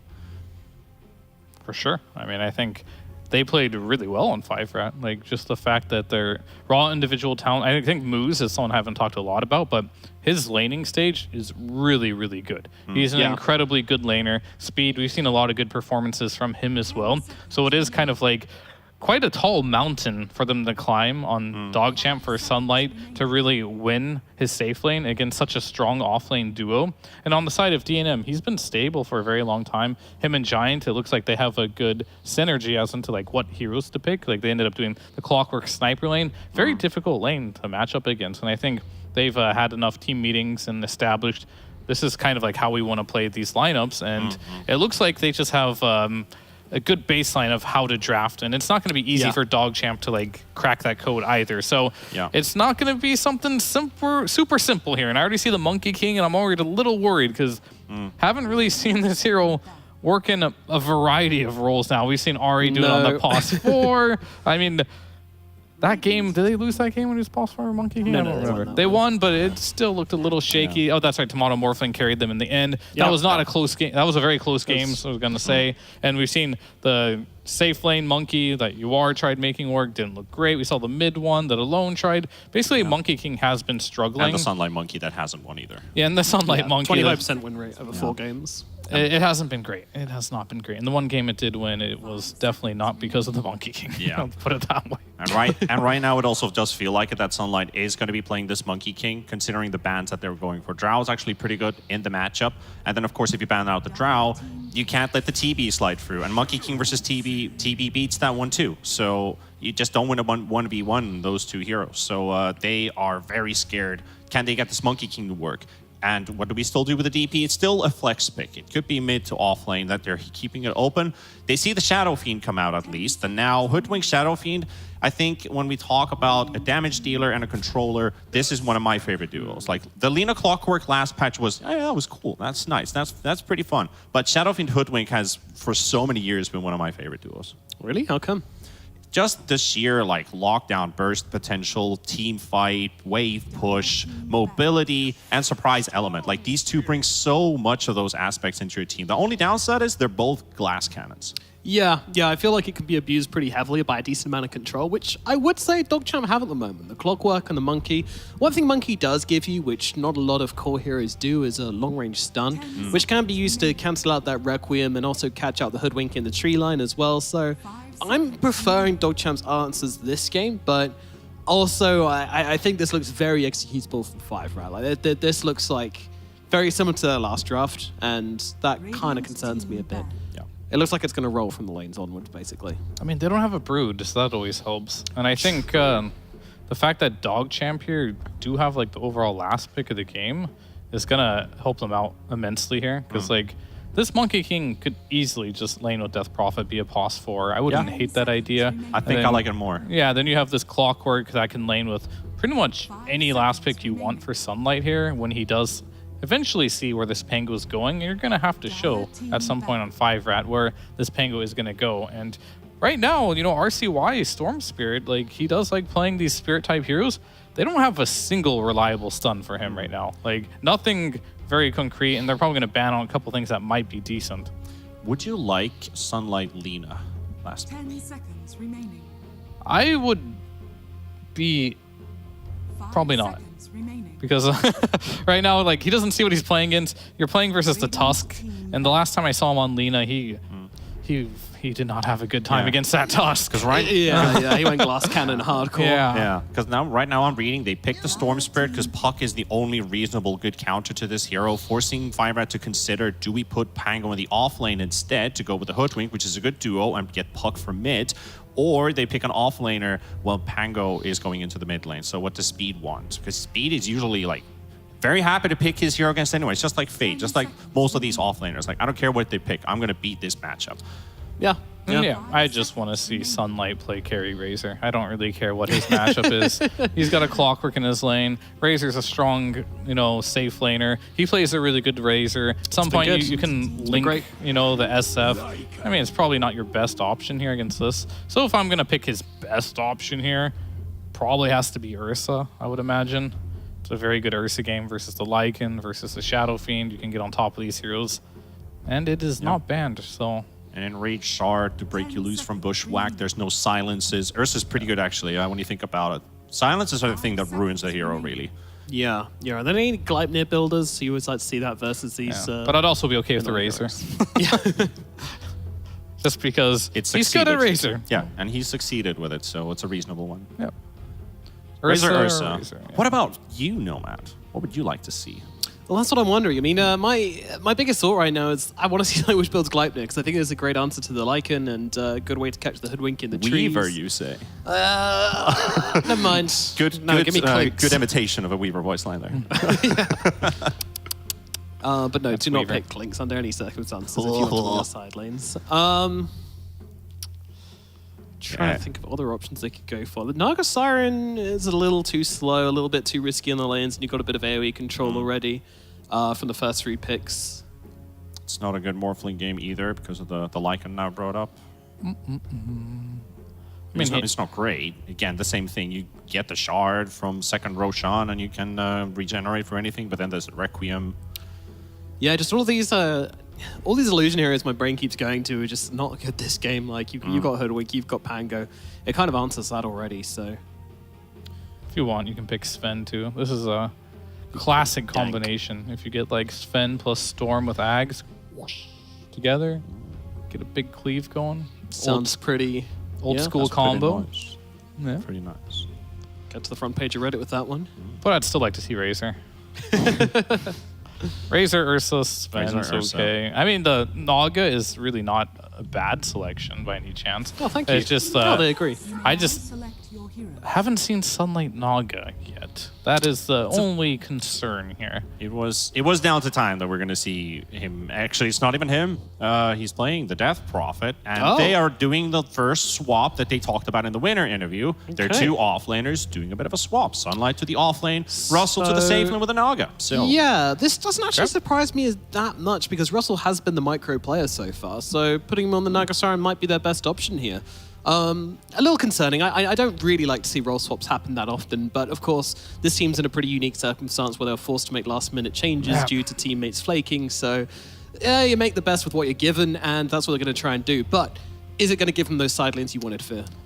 I mean, in theory, but like I feel like this debate is just that. It's a debate. Like, just because you can play the zoo doesn't mean you can play illusions. They're so much different in so many ways. You're going off timings when you pick the zoo. When you play illusions, you're playing for the late game. So you have a different type of brain space when you play these illusion heroes. So we'll see if he's good at both, but it's not a natural transition at all, even if you know how to micro. Yeah, too many Nagas in the recent past have had net worth turning into dead weight, basically. Dead worth, in a sense. So I hope this is not one of those games and Russell can make something happen with that farm. Otherwise, 5-Rat, game 1, very dominant. They can just go with that hype.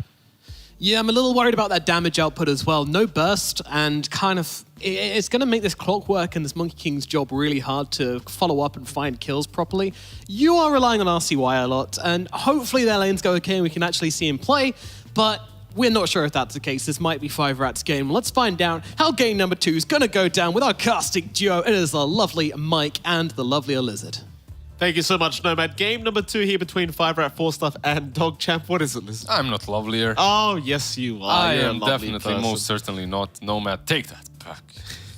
Take it back. Going into game number 2. Look at this man. Do you believe in the draft of Dogchamp this game around? Like, do you like the Naga? Do you like the switch up? The switch up is, I guess, fine. Sunlight isn't truly a carry anyway, right? Like, I mean, he is. He is, but he isn't. He is, but he isn't. He's kind of playing anything. No And fun. We've seen many teams, many teams actually make this work. Like have 3 offlaners or 3 semi-cores on mid, offlane and safe lane. I'm not sure. Maybe that's something the Dogchamp could actually incorporate in their next games. Just play 3 semi-core kind of lineups. Yeah. Don't go for a hard carry on Sunlight. Like maybe that would be better. He's more natural anyway on these playmaking heroes. Have to point out as well, Bloody Knight and Russell both said have fun, have fun. Moose said no fun. No fun allowed for Moose. No. I mean, he was pretty dominant on that Hoodwink last game around. Some people just hate fun. Yeah. That's fine as well. Still remember Moose, the first time I really recognized him was back at the Singapore Major, I believe it was, when Thunder Predator went on a massive run. And Oh, did he play for TP back then? yeah, I was calling it him was Chad him. Moose. He was just popping off that major. Well, there you go. I'm talking about 3 semi-cores. Oh, look at that. Lovely shot. Won't matter, though. Yeah. Kind of hyped it up for no reason, I guess. I thought they'd rush in and do something, but it was a nice shot. It was nice. Some blocks happening. By the way, this Clockwork set, he's a chunky boy. Big chunky boy. Yeah, you pointed that out earlier. Like he's been doing some chest. This guy is. Look at that. That's a big piece of armor. My goodness. Some World of Warcraft level. I don't know what level they have anymore. Again, listen, we don't talk about those games. We, all right? we don't mention other games. Not from that company. Oh, okay. Screw them. I mean, they're having problems now anyway. You know, they've Sure. interesting beta testing going on right now for sure. Anyway, I've heard. Yeah, mid lane, Pango versus Storm matchup. RC1, the Storm, Red 2, going to be playing the Pango this time around. I believe last time I spoke to you about this matchup, you said it was a boring lane. Did you? I mean, kinda, in which Storm has definitely the potential to go off. Do you disagree? I mean, I don't disagree, Lizard. I feel like you might be right on that one. It might be correct. Just might. We'll see. We'll see. Top lane, DNM's taking a hell of a lot of damage. Shards out on Flea. Still DNM going for the razors. Might have enough damage. Flea got a fairy fire. Oh no. Flea on the pos 4 secures first blood against the position 1 of 5-Rat. And DNM admits he just got outplayed. He did. Those level 1 razors just kind of baiting him. The sticks, the fairy fire. Easy game for Flea. Easy indeed. Sunlight, of course, in the DP, just casually just farming this whole time. Could not care less what's going on at this top lane. Well, he doesn't have to because Flea is literally owning it on his own. Dodging another raise. Oh, I've seen this one before.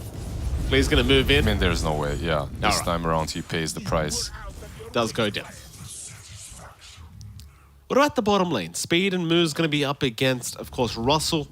And you are going to have Bloody Nine there. There was a lot of doubts about this last pick, Naga. Like, Jimmy Russell, I mean, you know, you switch the pos one around a little bit. You know, you give him those micro heroes, and obviously last game around was a pretty rough affair for the man on the Beastmaster. Yeah, I guess it's more about that, right? Like him playing the carry more so than him playing the Naga. Right. I think this lane overall is solid for the Naga. It's not too bad. Like you're playing into a Lycan. Overall, he should find his farm. In total, it's a good Naga game. What makes it a good Naga game, Lizard? Well, there are no great counters for him. That's all, really. Let's not say that it's a great Naga game in which he's gonna dominate with his team. He has great setups for the sleep. He doesn't. Like the sleep doesn't really set up a lot here. But then again, at least there's nothing that destroys your illusions very fast. There are no heroes that you have to worry about too much. SF perhaps, if he goes for the same build that we saw today. But besides that, you are the ultimate carry in the game. Okay.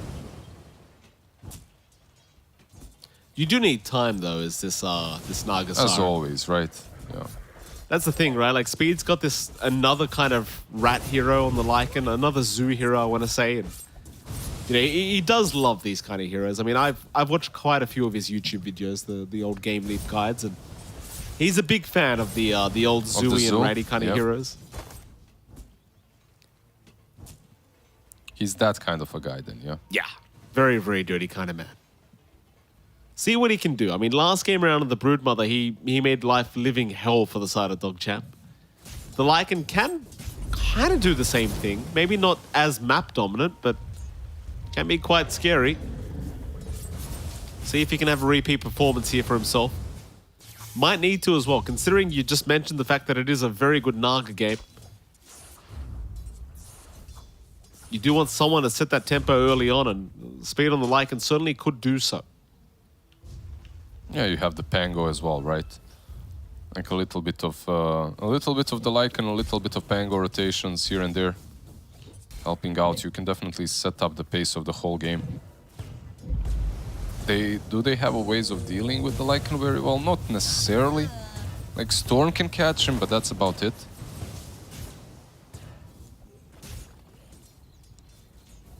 Five Rats kind of doing the same thing that we've seen in the first series. Rotating in just before Storm 6 stop. DNM gonna be chased down. Shard's gonna block the way. Sunlight thought about continuing to chase, but does back off. DNM not very safe at this top lane, that's for sure. Yep. Like, it's always like that. Whenever there's a 4 that gets on top of your bottom lane, Hoodwink. Yeah, Moose should just be dead here. Russell will show up, does have the ensnare up very early on, and ensure that they do secure the kill there on the Naga. And, well, that's happy days for him. That'll be the first kill of the game already for Russell. Definitely a very different kind of game already as top lane. DNM still being chased down, but Giants doing a fantastic job of just holding them back. So DNM will be able to survive for another day. He's a true bodyguard on this top lane. And that's what you want to do, right? Like, you just want to protect this SF until he's like level 5. And then it's kind of too scary to dive in Storm. I'll see why. He's got the zip available. He'll just hold out and go for the power rune. It does manage to pick up a nice invis for himself. Go for a bit of a reset. Yeah, well, nah, he won't rotate, right? Like, he just goes and farms. Giant, Boris. He's going to go down here. DNM trying to get active, but again, just can't really do too much because every time he gets close, they just turn around and just go after him. Yeah. Well, Giant was a little bit out of position as well. And SF was farming under the tower, so he couldn't really help. Easy pickings for the Monkey and DP that are literally just hunting them on top lane. 3-2 so far. Very slight net worth lead the way of DogChamp. Great game for RCY as well. 41-7 in terms of CS. Storm is a very different hero to the Batrider, obviously. You can kind of just carry the game as a Storm if you do need to. You can roll out of control for sure. You can't really carry this game, I feel like, because you have the Naga. The space on the map will just not be big enough for both of you. One of you needs to playmake, and Storm is obviously more natural at that. Absolutely.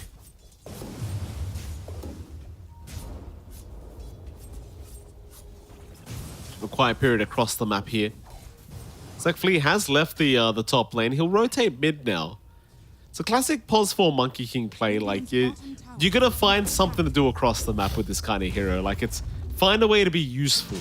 Is the way I like to put it. Usually it's like just being a spy, playing behind enemy lines, right? Oh, Rolling Thunder is committed. Sometimes feeding as well works. Yeah, he's on the high ground though. Yeah, he's fine. That Bye classic bye. little spot.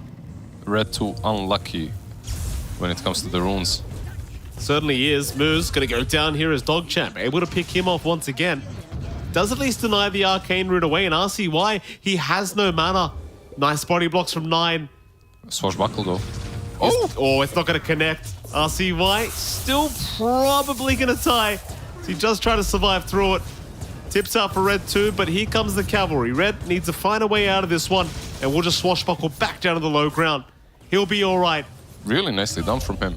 Certainly was. In the meantime, Giant, he will go down to the top lane. Sunlight and Flea able to pick off the Pos 5 Tusk. Exorcism has been committed, but SF is coming back. He wants to defend this. Flea's waiting though. Yeah, you. He saw the monkey. Yeah, I don't know about this, boys. I better go make some stacks instead. And that he will. Exo gonna run out anyway. But, you can start slowly chipping away at that top tier 1 tower. Not too hard. Look down in the bot lane though. Red 2 and Moose have smoked up. Yeah, Russell? They want Russell. Oh, they definitely want Russell. Moose, Bushwhack's gonna land. Red, he'll close the gap. With the Rolling Thunder, you should have enough control. He does have the pig stick though. Still speed. We'll go for the chase. They need some form of stun. Russell, oh, he does get stunned up by the Centaur. Yeah, in the end, he does fall. No Song of the Siren on him. Level 7. Understandable. You want to be as greedy as possible, right? Like, it definitely does boost your farming speed. Pretty darn standard. Not leveling up that song. But it's a pretty big pick off there onto the Naga Siren, and that's going to allow Speed to open up the map a little bit by taking this bottom tier 1. Though they do glyph it up and drag it out a little bit more, but eventually they should be able to get that done. Jimmy Russell is going to TP back down bot though to try and defend. As 10-minute power rune timing, it's going to be down bot. Moose picks it up instead. Red 2 now in danger. Vortex is going to drag Red back, and he will end up going down as DNM. Still trying to get something done for his team, but can't quite. Instead, Bloody 9 now and Giant end up in a bit of a brawl in this river. Yeah, Giant didn't have ice shards off cooldown, so he couldn't catch Clock on the high ground. If he could, they probably would have killed him there. Moose still invis though. They didn't spot... they did spot him. There was a sentry. Yeah, he'll just back off anyway. 6-4. Much better start for DogChamp. 1k advantage. All their cores right now at the top of the net worth pool. Definitely in stark contrast of last game where they were just suffering straight off the bat. Yeah, it's pretty much the exact opposite. But a little bit less of a gold lead. I believe they were losing like, what, 4 or 5k already at 10-minute mark? Yeah. It was a very rough affair, that game 1. But they've got it together for game 2, which is very, very good to see here from DogChamp. They will lose that bottom tier 1 tower in the end. Speed does take care of it, because he is going for that standard Helm of the Overlord timing. Mid lane though, Sunlight has popped the Exo. Flea will just keep watch as to what's going on behind the tier 1 tower. They'll try to get some early map control going here on the side of DogChamp. The 5 Rat, they are going to slowly rotate over. Red 2. He's a big pick off. Flea. Boundless is going to land. Hookshot is there. Bloody 9 looking to follow up with RCY, and Red 2's gone. Immediately burst it down. Speed's going to rotate as well. He's going to try and get something done. Salvage the situation. RCY going to stick around. Oh, the Exo's going to heal him up as well on Sunlight, so he's perfectly fine. Nobody's died yet. At least for the side of DogChamp. And now the song out. That's going to allow Bloody 9 to escape. And this is a very awkward position for DNM, who cannot get the Requiem off. DogChamp. Yeah, just a really nice setup from DogChamp. All that vision just playing in their hand. You had Monkey on the tree. You had Rocket Flare as well. Pango had no business just coming. He wasn't even that close. He was behind the tier 1 very deep. But the hookshot and the Storm just following up. He disappeared before he could do anything. And this Pango is the main playmaker for Dire. Yeah, it's been a bit of a rough affair here for Red 2. Dying twice already. Bit of a slower defusal timing than he would like, I'm sure. Flea, currently being watched here by Moose. Will get caught out by a bushwhack. Speed gonna show up as well. With your favorite neutral creep, the Warpine Raider. Snowball gonna be there as well. They'll catch the Monkey King, but Flea is still running the Wolves. Actually block off Giant for a moment. Won't matter though. Red 2 comes in. Yeah. There's a smoke though in the different direction. Storm and Clock. But it seems like they will miss DNM just because of the creep wave that's pushing in mid. Let's see if he goes back. Yeah, he is. Oh boy. Ah, oh. No. Thinks better of it. Yeah, and he scans as well. Nice one. Good game sense there from DNM. Problem is he's going to lose his stacks to RCY. Little bit unfortunate, but RCY I'm sure will make good use of it. 5 at 3k behind, just on the back foot. Need to try and buy themselves a little bit of time to get their own farm going because they're certainly not in a position where they can fight right now. They might try. They have found Sunlight on that Death Prophet. Sunlight, he'll pop the Greaves, trying to survive through this, but cannot.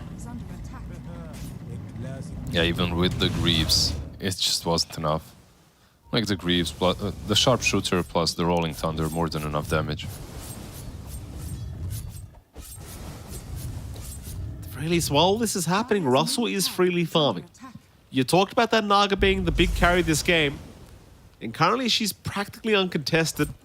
Obviously, she did die once earlier on, but say the last 5 minutes or so, she has been left alone in her own jungle. Yep, Russell's got that Manta completed. Beautiful. Once he gets the Orchid, he's already ready to fight. Like, even with the Manta, you can join a couple of engagements, but Orchid just changes the way you work. Like, you can suddenly get pick-offs. Mid lane. I see why. Well, they're going to find Red again, but a very nice pushback out from Moose. Silence, so the silence was there. Red, he's still going to be okay to back off and maybe reset. Bloody Nine, the one in trouble, and now Sunlight, he shows up as well. He's popped the Exo, trying to survive with the Spirit Siphon. Speed, though, chasing him down, not allowing him to get away, but no, the Siphons. The Siphon on the Centaur, right? Like, it healed him completely, plus killed the Centaur. You almost wish that Speed would have backed off for a moment to break the Siphons, but if he never microed, did. if he microed the Centaur at least a bit, right? Yeah. But yeah, it's kind of hard in that millisecond right there to do all of the things. They do manage to save the Pango. I think that's the massive thing, right? Like, Exorcism has been committed, used, wasted, and Pango did not die this time around. Smoke is up though. Dogchamp. They want to head down towards the bot lane, and they know DNM and Giant are both there. RCY, full mana pool. DNM still hanging around, will get spotted. Smoke is broken. Rocket Flare, Bloody Nine. No, they're not going to bother. Man, DNM is on fire this game when it comes to dodging these ganks. Yeah, just the game sense is just really on point. And it's so close. Like, they're even scouting. They're pinging the trees on the right. Dire's bottom tower is under attack. But maybe it's too late. They need to do something about the top lane as well. Yeah, they'll react eventually, I think. Sunlight will show up.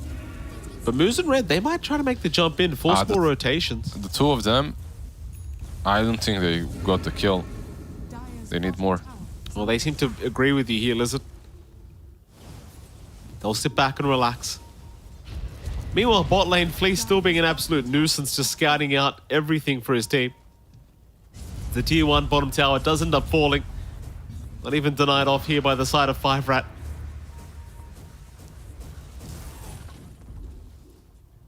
All according to plans for Dogchamp, still allowing this Naga to keep farming. Orchid is slowly being built up. Giant's gonna get scouted. Zip is there from RCY, and Flea, he will reveal the fact that he was just watching them the whole time. Yeah, probably one of the best things of this position 4 or 5 Monkey King. Constant vision, just constantly behind enemy lines. You get that boundless strike duration talent on the stun. Just constant stuns from behind. Feels bad. Yeah, he's right on top of Moose at the moment. It's a nice deep ward down here. But right by that tier 2 tower, and well, Moose, he will see the clock, but will not be able to reach him in time. Yeah, both of them had to escape. It's gonna be so frustrating, like trying to deal with this MK. Yeah, because you can't even smoke properly, right? Like, you want to smoke, but then again, it's just gonna get broken by the monkey.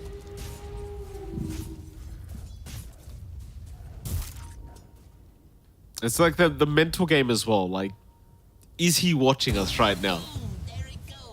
Well, now they are smoked to the side of Dogchamp at the very least. They'll head towards the eastern side, or rather the western side of the map, because they saw DNM on that SF. The DNM again, he's been really on point with game sense this game. He's knowing every single time when they're coming, so he does back off at the right moment. His farming pattern suffers a little bit. Like, it's a bit slower, but then again, if it wasn't, he'd be feeding, so... Mid, Sunlight, could be in danger. Bushwhack is going to land. They've got the Sharpshooter to follow up, and he has absolutely zero chance to get the Guardian Greaves off. That should be a tier 1 on the mid lane. Like, they have 50% of the Wolf form ready and active. There's a double damage on Storm, though. Could be big for RCY. They have found themselves a target, but it's only going to be Giant on the task. Orchid does get revealed as well. Storm is in. Storm is in. Who's he jumped? It's going to be DNM. The SF trying to back off, but the Boundless going to land from the high ground. They do find the carry SF once again. And now a song being committed. Red 2. Gonna drain all the mana of Russell with that Diffusal Blade, and that'll be enough. No ensnare. No way of killing him. RCY. Oh, nice little juke on the Sharpshooter, but the creeps. Though. Right. Oh, one more hit will do it. RCY trying to juke them out. Oh, he's so close. Oh, he could not get to the high ground. At least they get moves, I suppose. Yeah, and the creeps. But they will lose the mid-tier 1 tower. So they eventually get it in the end. Yeah. Overall, what do you think? I think it's slightly Dogchamp favored. They killed the SF a lot earlier. And if you're Dogchamp, basically all you want to do is be killing the SF, right? Like, he's the biggest issue, more or less. Pangolier obviously is big too. But if you're controlling the SF, I feel like you're controlling the game. Yeah, it goes back to what you said. Like, this Naga is the ultimate carry of this game. And she is well and truly ahead in terms of net worth. She's completely uncontested. So they are going to go right after the Roshan. And it really does feel like you're just not going to have the answers for Jimmy Russell this game at all. Like, who's dealing with him? RCY, he'll take the Aegis. Immediate zip in. They want the fight. They're going to find Giant on the Tusk, and he's just going to have to snowball. Buy a bit of time. Knows he's dead, though.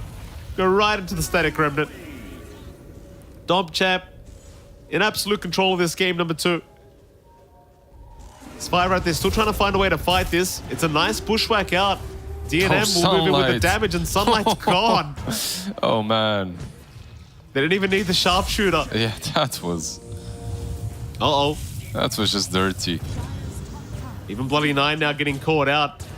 It's kind of the thing with Dogchamp. If they split up like this, they can get punished pretty hard. Yeah, the bushwhack did not connect, so he should live unless Swashbuckle. Yeah, we'll see how good... Oh, he's good. On Red point. 2. Right on target. That's one of those you're already like buying items, you know? Like, you're on high ground, you're thinking, I'm fine. Suddenly you get sniped by some nerd on Pango, you know, following you back, tracing you. It's kind of impressive that Fireback can actually take that fight. Like, the RCY's got the Aegis up, but he just was not in a position where he could actually fight back. And it kind of goes back to this Diffusal Pango, right? Like, just one Swashbuckle drains so much of your mana. Yeah, it's really good. Versus heroes such as Storm, any kind of a spirit, really, anything that really needs mana. Morphling as well. They suffer against the Diffusal Pango. What did he get? Haste this time around. Very nice. So what stage do you start like actually just joining your team as Russell? Like, is it the Heart of Taras timing that you're looking for? I mean, he was already joining, right? Like, it was the Orchid build, like Orchid and Manta, and he was already fighting. Heart obviously makes it even better, but Orchid Manta is the go time because you can ensnare an Orchid the target. DNM, does he know? It seems like he may. He will run just in the nick of time, and Giant, he will tank the gank once again. I think it might be Giant actually making the calls here for DNM because he's the one drawing the line. He's the one drawing the lines out. It usually is. It usually is like a 5. You're just looking at the map constantly, creating that safe space for your carry. Red being watched again by Flea. Will blink away, but the Boundless Strike is going to be there. Moose is right behind to try and help out. He will land the Bushwhack and the Sharpshooter, but RCY will join the fray, and Red 2 once again will drop. Dogchamp giving this Pango no game. Moose, his blink just got broken. Oh my. Oh, that's unlucky. Yeah, he was waiting. He had the blink there for a while. Like, he could have blinked to the right and escaped, but he waited. Then he got rocket flared, so no blink for 3 seconds, plus vision on him. Unfortunate for the squirrel. Still complete control is Dogchamp. Jimmy Russell, top tier 2 tower, not going to last very long. He'll let the illusions take care of it. Flea will just hang in the tree line, just watching, just to make sure nobody can TP in to defend this. And of course, I'll take the outpost straight after that. 5 rat, I mean, they're only 6k behind, but Snaga's just absolutely massive. Butterfly to be built up next on Russell. Yeah, you're thinking right now, like, how do you even deal with Naga, right? Like, what are the right ways of destroying all these illusions once they start swarming over you? Yes, I am. Well, they don't have anything. They have the Pango, perhaps, with the Aghanims. He's a bit far away from it. Just needs the point booster, actually, so he should have it for the next big fight, but that's a tiny bit helpful. Besides that, they truly don't have a lot. Stupendous. Oh, Flea again, just hanging around the mid lane. This guy just has been so hard to catch out. 5 rat. He's been giving more info than the Wolves, definitely. Oh, absolutely. Speed. Yeah, gonna get caught. RCY with no hesitation. Just zips in immediately. He did complete the purchase, so he bought the Hyperstone just before dying. That's something, at least. That's a little bit of good news. Another piece of good news here for the side of 5 rat is the fact that the Aegis does expire here on RCY. But they are getting no closer to coming back in this game midfield. Now a 7k advantage, and again, Jimmy Russell's just out of control. Like, Jimmy Russell. I mean, once the butterfly is up, you really don't have any answers towards him. It's not like DNM's gone for that magic build SF either. So it's He can't, he's their position I 1, appreciate right? that. Yeah. That's what I mean though, you just, like, what's the answer to the Naga once the butterfly is up? I guess eventually the SF, like in the super late game, I believe he even out-carries her. But at this point in the game in which Naga is like, I don't know, 2-3 slotted and the SF has a Manta and whatever, like a Pike, Naga is definitely a big problem. Oh, Jimmy, he'll go back to the farm game. Meanwhile, 5 rat, there's going to be a 5-man smoker.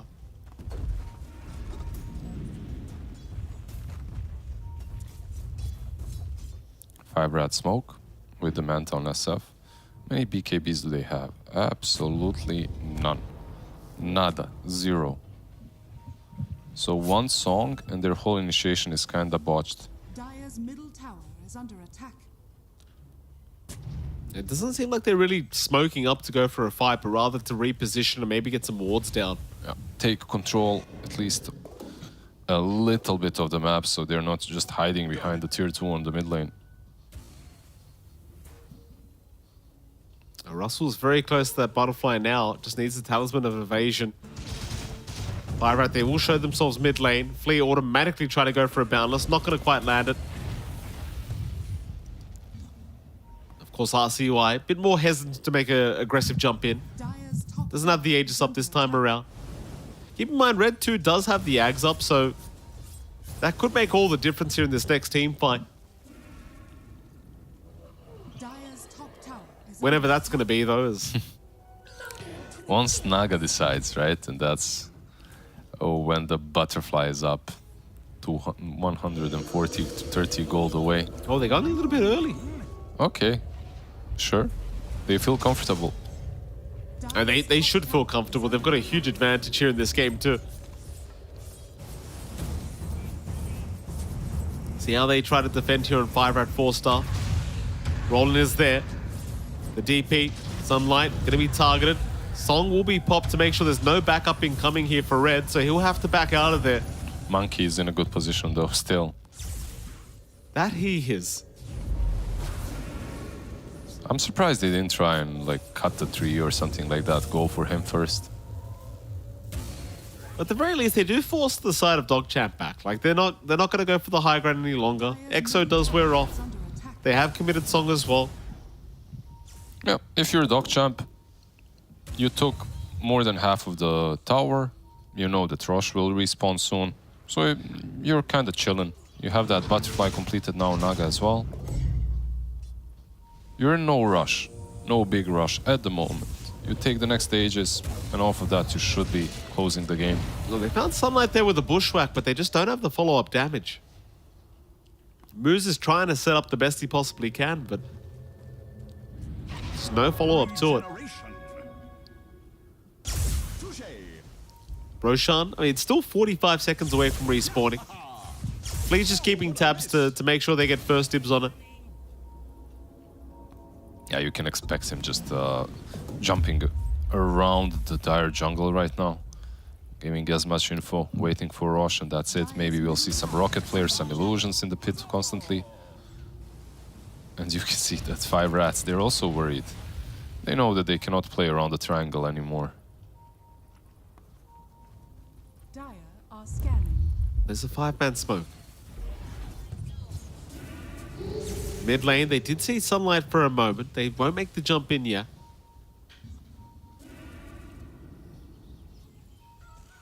Atrium going to be spotted out here. Red will take it, but that does pretty much reveal that they were smoked up. The Naga illusion should have seen that. And immediately the defensive positioning here from Dogchamp, like they're very well aware that the smoke is happening. The 5 Rat, they don't really seem to have the greatest plan. They were hoping maybe somebody shows up in the mid lane for this creep wave. Yeah, and you can't just go into the pit as well. There's no way you snatch it.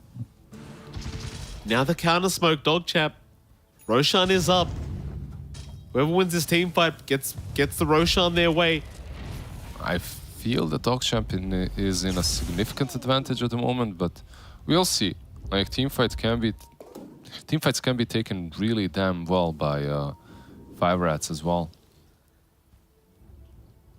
Rotation over, Dogchamp. Trying to sneak their way through this dire forest. Going in from behind SF. Well, DNM was spotted there for a moment, but instead it'll be Giant that gets taken out first, it seems. They are going to try and fight RCY. He's being targeted here on the Storm, getting rather low. Meanwhile, DNM, he does get caught by a Cogs. Rather the hook shot, he will be pushed back, still going. RCY. Meanwhile, though, RCY. They got him. All right, they've got the Storm down. Bloody Knight as well is going to find himself in danger. He'll drop to boot as RCY, well, he was the big target.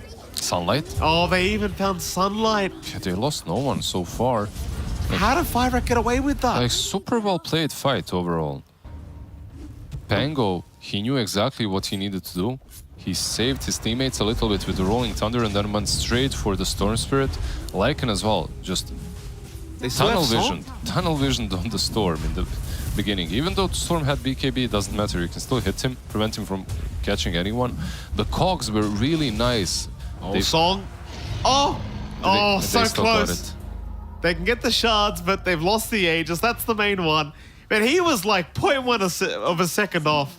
It was a good attempt, like a really, really nice one. Because you also know they don't have BKBs, so you can go and do that with the Naga. Unfortunate a little bit, obviously, for So close. for our boy Jimmy Russell. The Do you Naga think there Siren. was there a point in the fight where he could have just songed to help his team out? Perhaps, because there aren't any BKBs, right? Yeah. Like, you can reset the fight that way, definitely. I guess to be fair though, like RCY wouldn't have. He was in Rolling Thunder, Yeah, right? So it wouldn't have saved the storm. Yeah. Yeah. Speaking of, Red's going to disconnect. Sunlight will do the exact same. So Dogchap, they're still in this game, still 6k behind, but they're an Aegis up now. That's going to allow DNM to buy a bit more time for himself to try and catch up to this Naga Siren. And it's the kind of thing with the Naga, like if you can just kite her around, if she can't just stand there and hit people, she's pretty much just a gold tick. What did Panda call her? That word. Not net word, but that word. Death word. Yeah. Very clever from T-Pan. Very, very. Well, that's kind of what it is, though, isn't it? Like, it's if she can't actually hit anyone. It's a piñata, right? Like, you give her a lot of gold and then she just feeds it away. Yeah. She accumulates it for you, so it's easier to get it back. Well, she needs a setup. Like, she needs RCY or Flea to get a nice stun out, maybe even just the clock. There was some nice attempts that last fight, but just not enough, apparently. And You can get tags on her as well, perhaps. but again, you've always got to give props to Red too, because he's been fantastic throughout this whole series so far. It's just as soon as you lose the storm, it's like, well, we don't want to be here anymore. It's just not safe. Yeah, nice way of identifying their main controller and playmaker. So 5rat just tunnel visioned on that storm. Also, SF surviving that last fight was massive. Pretty crazy. Yeah, the way he piked himself. First, the positioning that he ended up being in, and then the fact that he still had a pike to pike himself off of it. Well, now you've got a full Bloodthorn available here on our Naga Siren, so Russell's, again, just absolutely huge. Flea is still trying to be hunted down here. Moo's having a look around, does get some deep wards onto the cliff. Flea will just immediately just TP up. Again, if there's, no matter what happens, you're going to give props to Flea. He's just been such a nuisance this game. On this MK, making it so hard for the side of 5rat.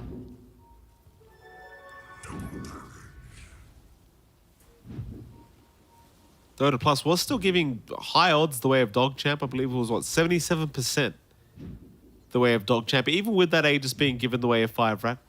So Gaben still has little to no faith for the side of 5rat this game too. Rolling Thunder. Well, they have the ward this time, so Flea will finally get punished. And I'm sure that felt very good for the side of 5rat. Finally taking care of the monkey. Yeah. Did you see that video in which the monkey just swings from the tree, grabs the leopard's or something's tail, like tiger's tail, and then swings back up and does it like 10 times in a row? I have not seen that. Yeah, just to mess with him. You watch some very interesting videos, Lizard. Well, that is interesting. It's like animal curiosity or something. I don't know. Yeah. I like it. Make that a quote. 5-man smoke. Sunlight. Oh, he's going to get caught. He'll reveal himself with the Rod of Atos. RCY is going to try and move in with the snowball and the Walrus Punch. Oh, RCY's gone. Sunlight. Oh, boy. Tips out immediately from moves. Yeah, we reached that point in the game in which Lucky Shot plus SF, they hurt. Oh, you can't make these small mistakes. Like, they add up real quick. And I say small mistakes, that's huge. Oh, that's pretty big. Like BKB piercing, Walrus Punch. Like, he didn't even pop the BKB. He was... They're onto the high ground. Where's the Naga? I know some people are probably watching right now being like, hold on a minute. Where the hell is Jimmy Russell?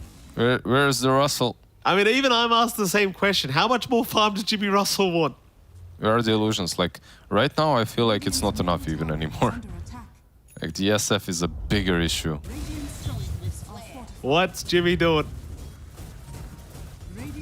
DNM, I mean, we did see it earlier. The amount of damage he just pumped out is just... It's SF. You know, he's all about damage, this guy.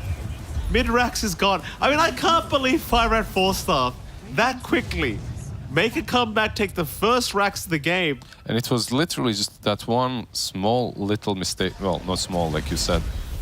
Tusk. Shot misses. Everything is off. Giant. I mean, Giant won't mind this. He's the POS 5.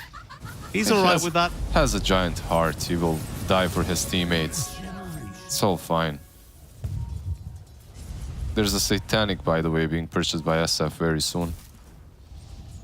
So it's gonna be a bit more difficult to take him down in one go.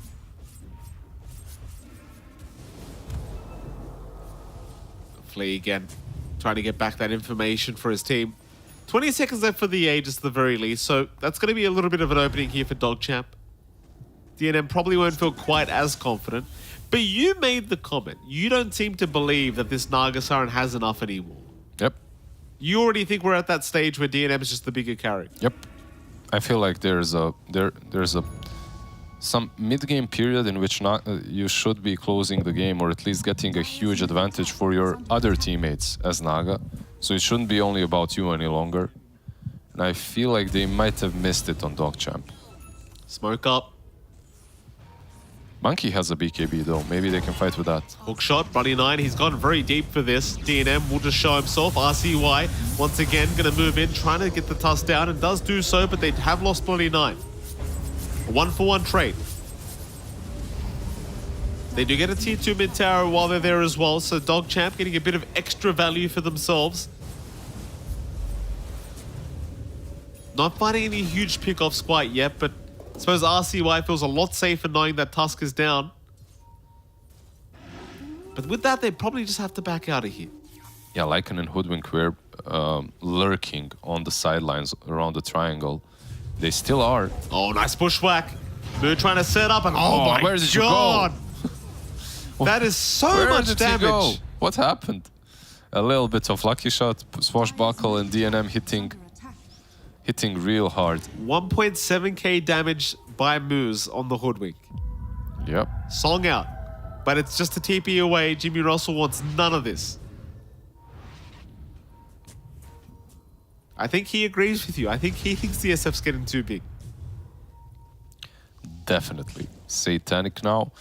And Butterfly being queued up instantly after.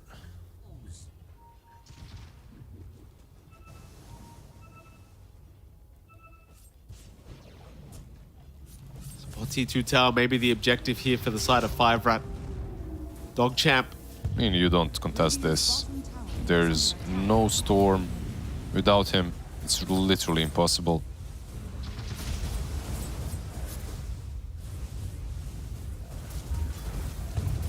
At the very least, RCY does have buyback if he needs it. Won't need it, obviously, just 15 seconds away from the old respawn. 5-Rat, they will be more than happy to back off now. I just find it incredible that 5-Rat have actually come back in this game. Like, it really did seem impossible when you look at the amount of farm this Naga was getting. It did. There are some strategies that just require timing, I feel like. Like, you need to be closing them at certain parts, or you need to understand what your timings are. Fun fact, though. Our observer did just show us that the Dota Plus probability still in the favor of DogChamp. I mean, they're not out of it by any means. Like, they still can win this game for sure. They just need to set up their team fights properly.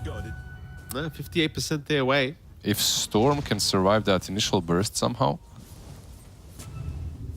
or if he doesn't get gone on, perhaps he can make the difference. Yeah.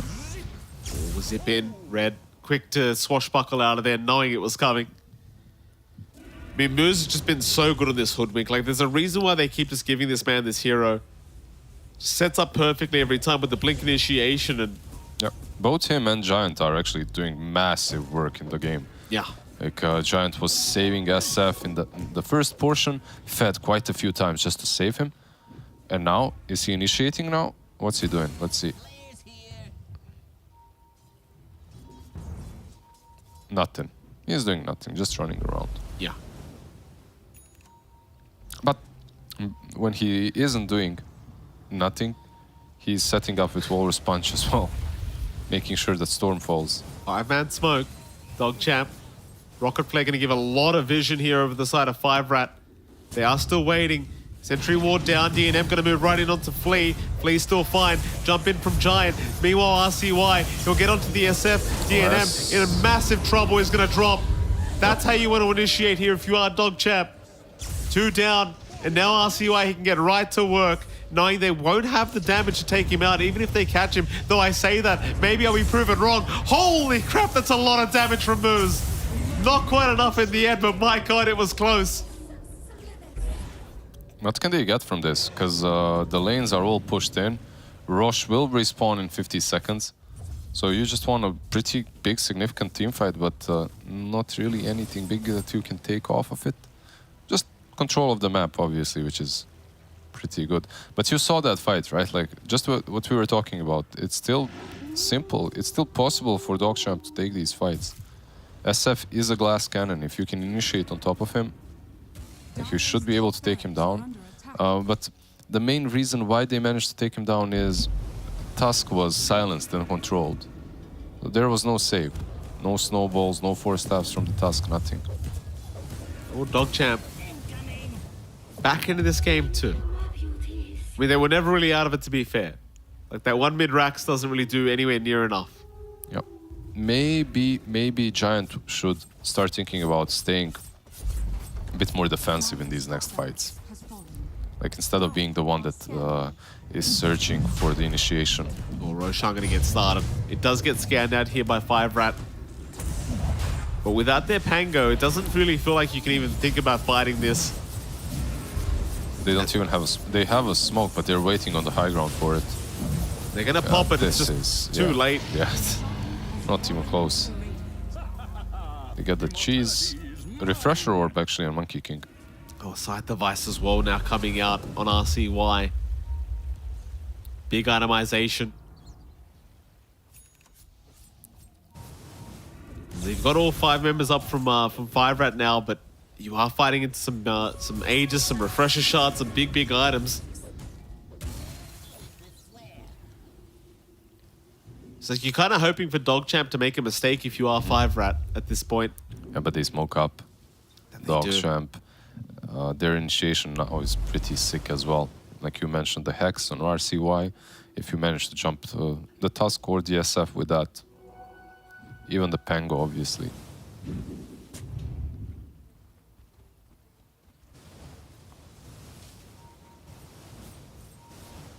Wrap around. They're not going to find anyone from 5-Rat. They're all in the base at the moment. Ethereal Blade now up on Moose. Like this... Yeah, he could basically just blow up anyone himself, really. I think he can kill the Storm on his own. Like if he catches him.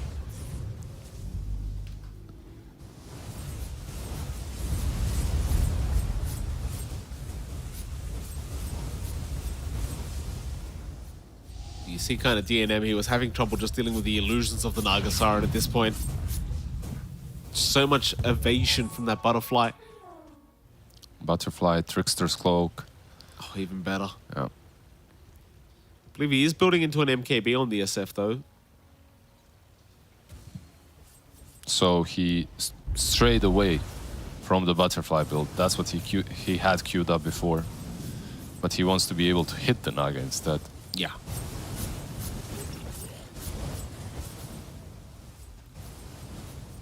So DogChamp, they are sitting back. Like, they're not trying to move high ground with this. They're just controlling the map. I suppose you are almost level 25 for RCY, so you may as well try and secure that. Are you getting any big items? Ags to come out on the Storm. But that's still a long time away. Yeah, I feel like they need to fight earlier. They're all TPing towards top. Red might show himself. I feel like they will find Red. Oh, Fleet, he's the one to get jumped, but there's everyone there behind him to help him out. Red, he's given his life away for this Monkey King. That's not the best trade for them, as he has no buyback for 90 seconds. That's pretty rough. Yeah, the question is, will they try and push without the monkey? They might.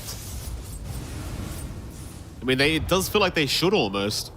Yeah, because they still have Exorcism, right? And you traded 4 for 2, so should be taking at least the top lane. Dire's top barracks are under attack. The top racks. Go down very, very quickly. Such a hard defense when you haven't got your Pango available. Keep in mind, though, again, the Moose might just blow RCY up, or pretty much anyone else at this point. With that Ethereal Blade and the shards up, you have to be a little bit cautious. Problem is they need someone to start the fight, and you haven't really got anyone. Yeah, he's got E-Blade, he's got Timeless Relic, and the Shard. Oh, Like, he hurts. that's a lot of damage. That's a lot of disconnects as well. That is a lot of disconnects. I mean, I felt the lag just then for a moment. DogChamp, they've just sent their whole team offline. Hopefully everything's okay. So they want to make sure they don't get any lag going on. Red 2 with the go. No one to say no, I guess. Yeah? Yeah. Hopefully there's no... Remember when there was a patch a long time ago, I don't know if you recall, if all 5 players DC, you're just done after 50, 30 seconds, something like that. Amazing. Good times. It looks like they are going to come back. Good news for DogChamp. Yeah, they just lagged a little bit. Oh, they give the go-ahead. Looks like they're ready to get this game underway. 40 seconds still till the Pango does respawn. Yeah, they still have that Exorcism rolling, so it will disappear within a second. But they've got a Refresher Shard. They could just pop EXO again if they really want to, but DogChamp, it almost seems like they're thinking about moving back. No. They will go again. Is under attack. Monkey, he did respawn, but he's not even connecting. He went down bottom to outpush. Dire's middle barracks are under attack. Lift is forced. 7 seconds left for Red 2 to be back up. They're pinging that Monkey is bottom. But they can't really do anything without the Pango. He's like their majority of control in teamfights.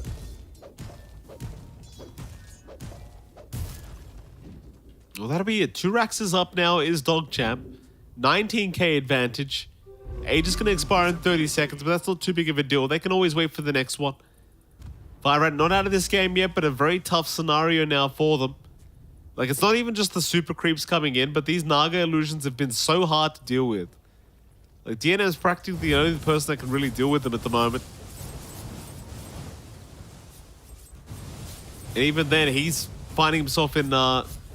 It's quite bothersome. Even with the MKB up, they're quite tanky. Yeah, it takes way too much time. Like, he's under vision, and when you're doing that, like, you're opening yourself up for the storm, for the clockwork to initiate on you, so it never feels great being the illusion clearer on the SF.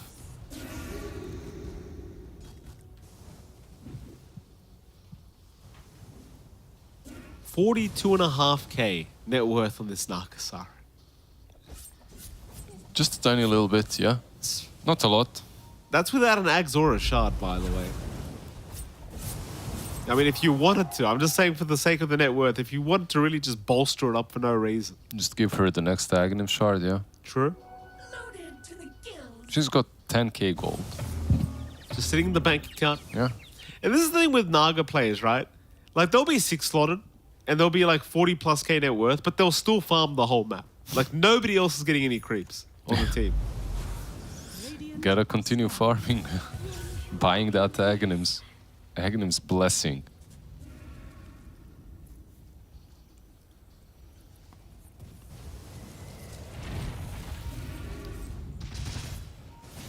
.49 minutes in now.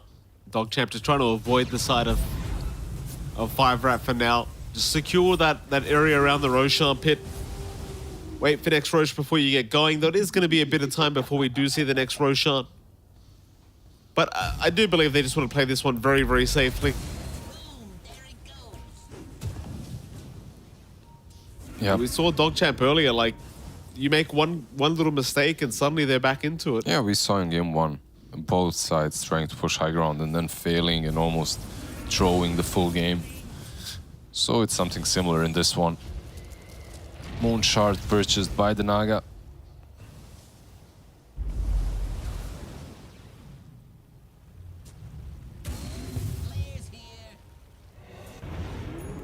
The ball lane of Barracks now could be under siege.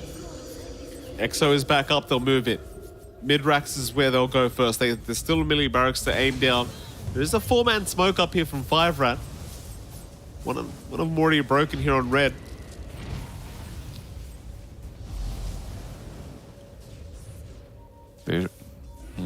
With the smoke on Tusk, maybe they can get the pick off. They'll play with the D He wards. Immediate chase out. Shards is there as well. Flea is safe, as in fact RCY is going to zip in, and Giant gets caught out. Now they've got red. That's a bigger target. He'll swashbuckle away though. They'll force the buyback out from Giant. The chase is on from 5-rat to try and punish somebody. Moose They will catches find him. Flea. Flea is down. Bloody 9. He'll get the cogs off and push speed away. He can jet back very soon. Yeah. And he will. But the chase is still going. Yeah. Meanwhile, the Rax is just going down. It's been left alone. They're just tunnel visioning onto this clockwork. Bloody 9 buying so much space for his team. Yeah, well, it wasn't really being left alone. SF was trying to defend them, right? But he isn't able at the moment to kill off all of those illusions very fast. Roshan is up though. 5-rat, they might have a chance at this. Dire are scanning. Especially while Flea's down, like so much information will be lacking now for Dogchamp. Yeah, gotta get all of the lanes pushed in though. Because you only have one lane left remaining if Naga... Well, he's kind of too far, I guess, to really pressure it. DNM, red 2, they're gonna get Roshan started. They're gonna forget about the base for now. Try to rush through this. It's a pretty quick process. There we go. So suddenly 5-rat. I mean, there's still 2 Raxes down, but they've got the Aegis up. They've got an Ag's Blessing. They've got some One cheese. Rax down, right? Because they took 1 Rax as well. I suppose, if that's how you want to look at it, Lizard. Yes. That's fine. Yes. Let's be pedantic. All right. But yeah, they are 2 sides down, so... Is this another game where we get to see tier 5 items? Liz? Give me your prediction. I mean, it's very possible. We have Aegis at least for 5 more minutes, so... If 5-rat 4 staffs, if they decide to just chill on the Aegis, we might see tier 5.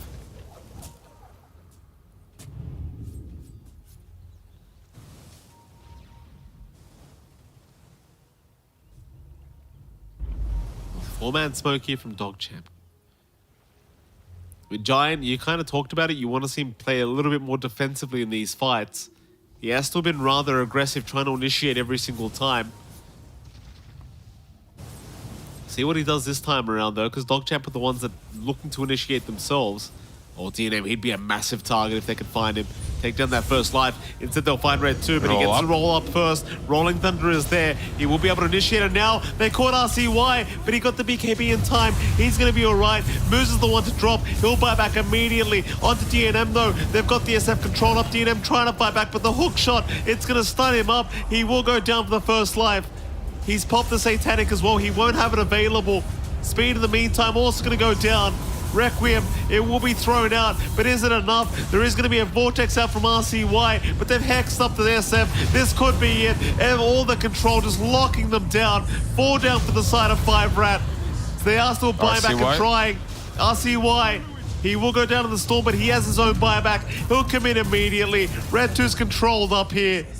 And will go down. But he does have buyback available. 7,000 damage from Flea, apparently. That's a lot of damage. The Monkey King had a really nice Wukong command there, just completely demolishing DNM. Here comes the storm from the base. Hex is out, Silence was there, but nice Vortex, gonna catch 2 of them. They just bought back. This game is over. We are going to a game 3. between DogChamp and 5-Rat 4 staff. What can you do? You give Jimmy Russ that Nagasar and apparently things happen. Yeah, just give them 2 offlaners. I'm telling you, that's the future of DogChamp. If you do have an offlaner for the carry, well, he wasn't really an offlaner, mid player, whatever. Get more playmakers and the games look nicer. Even though this wasn't the case, they had a normal Naga carry played by the offlaner though. Oh, what a game it was. DogChamp just in complete control practically the whole time. We saw, a couple moments where we might have seen a bit of a comeback happening from 5-Rat, but ultimately just wasn't quite enough. The side of DogChamp is proving to be way, way too good in this game too. Still, I can't wait to see where they go for game 3. What do you reckon? Like, do they put Sunlight back in the pos 1, or is it going to be Jimmy Russell again? Why do it if Jimmy is this good, Just let Jimmy carry your... Just let Jimmy do it. We'll throw to the panel. We'll see what they have to say about this game. Let Jimmy do it. Jimmy certainly getting rustled in the second game here as the offlane player turns it over to the carry and delivers big on the Naga Siren, leading DogChamp to even up the series in a very, very surprising turnaround. I mean, after game 1, I don't think any of us were expecting this kind of game from them.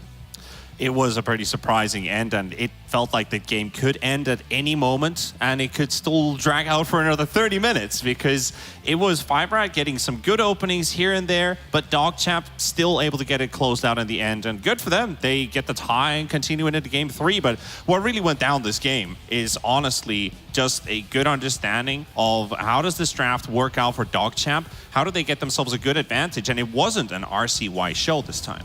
No, I mean, they fixed the issues that I had to begin with, right? The side lanes, both, Sunlight doing well on his DP on the top lane, playing off lane this game, and then Russell switching to the carry role for this particular game because they felt like Naga was the hero to pick, and it was a really good Naga game, but we were just wondering, can Sunlight play this hero? The majority was like, no, but then we didn't have the information that Russell's also a hidden carry player that they've had in their back pocket this entire time. So the fact that they do have this flexibility, and the fact that Russell actually played quite a solid Naga is going to be a tool that I think they're gonna bring out more on the side of DogChamp. Yeah, and it also makes it so hard to draft against this team and to prepare against this team because now you got to look for the fact that this 3-in-1 can swap positions. It's twice the hero pools from coming out from both the players, twice the amount of research you have to do. And yeah, I mean, I think they're going to kind of rustle. I said it again. God damn those casters. I think they're going to get under the skin of 5-Rat in this third game. I'm really worried for them and their mentality because game number 1 was so damn convincing, and then to come back and just be under the knife for so long. They were sweating for a long time, and I think it would even be fair to say that, at points they were looking like the better team, even though they were so far behind. But they never found the way back into the game. They never found that proper opening. They took a couple of Roshans, but in the end, they just got outfought, and that's got to be a really bad feeling, right? And also about the themes of the game so far, not only just today, but during this this specific tour. Game 1s have been the most even ones, and game 2s have been absolute ruffle stomps all over the board. And if it's not a game 3 game, it feels like, okay, what happened? It's like day and night. This one was actually really, really good in terms of a game 2. Very hype, very interesting, and kind of, I just want to say one thing about Russell before we head over to talking about potentially does he earn the MVP title. He broke the new last hits plus last hits per minute record from Tour 1. So that was Yamson, who had 904 and 15.3 in 61 minutes on Furion, which is kind of nuts. He went 952 CS. That's 17.3 per minute. Crazy pace in a less than an hour game. That is just nuts. Yeah, I mean, when you have the entire map to farm, though, that's kind of what's going to happen for a Naga Siren, right? And, I mean, Fear, you're a carry player throughout the generations. What was Russell's performance like? Many centuries, in fact. Yeah, of course. I mean, he played really well for the most part. He didn't do anything that was next level by playing this Naga, but he played it the way you'd expect to be played, the stable way. He didn't really make any mistakes either, so it was just a solid performance, fast farming, and he only had 1 death, which is quite impressive as well. So this is pretty much a stock standard, just good Naga performance. Good, but who was great? And I think the answer to that is the person that gave him all of this map to farm. And who would that be? I mean, who gave him all the map to farm? I mean, There's many answers to that, but there's only one that I want to go with, and that'll be my boy Flea here. Like, the way he played this early game, I think, was a huge part of their success. They had laning stage issues, and Flea was like, all right, I'll 1v2 this top lane here, and gets the first blood on DNM against 2 heroes by himself, by the way. Really just giving Sunlight kind of like a free lane outside of that. And you can't lose Naga versus Lycan. It's just impossible. You could just A-click the lane, and you would still win as a Naga in that particular lane. So the only lane that I was really worried about was going to be the mid lane, the rotations there, and Sunlight's lane against the SF. But Flea, he took care of business in that lane. Yep, and there's a reason this guy has so many girlfriends, and this game certainly showed us why. Okay. I mean, hey, that's factual information from an interview, okay? I'm not making it up. Yeah. But I like his item choices. Like, earlier on, we were kind of talking with Fear, like, this is a good defusal game in a sense. Does he want to get that, or just divert to a different kind of route? Do we need more auras to the team? Maybe one item on top of the usual BKBs and stuff you build up if you have a good game in a Monkey King. So he's gone, like, into the Nullifier, like very late into the game, but just having Diffusal Basher, very useful against so many tools that 5rat thought they had in the bag. You know, we can counter the Naga song with Pango roll-ups and stuff, but then you have this pesky support just bringing some nasty items into the mix and just making our game even harder. Yeah, and I just want to add on top of that, like, we saw Red 2 on the Pango in this one team fight, and it was like, how was he so squishy? And it was actually on the back of this Nullifier dispelling the shield crash immediately in the fights, making him really, really less tanky and allowing them to burst him quite easily. Yep, Bloodthorn on top of that, and all of a sudden, you know, Pangolier does just look like roadkill, unfortunately. And that was his downfall. And we do have to bring it up, you know, end of the game, we did kind of notice that the SF was kind of lacking in also defensive items. I mean, was that a potential mistake?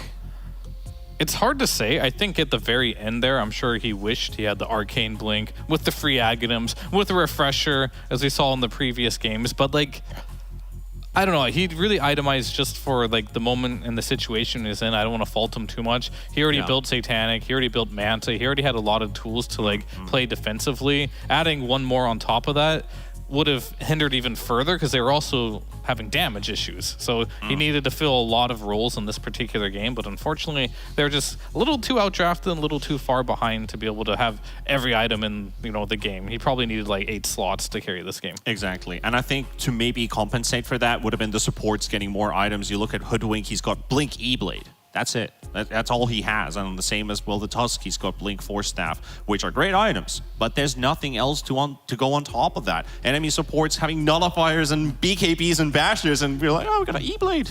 It's like, well, I mean, that's what happens when you have all the map to farm such a long amount of time as well. And yeah, again, huge performance coming out from DogChamp. They showed us that this team is not a one-dog show, but in fact an entire team ready to take the fight to 5-rat 4-staff. We're going to be taking it to a break. Then we're going to be back with the final game of the day. It is DogChamp versus 5-rat 4-staff here at the NA DPC. We'll see you in a minute.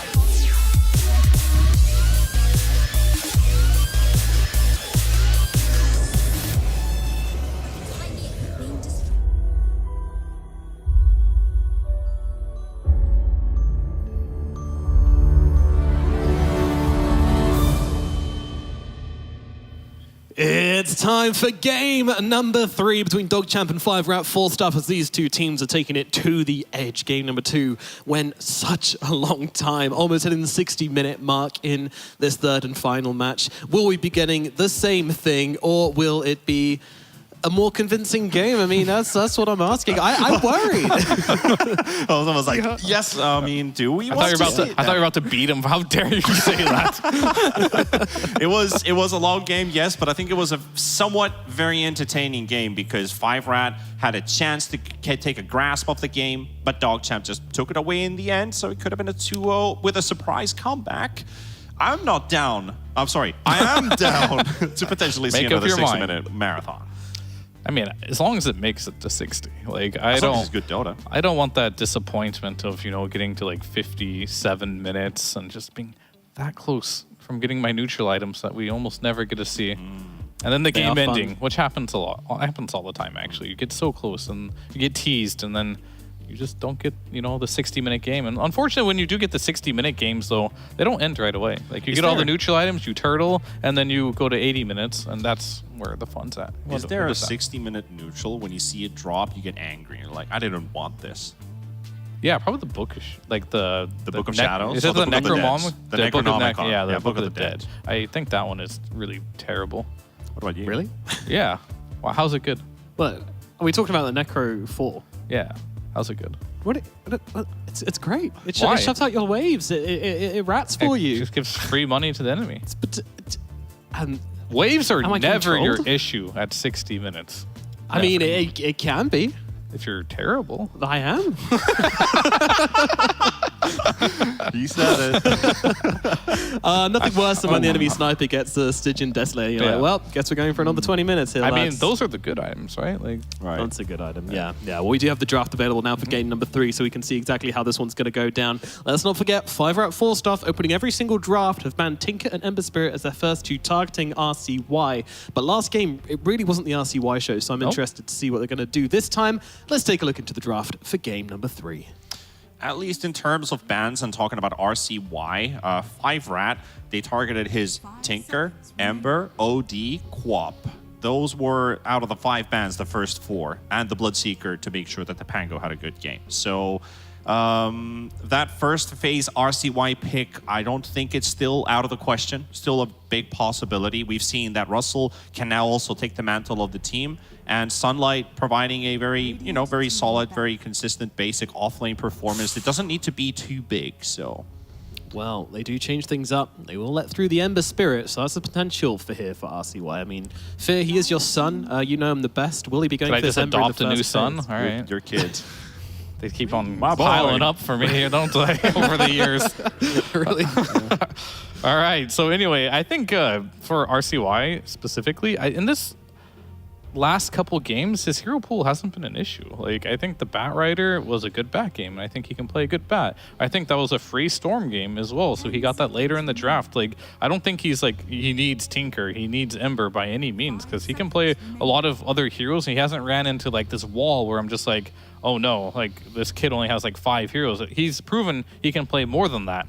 But more than anything, like his team in that last series are what really made him look better. I guess he took the backseat in that last game, honestly. He kind of just like played a supportive role. It was a good Storm game. He did what he needed to do. But at the end of the day, like his side lanes really performed, and that makes me more hopeful for this game as well if you're a Dogchamp fan, because sometimes RCY pops off. Sometimes, he won't. And it's nice to know when he doesn't, his team can step up and carry that weight for them. Yeah, it's like he's a husky, he's like reliable, good at carrying carts and stuff, but sometimes you need a sausage dog to go down a small hole or something. That's what his team did last game. Always need that dog. Sometimes your team just needs the cameraman, The guy's just chilling at the back, getting all the big shots for the rest of your team to kind of shine as well, just step back a little bit and relax. So my analogy was bad.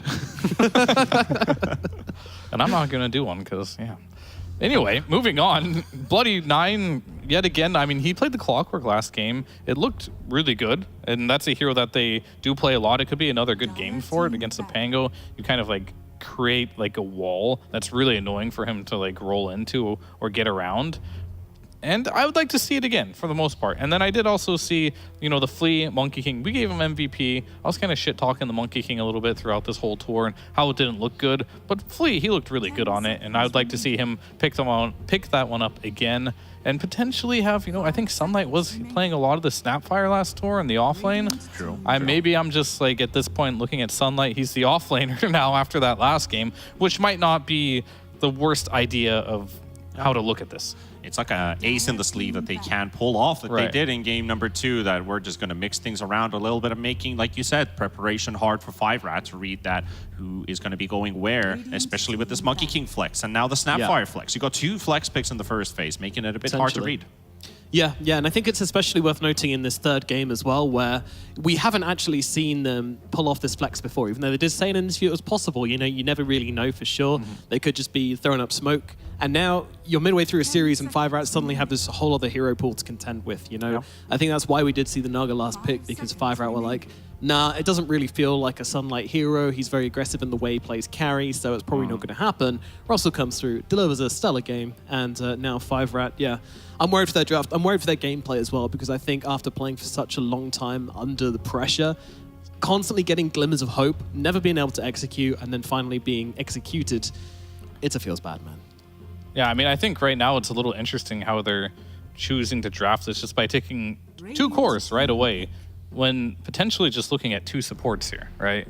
And I think that's kind of like a situation you generally don't want to be in if you want to have like a heavy focus on the laning stage for 5-Rat 4 staff here, because like I think they're gonna really approach this game here and just try to like knock out these 2 lanes right away. But we're gonna see something different for RCY for sure in this game, because Storm got added to the ban list. Ember didn't make it through the second phase, so like what does he have left? And then of course we'll get the Bloody 9 Clockwork here, which means Snap or this Monkey King will be a core. And they'll leave those ones open for later on. I would rather Snap be a core, I think, and just have like Sunlight play, because I know he can play and he seems to be pretty decent at it, so yeah, at least you got something there. Monkey King hasn't won on core yet either. It's only won on support, so kind of feels like that might be what we're heading towards. But of course, you know, it can still work. But I think especially in a game 3 like this, you know, setting yourself up for a Monkey core game is kind of putting a lot of pressure on yourself. And I'm not sure either Russell or Sunlight want to do that to themselves. I mean, you're playing versus a DP and a Pango. It's already not the greatest. I mean, you can make arguments that it's fine versus Pango, but at the end of the day, it's really not. No, I loved it last game as well. So yeah, just give me 3 Snap, 5 Clock, 4 on the Monkey King, and I'll be a happy monkey myself. Yeah, but I'm just wondering, like, what is the RCY hero, and what is either the Russell or Sunlight hero that's going to punish these 2 cores that have already been shown? Because I'm just assuming that the Pango offlane isn't something we're going to see a lot of. Because I think it's its weakest role outside of support, of course. But mid lane, it's been good. And Red's been good on it as well. And I think a lot of the heroes that are good versus Pango, which I think the Storm was a great one. I think the Ember was good. I think Tiny is also very good against it, but it is banned as well. It's like, what's left that we can end up playing? And I think RCY, if you look at the heroes like his Bat Rider, probably not the hero you really want against the Pango in the mid, right? So his hero pool is going to be, he's going to have to stretch again for something new. There is one hero that was banned last game and is actually in the pool, but does RCY want to play it, is the OD. Seeing the Pango as a matchup, that's pretty good, but Earth Spirit with Silence is going to be very nasty until you have BKB brought up. Also, the DP brings in another Silence, so you're very item heavy on the OD side to actually have a good game. You can be punished very early on into the game and never actually get to your big item timings. But I'm kind of looking at the DogChamp draft at the moment. It's very vision heavy, right? We saw the Monkey King Clockwork being the support duo. They both provide quite a lot of extra vision, so you want a core that benefits from all that. If they decide to put the Monkey King as a core, which could be the case since the Snap and the Clock, well, we're still debating if it's going to be a mix around or Don't do it. not, is still up for debate. But they've got a lot of vision on the side of DogChamp. Now they just need to utilize all that. But on the side of 5-Rat, we see the Disruptor coming out again, so that means DP will not be a support. We're going to get Pango DP it's a Sammy double Boy core special, opener. I think. No one else is going to do that. I mean, DogChamp, there's one hero we didn't talk about for RCY. It's his absolute like best hero, most played hero in competitive, and it's the Invoker. It's just he doesn't really bust it out that much in this DPC right now. Maybe not prioritizing it very highly, but in a game where you do have a Clockwork, you go for like the Exort type of build. I could see it working, and I'm sure it's up for discussion right now because like there's not a lot of great mids right now that I feel like fit the bill for how he wants to play the game and how his team wants him to also play the game. It's not terrible bad. It's not Terra bad. What's Terra good? I like it. Do we have on anything? that terrific, right? Yeah, what I'm still 50-50 with the OD. OD? I'm still thinking like, is it the hero they want to get through? Well, we're gonna have to wait and see. They're bringing up the Naga. Yeah. If it ain't broke, don't fix it. So dog champ. Snap 3, Monkey 4. That's my read on it. Okay. So what's Okay. Okay. Yeah, I think that's what we're hoping for this entire time, honestly. Yeah. Yeah. And, you know, I wouldn't be surprised. I think Flea played an incredible monkey last game, and I would like to see him on that hero again because he just seemed to be having a lot of fun. It's an obnoxious hero, and, you know, it seems to suit him. He's well warmed up for another one. Yeah, true. Yeah. 1 out of 1, 100% win rate. Literally can't lose. And so if you're a 5 right now, you want a carry pick that can be good versus Naga. There's not a ton of carries that are actually good But against DNM's Naga. hero pool is very different, right? Yeah, I He mean, loves to play like these. We talked about the Sven, for example. This would be a game where he might just bust it out. I would prefer like a Lifestealer here. I think that's a hero that is actually underrated versus the Naga. The Radiance build is okay, but if you don't want to go that, Mjolnir is great. You know, the percentage-based damage and healing against Illusion is good. It's a And he's good against the clock. Actually, yeah, I like the Lifestealer. It does make versus sense. the Snap as well could be good. You do have the Infest Bomb with either the Pango or with the Earth Spirit as well. Could be okay. Another one that I was thinking that also seems fine is, you know, the classic Ursa. This hero seems to slip through the cracks in a lot of games and get to this overall last pick of the game. And another hero that buys Battle Fury. The stacks are quite annoying to deal with if you are playing Naga as well. Some options there. Sven, actually, also a hero that can work, but like Sven is always like, if you die once or twice, it's GG. There's one really good DNM hero. Remember in Tour 1 where he would get his hands on a hero that is countered by Drow? That's the Terrorblade. That's the band DogChamp needs to go for right now. Terrorblade versus Naga? DNM, yeah, it's a good matchup. At least I see it that way. Oh, I mean, normally TB doesn't want to play against these illusions too much, so we'll see if he wants to go that route. But it could be difficult because you do have the option here. I mean, I don't know if RCY plays the snap mid, but if you pick a Terrorblade, I think you double down and pick like a Darkseer. I'll go for the other Radiant hero. It'll be the Alchemist. Yeah, so I was saying I really wanted them to it. just play a hero that just kind of gets in there, buys either Battle Fury or buys a Radiance, has fast timings. Yeah. It definitely has good timings. I mean, I think Naga still can be strong in this matchup, so are they going to punish it? That is the real question. Are they going to let RCY play... Actually, could they potentially do like an offlane monkey? How frisky do they want to get? You know what I mean? Because like offlane monkey is something we have seen before. It's been, I mean, you don't like the look of it, but I remember there was a time where like Seb was spamming this one. Right? He was actually spamming it. And you're playing versus an alchemist. Player. Yeah. You could crush him. And there it is, boys. All right, it's time. I mean, this guy's Invoker's really good. It should be a treat, I'm hoping, because we've been hyping RCY up, maybe I have for the most part, but this should be his best hero. Yeah. And this is something we haven't got to see a lot of, this Invoker, so I'm hyped to see it. We were pretty hyped to see the Tinker too, but that one kind of fell flat a little bit against Rebellion, but maybe Rebellion's just that good, so we'll see how this one does. He has a lot of setup stuns, which I think is the important part. You've got the snare, you've got the hook shot, you've potentially a cookie, boundless strike. I just want to see him go for an Exorb build here. But Crosswex is okay as well because you do get the early Vessel. Wouldn't hate either or. Yep, and they're going very standard across the board as well. Sunlight will be on the Snapfire, which I think is very good for them as well. It's a little slow. Can 5-4 staff take advantage of that with their Alchemist? They are somewhat timing dependent too. Like they do want to make their impact before this Naga Siren is a bit of an issue. At least that's where a Radiance buildup does benefit you a little bit. However, the heroes they have at hand are very strong in the early mid game, like 20 to 24 minutes. That's like your usual Alchemist timer. So if they can make it happen in that time, 5-rat is to win the game. But if this game stretches out too far, Alchemist timings wear off. It's simple as that. Simple maths. That can be the risk, isn't it? That can be the risk. Well, I'm very excited to watch this third and final matchup here. It is DogChamp versus 5-Rap 4-Stuff, and we have the casters to deliver. It is MLP and Lizard for this final game. Thank you so much, Nomad. Game number 3 here between these two teams. Lizard, we've gone back to the Naga Siren. We've gone back to the Flea Monkey King.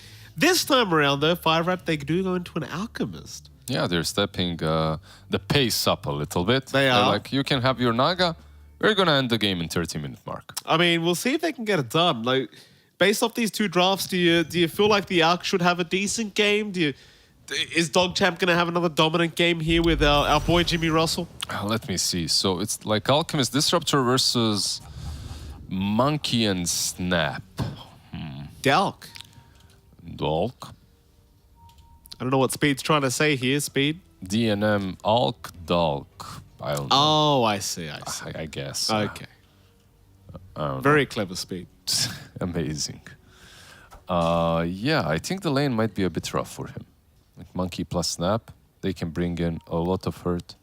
Like, yeah, you can play around the acid spray, but still, it shouldn't be that simple. Instant D-ward. You heard Fear talking about this RCY Invoker. Apparently his best hero. So I'm looking forward to it. He has played it once throughout Division 1 so far, 100% win rate. But he's only played it once, so, you know, that 100% stat, you know, it's kind of...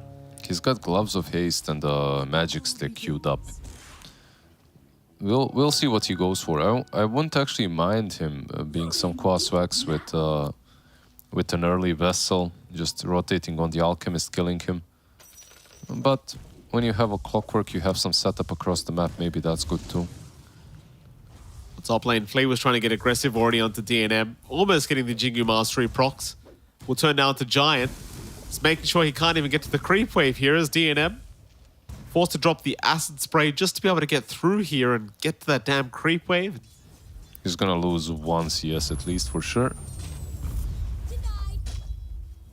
Very, very annoying. Flea again on this pos 4 Monkey King. I mean, he had a fantastic performance throughout game 2. So why not just give the man the MK again here for the pos 4? Yeah, just provided so much information to his team in that last game. And yep, he's got a nice hero to work with in that Invoker, right? This time around, like Boundless Strike and set up some Sunstrikes and stuff. So that's pretty solid. Clockwork as well for the Invoker. that's the thing. See if like 5-Rat have a way of trying to deal with this, all this information being provided here for DogChamp as bottom lane as well. Like Bloody 9 on that Clockwork, we've kind of seen this one before, chasing them down. Yeah, bloody zoning Speed out of this lane. Poor old Speed doesn't obviously level 1 doesn't have any Spirit Siphons right now. Did level up the Crypt Swarm, so Bloody 9 here on the Clockwork. There were a nice little kickback, but Speed is one little creeper away from getting level 2. Had he had level 2, I think that would have been a kill to go the way of 5-Rat, though they are still trying. If he just ran left, he'd be fine. Yeah, exactly. Does exactly that. He's gonna make it. Moose, I mean, he does have the kick, but doesn't have the mana for it, though he's getting quite close. Now does have it available. Does go for the roll instead. It will land, but stick charges were available, so Bloody 9 does survive. Eventually gets a salve off. Yeah, the only problem is he did take the creeps under the tower, so one of them did get killed. Top lane Alchemist and Disruptor are actually doing quite alright. Pushing in the wave. Just farming. The acid spray can obviously be a significant problem for any up personal against the Alchemist. Yeah.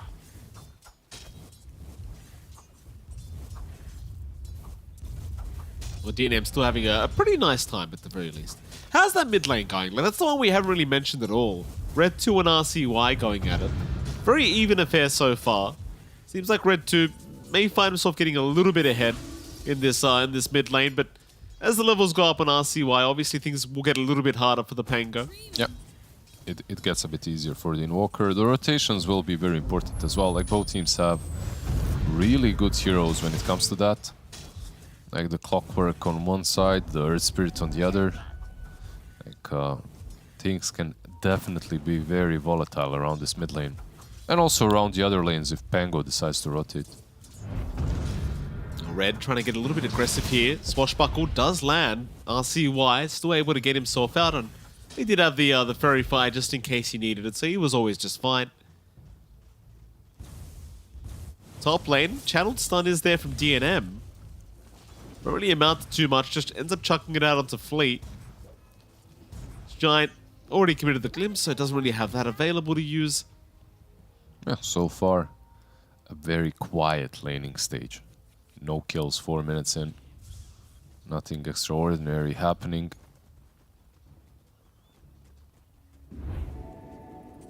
Bottom lane, however, bloody, it's fine. Like they just cover each other from the battery assault, which is level 2 right now, but still not enough damage if they share it. Plus, like Clockwork and Naga, you don't really expect these two to be making any kills. On top lane, however, Yeah, DNM dropping low again. Giant forced to glimpse back Fleet. This boss 4 Monkey King just proving to be such a nuisance. Just that level 1 Jingu Mastery, just able to just force them back constantly. So much bonus damage you get as they will jump in again. Giant. this time around though, Yeah, he's gone. No chance of survival. Sunlight able to pick up the first blood on the Pulse 3 Snapfire. It's going to be DNM's in a bit of an awkward position though. Top bot lane, bloody 9. Trying to get aggressive once again on the Clockwork. We'll just continue zoning them out. yeah, that's all he can do. He just trades some hits so that Naga farms easier, but he's not really looking for a kill at the moment. Maybe as they are low speed. Yeah, Ensnare is out, speed. He'll go for the Siphons out, but he is just trapped up in the cogs and This the might be Sunstrike. 2 even. Yeah, Moose just rolled in. Oh man, this is... Save your buddy syndrome. Meanwhile, top, Top lane, lane. DNM. Oh. Oh no. Oh no, indeed. MLP. What's happening? I don't know, but it's not very good for Fire Rat, whatever it is. Yeah, they be crumbling across the map a bit. Very, very bad start here for Fire Rat 4 stuff, but a fantastic start for Dogchap. Yep. Clock and Naga demolishing the bottom lane. A little bit of help, obviously, from the mid lane Sunstrike, but still, it was mostly just the two of them. Roll in, mid lane. They'll try to punish RCY. CY still just casually walking his way out. They don't have enough. Yeah, he had the raindrops, 7 magic sticks, fairy fire. They're not killing that guy. And Clockwork steals your rune. Oh, so sad. Little Bloody Knight's just... He doesn't care. He's going up against the mid laner and he's just like, yeah, I'll just battery assault. Yeah, I mean, he's level 4. He is big enough, actually, to do that. That's such a concerning sign already. Yeah, what's really interesting as well, like, they abandoned bottom lane. Naga and Clockwork, they got those 2 kills, and then they just completely left the lane. That's interesting. I mean, it's going to allow Speed quite a bit of recovery here on the Death Prophet. Jimmy Russell just opting to go to farm the jungle instead, but does eventually return back to the bottom lane. There really was no reason for him to back out of there anyway. Yeah, at some point. Rolls off the mark, kick will land. I suppose maybe there was a reason, as the Siphon does do a hell of a lot of damage. It's level 3 mark. Yeah, the only problem is, now the jungle is a little bit warded up, so the medium camp. Kisses. Oh yeah, they're taking those stacks. Yeah, it's why the hell not? Even more being taken away by the side of Tokchap. Just, they know the stacks are being made because they're against an Alchemist. They'll just, I mean, it's just so worth it. Just commit the kisses, take all the gold away from DNM, and poor guy's just gonna go back into his jungle wondering where all his farms are. DNM. Try for a stun to flee. Does land it. They do have the Boundless Strike though, but the cookie's off the mark. Yeah, Pango is coming in. He certainly is. He wants to try and punish. Flee, Sunlight, both of them could be in trouble. Obviously, you'd rather go for the Pulsary Snapfire if you can. And Sunlight eventually should drop. Yeah, they got him. Monkey is still around, but I don't think that's a kill. They needed to resurrect this Alchemist lane Yeah, but from look at the his dead. net worth. Yeah, because he's got 18 last hits. 18. Ouch. Yeah. He's at 2.6k net worth at the moment. 8 just- minutes in. Just to compare him to the Naga on the other side that has 43. So That's concerning. that's concerning because as an alchemist, bottom lane, Yeah, speed. Cogs up. Trap him down. Nice kick away from Moose, though. Not going to allow the DP to get trapped up. The Jimmy Russell, he'll just move in onto Moose, but not getting very lucky with the Riptide procs. Pango is rotating down bottom as well with the DD. If he gets a good swashbuckle, this might be a kill, but he's moving back. I mean, Red feels like there's so much pressure on Red to do a lot this game. Especially after what happened last game. Like, he cannot afford to have a bad game from the mid lane.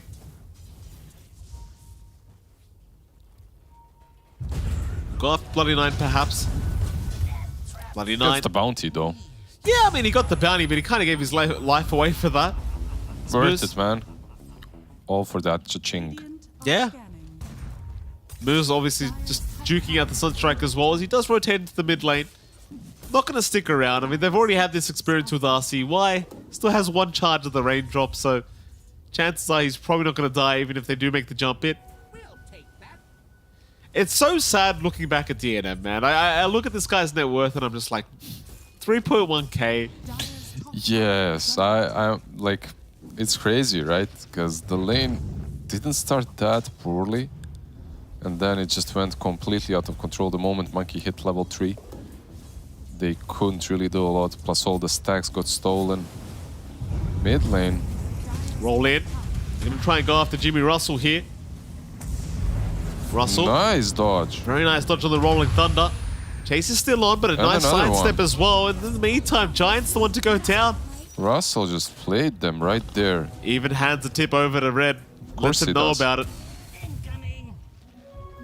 Yeah, it's an awful start for 5-Rat 4 staffers. Or even the mid lane's currently being harassed out by Dogchamp. They've got a siege creep to play with, so they're going to try and apply some pressure. Alacrity being placed onto the siege creep.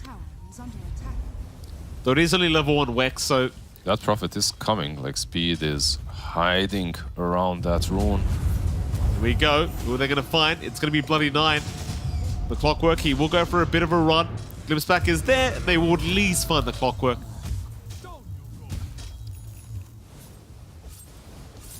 Yeah, so far Red 2 is doing well, right? 3 kills, 300 on his stats. And that's probably the most important thing for 5-Rats.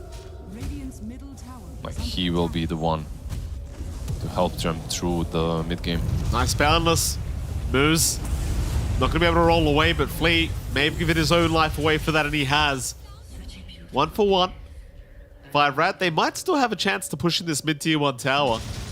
Exo has a bit more time left, and they know the kisses are down, so they will give it a crack. He can die here, though. Oh, he can. Hookshot is there. Cookie to follow up Sunlight. He will pick him off. RCY in the meantime. Cold Snap out on Red 2, not allowing him to pop that Rolling Thunder. Red, he was having a decent game, but now he's ensnared up. Yeah, that was a greedy attempt to go for the tier 1 tower. Oh, look at the tips. Oh. My goodness. Really picking on Red here. I mean, the mental warfare, it does seem to pay off. That's some emotional damage. That's a lot of emotional damage. Yeah, right there. First, the tip from the Naga when he missed that kill, and now, I mean, this was really on him. Roll in, moves, try and salvage a little bit here, but Bloody Nine's the only one really left behind, and even then, he just pops the cogs, blocks the way, and just walks out. They're truly being outplayed by Dogchamp. Suddenly, oh no. And by themselves a little bit as well, and they tip him. No! Leave Red alone. Oh, the tips. Cookie, Sunlight, I mean, he still dies. He does, but... Hook shot, speed. He gets caught out by Bloody Knight. The Chaos Meteor will fall from the skies. Speed somehow still alive with the Spirit Siphon, but will go down. Nice magnetize though moves. That's going to be a lot of damage being dealt. RCY, he will go down. Can they keep going? They're going to try. Russell with the song set up. Moves will drop. That should be about it though. They won't have the damage for anyone else. Man. So they did lose the Invoker even with the song. The Thunderstrike plus the Urn was way too strong. They still lost him. But some real warfare happening here in this game, man. I'm not sure what happened. Maybe in the lobby they had a little bit of a scuffle, but the Red 2 eating a lot of those tips. I mean, he's been making a couple mistakes here, Lizard. A couple of here and there, you know. It happens to all of us. It does, it does. They're making sure that he doesn't forget them.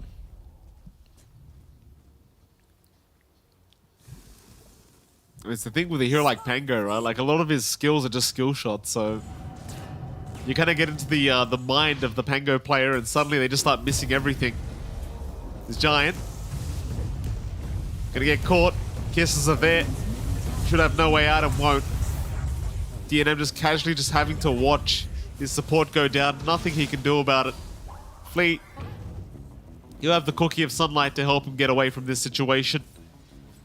And speaking of DNM, his net worth is still pretty darn low for an alchemist. It truly is. Yeah. It's a real slow process. Fourth on the net worth charts as an alch, 14 minutes in. That basically means you're having a terrible game. He has enough gold for a relic, so he can at least buy that to buff up his farming speed a little bit.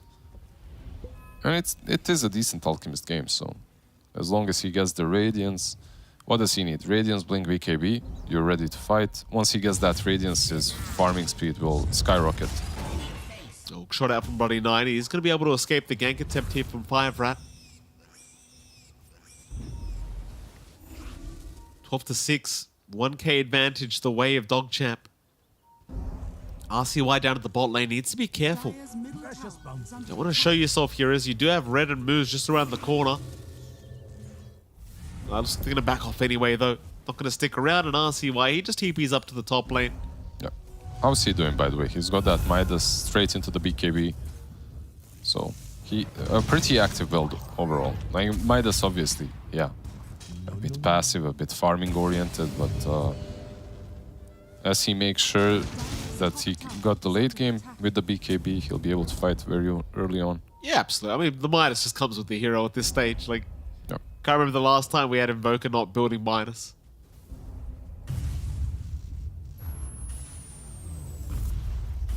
So at the very least, DNM has now hit the top of the net worth board. So we are starting to escalate a little bit for the man. Yep. He's got that Radiance as well, so... And Greaves up on speed, so this could be a bit of a spike for the side of 5-Rat.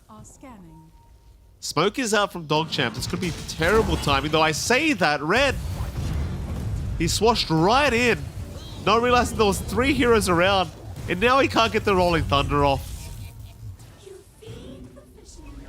No tips gonna come out this time around. They might actually be out of tips. Giant will drop as well. Out of tips, yeah. Bottom lane. They will try to make a play here. Who have they got? It's going to be RCY. It's a big target, but he's just going to walk away thanks to the tornado, and now the song set up. Right next to each other. Bloody Nine locks them into the cogs, put him in jail. Speed, he cannot out-heal the damage. And Russell, he just waves them goodbye. Yeah, that's not creating space for Alchemist, you know? No. Like, there's creating space, and there's also just doing this feeding a bit, making sure that they come online even faster so that you on Alchemist, even though you do get your items, you aren't as effective. Nice little response there by the Radiant team to save the Invoker and also counter them. Yeah, absolutely. All the weight of this game seems to be on DNM's shoulders now, at least for 5-Rat. He's going to get that farm real quick. What about Mr. Russell? He's got the Manta moving towards Orchid. The moment the Orchid is up, he can actually start joining fights. I mean, he already can, but... Hey, Russell's just doing Russell things. Like, we saw this exact same build-up last game. He's having a great old time. Just a matter of whether he's going to be able to deal with the Alch now. Like, DNM is getting to a point where he might become a problem. Suppose once you have the BKB up, you could also get involved as the Alchemist. Yep. You just need a BKB, really. BKB Radiance. It's a solid timing, BKB Radiance and Blink. You're actually taking fights on your own terms. Dire's middle tower is under attack.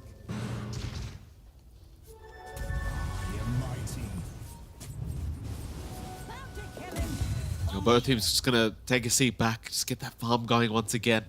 The BKB also on Invoker now completed. So those are the two big ones, right? One on Invoker, one on DNM. And then we should probably see smokes happening from both sides. Even though when you have an alchemist like this BKB, it's good, but it doesn't force you really into taking engagements. You can still continue farming. Hook shot, mid lane. Oh my god, DNM. The BKB was flying. It was in the courier. That's a real shame. I don't think he would have Top had a lane? chance to pop it anyway. Top lane. Moose, he's alright. Jimmy Russell. No Orchid yet on Naga. Once he gets the Orchid, this is actually a kill. Well, he's got his teammates behind him anyway, so seems like Moose is not really out of danger yet anyway. He might get caught trying to sneak out of this tree line, but nevertheless, they won't have the vision. They'll just let him go. That's the thing, like, yeah, this Orchid not too far away now for Jimmy Russell. And Roshan, it's just going to be started. Dog Champ say screw it. We're the stronger team right now. Yeah, Electricity, Force Spirit. There's a smoke again coming from Fire Rat. Probably the way they're moving, kinda, yeah. But by the time you do it, like this, every single game I feel like in NA today has been the same. Yeah. One team goes for Rosh, the other team is too late. It really has been the case. Roll in. Moose. Gonna try Bloody 9. He's gonna get glimpsed back. Hook shot, though, is very nice. Landing on 2 with the stun, but Bloody 9 eventually just gonna be left alone to die. That's perfectly fine. Like, you got the Roshan. You're happy to see your Pos 5 die if everyone else gets out of there. And Dogchamp, they still hold the lead in terms of net worth. Like, they're still 3k ahead. Yep. Even though Alchemist is on top, they're still ahead, which is really good when you're playing versus an Alchemist team. Very concerning sign here for Fire Rat, that's for sure. Radiant structures are fortified. It's the mid-tier 1 tower finally under siege here from Fire Rat 4 staff, but this is meeting the exact timing where Russell gets the Orchid up. Dire's bottom tower. So if they really wanted to, they could just go for the fight. And Fire Rat, they don't stick around anyway. Moving back, continuing the farm. It's kind of hard for Alchemist to be constantly pushing at the moment and fighting with his teammates. He didn't really reach that critical mass in which he should allow himself to miss out on farm. There's going to be a 3-man smoke. Dogchamp. Dire's bottom So they'll find Moose on the high ground. He will spot Flea in the tree line though, so Moose does back his way out immediately. And the smoke should amount to nothing here for Dogchamp.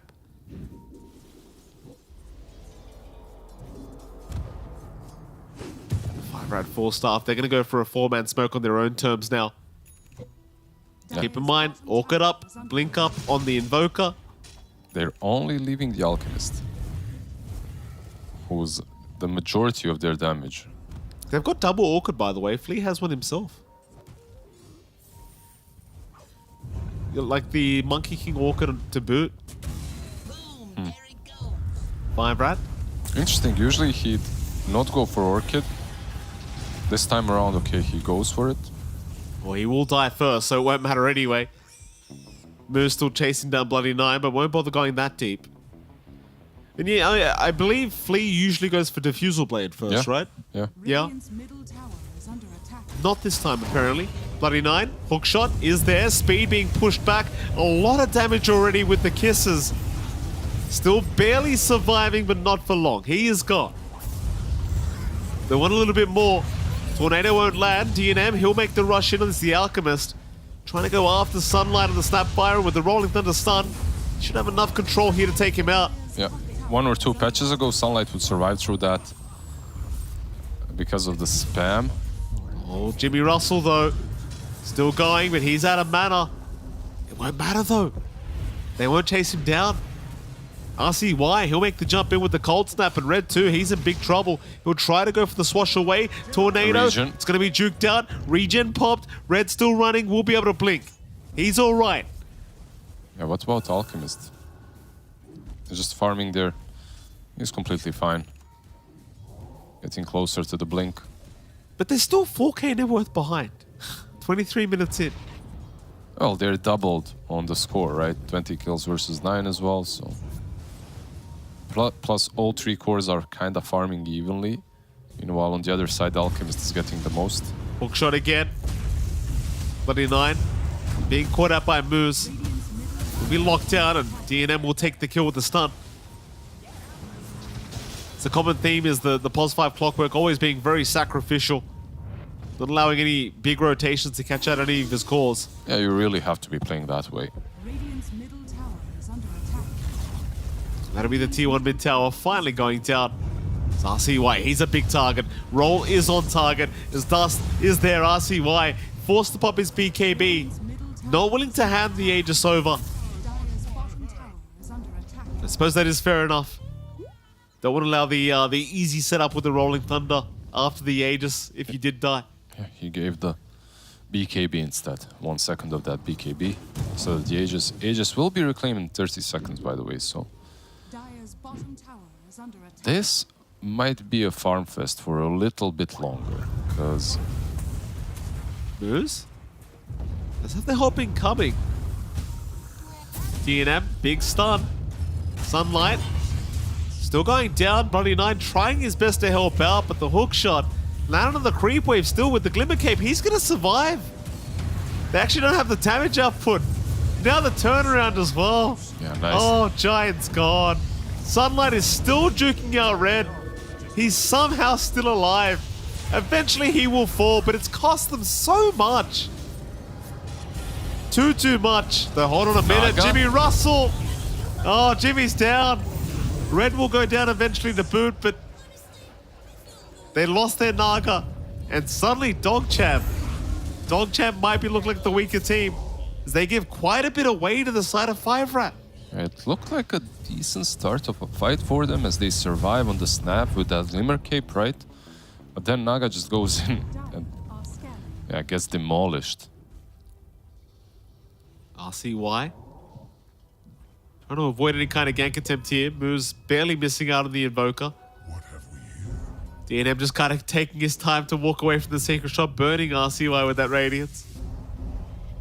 They're circling around him. Oh, the He does Courier. have a BKB though. Courier so close yet so far. Oh! Yeah, he should be scouted now. Yeah, they know now.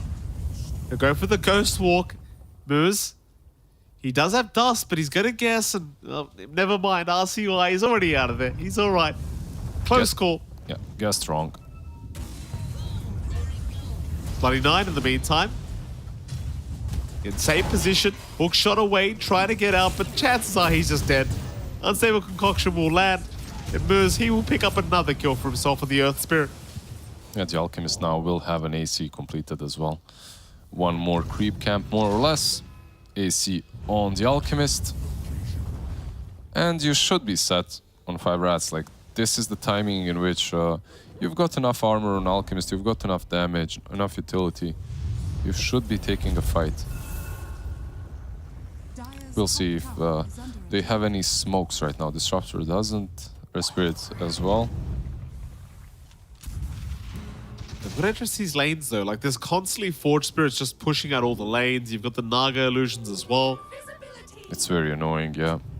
It's hard to play the game when you have to constantly be defending, but that's pretty much how Invoker players play the game for a couple of years now. Yeah.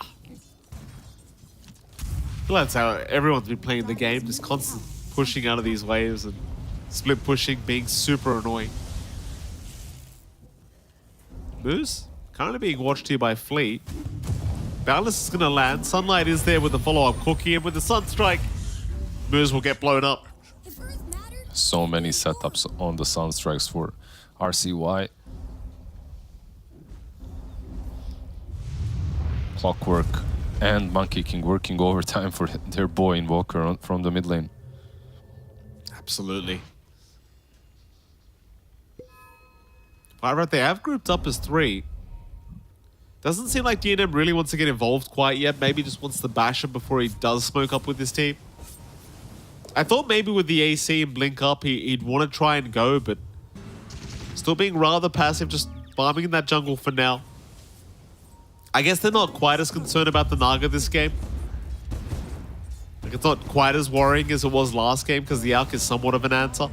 Yeah, but I still feel that you're maybe missing a point of the game in which you should be taking advantage of their weaknesses and of your strengths.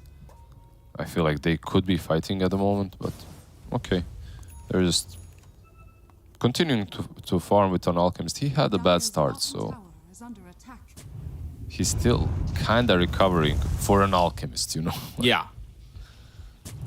He's getting to that point. He's almost there, I feel like. Still just wants the time, though. 23-14. 1k net worth lead still standing for DogChamp. Again, Roshan? into the pit. Let's see if there's a team that will read this move. I don't think so, Lizard. I don't think so as well. They will flare it. They do see it. Question is, can they make it? It seems like they probably could go for a hook shot, but they need to do it soon. Kisses are there. Hook shot is available. He does commit. It's just a second too late. Red's already picked it up. Bloody Knight, he will have to go down. So we're on point. It's still too late. It's still a little bit too late, but it was probably the closest one this morning. You know, this evening.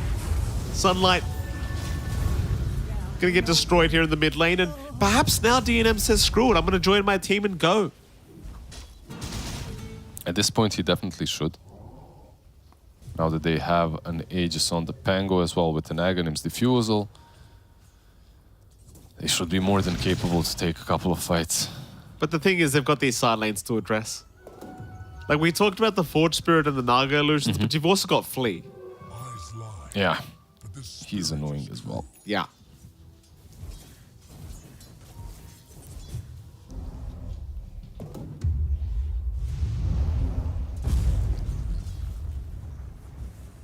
Sight the Vice up on RCY. Big itemization again from our Invoker. Who's that for the most? Pango? I'd Probably. assume so. I mean, Yeah. the Arc, not as big of a deal, I don't think.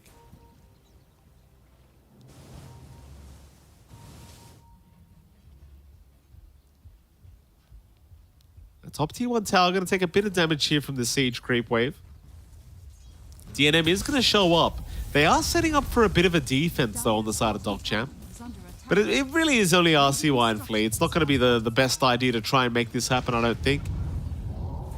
I say that, though. 5 out of the ones that are being very, very cautious, but we'll move back in, finish off the job. That'll buy DNM his basher. 5-man smoke.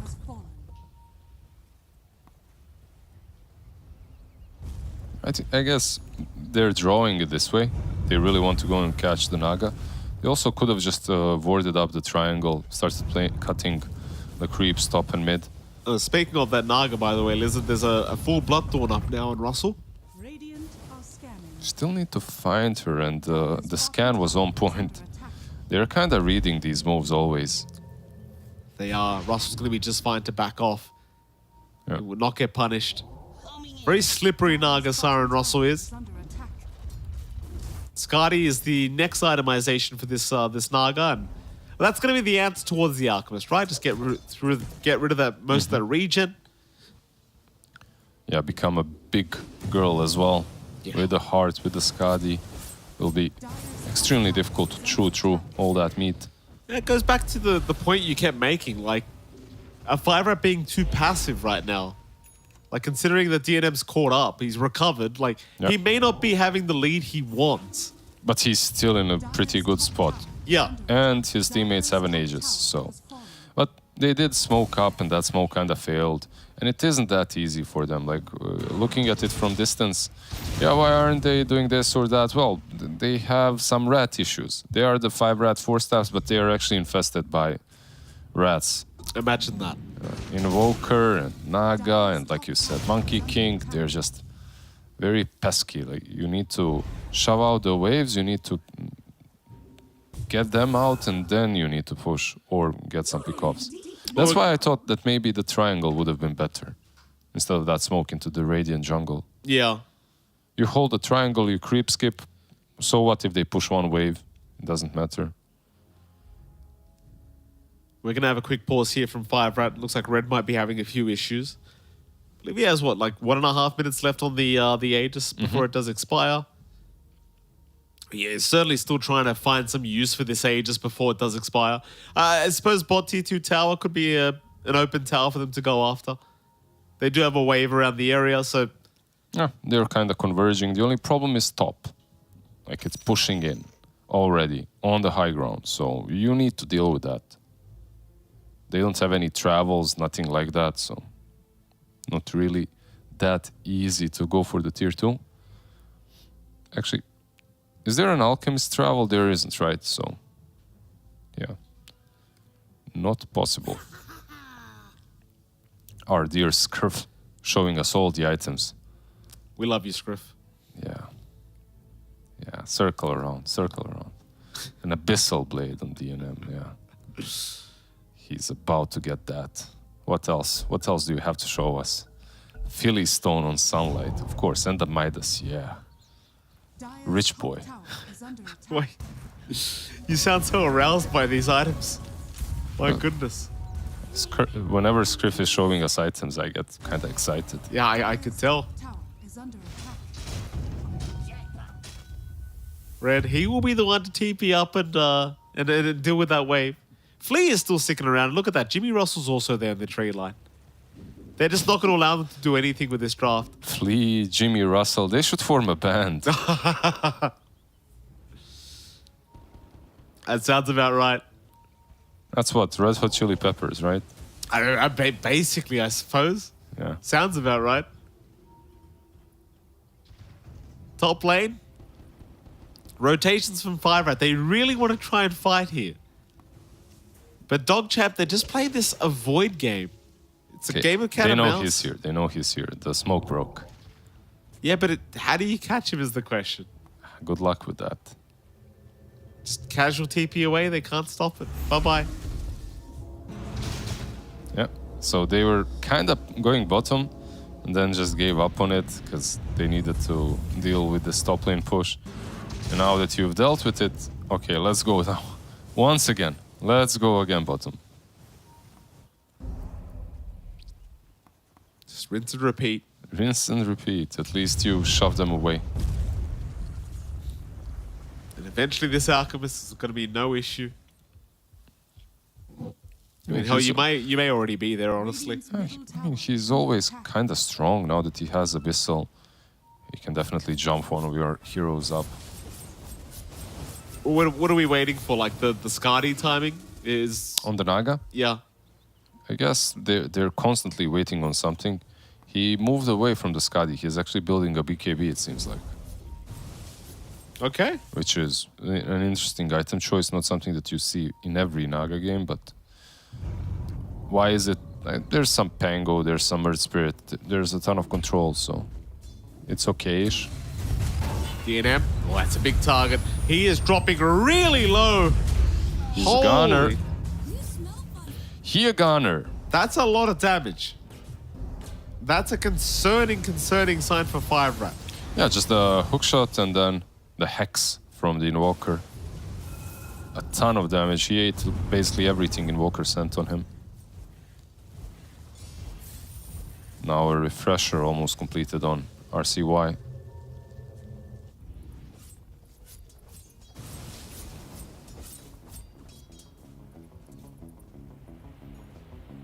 Yeah, they're kind of lost on 5rats. Like, they find their farm, they move across the map kind of well early on, but then the point of the game or what they should be doing is lost on them.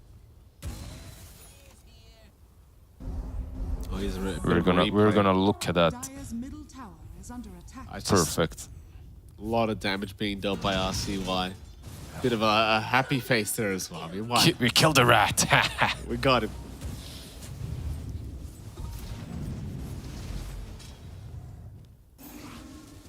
They're looking kind of lost at this point. 9k advantage the way of Dogchamp. Dogchamp have just done a brilliant job of just keeping all the lanes pushed out. They've given little leeway. BKB completed as well. Monkey King going into the Basher. Like, he's becoming a little king of his own. it's... Dog Champ, you kind of question, like, earlier on when we were asking, like, is this the time to go for Dog Champ, for Five Rat rather? They just kept playing that farm game, and now it's kind of coming back to haunt them as Speed. Well, that's going to be his first charge of the Aeon Disc, just kind of burnt.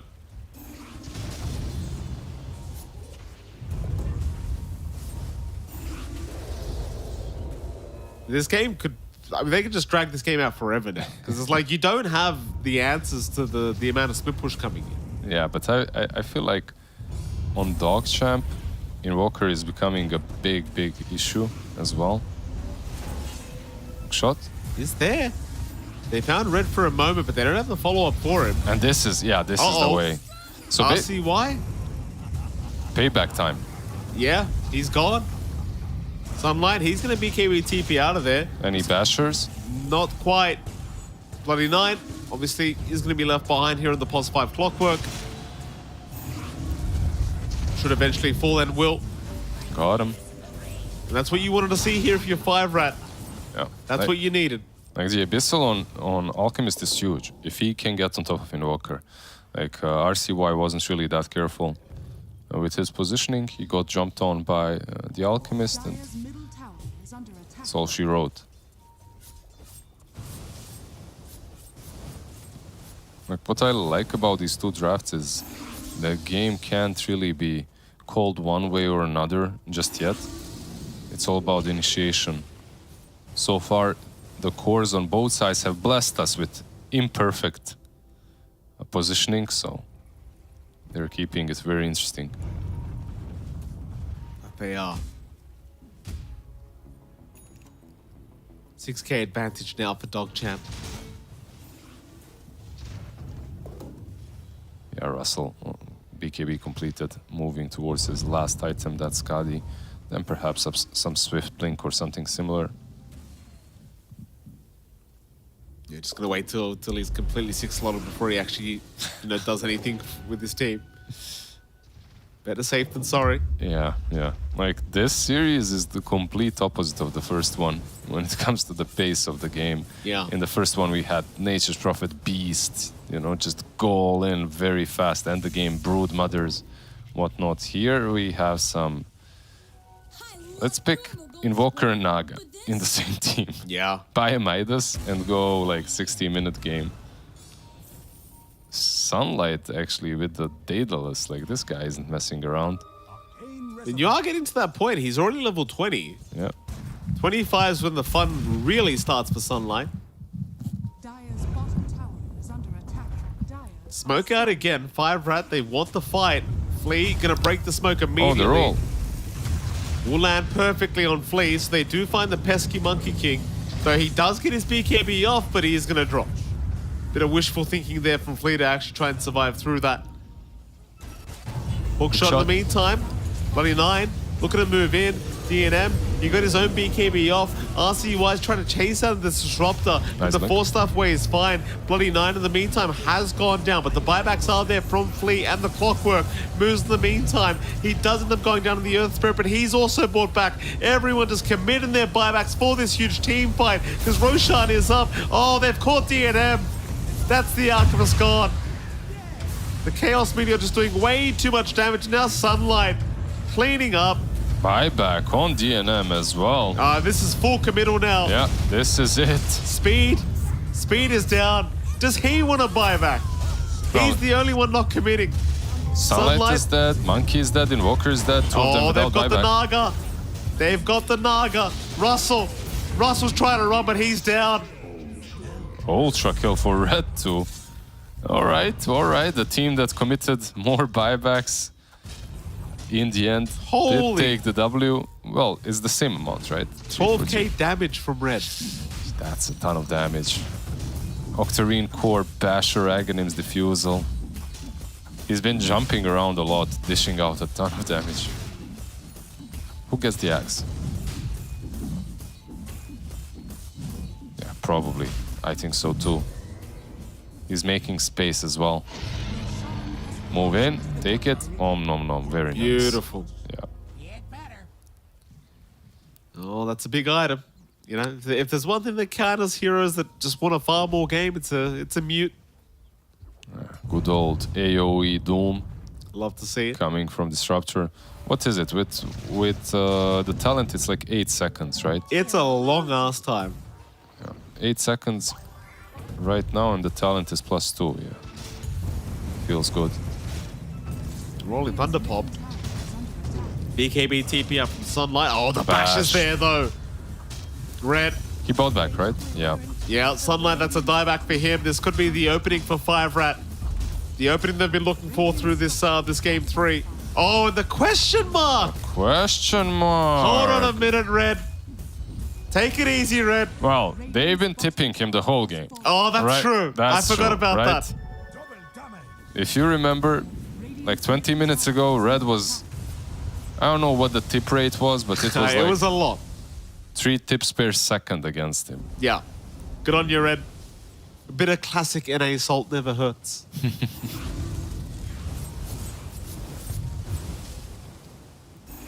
The thing is, even though you killed Sunlight, even though he's dead without a buyback, pushing high ground versus Naga and Invoker, good luck with that. If the Invoker is alive, you're probably not pushing anything.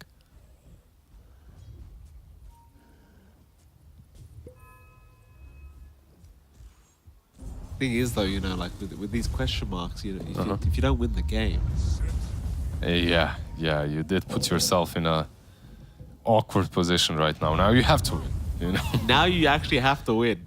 Yeah, the question mark is like, I mean, they've got a 7k advantage now, but that's not really saying much when you're playing with an ARC. Still, I suppose Red does have a lot of that net worth on the Pangolier, so there's that. And here we go. DNM's building Ags now. Aghanim set the time. Who wants an Ags? where's he giving it to? Like, Pango can sell his. You can give him an axe. Like, who's actually good to give it to? Like, are you giving it the speed? I mean, you can give it to Moose for the save potential, I guess. Yeah. I don't know. I'd still give it to Pango and make him sell his own. That's fair. I think that just happened, actually. Oh, you are correct. Good call, is it? It's just useless on everyone else. That's the problem. Some heroes have pretty damn bad Aghanim Scepters. They do. Probably like amazing shards, but terrible scepters. Yep. And Disruptor obviously already has his own, so... What's DNM build into now? I mean, I guess he can buy a Moonshard for himself. Be about fine. Or he could just, you know, farm the gold. Get some interest on it. Wait, what does he have on Alchemist? Besides, BKB in that slot, okay. Yeah, I mean, he has a Blink as well that he can upgrade. Ah, true. Radiance can be replaced by something as well, so... Nullifier out on Flea. I mean, this past 4 Monkey King, he's just had that much time to farm. Nullifier completed? Yeah. Yeah. On the MK. BKB Orchid, full Nullifier coming on the courier. TP rotations now bot lane. He's like a little core. Dogchamp getting ready for the defense. Defense. Defense. Flea. Does DNM know? Not quite.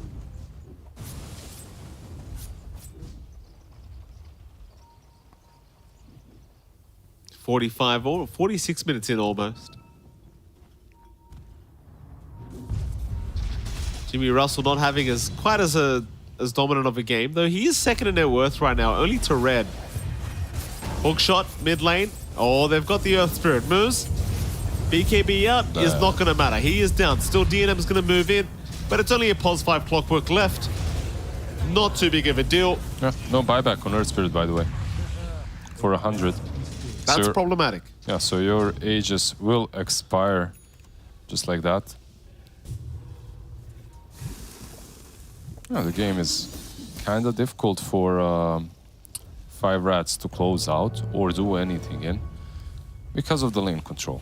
Illusions are still a really significant problem for them.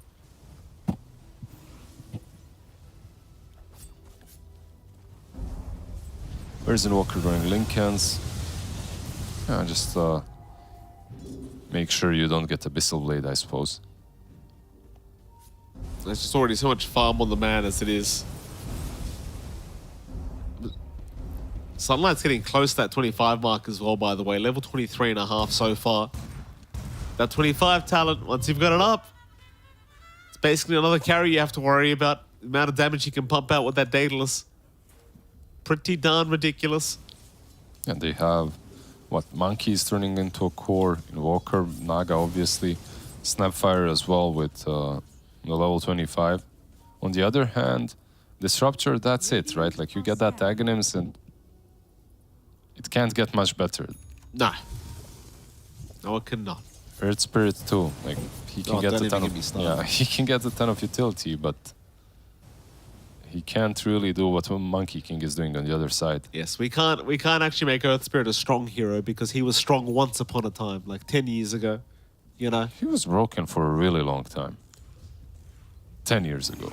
But There's been a lot of heroes broken for a very long time, Lizard. Yeah.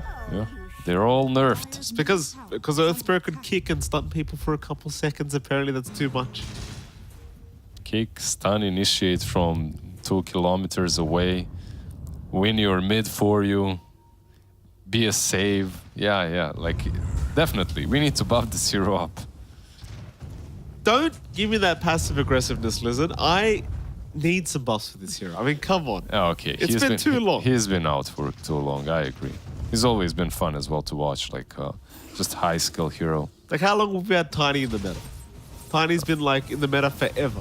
Tiny's been in the meta from off lane, mid lane, position 4, 5. Exactly. 1 carry. Hold on a minute. They've got the Naga for a moment. Song was popped, but the Abyssal Blade is there. They'll hold him down. Hook shot out. DNM, he's been put to sleep. He'll wake up now. But the Naga, she's running. Red, he's out of the Rolling Thunder. The Bloodthorn is going to silence him up. Still, he'll be able to get away with the Lotus. He'll survive for now. So they'll get the Disruptor down. So the chase is on for Red. They'll move on to Speed instead. They'll find the Death Prophet. Aeon Disc already procced. He's gone. So 3 down for the side of 5 Rat. They've got a buyback on DP, but that's about it. And now it's the opening dog champ we've been waiting for. We saw that they had no damage to kill off anyone.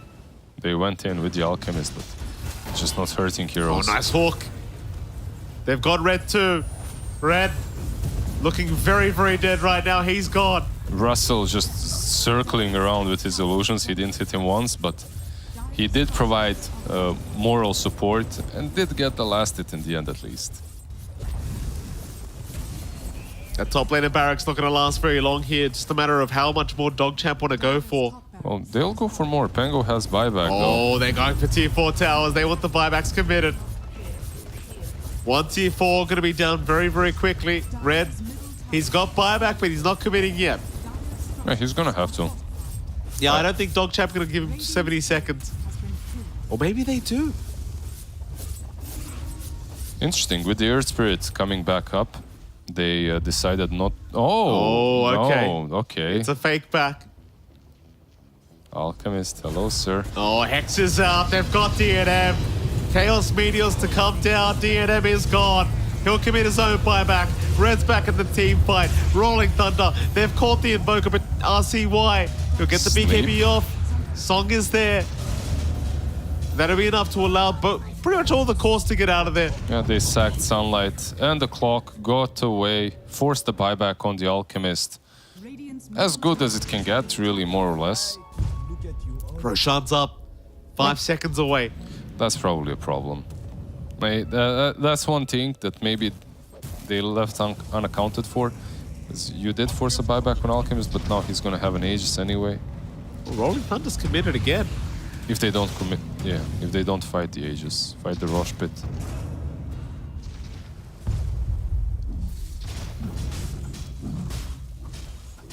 Well, here we go, Roshan. Yeah, there is no contesting Rosh in this region. Like, the team that goes into the pit first takes the Aegis. How dare you? That, like, come on. You're watching the same games I am.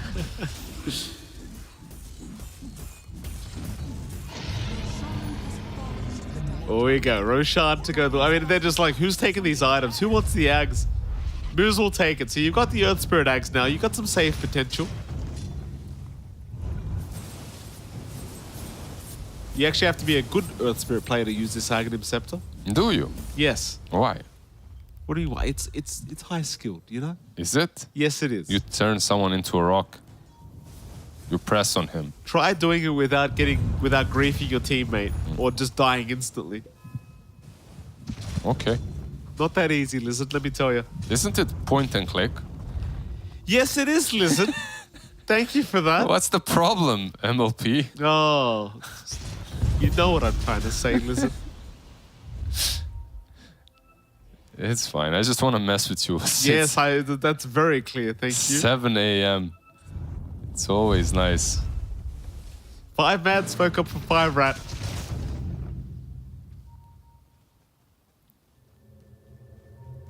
There's a double damage rune up top. Who have they got? Ron Thunder was committed. Bloody 9. And he's got the jetpack. It will wear off. Cogs out. But they will find him. Bloody 9 will go down.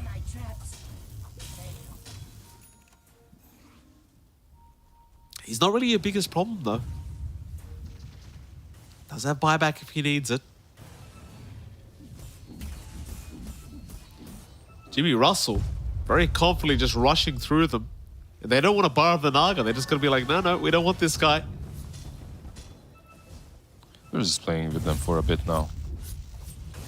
They know, okay, we can wait out the Aegis and then fight afterwards. Radiant isn't in a bad spot at all. They just want to take a fight that's maybe more advantageous for them. They don't have to fight an uphill battle into 6 heroes. Double cheese, by the way, on 5 rats. Oh. One on Alk, one on Dead Prophet. Very, very nice. Is this another game? Give me the prediction. Are we seeing another tier 5 item game?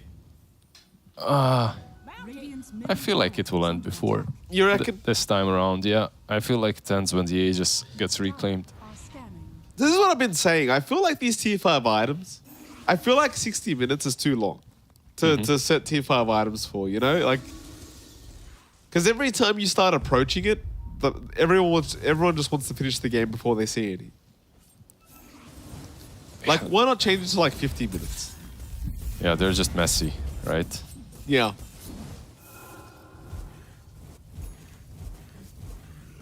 I guess the point of those items was to actually force the game to end, right? Somewhat. So it does make sense to keep it on 60. As it's like, okay, guys, you've been playing for an hour. Can you chill out? Tell that to RNG and Entity at TI 11. Yeah. Yeah, that was an insane match. Yeah. I was there, Lizard. I was there. Dog champ. Where were you when Entity played RNG? Oh, jump in. Sunlight, he's found the Alchemist DNM.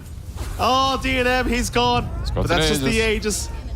But he's alone. First life, but he is completely alone. Middle of nowhere is DNM. That's no buyback. That's his dieback gone.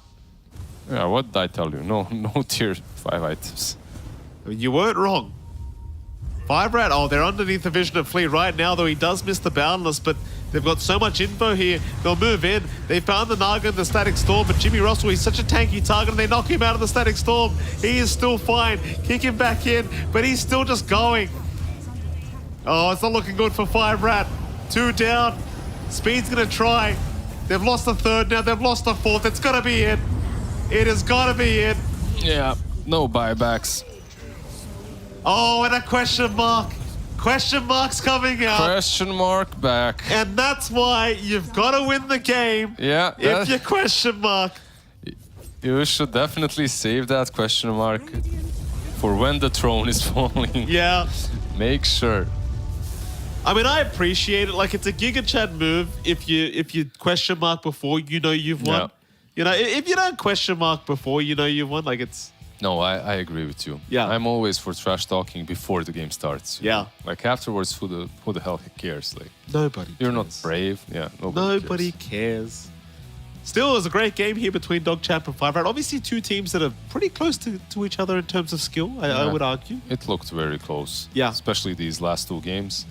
They lasted very long and they were back and forth. I never really knew which team was going to take it. Well, with that, our panel has been waiting for this game to hit, so let's throw to them and see what they have to say. The most NA series perhaps we possibly could have asked for here for the final series of the day. DogChamp versus 5 Rat 4 Staff ended in a beautiful way, in a flurry of question marks, in a blast of shots coming out from Sunlight. And I guess he was the carry all along, ironically somewhat. I mean, he is registered as their carry, so I never had a doubt. Boom. There we go. Fulfilling his job, just fulfilling his job. Simple day. Rapier Snapfire, absolutely going to work, but let's rewind the clock a little bit. Back to the kind of earlier stages of the game, because there was a lot of excitement in the middle lane, especially with Red 2 and his Pango. They were kind of baiting him out. The origin of all these question marks and everything, and trying to get some mental damage, get under his skin a bit. Didn't really work, though, I wouldn't say. At least not to a long extent, yeah. I guess they just got themselves the package together. They don't really want to let that hurt them too much. It is a game 3 with a lot of the stake. You know, like there's no backing up. There's no second chances. You got to play your fullest to get that victory under the belt.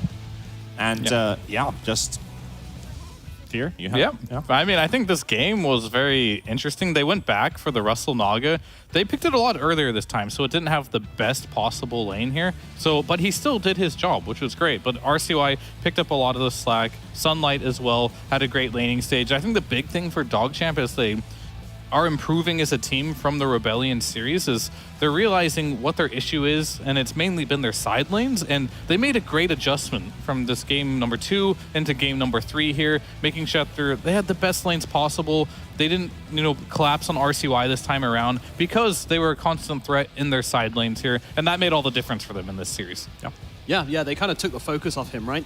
And I feel like it's almost like 5 Rat were a little slow to adjust because they were still focusing him super hard on the bans and everything. But, from game 2, perhaps they could have learned that that was a thing of the past and that this team are capable of playing a more advanced game than just relying on RCY every time. And in fact, this wasn't really his series. He played a good Invoker. It wasn't the game securing Invoker. In fact, I would even put that down to Sunlight in the end, securing the late game with that Giga Chad blasting build, which... Well, you're about to see it right now, I think. This is like the moment where he reveals the Rapier, like the first flurry of bullets, like, you kill the DP right away or without the Disruptor, but you get the Aeon Disc, and then he waits, and wait for it, round number 2 is coming soon here, and then off cooldown, boom, so good. So good. Yep, gotta get the quick reload on the machine gun and fire away again. So Rapier doing some tricks and wonders. And of course, the question mark game, and rightfully so for the team that ends up winning into the game, they get the last laugh. Yeah. I wonder what they were curious about. What was the question? What was their question? It's a good point, Fit. We can ask in the interview, I'm sure. But yeah, when it comes to this game, I mean, a lot of kills across the board. Red 2 on his Pango, though. He got question marked at the end, sure, but he did some serious heavy lifting in this game. Like, the damage he was pumping out in these fights was absolutely absurd. Like, I think he had a really good game, to be fair. Yeah, I think Red 2 Pango is one of his go-tos. He doesn't care what he plays against. He still has a great landing stage, but on top of it, he has a great game. Both times, you did get to counter pick him on RCY, but that didn't stop Red 2 from having a good game. So even though they did go down in this series, he still had pretty good performances throughout the entire series itself. Yeah, he pumped out 48k damage as well on the Pangolier in that final game. But on the side of DogChamp, Sunlight beat their team damage done by 100 damage above RCY's Invoker and went 37.1k with that Rapier pickup. All right, guess we got to give him MVP then. That'll do it. Let's give MVP over to Sunlight on the Snapfire for coming in at the end, clutching it up, recognizing that it's going to be another long-ass game and going for the Midas, preparing, hunkering down, and then going in for the Daedalus and eventually the Rapier as well. Yep. Turning up clutch in the last fight of the game, got to be done. Yeah, I already hyped him up enough. I don't know what else to say anymore. He had a good laning stage, transition to, a shaky mid game. I guess I'll put him down a little bit since we've just been bringing up. I remember the one fight in the bottom lane when things were really close. He just bought back.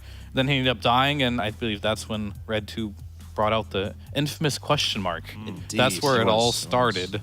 Well, I actually started from the tips before, but that's where the first question mark started. That wasn't the last one, though, however. But after that, he really shaped up his game, ended up getting to the Daedalus. He just really needed that level 25 talent. He had the Midas to help him get there, and eventually he got the Rapier level 25, and he was good to go. Yeah, love to see a game having 3 different acts at the start, where it starts with the mental warfare with the tips. You get your revenge, your kind of your montage moment building up in the middle of the game, get the question marks out there, but not quite succeeding in the end. Did the hero win the game? Did the villain end up taking the victory? But it does feel like the heroes, they were welcomed, they were saluted with their victory, and it must feel really good to be a DogChamp fan. Well, let's talk to DogChamp Field and hear just how good they feel. We've got Russell on the line to talk to us from the side of Team DogChamp. So, firstly, I mean, are you the carry? Are you the offlaner? You know, what is your role in this team after this series? I mean, hi, nice to meet you all. Thank you. Hello. Hey. Am I the carry? Am I the offlaner? I'd say we're both offlaners, and we're both just trying to make it work. You know, depending on the hero. If it's a good Naga game, I'll play it. If it's a good, maybe Lina game, he'll play it, you know? So we're just trying to make it work. Okay, so that leads me to my next question, where I want to ask, do you feel like in this series you figured out 5-Rat, or do you feel more like you kind of figured out yourselves? I think we figured out how to play good Dota, but just pushing lanes and split pushing and taking good fights, you know? It's just what Naga gives, right? And we just figured, okay, we don't want to play anything related to the lanes, like just play for having good matchups and pushing the lanes, you know? Okay, that definitely worked for you. And game 2 going such a long time as well. I mean, what were the communications like getting towards the later stages of game 2, which went on for so long? Were you able to keep calm, or was it very like, you know, was there a lot of stress in the channel? There wasn't a lot of stress. There was a lot of excitement, I would say, definitely. It wasn't calm. At some points, it was not calm, but it was good. You know, not the bad kind of noise, I would say. Not the bad kind of noise. That's what we like to hear. All right, fair. All right, so I was going to ask if we rewind a little bit to your game 2 against Shopify Rebellion. I saw RCY just laughing a whole lot before you guys picked Tinker. What was going on? Like, what was going on in your communications before you picked that Tinker? So they picked like IO Storm, right? So it's already a pretty bad Tinker game. But, you know, he just wants to play Tinker, so why not? Like, it's Shopify, like, we're being realistic. We want to play our best heroes, want to have fun, so why not, you know? Well, so it was his choice to play the Tinker that game. Well, all right. Very interesting. All right, so next question. What was going on with, like, the tips on Red 2 there and the question marks? Like, what was, like, the story behind that? Honestly, you got the wrong person to ask. I don't know. My team just told me to tip him whenever he did something bad. And I'm just doing it. Just doing it to be a good teammate. Yep, just being a good teammate, following orders. All right. All right, Russell, congratulations on your series win. To do a bit of a deep dive as well into the mind of a Naga player. You broke the last hits per minute record Yamsen set in Tour 1 with 15 last hits per minute. You went 17.3. So take me through a sub 60-minute game that you just played on Naga. What goes through your mind? What is the decision making? What are the things you need to achieve? And how do you connect with your team? Just talk us through what went through your mind in game 2. I mean, it's like, I'm not the best Naga player, right? But you're saying I broke some sort of record, which I'm happy to hear. I mean, my idea in general is just to take as much space as possible, push the lanes, try to be as efficient as possible with my micro. Like, I'm not a StarCraft player, you know? Like, sometimes an illusion's gonna be lost in the middle of the forest doing nothing, right? But, like, just trying my best to take as much space as possible and creating space at the same time also. Yeah. So how does that kind of connect with the team then? You just show up to clean up the fight, or is there something that you kind of make decision-making on behalf of the team? Like, do you call the top fights you want to take, or does the team take over and you follow? I usually don't make too many calls, but when I'm playing Naga, I would say yes, because I'm controlling the map mostly, right? Like, I control how the map looks like. So I need to make the calls, I would say. All right. One more to follow up.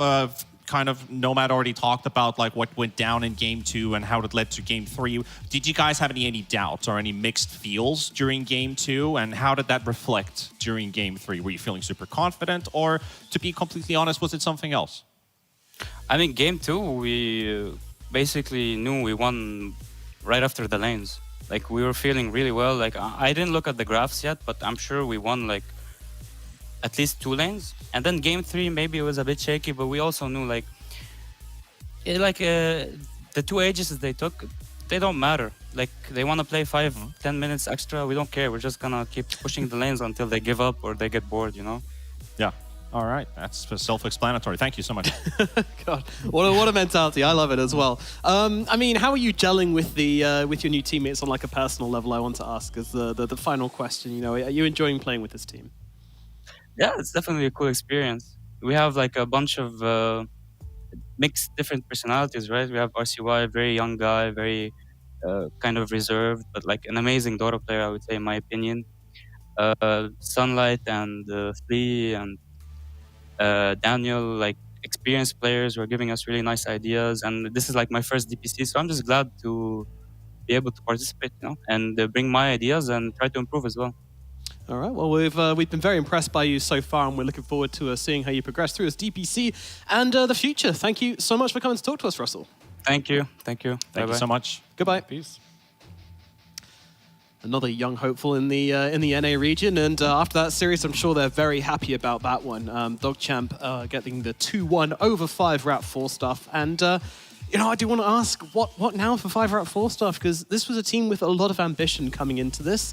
They wanted to get the wins. You know, they've said themselves that they wanted to try and aim for the top, and with this loss under their belt, that feels really bad, and that's going to be, you know, now looking at just staying out of relegation, which it does hurt because Nouns, for example, in Tour 1, they had the same idea that we're going to be aiming to the major. I don't think we're happy with anything else. And they fell short pretty early on. So now we're looking at something quite similar for 5-Rat 4 staff, 0-2 to start off the season. It's like, do you do a reality check? Is it really even a reality check at that point? You've got to feel pretty devastated at this point that these were series where we can start off with a pretty okay beginning and yet not just lead into a victory. It hurts. It honestly really hurts. I mean, what is the difference there in kind of, you know, aiming for the top versus aiming for like a realistic finish there? Do you think it affects the team at all? I think you shouldn't be too unrealistic about your chances. I don't think anyone truly deep down in their heart on 5-Rat was like, we're for sure going to the major this tour, guys, right? So, like, sure, you start with that hope. You play it out. Maybe you get there. A couple losses in, then you come back to, like, what's probably deep down inside of you. It's like, we're still good. Let's just try not to get relegated and get as much experience as we can and just try to just get better as a team. Yeah, that's exactly it. And please, no more shuffles. I just want to see these teams staying together and improving and in it for the long term. But of course, sometimes these things have to happen. Well, after that, we can have a look at how this has affected the leaderboard, which unfortunately for 5-Rat 4 staff is going to put them pretty down low at the bottom, as this is now another loss under the belt for them. Meanwhile, DogChamp, they're going to get themselves another win. Feeling pretty decent for this team here. So, yeah, as we move forward, these teams are hopefully going to be able to stay in Division 1, but it does look hard for 5-Rat now.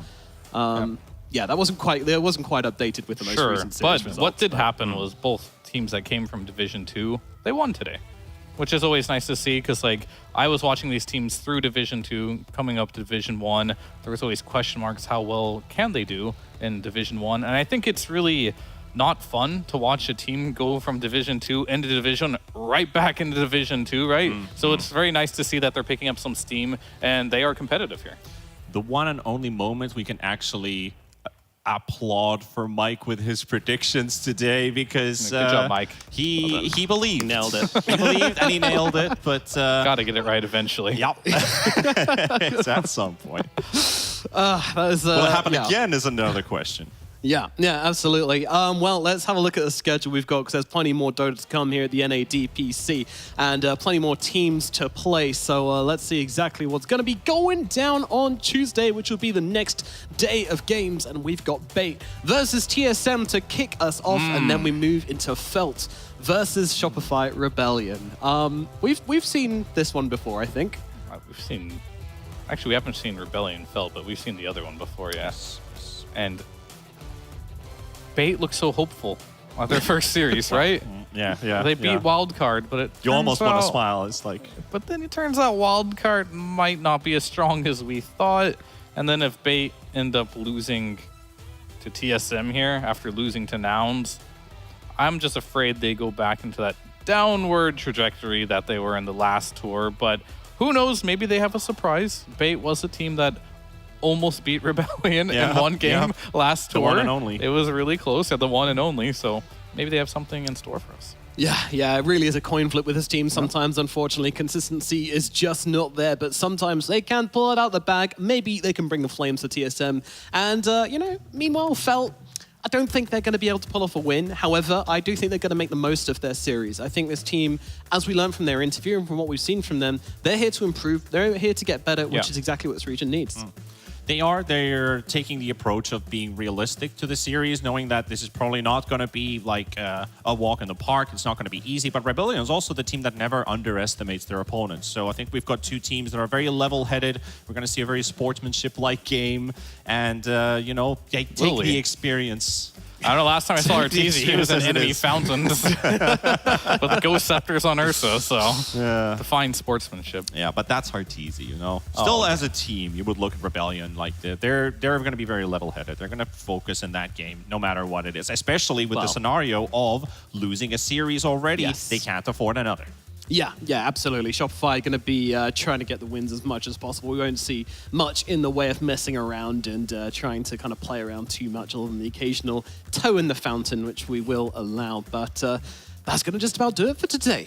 We are all done. A marathon series to end off the day between DogChamp and 5-Rap 4-Staff. But overall, another great day of Dota here in the NA region. We had Salt, we had fun, and we had some great series to go along with it. So join us in 2 days' time for another broadcast day. But from today, we'll be saying goodbye and good night.